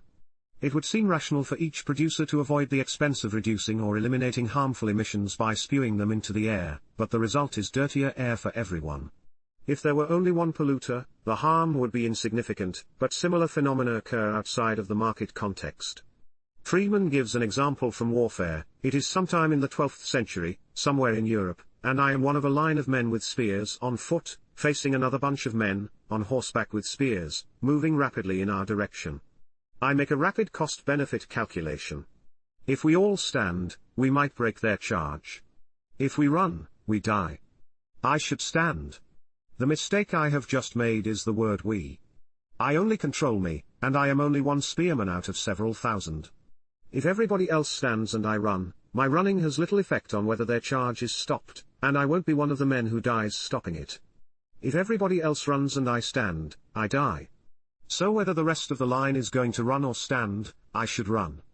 Everybody else in the line makes the same calculation. We all run and most of us die. Economist Brian Kaplan has examples from the world of government and politics. Many economists who study politics decry the large negative externalities of voter ignorance. An economic illiterate who votes for protectionism hurts not just himself but also his fellow citizens. Other economists believe externalities in the budget process lead to wasteful spending. A congressman who lobbies for federal funds for his district improves his chances of re-election but hurts the financial health of the rest of the nation. Or take this case, I tell a group of people I'll go to Washington, D.C., to lobby for a general tax cut if they help finance my effort. Each person wants lower taxes but calculates that he will get a tax cut whether or not he donates to the cause. So each abstains. Without the money, I don't go to Washington. No one's taxes are reduced. And there is the famous failure from game theory, the prisoner's dilemma. In this case, two people arrested and accused of committing a crime are held in isolation and confronted with the option of squealing on the accomplice or remaining silent. Under the plea deal offered, each person's best possible scenario is to squeal while the accomplice remains silent. The second best scenario is for both to remain silent. The problem is that, since neither can control what the other does and since they can't coordinate, neither can take the chance that the other will talk. Under the plea deal, if one remains silent while the other talks, the first goes to prison for the maximum term while the stool pigeon goes free. Thus both find it rational to talk and, under the deal, serve less than the maximum. Yet had they both taken the greatest risk and remained silent, they would have served even less time. My question is this: if this same kind of failure can occur in the market, government, battlefield, and law enforcement contexts, why do we call it market failure? The name implies that this problem is unique to the market, but as we've seen, it most emphatically is not. Such failure in the political realm was largely overlooked until the public choice school of political economy brought it to the world's attention. To justify government action, it was deemed sufficient to show that the market led to a suboptimal outcome. The public choice thinkers showed that this is an illegitimate argument because one could merely assume that the outcome of government action would be better than the market outcome. It might well be worse, and we have reason to believe it would be. If group rationality failure is ubiquitous, does that mean it can't serve as an argument for the market over the state? No, it does not. As Friedman says, while such failure can be used as an argument against laissez-faire, it's an even stronger argument for laissez-faire. How so? The key lies in the issue of externalities, that is, in the question of who reaps most of the benefits and bears most of the costs of actions, the particular actor or the public. Friedman writes, in private markets, most of the time, an individual who makes a decision bears most, although not all, of the resulting costs, and receives most of the resulting benefits. In political markets that is rarely true. So we should expect that the market failure that results from A taking an action most of whose costs or benefits are borne by B, C, and D should be the exception in the private market, the rule in the political market. It follows that shifting control over human activities from the private market to the political market is likely to increase the problems associated with market failure, not decrease them. Moreover, the failures that occur in the market are more easily solved. A market failure is also a profit opportunity. If the result of individuals acting rationally in their own interest is to make them worse off than if they acted in some other way, it follows that an entrepreneur who could somehow move them to the better outcome would produce a net benefit, some of which, with luck, he could pocket. Hence in a market society there is an incentive for private parties to find ways around the inefficiencies due to market failure. Broadcast radio and television should have been impossible because no broadcaster could charge receivers of the signal, who would have every incentive to free ride. But some sharp entrepreneur motivated by the desire for profit came up with the idea of selling commercial time to soap makers. Problem solved. A similar incentive is not typically found in government. On the contrary, the incentives work the other way. A government failure is often the excuse for bigger budgets and staff, and more power. According to conventional wisdom, market failure requires more government, while government failure requires more government. Not only are group rationality failures far less frequent in the market than in the market such problems contain the seeds of their own solution, thanks to entrepreneurship and the profit motive. Hence, I propose that we stop talking about market failure. Foundation for Economic Education, April 5, 2013. Chapter 58. Economy or Catalaxy. That its champions have always understood the free market, first and foremost, as the most basic form of social cooperation is evidenced by a dissatisfaction with the term economy itself. In Volume 2 of Law, Legislation, and Liberty, economist F. A. Hayek claimed that we cannot properly comprehend the market order unless we free ourselves of the misleading associations suggested by its usual description as an economy. An economy, in the strict sense of the word in which a household, a farm, or an enterprise can be called economies, consists of a complex of activities by which a given set of means is allocated in accordance with a unitary plan among the competing ends according to their relative importance. Of course, that's not what a national, or world, economy is. This may seem like semantic trivia, but an examination of Hayek's point underscores an important and often overlooked aspect of the market order, its cooperative nature. Unlike a household, or other economy, Hayek wrote, the market order serves no such single order of ends. What is commonly called a social or national economy is in this sense not a single economy but a network of many interlaced economies, the belief that the economic activities of the individual members of society are or ought to be part of one economy in the strict sense of the term, and that what is commonly described as the economy of a country or a society ought to be ordered and judged by the same criteria as an economy proper, is a chief source of error in this field. But, whenever we speak of the economy of a country, or of the world, we are employing a term which suggests that these systems ought to be run on socialist lines and directed according to a single plan so as to serve a unitary system of ends. What Hayek is getting at is this: the market order consists of countless individuals each pursuing his or her own aspirations.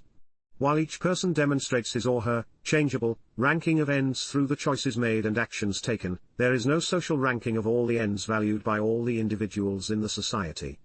My desire, say, for a pizza dinner can't be placed on a social value scale in order to see what it takes precedence over and what takes precedence over it.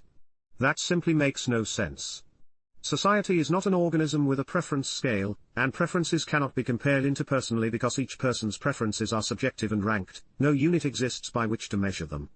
We can see why Hayek stressed this point. As he suggested, if people think of the market order as a unified economy, they will be more susceptible to central planning, that is, to a conscious scheme for allocating scarce resources among competing ends society-wide. But if market advocates emphasize that there is no single economy, but many, with a diversity of goals, people may be less prone to the central planner's mindset. The cosmos of the market, Hayek wrote, neither is nor could be governed by such a single scale of ends, it serves the multiplicity of separate and incommensurable ends of all its separate members. If the market order is widely understood as consisting of many individuals pursuing through exchange a multiplicity of separate and incommensurable ends, its intrinsically cooperative nature would be harder to ignore and social engineering would be less attractive.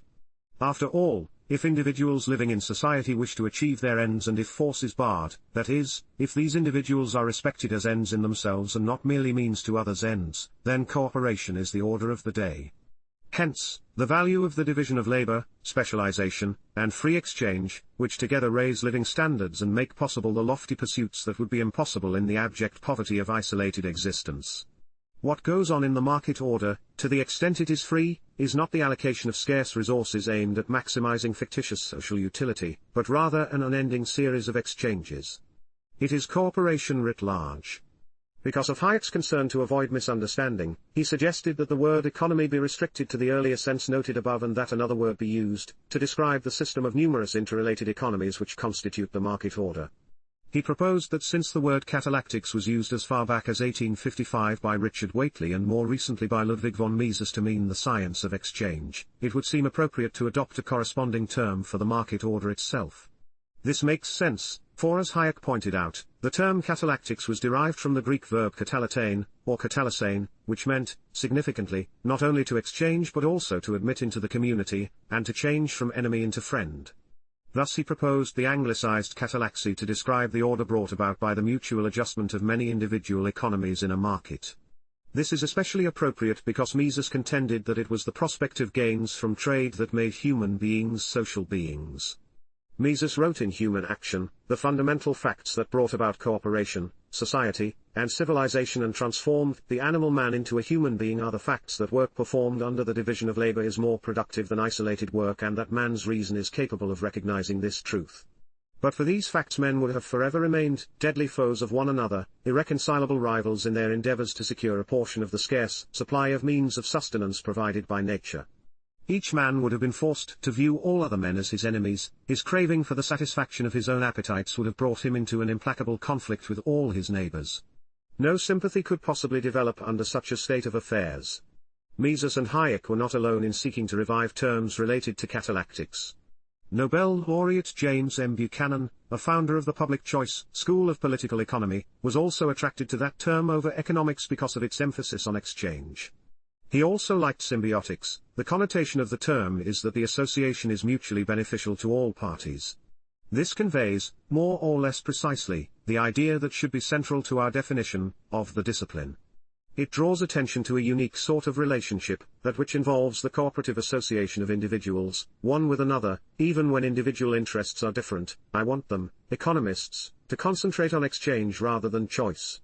Mises, Hayek, and Buchanan were onto something important. In the popular mind, economics is a cold, detached study of the economy, almost as though it were a machine that acts on society. In contrast, the catalaxy is where people who disagree about the value of things peacefully exchange goods and services in a never-ending cooperative effort to improve their lives. It is indeed a community where enemies may be changed into friends. Future of Freedom Foundation, February 1, 2013. Chapter 59. Stimulate the catalaxy. The periodic brouhahas over so-called economic stimulus packages got me thinking about how far off target most people are when they talk about the economy. To hear the politicians and commentators tell it, the economy is a big machine located somewhere in Washington, D.C. That machine requires skilled operators, and elections are more or less occasions for choosing those operators. Sometimes the machine slows down and needs a stimulus, perhaps an infusion of cheap credit or government spending or even tax cuts. At other times it risks overheating and needs to be cooled down, perhaps higher interest rates or a tax increase. This misapprehension is helped along by a good part of the economics profession, many of whose members aspire to be the operators or their advisors. To state what should be obvious, an economy isn't really a machine. The term economy is an abstraction, even a metaphor, and we always get ourselves into trouble by taking metaphors literally. As Nobel laureate F.A. Hayek was fond of pointing out, the word economy has its roots in the Greek word for household. Remember those home economics courses? Even though a household is composed of individuals, it can usefully be thought of as a unit in the sense that its financial affairs are largely arranged around a single set of ends. There's a limit of course to how far that can be taken. We go astray the moment we apply this description to larger collections of people. As soon as we begin talking about the cities, states, nations or world's economy, we have severed our moorings from reality because those groupings do not have a single set of ends. That is why Hayek preferred the word katalaxy to economy. It comes from the Greek word for exchange. A katalaxy, he wrote, is not a single economy but a network of many interlaced economies, law, legislation, and liberty, Volume 2. Another economist and Nobel laureate who was sensitive to this matter was James Buchanan, one of the pillars of the public choice school of political economy. His concerns are collected in the Liberty Fund volume What Should Economists Do? In the title essay, originally an address given in 1963, Buchanan identified what can only be described as the central collectivist premise of most economics, namely, some entity larger than the individual, usually the nation, must allocate scarce resources. Many heavyweights in 20th century economics, not just socialists, regrettably let that premise stand. Buchanan pointed out, Lionel Robbins never identified the allocator, Frank Knight attributed economic activity to the social organization, and even Milton Friedman held that, Buchanan quoting, economics is the study of how a particular society solves its economic problem. Not that those men did not realize that groups consist of individuals. But as economists, Buchanan feared, they too readily left the impression that economics deals with a collective solution to an allocation problem. It's a short step from a collective to a machine. That's not how Buchanan saw economics. In contrast to the view that the economy is a means of accomplishing the basic economic functions that must be carried out in any society, he believed the market or market organization is not a means toward the accomplishment of anything. It is, instead, the institutional embodiment of the voluntary exchange processes that are entered into by individuals in their several capacities. He added, this is all that there is to it. Contemplate how different this conception of economy is from the general impression. As Buchanan wrote, individuals are observed to cooperate with one another, to reach agreements, to trade. The network of relationships that emerges or evolves out of this trading process, the institutional framework, is called the market. It is a setting, an arena, in which we, as economists, as theorists, as onlookers, observe men attempting to accomplish their own purposes, whatever these may be. In such a conception of economy, where is there room for words like overheated, cooled down, and stimulus? In another essay in his book, General Implications of Subjectivism in Economics, Buchanan flaunted his affinity with the Austrian school of Hayek and Ludwig von Mises. Here he wrote, the principle that exposure to economics should convey is that of the spontaneous coordination of individuals, which the market achieves. The central principle of economics is not the economizing process. And he warned that economics will become applied mathematics or engineering if its practitioners think it is. Subjectivism in economics is the recognition that economic phenomena emerge from what human beings believe, think, and do, and not from data they may know nothing about or rarefied statistical aggregates and averages. Subjectivism is good insurance against seeing the economy as a machine and the government as its vital attendant. Or as Buchanan put it, to the extent that subjectivism tends to concentrate attention on the interaction among persons and away from the economic problem, an understanding of the principle of order is facilitated rather than retarded. Subjectivism can be seen most starkly in the notion of costs. Much economic theorizing and bureaucratic meddling regard costs as objective. That perspective encourages social engineering. After all, if those who would move us about the national chessboard had to confess that they cannot know the costs of their maneuverings, they would have a harder time justifying their power.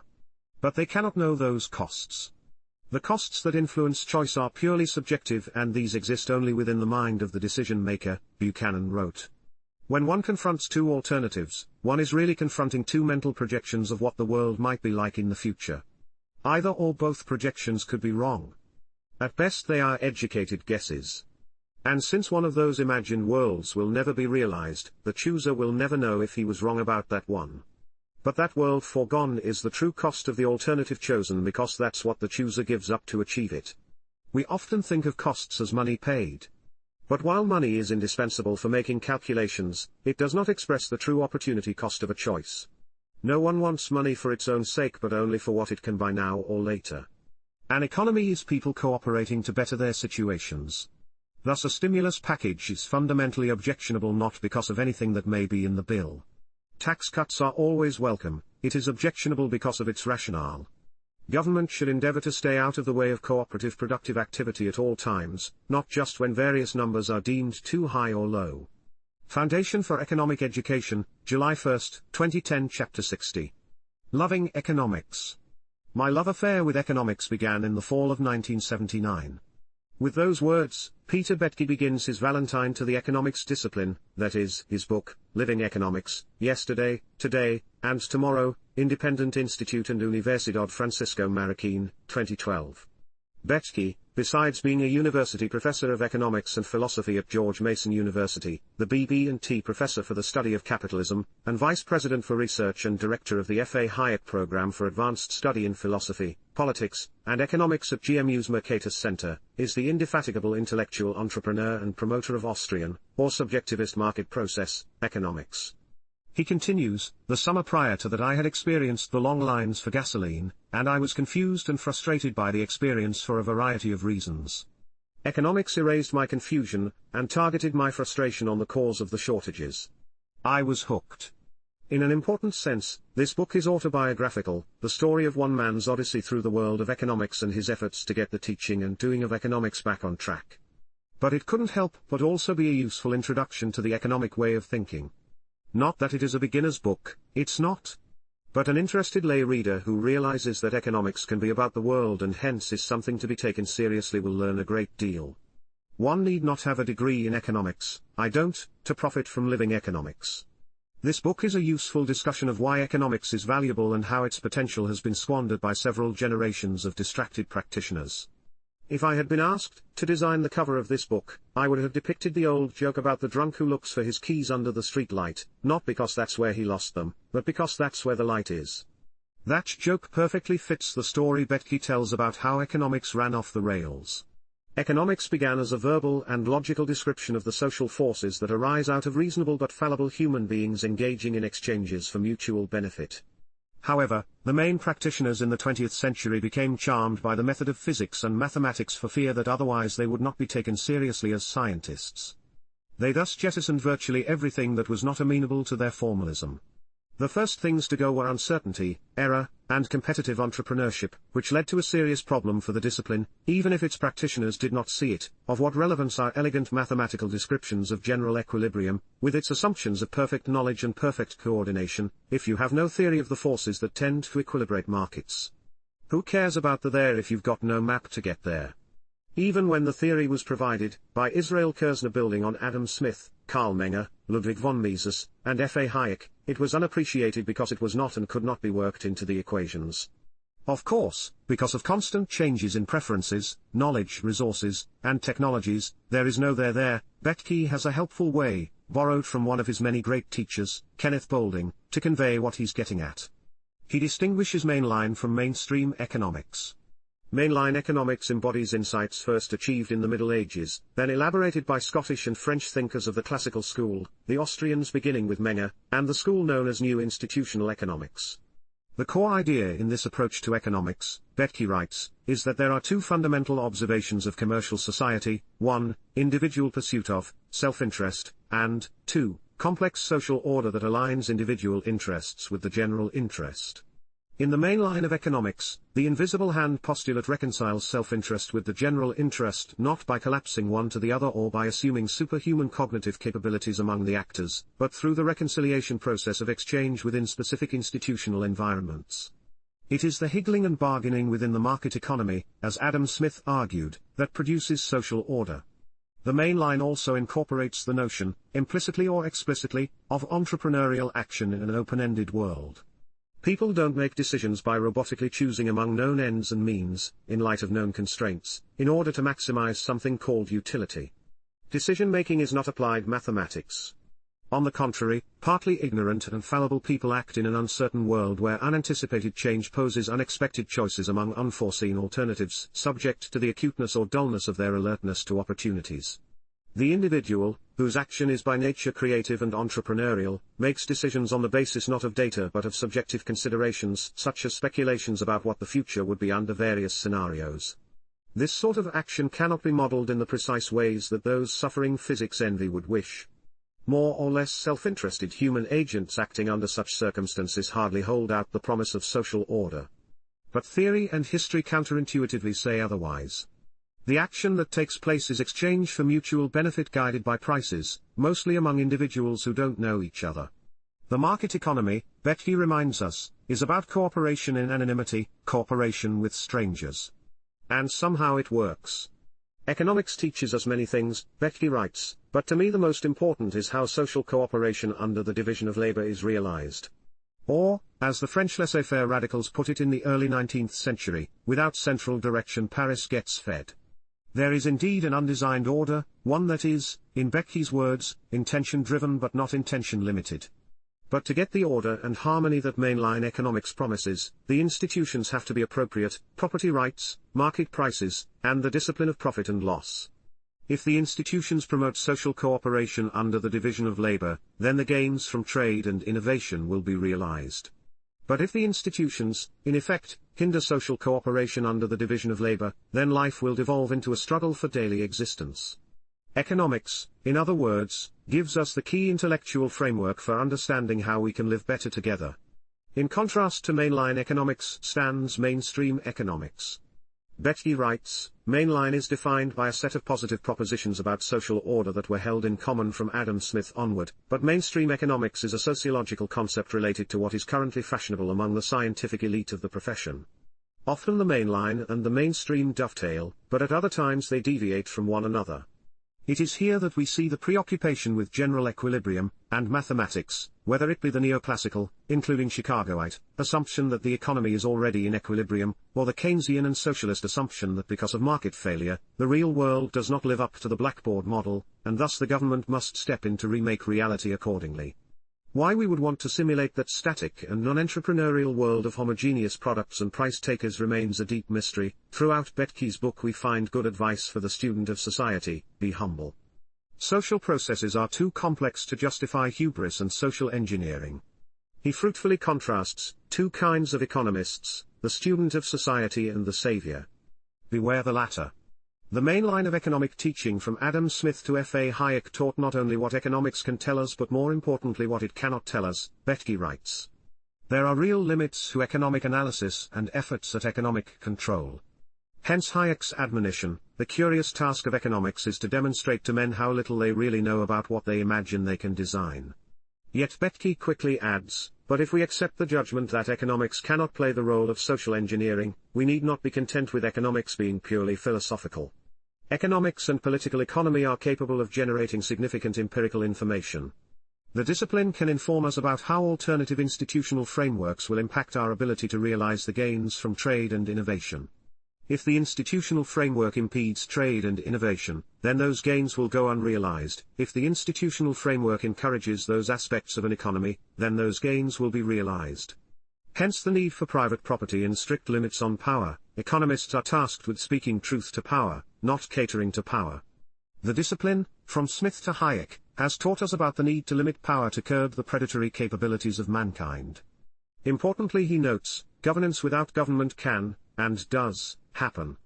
Of course, Becky realizes, many practitioners will not want to hear such talk. The reorientation we are calling for, however, is one that would reduce the prestige and power of the economists in modern society. Entrepreneurial action is usually not set in motion when the reward for the innovation is a reduction in relative status. On the other hand, we have argued that if economists give up their privileged position in society, they might regain their soul. That's the broad outline of Becky's thesis. He fills it in with fascinating explorations of the thought of people who have deeply influenced him, including Smith, Mises, Hayek, Kerzner, Boulding, James M. Buchanan, Gordon Tullock, Hans Sennholz, Murray Rothbard, Warren Samuels, Douglas North, Vincent, and Eleanor Erstrom, Don Lavoie, and Peter Berger. Vetke has the admirable capacity to learn from a diverse group of thinkers, and his book allows the rest of us to benefit from his broad contacts, as well as his discussions of mainstream economists like Keynes, Samuelson, and Stiglitz. Along the way, readers will become acquainted, or better acquainted, with such issues as the nature of human action, the socialist calculation debate, market socialism, economic development, public choice, rules versus outcomes, and the limits of expertise.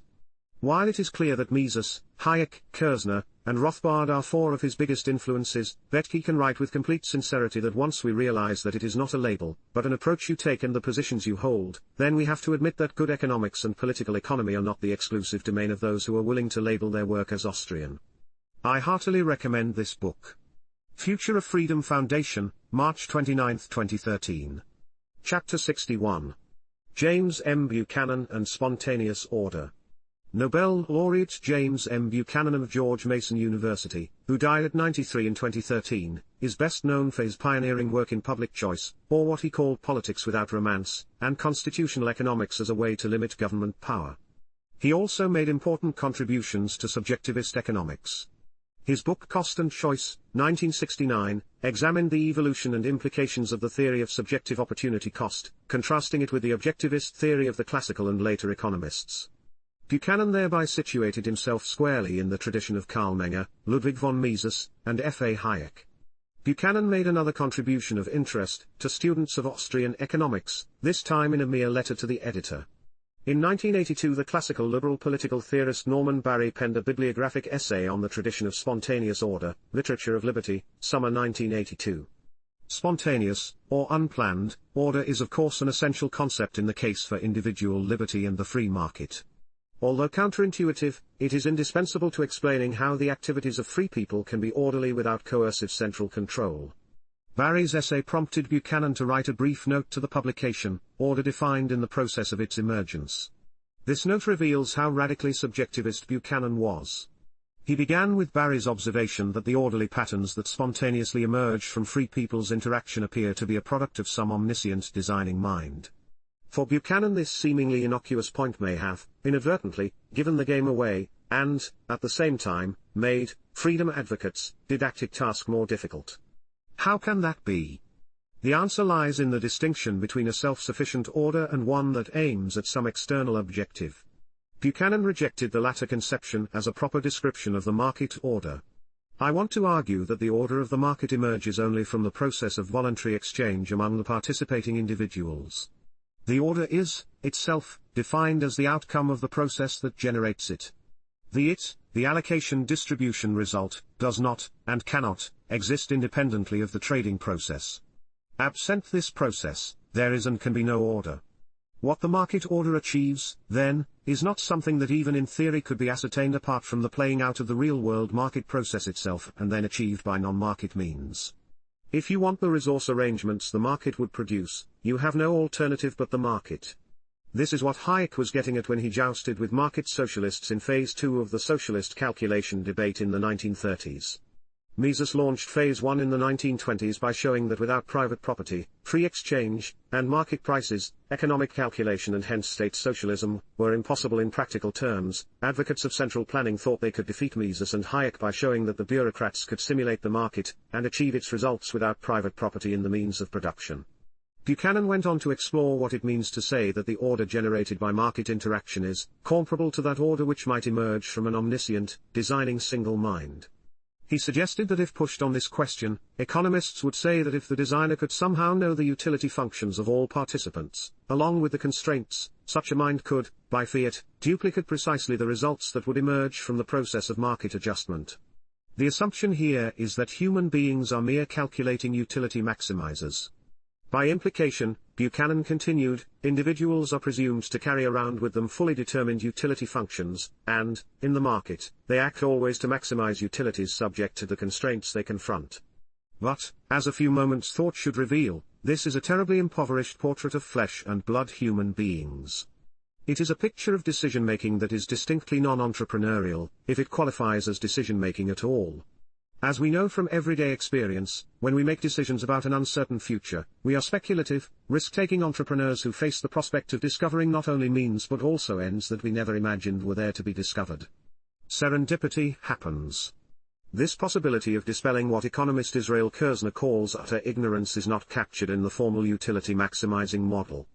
Individuals do not act so as to maximize utilities described in independently existing functions, Buchanan insisted. They confront genuine choices, and the sequence of decisions taken may be conceptualized, ex post, after the choices, in terms of as-if functions that are maximized. But these as-if functions are, themselves, generated in the choosing process, not separately from such process. Thus, Buchanan wrote, if viewed in this perspective, there is no means by which even the most idealized omniscient designer could duplicate the results of voluntary interchange. The potential participants do not know until they enter the process what their own choices will be.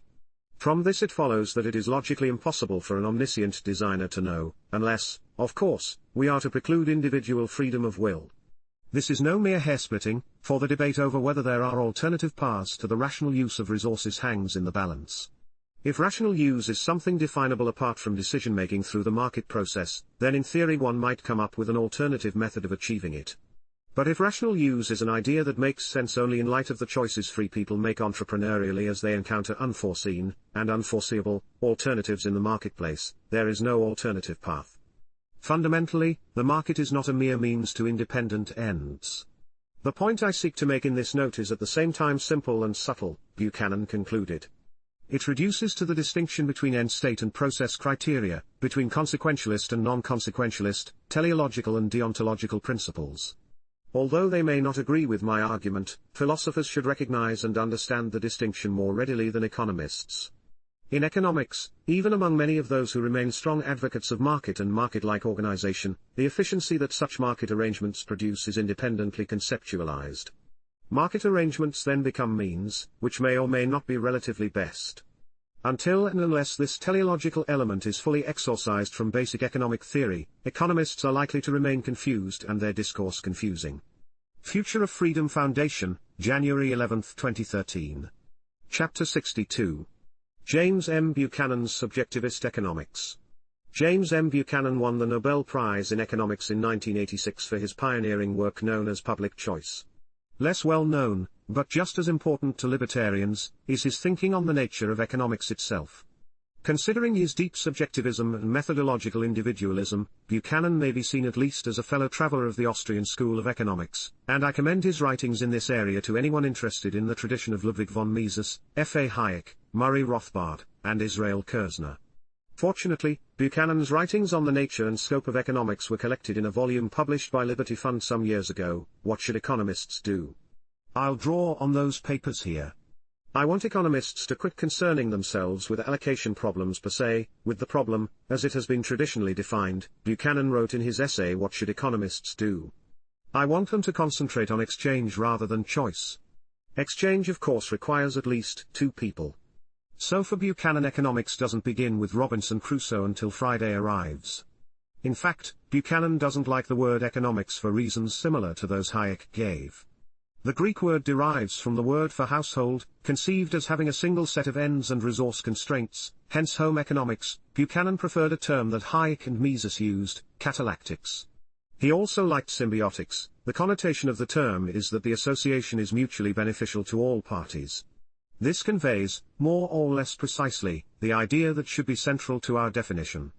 It draws attention to a unique sort of relationship, that which involves the cooperative association of individuals, one with another, even when individual interests are different. Putting social cooperation at the center of the discipline, whatever it's called, is highly significant. If the economic problem to be solved is seen as allocating resources among competing uses, attention may easily move to central decision-making, with bureaucracies filled with economists and computers. The social calculus of utilitarianism becomes prominent. But if the spotlight is on cooperation among entrepreneurial persons, one's orientation is different. Central decision-making is quickly seen as interference with cooperation among free individuals. The mutuality of advantage that may be secured by different organisms as a result of cooperative arrangements, be these simple or complex, is the one important truth of our discipline, Buchanan wrote. There is no comparable principle, and the important place that has been traditionally assigned to the maximization norm that is called the economic principle reflects misguided emphasis. Buchanan went to great lengths to debunk misconceptions about the most fundamental matters of economics, even among economists favorable to free markets. The market or market organization is not a means toward the accomplishment of anything. It is, instead, the institutional embodiment of the voluntary exchange processes that are entered into by individuals in their several capacities, he wrote. The network of relationships that emerges or evolves out of this trading process, the institutional framework, is called the market. It is a setting, an arena, in which we, as economists, as theorists, as onlookers, observe men attempting to accomplish their own purposes, whatever those may be. And it is about these attempts that our basic theory is exclusively concerned if we would only recognize it as such. Note that Buchanan is saying that the market does not aim at anything, such as an optimal allocation of resources or the maximization of utility. People aim at things through exchange and cooperation, and the institutional outcome is what we call the market. Similarly, I have insisted that the market does not ration resources, which is something even free market economists regularly claim. Properly conceived, economics cannot be about social welfare, since utility is not something that can be aggregated. Rather, it is individual and subjective, which means that costs, utility foregone, are also subjective. Buchanan wrote about this earlier in Cost and Choice. In this conception, he continued, there is no explicit meaning of the term efficiency as applied to aggregative or composite results. It is contradictory to talk of the market as achieving national goals, efficiently or inefficiently. Here, again, Buchanan corrects a misconception held by most free market economists, who constantly tell us that markets are efficient. Buchanan extended this thinking in at least 2 more essays, General Implications of Subjectivism, in Economics and Natural and Artifactual Man. In the second of the papers, he described the central difference of the human being as having a sense of becoming. We, as human beings, know that we can, within limits, shape the form of being that we shall be between now and the time of death, he wrote. Reminding ourselves of this fact is important because modern economic theory forces upon us patterns of thought that make elementary recognition of the whole becoming part of our behavior very difficult to analyze and easy to neglect. That is another way of saying that human beings are inherently entrepreneurial. They are not simply acting to maximize utility within known constraints. They project pictures of the future they wish to realize as they encounter alternatives that may have never been foreseen. As noted, Buchanan rejected talk of national goals and other collectivist notions, but he went beyond others who do the same. Traditionally, many of us who have been critical of such talk remark that only individuals can have goals. But I am here advancing the more radical notion that not even individuals have well-defined and well-articulated objectives that exist independently of choices themselves. Out of all this there emerges a strong defense of individual liberty that cannot readily be advanced by the modern economist, influenced as he is by his utilitarian heritage. Man wants liberty to become the man he wants to become. He does so precisely because he does not know what man he will want to become in time. Let us remove once and for all the instrumental defense of liberty, the only one that can possibly be derived directly from orthodox economic analysis. Man does not want liberty in order to maximize his utility, or that of society of which he is a part. He wants liberty to become the man he wants to become. Buchanan's body of work is not entirely immune from libertarian criticism. But at its core is something invaluable for the case for freedom. He was always someone from whom one could learn. Future of Freedom Foundation, April 1, 2013. Chapter 63. The Importance of Subjectivism in Economics. After many years 19th-century French liberal economist Frédéric Bastiat remains a hero to libertarians. No mystery there. He made the case for freedom and punctured the arguments for state socialism with clarity and imagination. He spoke to lay readers with great effect. Bastiat loved the market economy and badly wanted it to blossom in full, in France and everywhere else. When he described the blessings of freedom, his benevolence shined forth. Free markets can raise living standards and enable everyone to have better lives. Stifling freedom is therefore unjust and tragic. The reverse of Bastiat's benevolence is his indignation at the deprivation that results from interference with the market process. He began his magnum opus, Economic Harmonies, by pointing out the economic benefits of living in society. It is impossible not to be struck by the disproportion, truly incommensurable, that exists between the satisfactions, man derives from society and the satisfactions that he could provide for himself if he were reduced to his own resources. I make bold to say that in one day he consumes more things than he could produce himself in 10 centuries. What makes the phenomenon stranger still, is that the same thing holds true for all other men.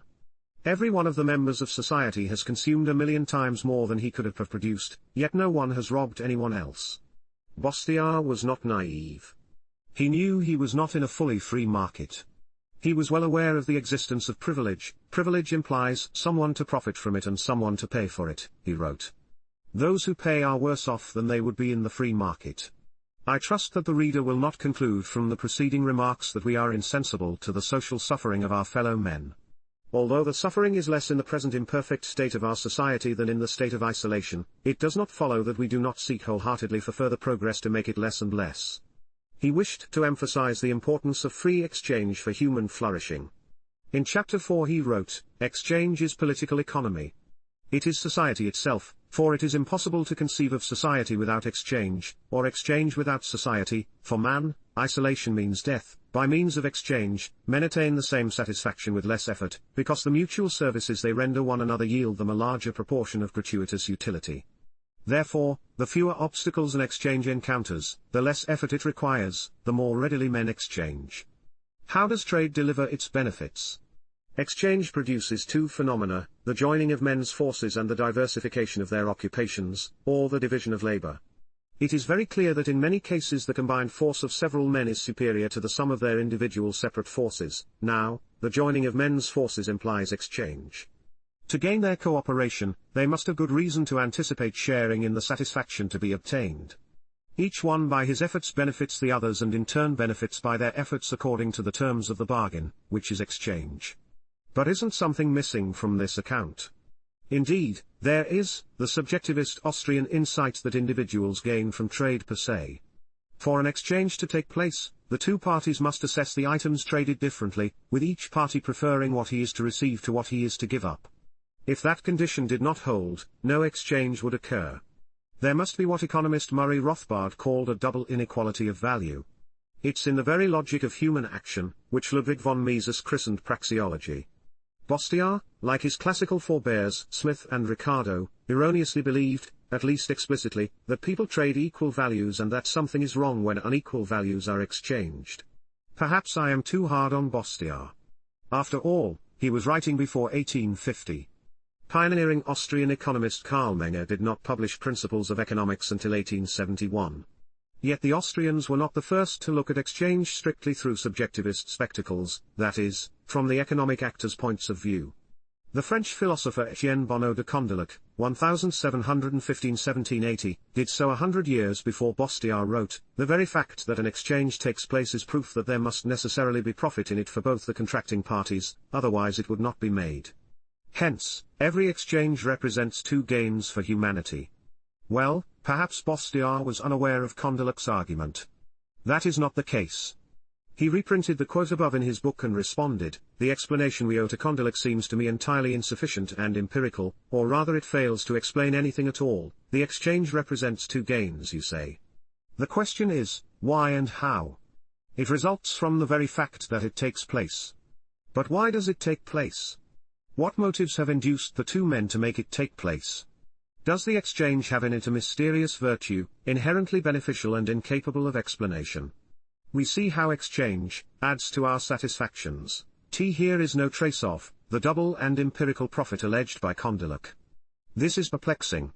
Clearly, the necessary double inequality of value is not empirical or contingent. Contra Bastiat, the double inequality explains quite a lot, and his questions all have easy answers. Yet more perplexing still is Bastiat's statement in the same chapter, "The profit of the one is the profit of the other." This seems to imply what he just denied. Bastiat's failure to grasp this point had consequences for his debates with other economists. For example, he and his fellow left free market advocate Pierre-Joseph Proudhon engaged in a lengthy debate over whether interest on loans would exist in the free market or whether it was a privilege bestowed when government suppressed competition.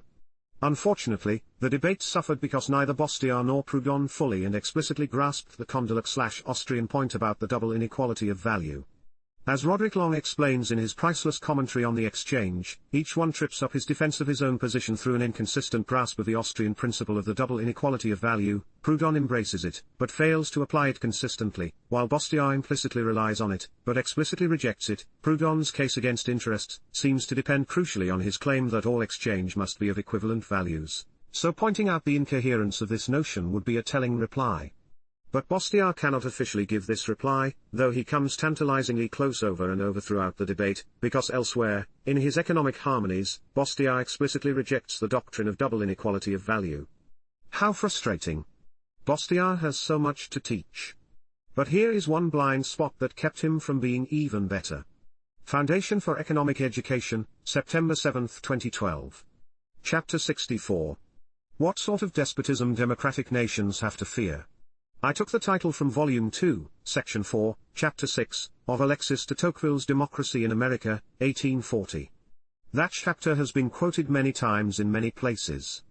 But it seems like a good time to revisit Tocqueville's writing about democratic despotism. He noted that despotism in a constitutional republic would be different from what it was in the Roman Empire. How so? It would be more extensive and more mild, it would degrade men without tormenting them. Specifically, above this race of men stands an immense and tutelary power, which takes upon itself alone to secure their gratifications and to watch over their fate. That power is absolute, minute, regular, provident, and mild. It would be like the authority of a parent if, like that authority, its object was to prepare men for manhood. But that is not its object.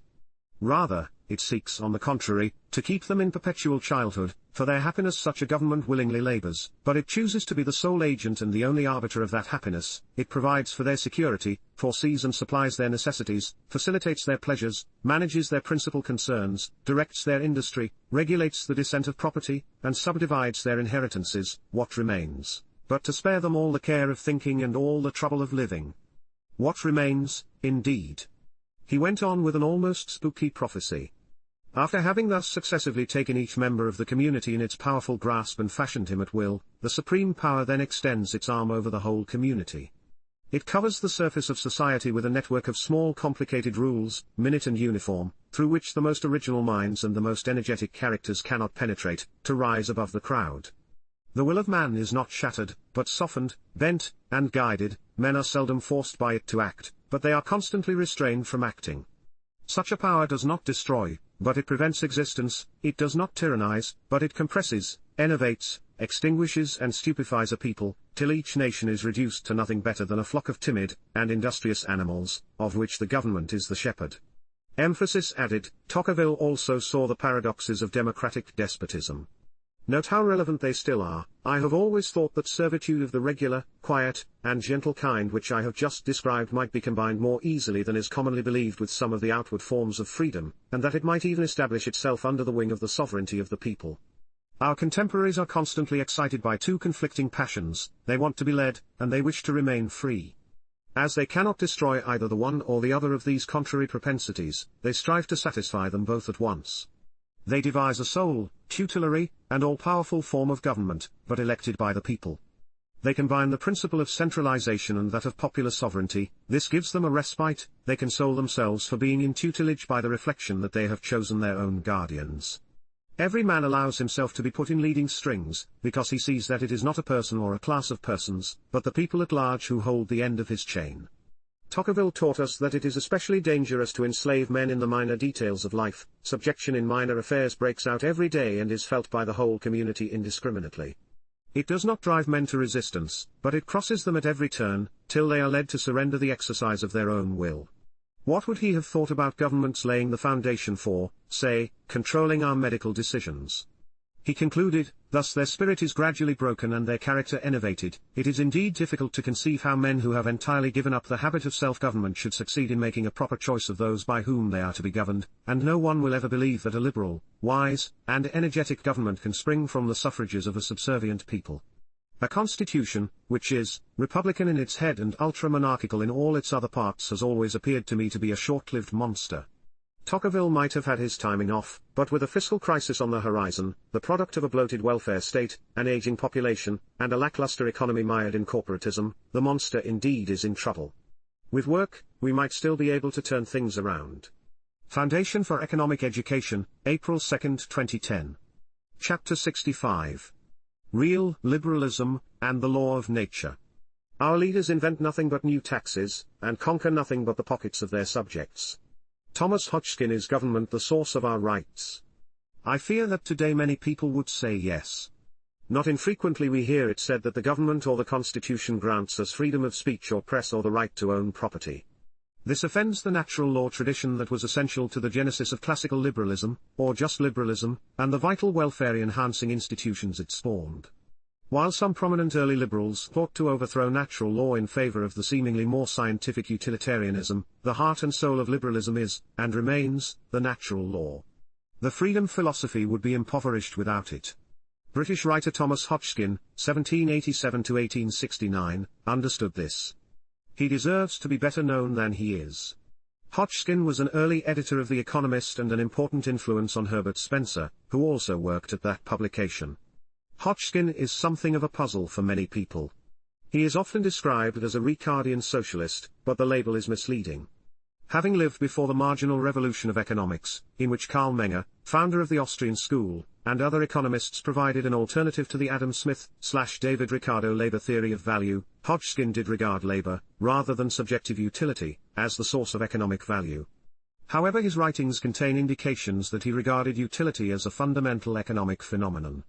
He writes in Labor defended against the claims of capital, but it is quite plain that the sum the weaver will be disposed to give for the thread will depend on his view of its utility. Nevertheless, he thought that what people found useful had to be created by labor. But calling him a socialist is bound to confuse. He was indeed a critic of capitalism, by which he and others back then meant government intervention on behalf of capital to the prejudice of labor. But he was no advocate of state control of the means of production. On the contrary, he was influenced by the radical market economist J.B. Say and believed that violations of laissez-faire, such as tariffs, exploited workers by depriving them of their full, market-derived product. Only in a fully free and openly competitive environment void of privilege could laborers achieve justice. Hodgkin developed his sympathy for labor while in the Navy, where he observed the cruelty towards sailors. He himself was disciplined and eventually court-martialed and discharged. As libertarians David Hart and Walter Grinder write, the radical individualist Thomas Hodgkin gives a clear example of the application of the libertarian non-aggression principle to the acquisition and exchange of property. He also implies that those who benefit from artificial property rights, that is, by force and state privilege, comprise a class antagonistic to the producing class. How unfortunate that siding with workers against government intervention on behalf of business has come to be considered anti-libertarian. There was a time when one could write a book, as Hodgkin did, titled Labor Defended Against the Claims of Capital without being thought a communist. The work of Hodgkin that Hart and Grinder were referring to is The Natural and Artificial Right of Property Contrasted, 1832, which he signed a laborer. The book is a series of letters to British statesman Lord Brougham on the moral and legal status of property. The book's introductory letter is a good indication of Hodgkin's natural law approach to liberty and government, an approach that ought to be emphasized by liberals. This is not to slight a concern with consequences. But it is to reject the notion that only consequences in the narrow sense matter. Hodgkin was alarmed that few among the general public or in Parliament understood that society was a natural phenomenon, rather than an artificial product of government. It was too commonly thought that without a constant stream of new legislation, society would run down and turn chaotic. Have we heard anything like that lately? He wanted to set Lord Brougham straight on this point. With one or two exceptions, they, members of Parliament, are so ignorant that they have yet to learn the existence of any natural laws regulating society. They believe that it is held together by the statutes at large, and they know no other laws which influence its destiny than those decreed by themselves and interpreted by the judges. But if no one understands the true nature of society, i.e., that it is essentially self-regulating, then how can a legislator know that he must keep from interfering with it? It's a question we could put to almost any member of Congress.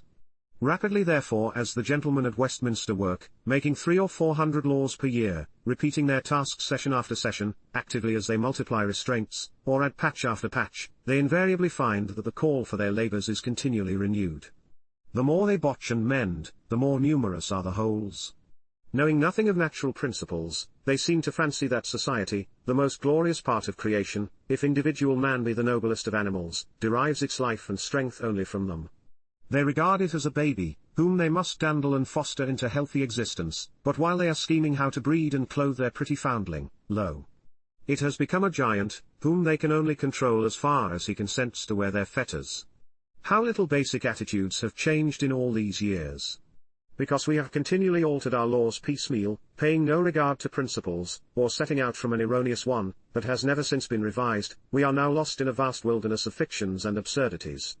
The law, instead of being, quoting Brougham himself, the staff of honesty and the shield of innocence, is a two-edged sword of craft and oppression, which, but for the large shield of the public press which the law has in vain endeavored to break, would hack society asunder. Then Hodgkin approaches the heart of the issue. To remedy these monstrous evils, vitiating the whole social compact, we must begin at first principles. To stop the flowing of the volcanic and sulphurous stream, which, though shining and sparkling with promise, like the fertilizing waters of the earth, withers the heart of the land, we must go to the fountainhead.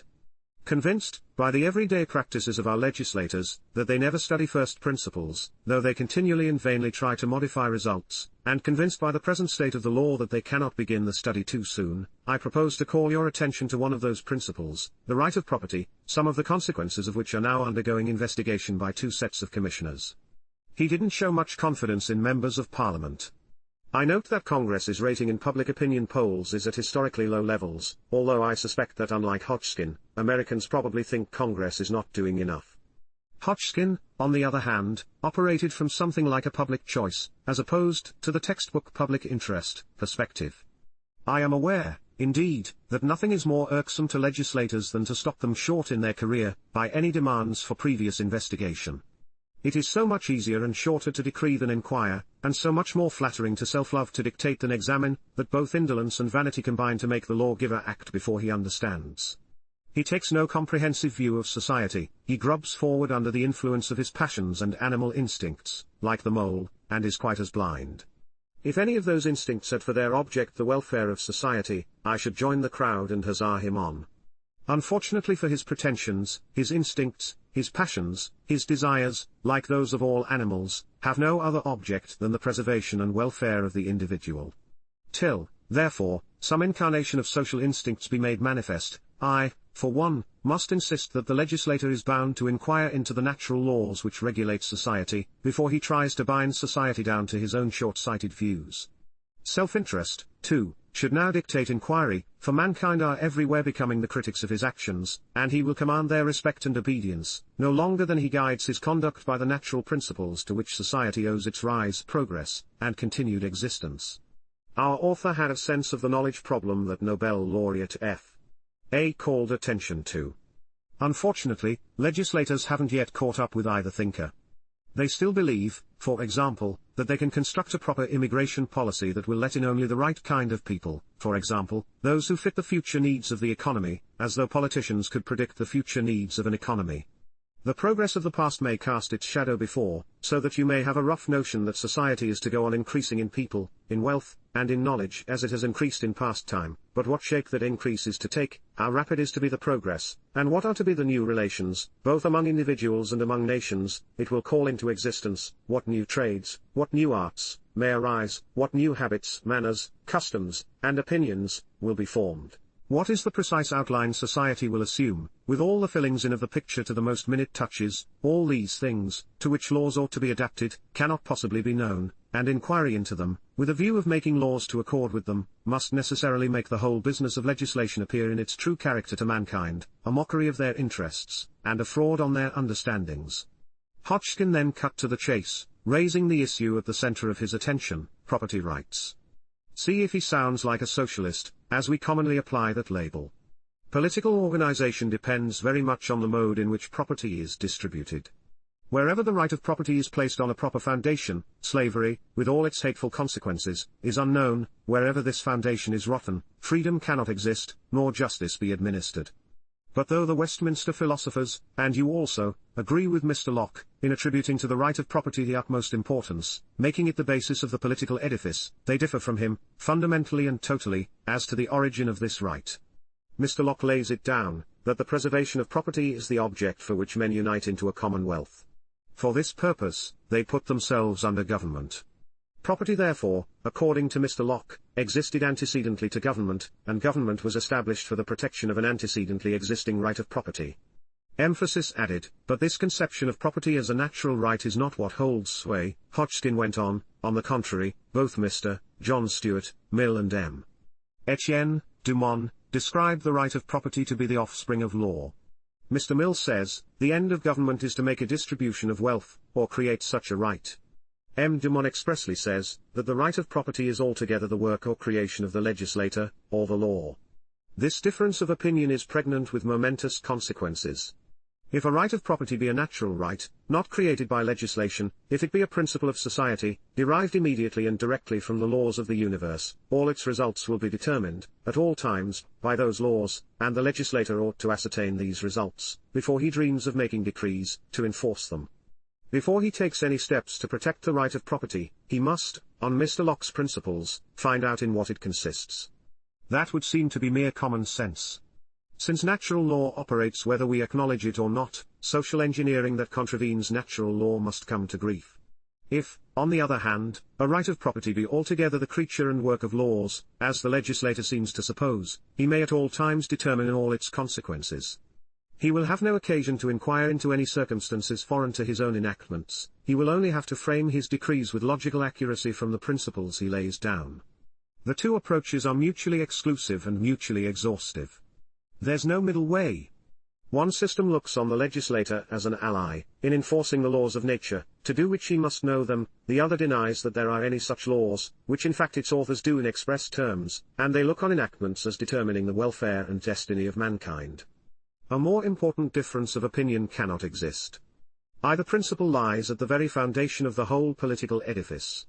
Mr. Locke's view is, in my opinion, more correct than Mr. Jeremy Bentham's, though at present among legislators, and those who aspire to be legislators, the latter is by far the most prevalent. Practical men universally adopt it, for they always decree, and never inquire into the laws of nature. The prevalence of Mr. Bentham's opinion makes it necessary to illustrate and enforce that of Mr. Locke, in so far as it is limited to asserting that a right of property is not the offspring of legislation. Natural law liberals, such as Thomas Paine, saw government, at best, as a necessary evil. Not so the utilitarians, Hodgkin said. Messrs. Bentham and Mill, both being eager to exercise the power of legislation, represent it as a beneficent deity which curbs our naturally evil passions and desires, they adopting the doctrine of the priests, that the desires and passions of man are naturally evil, which checks ambition, sees justice done, and encourages virtue. Delightful characteristics, which have the single fault of being contradicted by every page of history. Hitherto, it has been generally supposed that the whole world was given to the human race, with dominion over all other created things, for them to use and enjoy in every way, abstaining from nothing, restricted in nothing consistent with their own happiness, bound mutually to share the blessings provided for them, because mutual assistance begets mutual love, supplies physical wants easier and better, and promotes moral and intellectual improvement. That the rights and duties of men grow out of the great scheme of creation, which is sometimes misinterpreted, and rarely understood, by human sagacity, sometimes marred, and never mended, by human wisdom. But, now, in compliment to political power, and to Mr. Bentham's theory, that we may find an apology for our own infirm and base submission, we must believe that men had naturally no right to pick up cockles on the beach or gather berries from the hedge, no right to cultivate the earth, to invent and make comfortable clothing, to use instruments to provide more easily for their enjoyments, no right to improve and adorn their habitations, nay, no right to have habitations, no right to buy or sell, or move from place to place, till the benevolent and wise lawgiver conferred all these rights on them. If this be the basis of the political system, Hodgkin wanted no part of it. To me, this system appears as mischievous as it is absurd. The doctrines accord too well with the practice of lawgivers, they cut too securely all the Gordian knots of legislation, not to be readily adopted by all those who, however discontented they may be with the distribution of power, in which no share falls to them, are anxious to become the tutelary guardians of the happiness of mankind. They lift legislation beyond our reach, and secure it from censure. Man, having naturally no rights, may be experimented on, imprisoned, expatriated or even exterminated, as the legislator pleases. Life and property being his gift, he may resume them at pleasure, and hence he never classes the executions and wholesale slaughters, he continually commands, with murder, nor the forcible appropriation of property he sanctions, under the name of taxes, tithes and with larceny or highway robbery. Sir Robert Filmer's doctrine of the divine right of kings was rational benevolence, compared to the monstrous assertion that, quoting Mill, all right is factitious, and only exists by the will of the lawmaker. But though this may be comfortable doctrine for legislators, it will not satisfy the people, and in spite of false theories and unreasonable practices, events are now teaching mankind to place a just value on lawmaking. Day does not follow day, without increasing our knowledge of the consequences of actions, and it is fast becoming apparent, that the wise men, such as Cicero and Seneca, as Bacon and Locke, and as Burke and Smith, who have advocated a totally different system from that of Messrs. Bentham and Mill and their arrogant disciples, have not cast the seeds of their faith in nature, on a barren and ungrateful soil. Where are those such as Thomas Hodgkin when we really need them? Foundation for Economic Education, August 10, 2007. Chapter 66. The Natural Right of Property. Thomas Hodgkin, whom I discussed in the last chapter, is an enigma, until his philosophy is seen in its entirety. He was an editor at The Economist of London from 1846 to 1855, during the period author Scott Gordon called the high tide of laissez-faire, yet, Gordon continued, he is considered a Ricardian socialist, was quoted and deferred to by Marx, and, described by Sidney and Beatrice Webb as Marx's master. How could any libertarian claim Hodgkin as a mentor? The connection will only be fully appreciated, Gordon added, by those who have learned that the geometry of politics is non-Euclidean. Straight lines, when extended, form complete circles, and parallels may meet, and even cross. The quotes are from Gordon's The London Economist and the High Tide of Laissez-Faire, Journal of Political Economy, December 1955. The radical edge that Hodgkin gave his laissez-faire advocacy confuses people whose thoughts come in prefabricated boxes. Today if someone sympathizes with labor's plight, he's bound to be labeled a collectivist, although earlier radical individualists located the source of that plight not in the free market but in the halls of government. This was better understood in the 19th and early 20th centuries, when the likes of Lysander Spooner, Benjamin Tucker, and Herbert Spencer held the libertarian vanguard. Hodgkin, very simply, was a natural law individualist who thought the government should grant no privileges to anyone, particularly capitalists, landowners, and clergy, who in his time were the chief beneficiaries of state appropriation and other interference with peaceful market activity. He embraced the natural right of property and opposed the artificial right of property, which he attributed to the utilitarians' belief that legislation, not natural law, was the source rights. In other words, land and other objects acquired through original appropriation and honest, voluntary methods were legitimate property. All forced and fraudulent means of acquisition yielded illegitimate, artificial property that could only be sustained by government power. He called for the abolition of all forms of the artificial right of property and full flowering of the natural right. Hodgkin was a passionately consistent adherent of the philosophy of John Locke and the laissez-faire, free trade, anti-imperial Manchester school of Richard Cobden and Cobden Bright. His dubious ideas on the labor theory of value, held also by Adam Smith and David Ricardo, and the nature of capital would not withstand the later Austrian school of economics, and he criticized capitalists.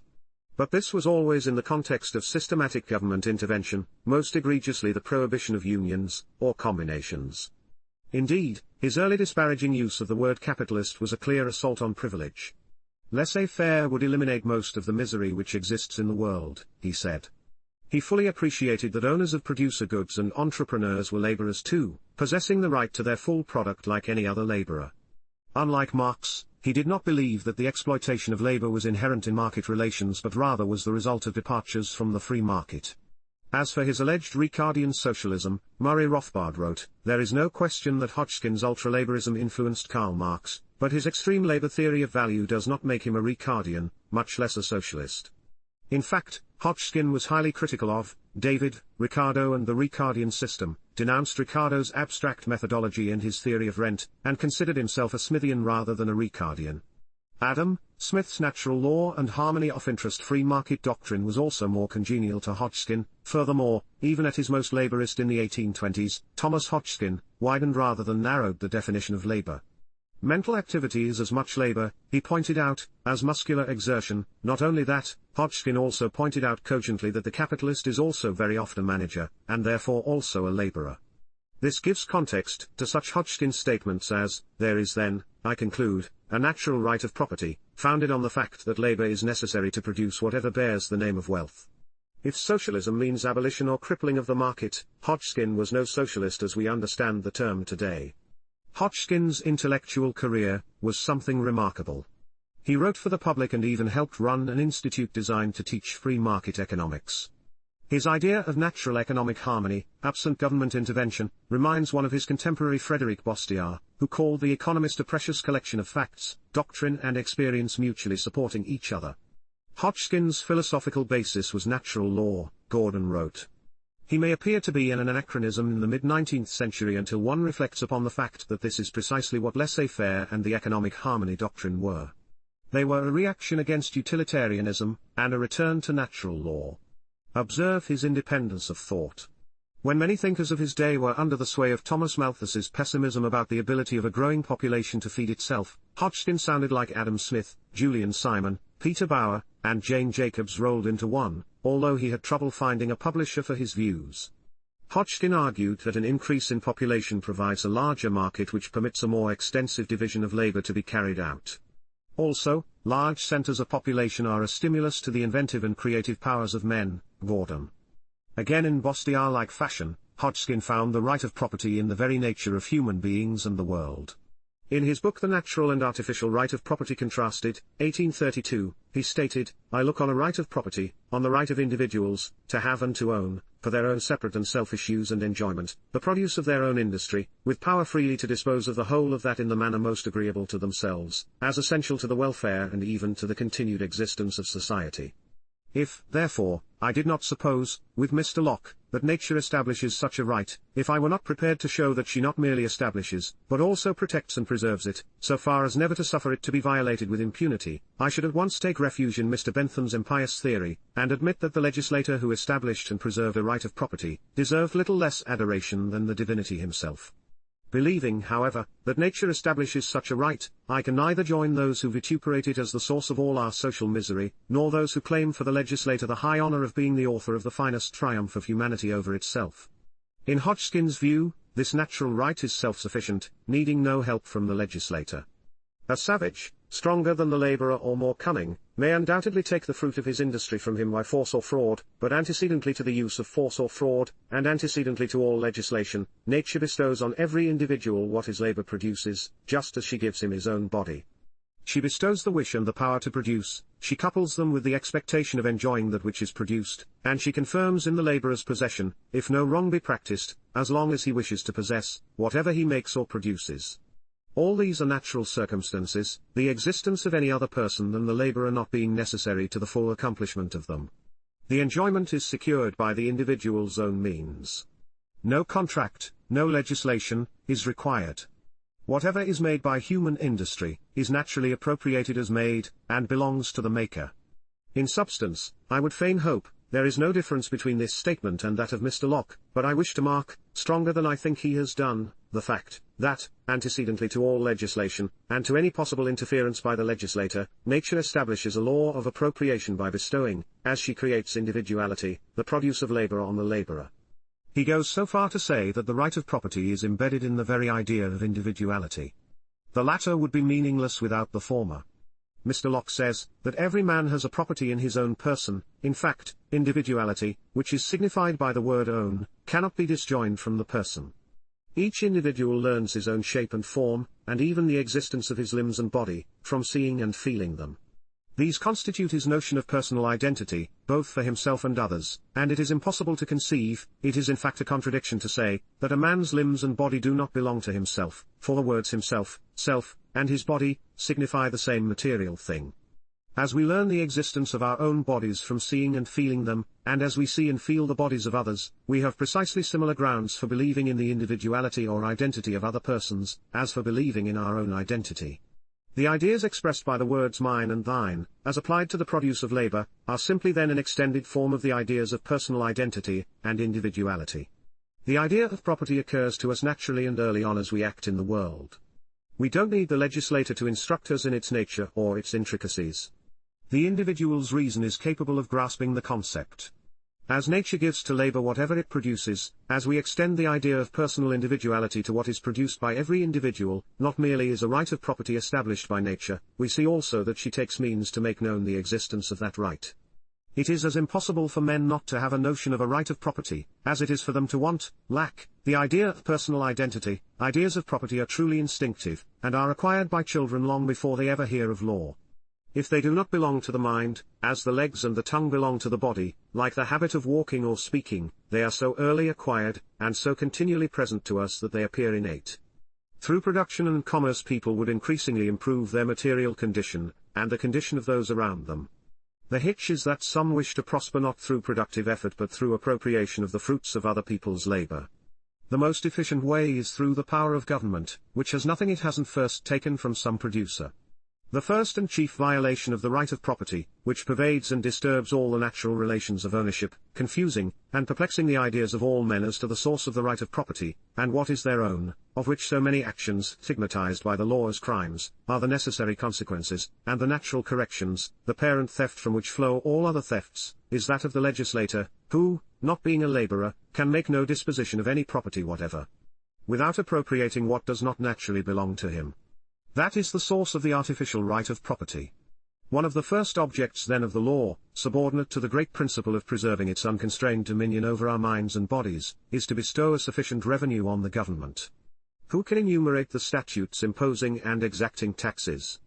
Who can describe the disgusting servility with which all classes submit to be fleeced by the demands of the tax-gatherer, on all sorts of false pretenses, when his demands cannot be fraudulently evaded?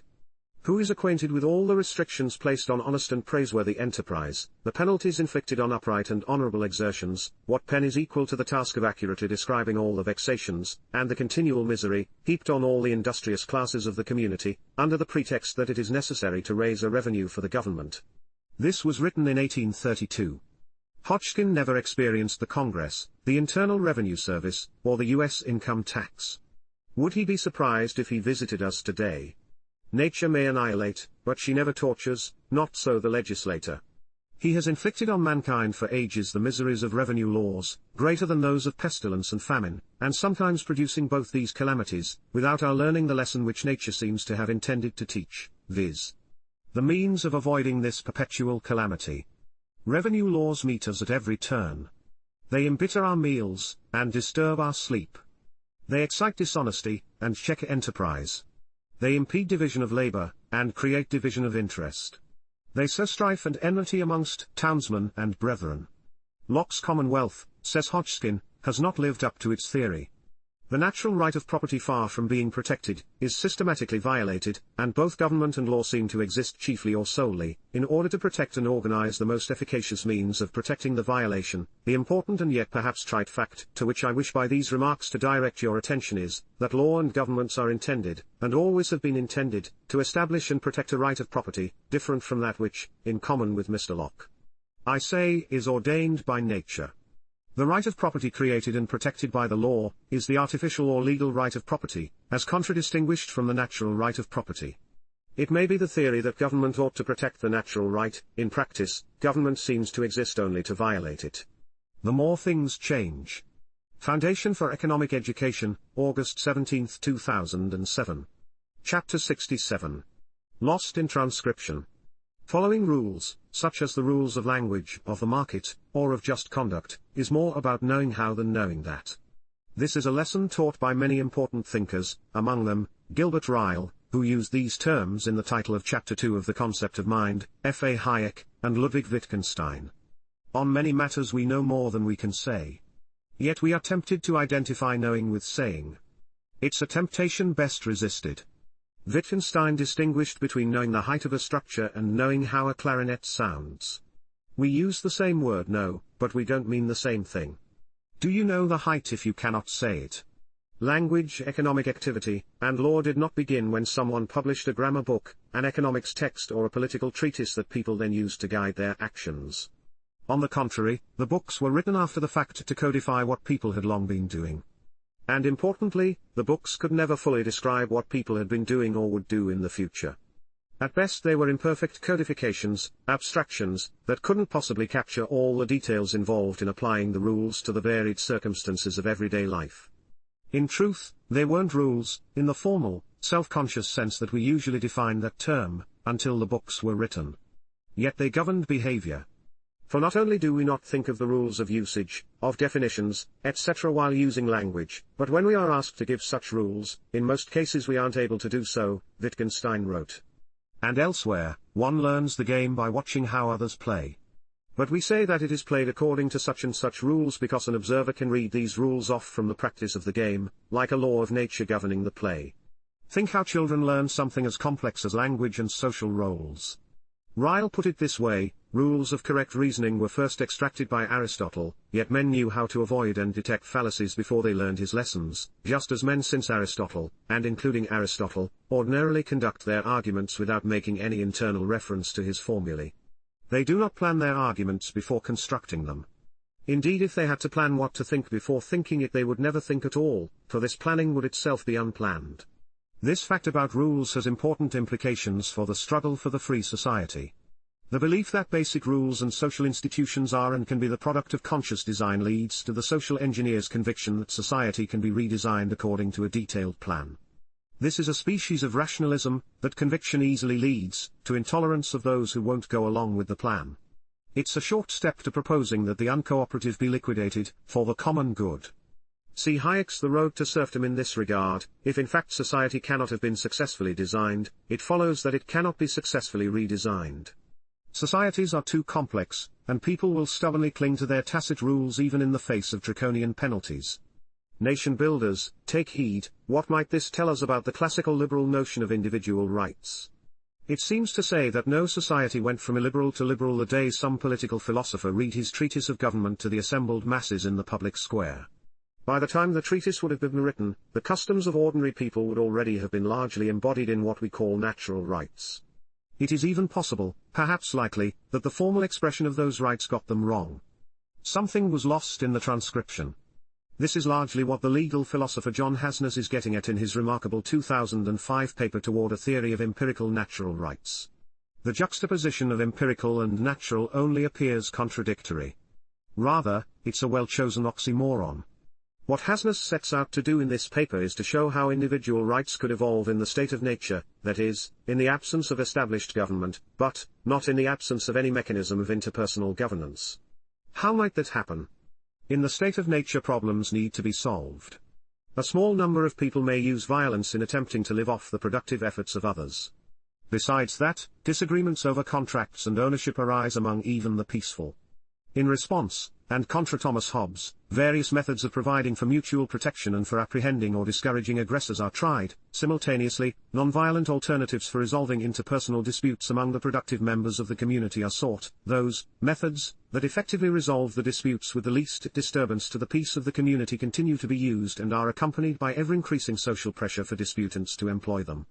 Over time, security arrangements and dispute settlement procedures that are well enough adapted to social and material circumstances to reduce violence to generally acceptable levels become regularized. Members of the community learn what level of participation in or support for the security arrangements is required of them for the system to work and for them to receive its benefits. Self-interest, and perhaps an Aristotelian sense that justice and other virtues are constitutive of self-interest, impel these developments. The overriding aim of the trial and error process is to minimize violence so the business of flourishing through social cooperation may proceed. Importantly, Hasnas adds, as the members of the community conform their behavior to these practices, they begin to behave according to rules that specify the extent of their obligation to others, and, by implication, the extent to which they are free to act at their pleasure. Over time, these rules become invested with normative significance. Rights are thus born of problem solving. Now this is a nice theory, but what about practice? Hasnas illustrates the validity of his story by pointing to two state-of-nature episodes in history, Anglo-Saxon and early Norman England, and the rise of the law merchant in medieval Europe. In the first instance, the process of negotiating settlements of potentially violent conflicts and repeating and eventually institutionalizing successful resolutions gradually produced a broad body of customary law that served as the basis for the England common law. In the second, beginning in the 11th century, and in the absence of a transnational government, merchants from different cultures and language groups who were engaged in global commerce looked for a way to protect themselves from predation and conflict when away from home. Merchants sought arrangements that provided the needed assurance. Many such arrangements were tried. Those that worked best were widely copied and eventually institutionalized in the law merchant. The merchant courts that evolved in this way eventually grew into a European system of commercial courts in which merchant judges quickly applied the tenets of the law merchant to resolve commercial disputes. Hasnas notes that this nuanced body of law eventually provided the basis for modern systems of commercial law. It is worth emphasizing that in both of Hasnas's examples, effective law that respected individual freedom was generated apart from the state and only later was absorbed, with state-serving distortions, into a formal governmental system. Today we think law is something only legislatures produce, but that is not the case. Strictly speaking, legislatures do not produce law at all. They issue decrees. The rights that grew out of these spontaneous processes are recognizable as the rights to life, liberty, and property. Yet, Hasnas acknowledges, they did not perfectly match the natural rights of the political treatises. The empirical right to property is a highly flexible, exception-laden one that invests individuals with the exclusive use and control of objects only to the extent that doing so facilitates a more peaceful life in society. Nevertheless, the process Hasnas describes gets us a long way down the road to freedom. Positive welfare rights did not arise because they would have created, not averted, social conflict.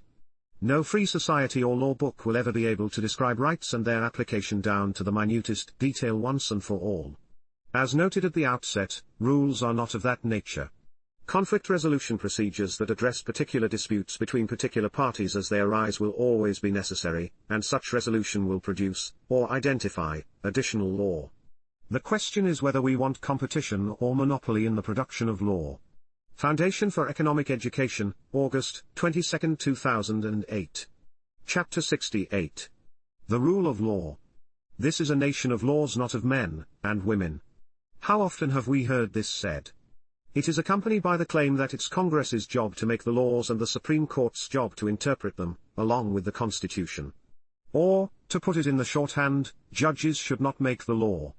It seems like a tidy division of labor, but there is a certain problem, namely, that the line between making and interpreting law is exceedingly fine, if it exists at all. Indeed, interpreting the law is tantamount to making it. Interpretation is a creative act. Since in our society it is men and women who write and interpret the laws, and the Constitution, the rule of law is necessarily the rule of men and women. I realize this is a heretical thought among some advocates of individual freedom, but facts are facts and it's better to face them. A weak argument for liberty is harmful to the cause, so let's mount the best case we can. Constitutions and laws do not speak for themselves. People must decide what they mean. This is by nature a controversial truth from which there is no escape. Seemingly clear language is often argued about for years, indeed decades and centuries. As I wrote in America's Counter-Revolution, the Constitution Revisited, it's not as if the proper interpretation, whatever that may be, can be hardwired somehow to guarantee that legislators, presidents, and judges will act in certain ways, or that the public will demand it. At every point people will be making the interpretive decisions, including the decision over which interpretation is right.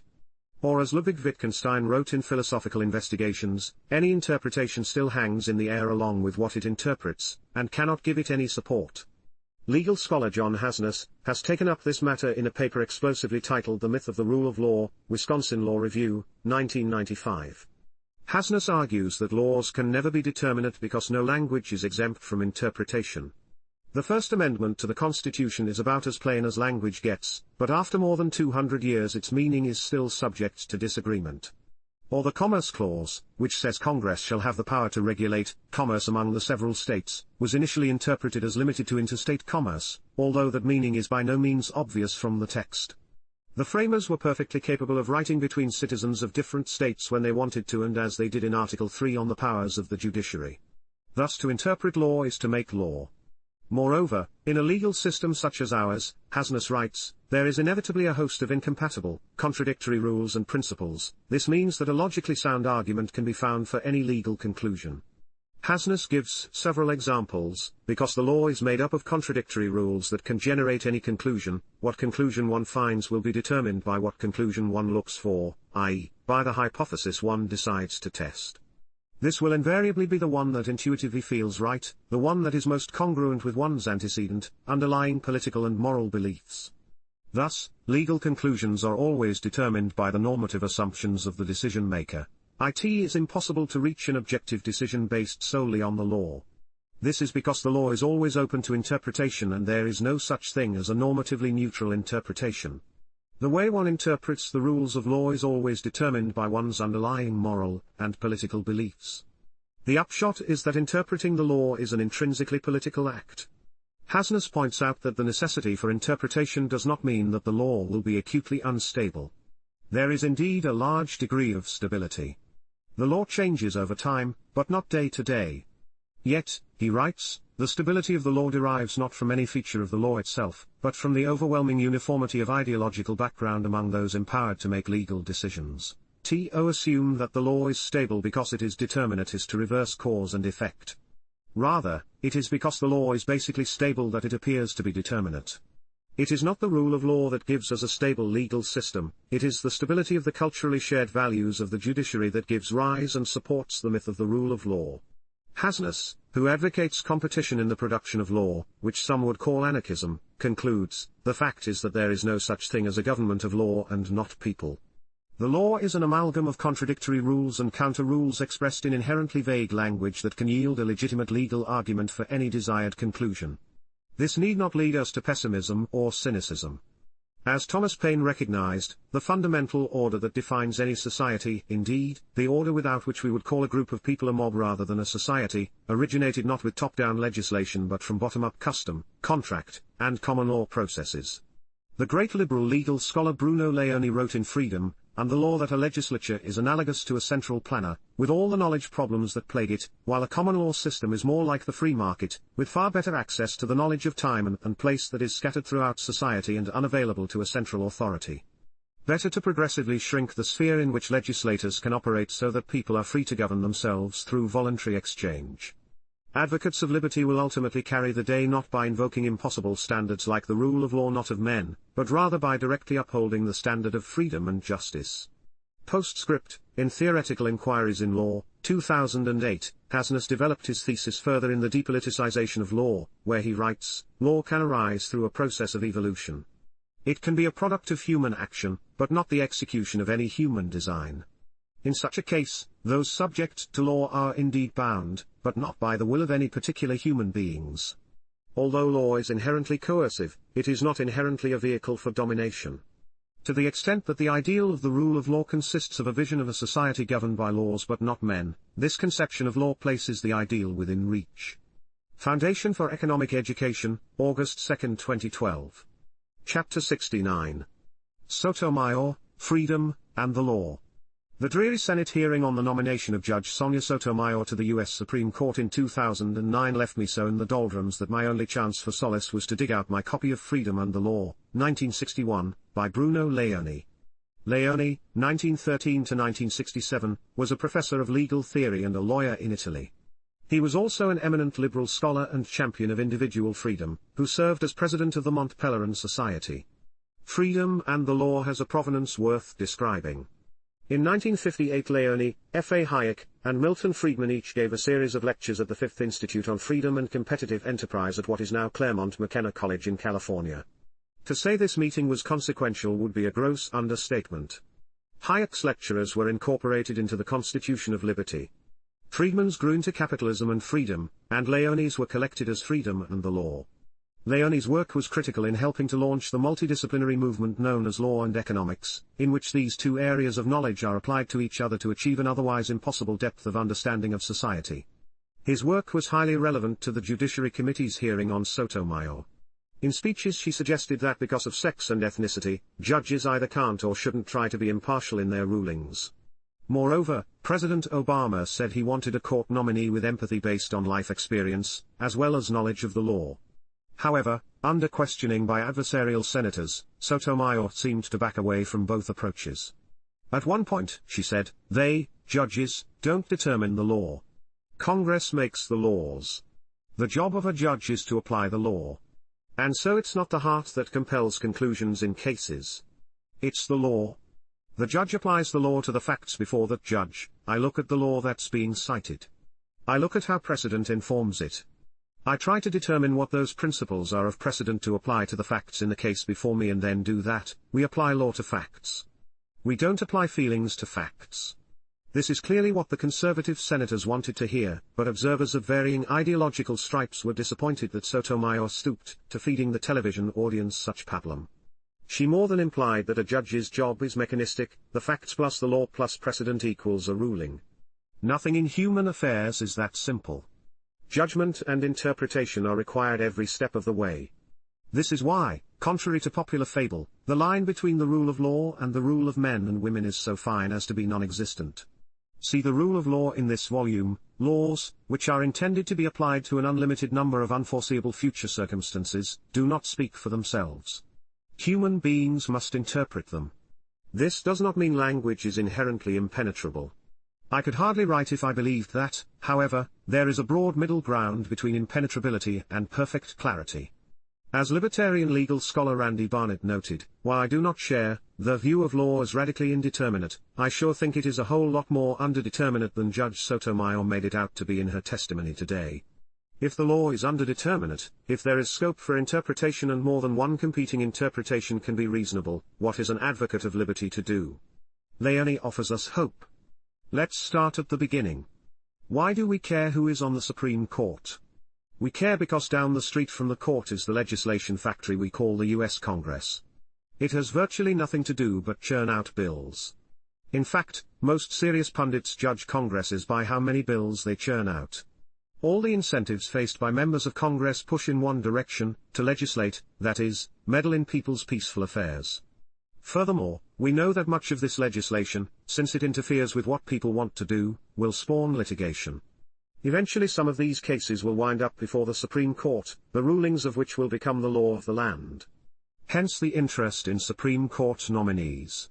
Thus it would matter far less who is on the Supreme Court if there were little or no legislation. But we need legislation, don't we? Without legislation there would be no law, right? Where did we get the idea that a group of undistinguished men and women, absurdly claiming to be our representatives and sitting in what is surely the ultimate ivory tower, should make blanket rules for everyone, except perhaps for themselves, regardless of time, place, and circumstance? It certainly has not protected liberty. Why don't more people realize how poorly this simple-minded procedure serves a complex society? Most of us are badly in need of reminding that what is admirable about the Western legal tradition, that which has made our progress and prosperity possible, is the product not of legislatures but of something rather different. This fact compels us to distinguish law from legislation. As Hayek wrote in the first volume of Law, Legislation, and Liberty, unlike law itself, which has never been invented in the same sense, the invention of legislation came relatively late in the history of mankind. Law in the sense of enforced rules of conduct is undoubtedly coeval with society, only the observance of common rules makes the peaceful existence of individuals in society possible. Long before man had developed language to the point where it enabled him to issue general commands, an individual would be accepted as a member of a group only so long as he conformed to its rules. To modern man, the belief that all law governing human action is the product of legislation appears so obvious that the contention that law is older than lawmaking has almost the character of a paradox. Yet there can be no doubt that law existed for ages before it occurred to man that he could make or alter it. Or as Leone put it, fewer and fewer people now seem to realize that just as language and fashion are the products of the convergence of spontaneous actions and decisions on the part of a vast number of individuals, so the law too can, in theory, just as well be a product of a similar convergence in other fields. He went on, the paradoxical situation of our times is that we are governed by men, not, as the classical Aristotelian theory would contend, because we are not governed by laws, legislation, but because we are. The question for Leone was not how can we get good legislation and avoid bad legislation. The matter is much deeper, it is a question of deciding whether individual freedom is compatible in principle with the present system centered on and almost completely identified with legislation. He told us that in order to imagine an alternative to governance by legislatures, we need not visit utopia. Rather, we may study Roman and English history. Both the Romans and the English shared the idea that the law is something to be discovered more than to be enacted and that nobody is so powerful in his society as to be in a position to identify his own will with the will of the land. This was law that judges discerned when resolving specific disputes brought before them by specific individuals. It was law based on custom and the expectations it gave rise to. Leone listed three differences between judges in the sense just described and legislators. 1. Judges or lawyers or others in a similar position are to intervene only when they are asked to do so by the people concerned, and their decision is to be reached and become effective, at least in civil matters, only through a continuous collaboration of the parties themselves, and within its limits. 2. The decision of judges is to be effective mainly in regard to the parties to the dispute, only occasionally in regard to third persons, and practically never in regard to people who have no connection with the parties concerned. 3. Such decisions on the part of judges and lawyers are very rarely to be reached without reference to the decisions of other judges and lawyers in similar cases and are therefore to be in indirect collaboration with all other parties concerned, both past and present. Thus, the authors of these decisions have no real power over other citizens beyond what those citizens themselves are prepared to give them by virtue of requesting a decision in a particular case. Leone drew important parallels between discovered law and the free market on the one hand and legislation and central planning on the other. A legal system centered on legislation resembles a centralized economy in which all the relevant decisions are made by a handful of directors, whose knowledge of the whole situation is fatally limited and whose respect, if any, for the people's wishes is subject to that limitation. He exposed the posturing of self-styled representatives with a refreshing bluntness not often encountered today. No solemn titles, no pompous ceremonies, no enthusiasm on the part of applauding masses can conceal the crude fact that both the legislators and the directors of a centralized economy are only particular individuals like you and me, ignorant of 99% of what is going on around them as far as the real transactions, agreements, attitudes, feelings, and convictions of people are concerned. The mythology of our age is not religious, but political, and its chief myths seem to be representation of the people, on the one hand, and the charismatic pretension of political leaders to be in possession of the truth and to act accordingly, on the other. Finally, to bring this back to now Justice Sotomayor, Leone noted that judiciary law can become like legislation whenever jurists or judges are entitled to decide ultimately a case. But isn't that what a Supreme Court is entitled to do when it makes law for everyone everywhere? In our time, Leone wrote, the mechanism of the judiciary in certain countries where Supreme Courts are established results in the imposition of the personal views of the members of these courts, or of a majority of them, on all the other people concerned whenever there is a great deal of disagreement between the opinion of the former and the convictions of the latter. Thus the assertion that the Supreme Court must not become a legislature is wishful thinking. It must and it will, no matter who sits on it. So what's an advocate of liberty to do? Leone concluded that we must limit legislatures to as few matters as possible. That in itself is a tall order. But it is a start in the right direction. Foundation for Economic Education, July 17, 2009. Chapter 70. Crime and Punishment in a Free Society. Would a free society be a crime-free society? We have good reason to anticipate it. Don't accuse me of utopianism. I don't foresee a future of new human beings who consistently respect the rights of others. Rather, I'm drawing attention to the distinction between crime and tort, between offenses against the state, or society, and offenses against individual persons or their justly held property. We're so used to this distinction, and the priority of the criminal law over tort law, that most of us don't realize that things used to be different. At one time, an offense that was not an act of force against an individual was not an offense at all. What happened? In England, the early kings recognized that the administration of justice could be a cash cow. So they grabbed on and never let go. As a result, the emphasis shifted to punishment, fines and imprisonment, and away from restitution, making victims or their heirs as whole as possible. Liberty-minded people should regret this change. Yet again, the ruling elite exploited the people. It needed wealth to buy war materiel and allegiance, so it took it by force from the laboring masses and corrupted the justice system in the process. In The Enterprise of Law, economist Bruce Benson explains that before the royal preemption, customary law prevailed in England. One feature of this spontaneous order was that offences are treated as torts, private wrongs and injuries, rather than crimes, offences against the state or the society. A potential action by one person has to affect someone else before any question of legality can arise. Any action that does not, such as what a person does alone or in voluntary cooperation with someone else but in a manner that clearly harms no one, is not likely to become the subject of a rule of conduct under customary law. Benson also notes that prosecutorial duties fall to the victim and his reciprocal protection association. Thus, the law provides for restitution to victims arrived at through clearly designed participatory adjudication procedures, in order to both provide incentives to pursue prosecution, and to quell victims' desires for revenge. In such a system of law, one was not likely to see offences without true victims. Since cooperation through reciprocity is key to the success of customary law, the system is likely to be kept within narrow libertarian-ish limits. This arrangement worked out fairly well, until would-be rulers, who needed money to finance wars of conquest and buy loyalty by dispensing favors, discovered that there was gold to be had in the administration of justice. Anglo-Saxon kings saw the justice process as a source of revenue, and violations of certain laws began to be referred to as violations of the king's peace. Well before the Norman conquest, 1066, outlawry began to involve not only liability to be killed with impunity but, quoting historians Frederick Pollock and Frederick Maitland, forfeiture of goods to the king. The idea of the king's peace started small but eventually expanded to all of society. The incentive was obvious. Violations of the king's peace required payment to the king, Benson writes. As customary law was co-opted by the crown, the concept felony, arbitrariness in punishment, and imprisonment came to the administration of justice. The people were not pleased with the shifting focus from victims to king and his cronies, so they had to be compelled to cooperate. For example, royal law imposed coercive rules declaring that the victim was a criminal if he obtained restitution before he brought the offender before a king's justice where the king could get his profits. This was not a strong enough inducement, so royal law created the crimes of theft but, making it a misdemeanor for a victim to accept the return of stolen property or to make other arrangements with a felon in exchange for an agreement not to prosecute. Benson sums up, by the end of the reign of Edward I, 1307, the basic institutions of government law had been established, and in many instances older custom had been altered or replaced by authoritarian rules to facilitate the transfer of wealth to relatively powerful groups. Public interest justifications for a government-dominated legal system and institutions must be viewed as ex post rationalizations rather than as ex ante explanations of their development. Thus the criminal justice system as we know it is a product of state arrogation and a repudiation of individualism. This perverse approach to law was inherited by the representative democracies that succeeded the absolute monarchies in England, and then America.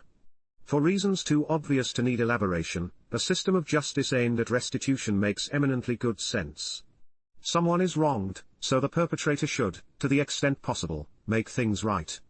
In the case of murder, the victim's heirs would have a monetary claim against the killer. In the case of an heirless victim, the claim could be homesteaded by anyone who puts effort into identifying and prosecuting the killer. At the same time, the principle of restitution undercuts the case for punishment, correction, and deterrence as objectives of the justice system. The point isn't to make perpetrators suffer or to reform them or to make potential perpetrators think twice. What good are these for the present victim? Correction and deterrence may be natural byproducts of a system of restitution, but they are not proper objectives, for where could a right to do more than require restitution come from? Violence is so destructive of the conditions required by a community that facilitates human flourishing that its use is justifiable only when necessary to protect innocent life or to make victims whole. Thus it cannot be legitimate to use force to punish, reform, or deter. Private nonviolent acts, for example, shunning, can have a proper role here. Also, a perpetrator who poses a continuing threat might legitimately be confined for reasons of self-defense. Punishment is wrong, Auburn philosopher Roderick T. Long writes, because after all, we do not think that those who violate others' rights accidentally should be made to suffer, but the only difference between a willing aggressor and an accidental aggressor lies in the contents of their thoughts, a matter over which the law has no legitimate jurisdiction. To my knowledge, legal scholar Randy Barnett is the first libertarian of our era to lay out the case for a restitution-only system of justice, as legal philosopher Gary Chartier concludes in Anarchy and Legal Order, because there is no warrant for executions or punitive fines, and no warrant for restraint, which need not involve imprisonment, except as a matter of self-defense and the defense of others, there is no need for the distinctive institutions and practices of the criminal justice system. In a free society, crimes against persons and property would be treated like torts. This would be a welcome change in a society that imprisons more people than any other, often for non-violent and victimless crimes. Future of Freedom Foundation, December 6, 2013, Chapter 71. Statecraft is not soulcraft. I get nervous when presidential candidates, or their surrogates, take up subjects that are clearly none of their business. Actually, most of what they talk about is none of their business. But some things are so far over the line that hearing politicians discuss them gives me the creeps. Herbert Spencer, where are you when we need you? Here are two examples. In 2008 Michelle Obama said in a campaign speech on behalf of her husband that Barack Obama was the only person running for president who understood that before we can work on social problems we have to fix our souls. Okay, I don't want my soul being diagnosed, much less fixed, by the government or society. I suspect I am not alone here. Politician, heal thyself and leave the rest of us alone. This may get chalked up as mere campaign rhetoric, but it worries me that politicians think we want to hear this stuff. I await the day when people stampede toward the doors whenever a candidate says something like this. Better yet, when they don't attend the speeches. Democrats don't have a monopoly on over-the-line talk. In a speech at the Naval Academy titled Service to America, Obama's opponent John McCain said, "When healthy skepticism about government sours into corrosive cynicism, our expectations of our government become reduced to the delivery of services. And to some people the expectations of liberty are reduced to the right to choose among competing brands of designer coffee. What is lost is, in a word, citizenship." So according to McCain, good citizens see the government as something other than a service provider. What would that be? A moral beacon, perhaps? I think he has this wrong. Non-cynics see the government as a service provider. The rest of us see it, as many early Americans saw it, as a distributor of privileges at the expense of the taxpayers, consumers and laborers.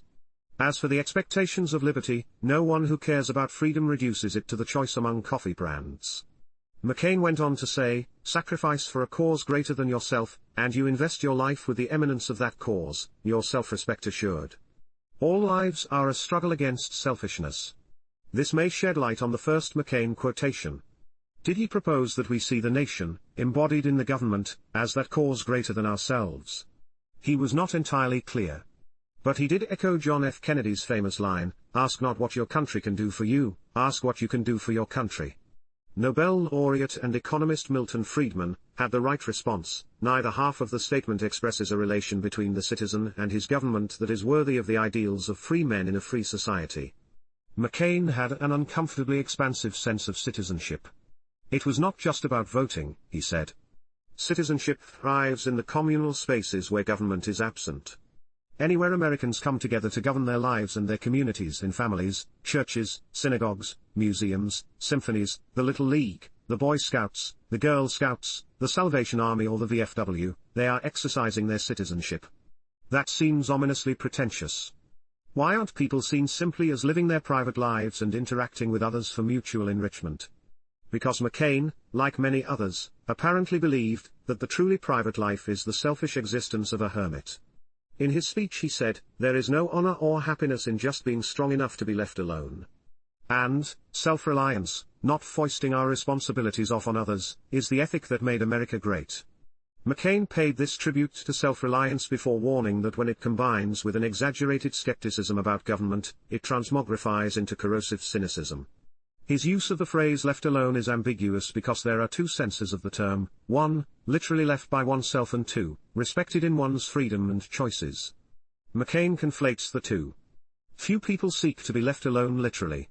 The vast majority engage in mutual aid and the division of labor, that is, social cooperation, whenever they're free to do so. A similar point can be made about the term self-reliance. If McCain means literal self-reliance, then he is wrong. That's not what made American society what it is. This is the atomistic individual fallacy, again, mutual aid, as Tocqueville noted, and the division of labor were the keys to American success. But if by self-reliance he meant independent of the state, then he is right. Unfortunately, considering that Theodore Roosevelt and Abraham Lincoln were his heroes, McCain didn't appear to relish independence from the state. Actually, I didn't really want to get into the specifics of McCain's musings on social and political obligation. The details are not the point. What bothers me is that someone who merely sought to run the executive branch of the government, or was it the country that he wanted to run, thinks he should lecture you and me on matters of obligation and such. I think of George Will's 1980s ominously titled book Statecraft as Soulcraft. When a would-be president tells me that I should be committed to a cause greater than myself, I'm tempted to lock the doors. It's talk like McCain's and, presumably, Obama's that propels me to the bookshelf that holds Herbert Spencer's Social Statics, 1851, and one chapter in particular, The Right to Ignore the State, in which he wrote, if every man has freedom to do all that he wills, provided he infringes not the equal freedom of any other man, then he is free to drop connection with the state, to relinquish its protection, and to refuse paying towards its support. Wouldn't it be bliss to be able to ignore the self-styled leaders who wish to remake our characters and who, in that quest, would do anything to get their hands on power? Foundation for Economic Education, April 4, 2008. Chapter 72. Stigmatizing Resistance to Authority. In 1861 Samuel A. Cartwright, an American physician, described a mental illness he called drapetomania. The term derived from drapes, Greek for runaway, slave, and mania for madness or frenzy. Thus Cartwright defined drapetomania as the disease causing Negroes to run away from captivity. Its diagnostic symptom, the absconding from service, is well known to our planters and overseers, Cartwright wrote in a much-distributed paper delivered before the Medical Association of Louisiana. Yet this disorder was unknown to our medical authorities. Cartwright thought slave owners caused the illness by making themselves too familiar with their slaves, treating them as equals. drapetomania could also be induced if the master abuses the power which God has given him over his fellow man, by being cruel to him, or punishing him in anger, or by neglecting to protect him from the wanton abuses of his fellow servants and all others, or by denying him the usual comforts and necessaries of life. Cartwright also had ideas about proper prevention and treatment. If his master or overseer be kind and gracious in his hearing towards him, without condescension, and at the same time ministers to his physical wants, and protects him from abuses, the Negro is spellbound, and cannot run away. If any one or more of them, at any time, are inclined to raise their heads to a level with their master or overseer, humanity and their own good requires that they should be punished until they fall into that submissive state which was intended for them to occupy in all after time. They have only to be kept in that state, and treated like children, with care, kindness, attention and humanity, to prevent and cure them from running away. The identification of drapetomania is not Cartwright's only achievement. He also discovered dysesthesia ethiopica, or habitude of mind and obtuse sensibility of body, a disease peculiar to Negroes, called by overseers rascality. Unlike drapetomania, dysesthesia afflicted mainly free blacks. The disease is the natural offspring of Negro liberty, the liberty to be idle, to wallow in filth, and to indulge in improper food and drinks. Cartwright, I dare say, was a quack, ever ready to ascribe to disease behavior he found disturbing. A far more informative discussion of the conduct of slaves can be found in Thaddeus Russell's fascinating book, A Renegade History of the United States. Have things changed much since Cartwright's day? You decide? The Diagnostic and Statistical Manual of Mental Disorders, DSM-5, lists oppositional defiant disorder, ODD, under disorders usually first diagnosed infancy, childhood, or adolescence. According to the manual, the essential feature of oppositional defiant disorder is a recurrent pattern of negativistic, defiant, disobedient, and hostile behavior toward authority figures that persist for at least 6 months. It is characterized by the frequent occurrence of at least 4 of the following behaviors: losing temper, arguing with adults, actively defying or refusing to comply with the requests or rules of adults, deliberately doing things that will annoy other people, blaming others for his or her own mistakes or misbehavior, being touchy or easily annoyed by others, being angry and resentful, or being spiteful and vindictive. In diagnosing this disorder, children are marked on a curve. To qualify for OD, the behaviors must occur more frequently than is typically observed in individuals of comparable age and developmental level. Emphasis added, the behaviors must also be seen to impair social, academic, and occupational functioning. The parallel with drapetomania is ominous. Children, after all, are in a form of captivity, and as they get older may naturally resent having decisions made for them.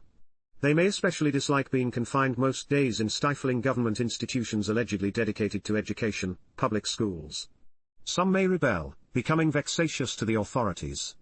Is that really a mental, or brain, disorder? PubMed Health, a website of the National Institutes of Health, discusses treatment and prevention in ways that suggest the answer is no. The best treatment for the child is to talk with a mental health professional in individual, and possibly family therapy. The parents should also learn how to manage the child's behavior, it says, adding, medications may also be helpful. As for prevention, it says, be consistent about rules and consequences at home. Don't make punishments too harsh or inconsistent. Model the right behaviors for your child. Abuse and neglect increase the chances that this condition will occur. It seems strange that an illness can be treated by talk and prevented by good parenting. And how was 4 determined to be the minimum number of behaviors before diagnosis? Or 6 months as the minimum period? Odd, indeed. While odd is discussed with reference to children, one suspects it wouldn't take much to extend it to adults who have trouble with authority. Surely one is not cured merely with the passing of adolescence. Adults are increasingly subject to oppressive government decision-making almost as much as children. Soviet psychiatry readily found this disorder in dissidents. Let's not forget that the alliance of psychiatry and state permits people innocent of any crime to be confined and or drugged against their will if they are said to be a danger to self or others. So we must ask, do we have a disease here, or rather what the late Thomas Szasz, the psychiatrist and libertarian critic of the therapeutic state, called the medicalization of everyday life? Szasz's chief concern was commonly thought to be psychiatry, but in fact it was freedom and self-responsibility. It seems that the common denominator of what are called mental, or brain, disorders is behavior that others wish to control because it bothers them. Why assume such behavior is illness? Isn't this rather a category mistake? Why stigmatize a rebellious child with an odd diagnosis? In our scientific age, many people find scientism, the application of the concepts and techniques of the hard sciences to persons and economic/social phenomena, comforting. In truth, it is dehumanization in the name of health. Sass wrote, "People do not have to be told that malaria and melanoma are diseases. They know they are. But people have to be told, and are told over and over again, that alcoholism and depression are diseases. Why? Because people know that they are not diseases, that mental illnesses are not like other illnesses, that mental hospitals are not like other hospitals, that the business of psychiatry is control and coercion, not care or cure. Accordingly, medicalizers engage in a never-ending task of educating people that non-diseases are diseases. No one believes drapetomania is a disease anymore. Slaves had a good reason to run away. We all have reasons, not diseases, for running away." Foundation for Economic Education, April 20, 2012.